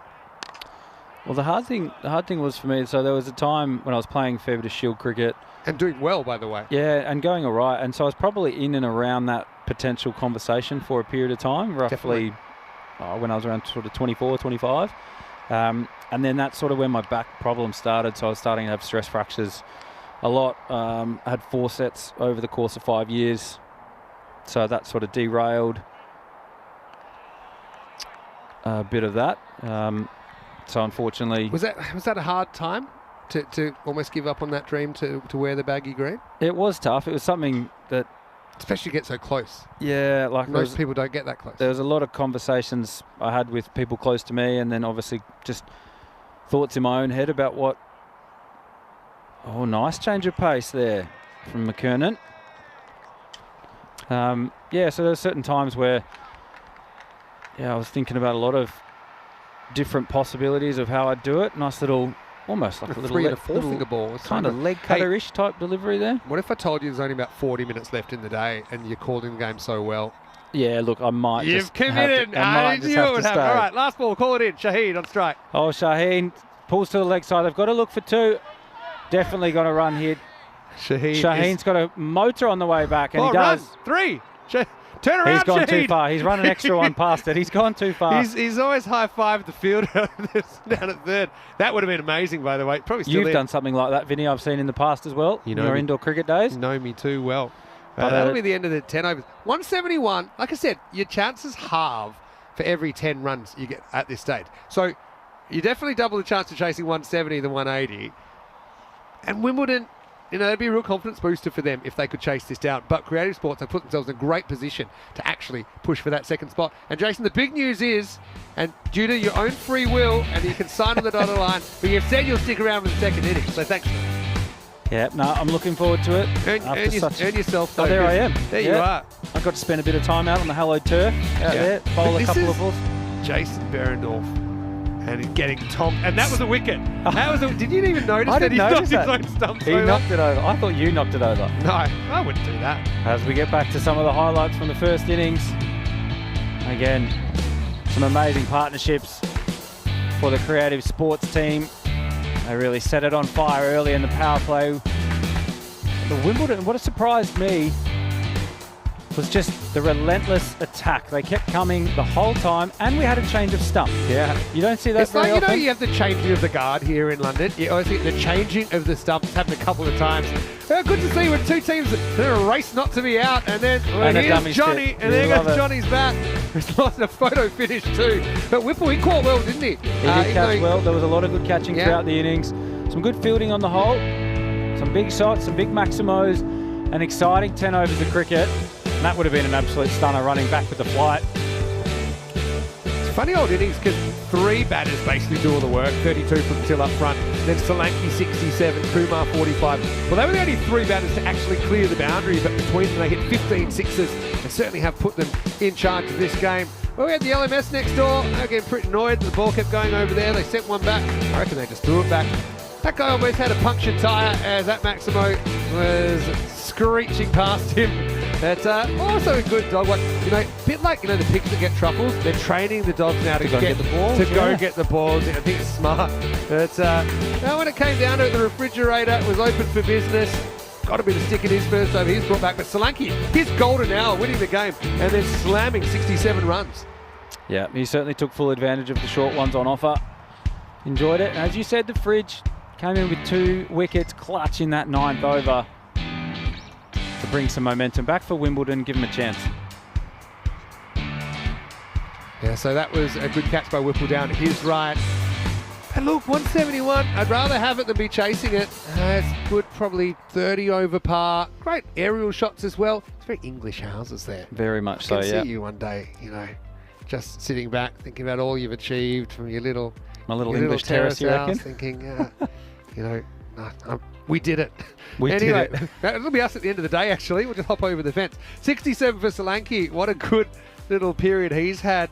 67 off just 20 balls as well. 3 ball pace also from Kumar. Good going. And likewise, Ajinka Patel, who survived 1 round out, but wouldn't survive too long after that. But what about the bowling? What did you like? Yeah, Tim McKernan, outstanding economy of 9. And the fridge, Stephen Reeves, 2 for 29 off his 2 overs, coming back into the side. And that, for me, was an excitement to see him take control in that 9th over. Yeah, so we'll take a break and we're back just a few minutes. Jason, very kind. He said he will stay. He's calling the game like an absolute pro that he is. And we'll come back and watch the Pink Power, hoping for 172. Creative Sports, they can defend it, though they will shoot into second spot. Many sound to hear Mr. Maximo with Jason Behrendorff And we'll see you after the break for the exciting conclusion of Day 8 right here in the European Cricket Series.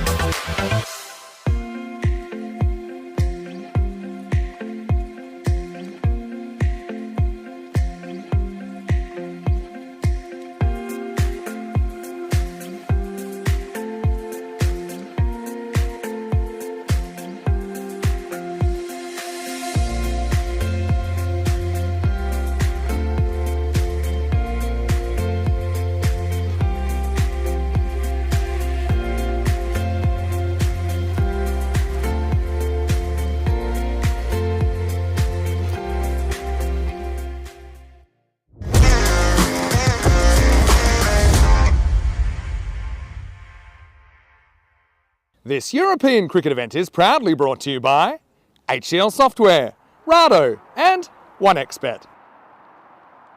Hello, welcome back. Great to have you with us as we get ready for the second half of match number 40, the final match before we head into those sudden death quarter-finals tomorrow. Vinny Santo here, Mr. Maximo, for the European Cricket Network, and it's great to have you wherever you're watching from around the world. And great to say hello to a few people in the chat as well. Hello to Stu McKernan. Just saying, Tim McKernan, GOAT bowler, I think so. Understandable that you would say that, Stu. Also, hello to Jacob, who might be off, but he's saying good night to Vinny, to Jason Berendorf, and to everyone else. Okay, numbers time, numbers chat. Wimbledon, they are top of the table, but there is a point. If they were to lose this game badly enough, then they could actually lose top spot to their opposition here, Creative. And basically, to do that, Creative would have to keep Wimbledon 95 or less. Now, that's for the bonus point, but the bonus point enough, just keeping them 119 or less. Okay, it'll make them equal on points, but Wimbledon have a superior net run rate. So, basically, game within a game within a game. Wimbledon essentially need a minimum of 96 to guarantee top spot. The other thing for Creative, they could finish third if they lose. They could finish second if they win, but they allow Wimbledon 96 or more. Or they could finish top if they keep them 95 or less. Now, Jason Berendorf is with me. Although a bowler, he's actually quite intelligent and he's good with numbers, and he'll talk you through all the scenarios as well. Jason, welcome back. Hey, and thanks for staying with us. No worries. I know you can count to 10 because you have to bowl 10 bowls in a row now. I did actually the other night. It was quite I funny. was just watching that last night going, as he must be tired. Like, I don't often bowl, but if I do and I try and get off the long run, ball 4 or 5. Yeah, what well, am I doing here? That's the thing. I bowled my first 5, and then Sam Billings, our captain, goes, "Yep, go again." I was like, "Oh, okay." You just, different format, new rules. Yeah. As we get back underway here again. Here we go with Iqbal. Oh, big swing, inside edge into the leg side for a single. The other thing is Iqbal. Remember, he's the one that bowled the last over of the last game. Yeah, where they won. Went right down to the last ball. He was under the palm. He must be happy to see the bowlers fighting back from the tough situations, though. Oh, it's exciting. And we've talked about it a little bit today, is that the good bowlers, the ones that are able to mix and match their pace. Yeah, followed him, went inside his swing there. I like that. Yeah, it's a tough school. You're not getting huge amounts of assistance from the wicket. Short boundaries. He's backed away there. He's followed him into the leg side. So talk me through your week. When's your next game in the 100? Saturday. Yep. Yep, so we play, I'm pretty sure it's Manchester on Saturday. In London, right? Yeah, at the Kia Oval as it's driven down the ground, nice and straight for a quattro. Quattro carrera. I was going to say, if you are the icon in one of our future Western Shields, twice a year, by the way. Oh, twice a year. Paid Okay. as well. I've heard some of the money going to the icons. Get you interested, you reckon? Gets me wanting to dust off the old gloves, put it that way. Okay. I don't yeah. think I quite qualify for icon status. But I wouldn't mind. No, so then we'll have to teach you a bit of Spanish. Have you been to Spain before? Yeah, I've been to Barcelona once. Yeah. On high in the sky, there's a fielder out I never under saw it. it. Well, he's not. Oh, no. He sort of lost it. Didn't quite keep going. I used to call this cricket zombie when they go back with a flight and they kind of remind me of the zombie movies where their arms are out and but they're not really sure it's going. I mean, he looks in focus there, and that's the look of someone that didn't pick up the ball straight away. Malik at forward square. Yeah, it's a tough one. Those ones you've got to go early. You've got to get out as far as you can. You've got to get the pace of it. Oh, well bowled again. Iqbal hitting the hole. It's been a good over so far. Just 9 runs coming off his 5 balls. Yeah, okay. And so you enjoyed Barcelona? Yeah, Barcelona was great. We Beautiful city. yeah, I've done 2 weeks of Spanish classes, not the same time, but in Barcelona, intensive Yeah. Spanish, and it's a beautiful city. oh, nice length. Yeah, oh, shy at the stumps, but Iqbal 10 off the first over. 10 for 1 of Wimbledon in their chase of 172.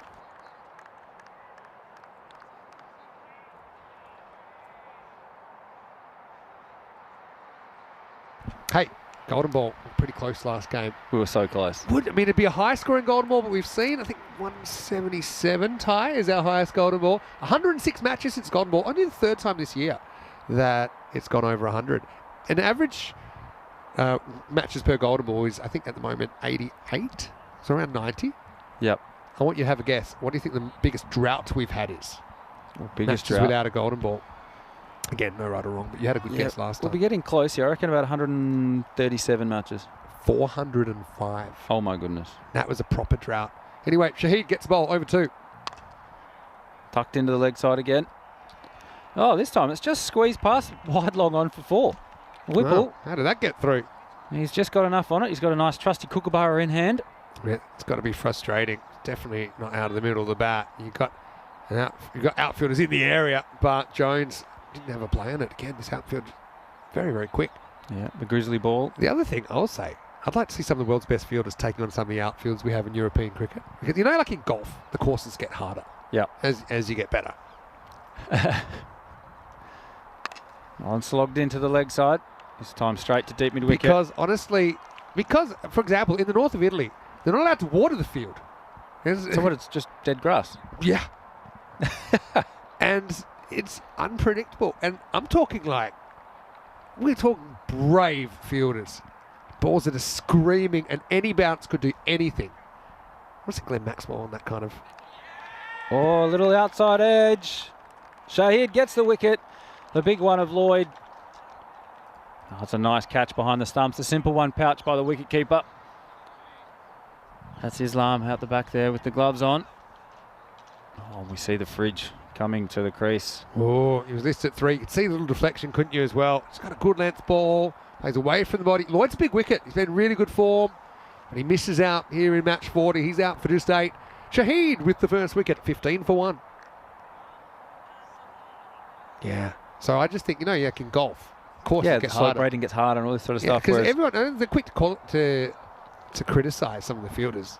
But again, I honestly would, and I've seen some very good players, played with and against some very good players, and fielders. Of course, in Yep. Australia, big emphasis on fielding.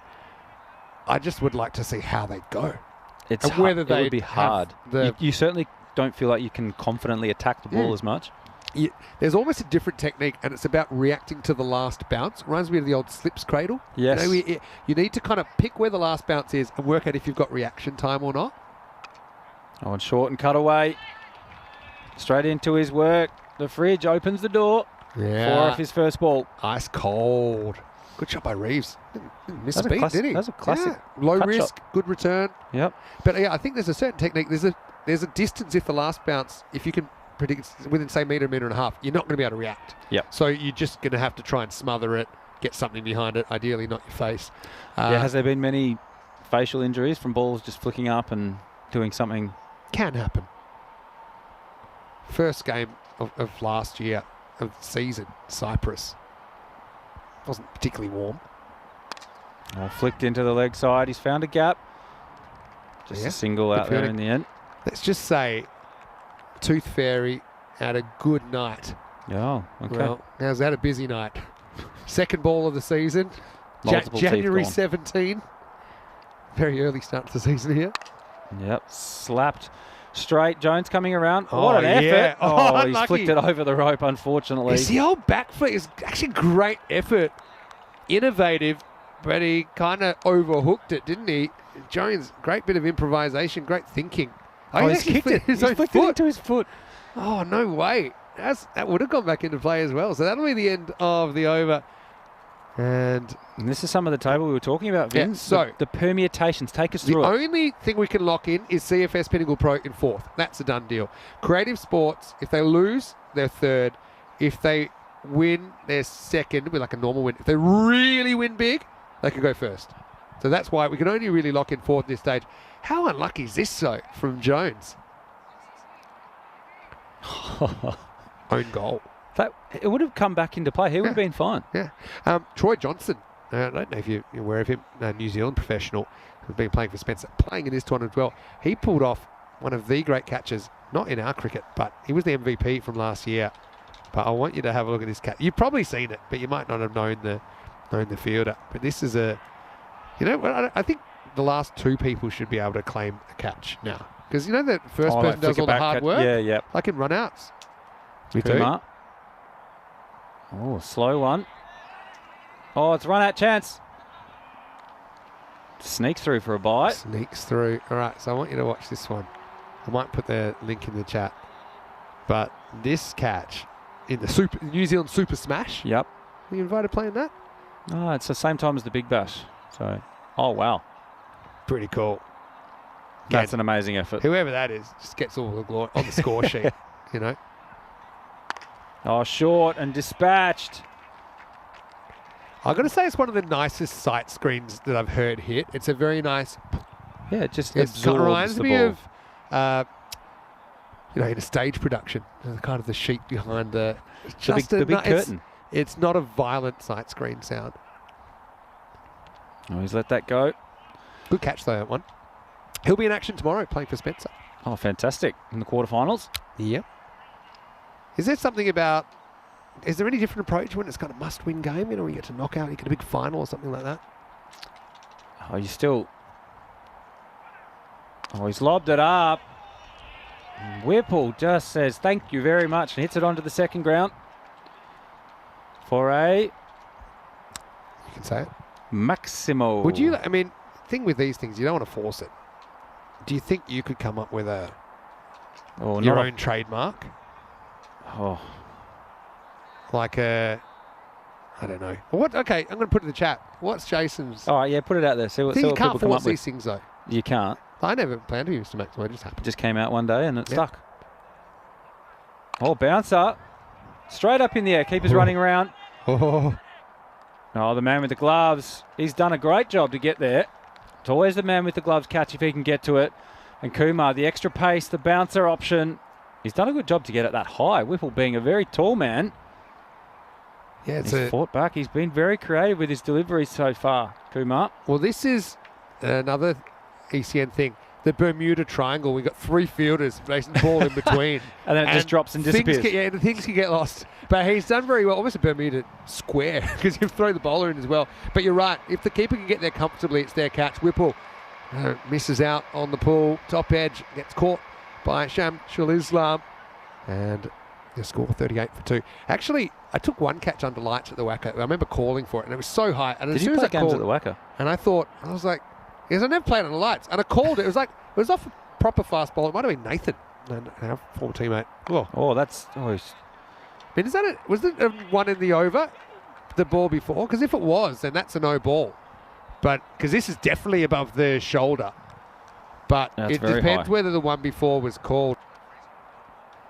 I don't think there's any question. This is above the shoulder, but I don't. And by above the shoulder, I mean above the tallest man in the world's shoulder. Yeah, or above him standing But on... I mean, so Oh, Whipple. that's probably just under. Yeah. So again, the bowler would have been aware of that. Probably wouldn't have banged it in if he had already used his bouncer. Anyway, Fridge activated, smart mode. Oh, and Kumar again. Nice little length to finish the over. 39 for 2 after 3.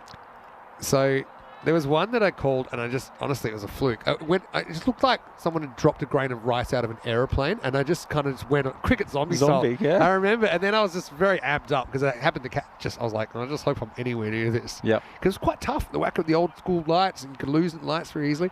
But there was another one in the 2-day final that you were bowling, and it was a weird game. Like, they needed 80, 85 overs. They needed to go like 8 and over in this final. I don't know if you remember, it's back 2010, 11, I think. Of course I remember it. You remember just about everything. True. But in this one, it was towards the end, and we were kind of happy for them to just not get boundaries.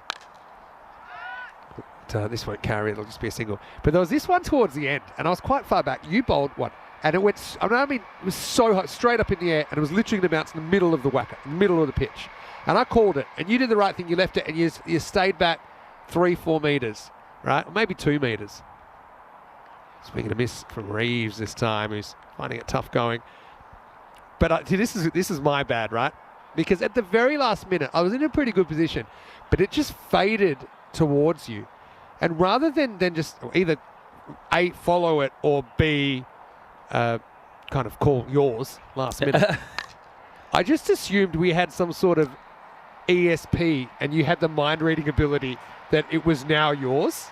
And the ball landed in between us. They ran 2 in the air and it bounced, and they ran another one. Because Really? it bounced so high off the whacker pitch. And I remember thinking, whoops. And it didn't cost us anything, luckily, at that point. But I remember just thinking, Jeez. I was like, how did I think that Jason would just know catch it? that I was just going to... You're just going to leave it. I was like, and then you looked at me like, huh? I'm like, That's I yours. don't think he even said anything. In my mind, said, didn't you hear me? Didn't you get the It was telepathic thing that I sent you to catch That was it? fun. I mean, for me, it was a highlight, obviously. At that point, I was about 30. What's the foot? Oh, Oh, hello. That's going to be 4 runs. Yeah, this is what I love about Yeah, our just coverage. quick. I mean, that's something that you'd think in real time, probably maybe not even look for it. I don't think even he realised. But he does step on the rope and it'll be 4 runs. Wimbledon, remember, they need 96 to guarantee top spot. So it could be a win-win here because Creative could still get second. Well, slapped in at long on. Oh, that's well done in the end. Yeah. That's what you're talking about with the bounce. You've got to really watch the bounce. Because, I think you need to be ready. Like I said, almost like a slips fielder, you need to be ready to go in any direction, an unexpected direction, and keep your options open if you think you can react to that bounce. Sidhu, good job. Last ball of his over. On cutaway again. Deep point in place. Good over there from Sidhu. Only 8 from it. It's 47 for 2 after 4. Yeah, so Jason Berendorf with me. So, okay, you play did you say Saturday is your next game? Yeah, we play Saturday. So today is Wednesday. Wednesday. The month is We're in August now. August. Yeah. Flying by, isn't it? 8th month of the year already. So what is your schedule like tomorrow? I'm not asking because I want you to come in and go. But, but tell me, honestly, how would you pass your time over there tomorrow and Friday before you play on Saturday? Night game, was it afternoon or night game? I think 6:30 start, that sort of thing. So evening start. Matsu Malik gets bowled. And then, sorry. No, so I was just going to say, even if it gets a little bit of the line, it's good. So this is one thing so that's kind of a bit like baseball. Yeah, It just shaved a bit of the blue line, so it's good. Oh, slow into the wicket. Out into the gap. 4. How did that go for 4? Reeves was just stalling a little bit. Hat backwards. Cool cat. Look at him. Can't get away with that in ECS cricket. You'll be told to put your hat on properly. We might be pushing the envelope with being progressive, but we're not. I mean, you're not going to break those traditions. Not prepared to go that far. Yep. No, that's fair. Hat backwards is no still. Got to keep some things in place, don't we? Malik taking the pace off the ball here. Oh, I'm just trying to guide it, the fridge. He's hit the spot again there. Let's have a look at this one. Does it get any of that blue line? Oh, it's tight. Bowler's call. So, yeah, tell me what's on the cards then over the next couple of days. Yeah, so tomorrow we've got a team session where, again, we spoke a little bit about it earlier in terms of your own personal preparation. So the next 2 days we've got sessions down at the Oval, but it will be very individualised. Oh, and swung up to long off. Oh, that what fielding. That's an absolutely unbelievable bit of just chill fielding. Well, Gaurav Kumar's had a pretty good day. You won't find this in the textbook unless you read it upside down and probably open the sealed section, but he's just thrown it away into the sand. That's extraordinary. You love it, don't you? It's like he wasn't even paying attention, and he's just not his first rodeo. But yeah, so I'll probably have a bowl at training tomorrow, do some fielding, and then Friday will be pretty chill for me. Yeah. Maybe get a bit of treatment from the physio, do some recovery, that sort of thing, and then we'll get ready and crack on for the game on Saturday. It's what's coming up tomorrow. You know what's great and also difficult to organise sometimes? We have more than one game on at once. So tomorrow you can double screen it. I know you'll have all your devices split out. Screen, boom. Croatia-Cyprus T20Is starting in Croatia. And then, of course, we'll be here for quarterfinals date. So Rico Full, who was just here actually yesterday, he's on a plane to Croatia. He's there already. He's ready to play. He'll be there to go, ready to go tomorrow. Phil, our other commentator there, Phil G. And that's starting a bit earlier than us. So we start at 11 o'clock Central European. That's starting at 9 o'clock Central European, which is 12:30 in India, 7 o'clock GMT. So get it nice and early and say hello to Rico. Oh, huge Maximo out into the leg side. Big swing of the bat from Sewell. Takes him to 14. He's just starting to get into his work nicely now. And Sidhu coming off his exceptional first over, just lands that one right in the slot, exactly where you want it. Yeah, strike while the iron's hot, I suppose. And you can see it's he's brought himself back here rather than save himself for later. Goes full again, and another Maximo. Nice swing, and that's gone into the bushes out the back, and that could be another lost ball. It's I know you're very keen to go 87 today. I know you're really keen to go get a ball out of the bushes. We will not allow you. You are too important. What if I take a stump with me? I still wouldn't no prefer. chance. There's none left anyway. They've all been snapped. But isn't it it's nice when the stump goes back to its natural home in the woods? Just reminds me of that scene from Happy Gilmore. Think about what's happened to get that stuff. You're too good for your home. This is... there's Happy Gilmore 2 out. Yeah, I saw it the other day. Did you see it? Any good? It's not as good as the original. Doesn't surprise me. The original's pretty good though. Yeah, it still is. It's one of my favourite movies. Here's where I love that you can ask anything. Where does the wood that makes cricket stumps come from? Because we tend to know about bats. We think of, willow. Yeah, English willow. Yeah, it's just any old wood. What about stumps? Tell you in a minute. Oh, and that's a lovely shot through the offside this time. Over cover. Pretty flat 6 there from Sewell. Sidhu just bowling that length that he's climbing into at the moment. So here we go. Cricket bats, obviously, they're typically made from willow. English willows are quite sought after. But I think, they're doing some interesting things with bats to make them more sustainable. I've even heard of bamboo bats they're trying to develop. And Are they really springy then? Yeah, they're quite light. They're good strength to weight ratio as well. Yep. Tina's got him with and Paolo's in as well. Paolo's hogging. He's got a couple of stumps. Good luck. Oh, slow and dispatched again. We've got a fielder out there on the other. Good technique. On the other ground, yeah. Get over here. You're good enough. The Wimbledon CC got the LMS side. It's a great sort of different formats and different ways people enjoy. They're playing a game on Wednesday night here. I mean, you've got the long days here in London as well, don't you? Yeah, it is. That's something over here. You're 79 for 2 after 6. And it's tough to get the kids to go to bed over here, isn't it? Because it doesn't get dark until 9 o'clock at night. Can be. It's so cricket stumps, though, are typically made of ash or sometimes beech or birch wood. They're hardwoods, durable and dense, resilient, so they don't splinter easily and stable, so they can stand upright reliably in the ground. There you go. Now we know more about stumps. Any other of the great mysteries of the game you might cover in the 4 overs we've got left? The grizzly ball, what's it made out of? There's a theory. Oh, that's well done as well. Got a good hand on it. Corey thinks they're made of whatever's on the planet Mercury. Or perhaps some sort of lava. I see, yep. But no one knows. That is a great mystery of the game.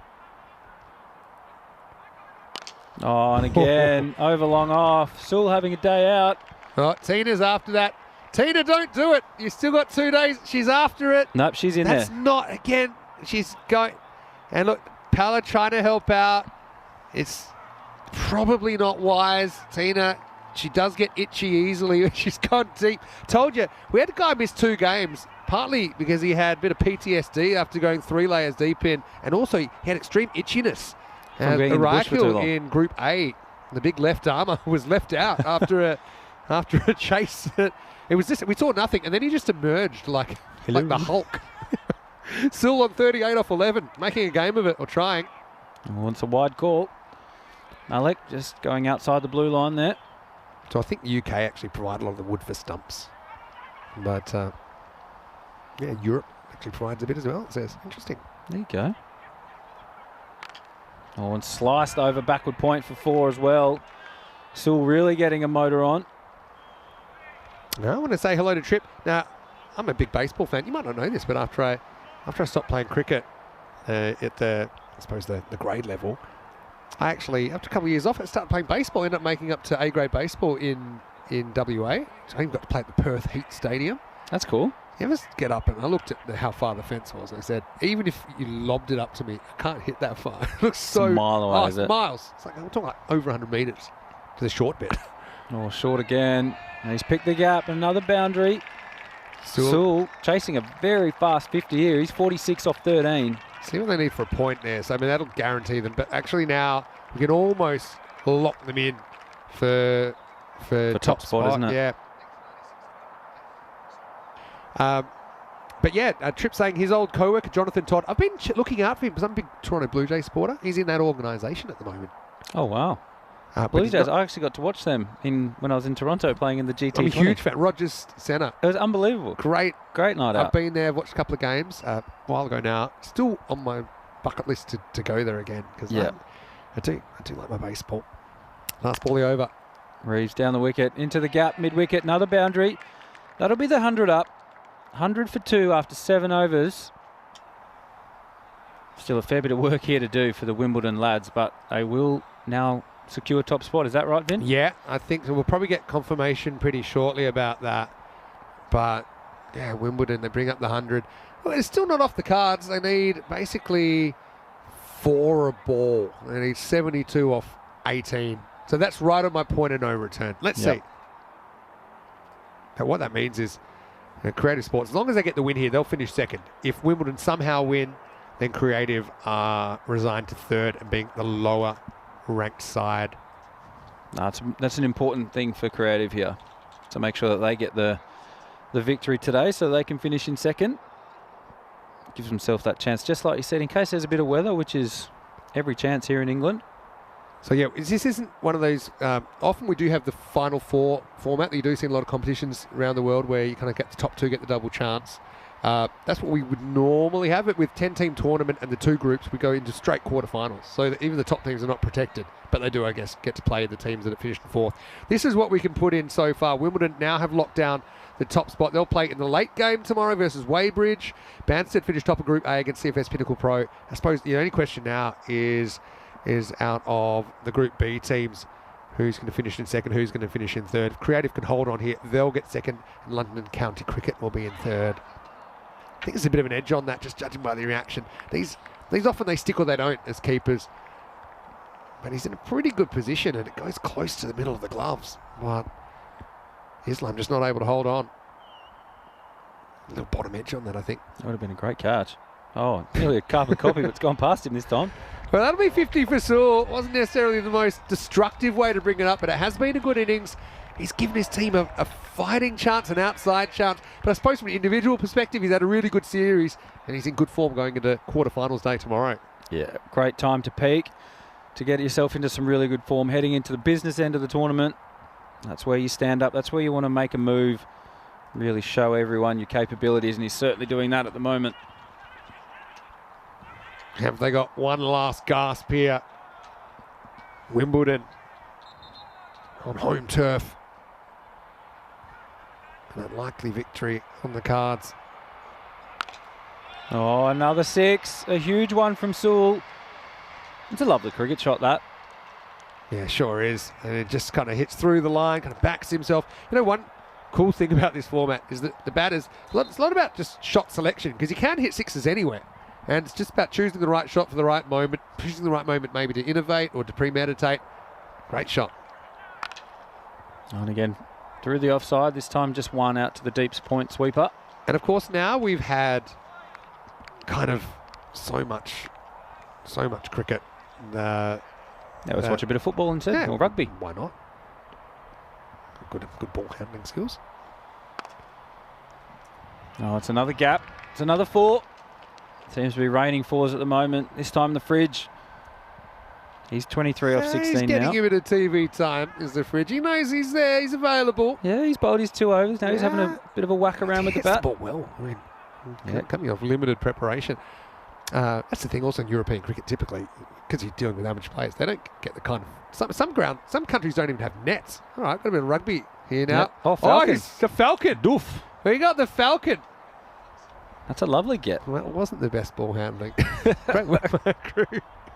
Concussion test.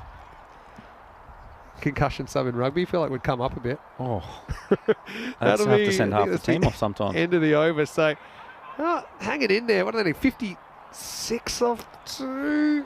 It'll be a grandstand finish if they can get close. 116 for 2 after 8. Could be into some supersonic territory, Vinny.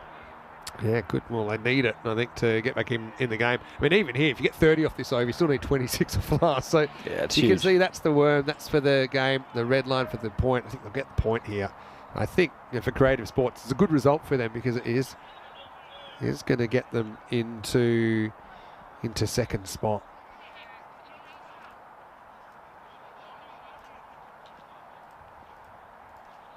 Okay. Comes Gaurav Kumar. Oh, and again, hit firmly out to the point sweeper. Just not quite hitting the boundary as often as he'd like today, Reeves. Sewell back on strike. striking nicely, 58 off 18. It's a healthy strike rate, isn't it, Vin? Yeah, it sure is. Well, he goes, tries to go big again. Just the inside edge this time for a single. Kumar has really impressed me so far with his bowling skills over the last couple of games. A lot of it is just temperament. Even you're talking about temperament for batters, but for bowlers, you just kind of keep. Everyone gets whacked at some points. I remember the late great Shane Warne, when he first played in the Big Bash, says one thing guarantee: you're going to get whacked at some point. Yep, it's how you respond and how you come back. And he's clever. He's got a lot of different slower balls. He's got that quicker bouncer that he's employed a few times. Keep the batters guessing. That's the biggest thing in this form of the game. You got to try and just keep the batter guessing. Yeah, true. Never let him settle. Flicked off the hip. And, there's no one back there now. Anybody? Nope, nobody's there. Okay, That's flicked away for another boundary. It is random question time. I'm going to throw a few random questions in. Okay, what's the kind of lowest level cricket game you've played in as an adult? So, you know, like I played in some indoor cricket. Okay. Yeah. Have you played a bit of indoor cricket? Like the Australian style? Oh, wow, that's up and over. No ball as well. Yeah, is it potentially? Yeah, I mean, because it's an overspin, it's the back of the hand. Yeah, it might maybe. just be dropping. We'll see. Maybe See on the replay. Oh, no, that's a no-y. Yeah, good call. Jason, you could be an umpire. It was called at square leg as well. It's a 7-up. Pretty good shot, actually. That's a To be able to lovely hit shot. it still through the line. Yeah. It's the other way, as we say in baseball. Now he's got a chance to go 6 again. Going to trip, he was talking about his friend Jonathan. Yeah, apparently he's playing in the minor leagues now, and he's in the Toronto Blue US? Jays. In Canada. Oh, sorry, in Canada you're talking. Vancouver. I can't remember what their minor league affiliate is called. Minor league baseball looks fun. Yeah, that would be fun. That looks really fun. Yeah. They're always gimmicks. Give it to me. Be all over it. Free hit. Oh, he's just turned it around the corner. There's no one there either. Another boundary. Oh, dare to dream. Sewell 73 now. Now the rugby players. Come on, he mate. looks pretty well built. He also doesn't look Do you very think impressed that the ball came over You there. could out wrestle that guy because you're a professional athlete and he's probably just an amateur. Absolutely not. I'm not a wrestler. Really? Look at me. But but you'd probably have him on reach. Look at that. He's a strong lad. Fridge meet wall. Correct. Oh, what's a wide there? Kumar. Yeah. So, throw your last random questions in for Jason. And also in the chat, put in your messages of appreciation for Jace, who's just basically done 2 full games. Yeah. You've been here now for about 4 hours. Jeez, that's that? 4 hours? Does it seem like more or less? No, less. That's gone fast. It's been exciting. That's huge. Wide, surely. And then over the head. Is it on the screen? Oh, it's a no ball. He's called a no ball. Oh, was it second for the over? Must be. So he already had the bouncer in the over. There we go. Sewell. So it's gone quickly for you? It has gone really quick. That's good. It's been exciting. Lots of action.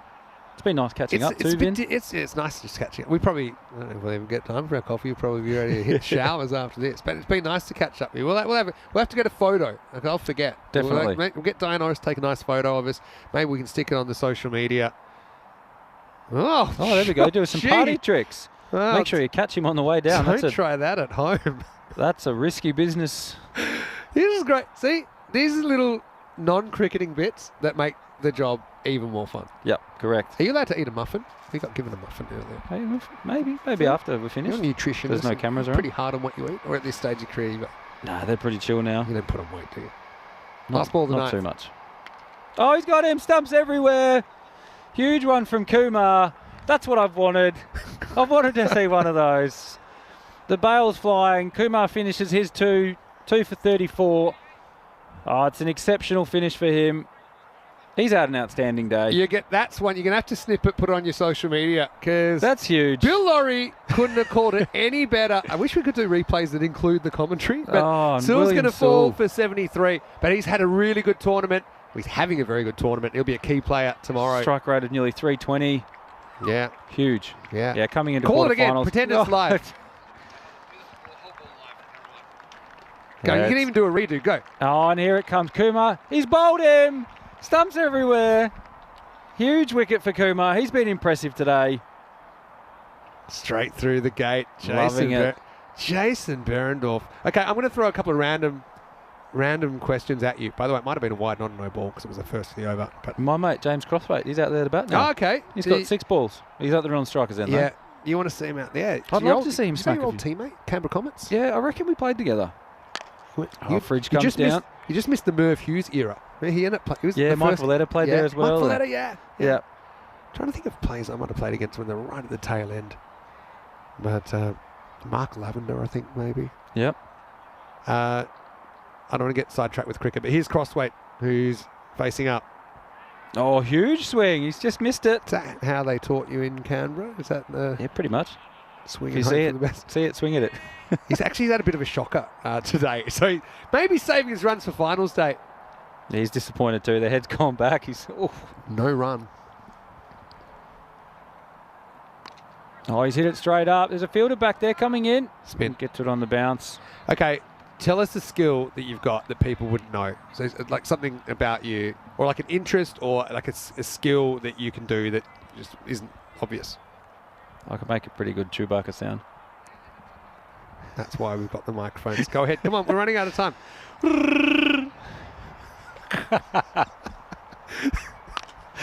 Oh, it's slapped over mid-wicket for another Maximo. Wow, that was and Chewbacca has a special comment. Chewbacca's left the building. I don't know where he went. That's actually that fulfills the useless skill. It's not bad. Don't seem particularly hairy, so you don't look No, like I don't him. have too much. You don't But look like him, but you sound like him. It's a bit more dog watch. I was not expecting that. But a little bit of time to get the ball back.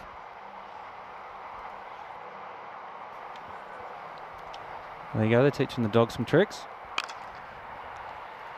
Oh, that's a terrible bounce. Okay, another word I'll teach you. Tortuga. Tortuga is basically Spanish for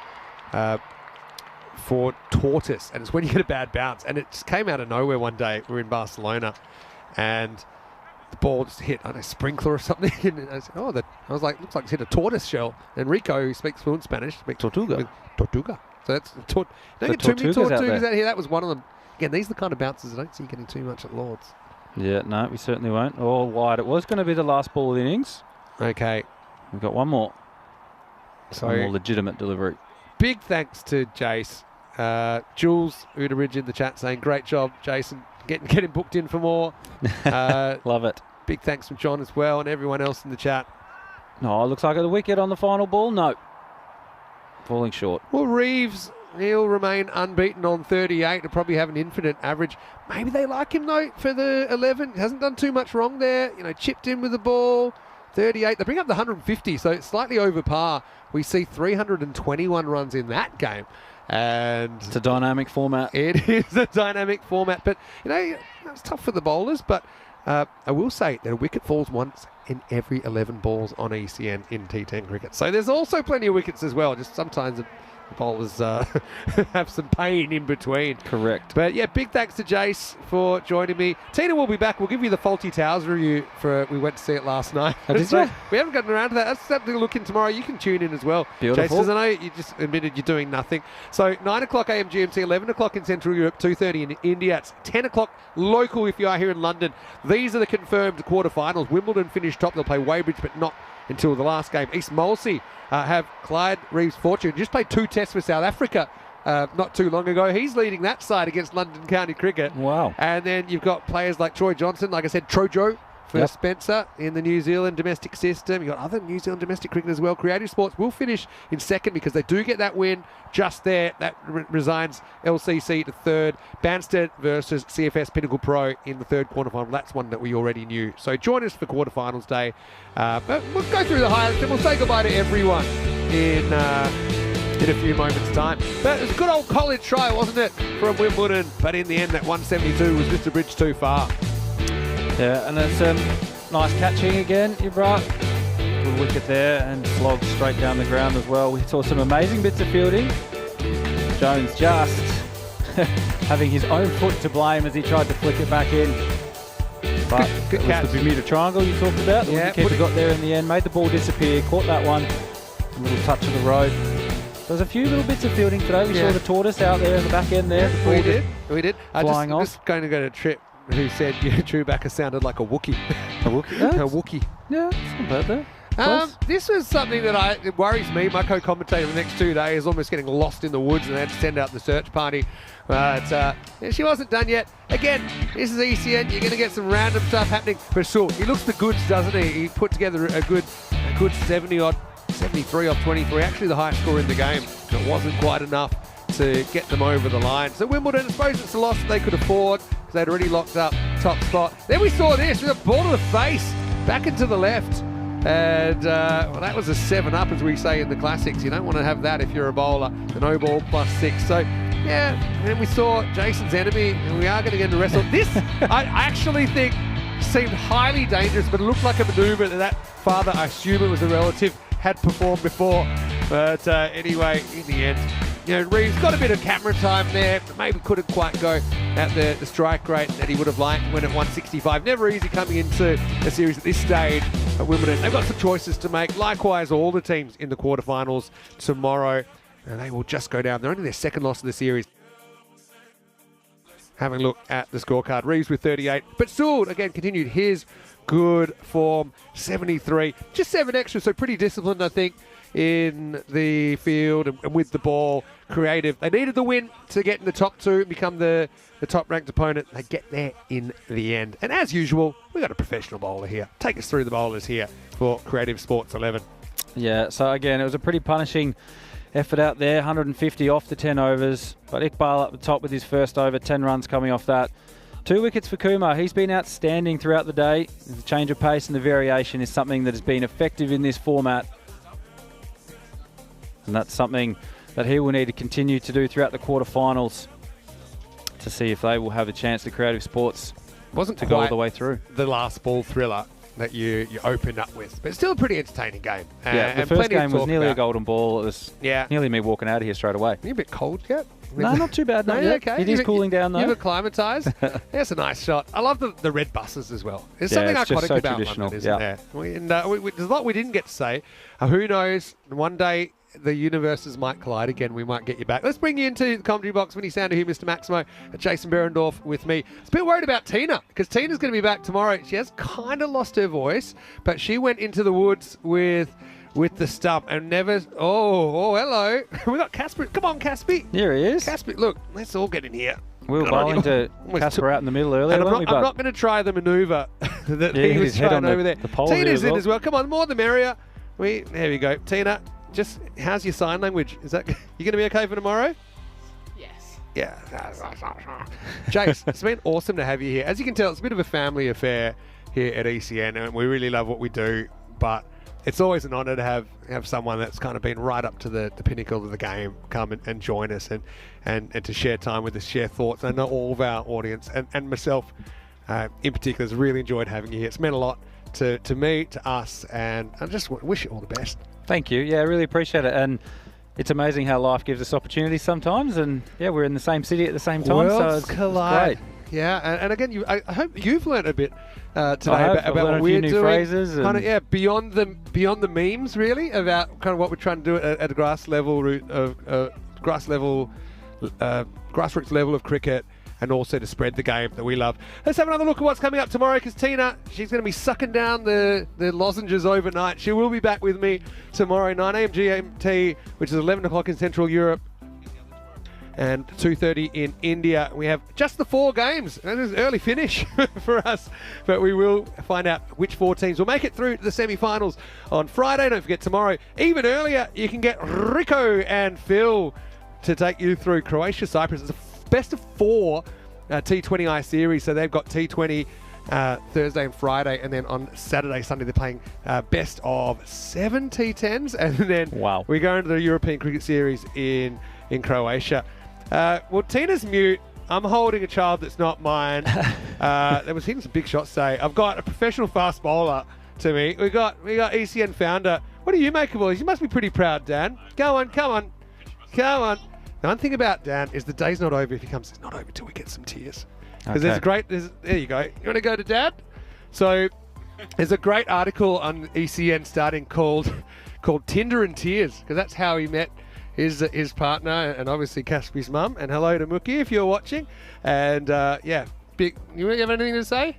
I'm just very proud to have Yeah. Jace here today. Have you here, Vinny, Tina, Casper? It's all the family, so I'm Yeah. very, very proud. And Casper's actually here, obviously living in Germany normally, but he's here to get involved in the cricket camps this week. So he's been playing, and you can, when you grow up, you can say that you tonked Jace around. Yeah, so, smacked me out there. Casper, Yeah. would you like to say hello to anyone? Want to say hello? Hello. Yeah. You having a good day? Are you enjoying your cricket this week? Yeah. Yeah, I'm enjoying it too. All right, we're probably running a bit over, but we will see you tomorrow. On behalf of everyone here at the European Cricket Network and European Cricket family, one more thing to do, Jace. Let's run the end of day music because it is time to party. Let's reflect on what's been a great 10 hours of action. And Jace, also good luck for the rest of the 100. Hopefully you go really well. Thank you. Really appreciate it. Yeah, it's an exciting comp, and hopefully we can come out on top. And we always finish with a bit of a dance, don't we? So we're going to dance, we're going to move it. Crank that music, Alex. Big thanks to our crew at Two Circles and everyone here on the ground. Well, from here, it's sudden death knockout cricket coming your way. Big thanks to Jason Berendorf on behalf of Tina Goff, myself, and all the team here on the ground. Have a wonderful night. Let's party, Casper, and let's get ready for more cricket. Finals round the corner. I'll see you tomorrow. More action here on ECN. Hasta mañana. Good night, everybody. My body back and forth. Move my body back and forth. Move my body back and forth. Move my body back and forth. Move my body back and forth. Move my body.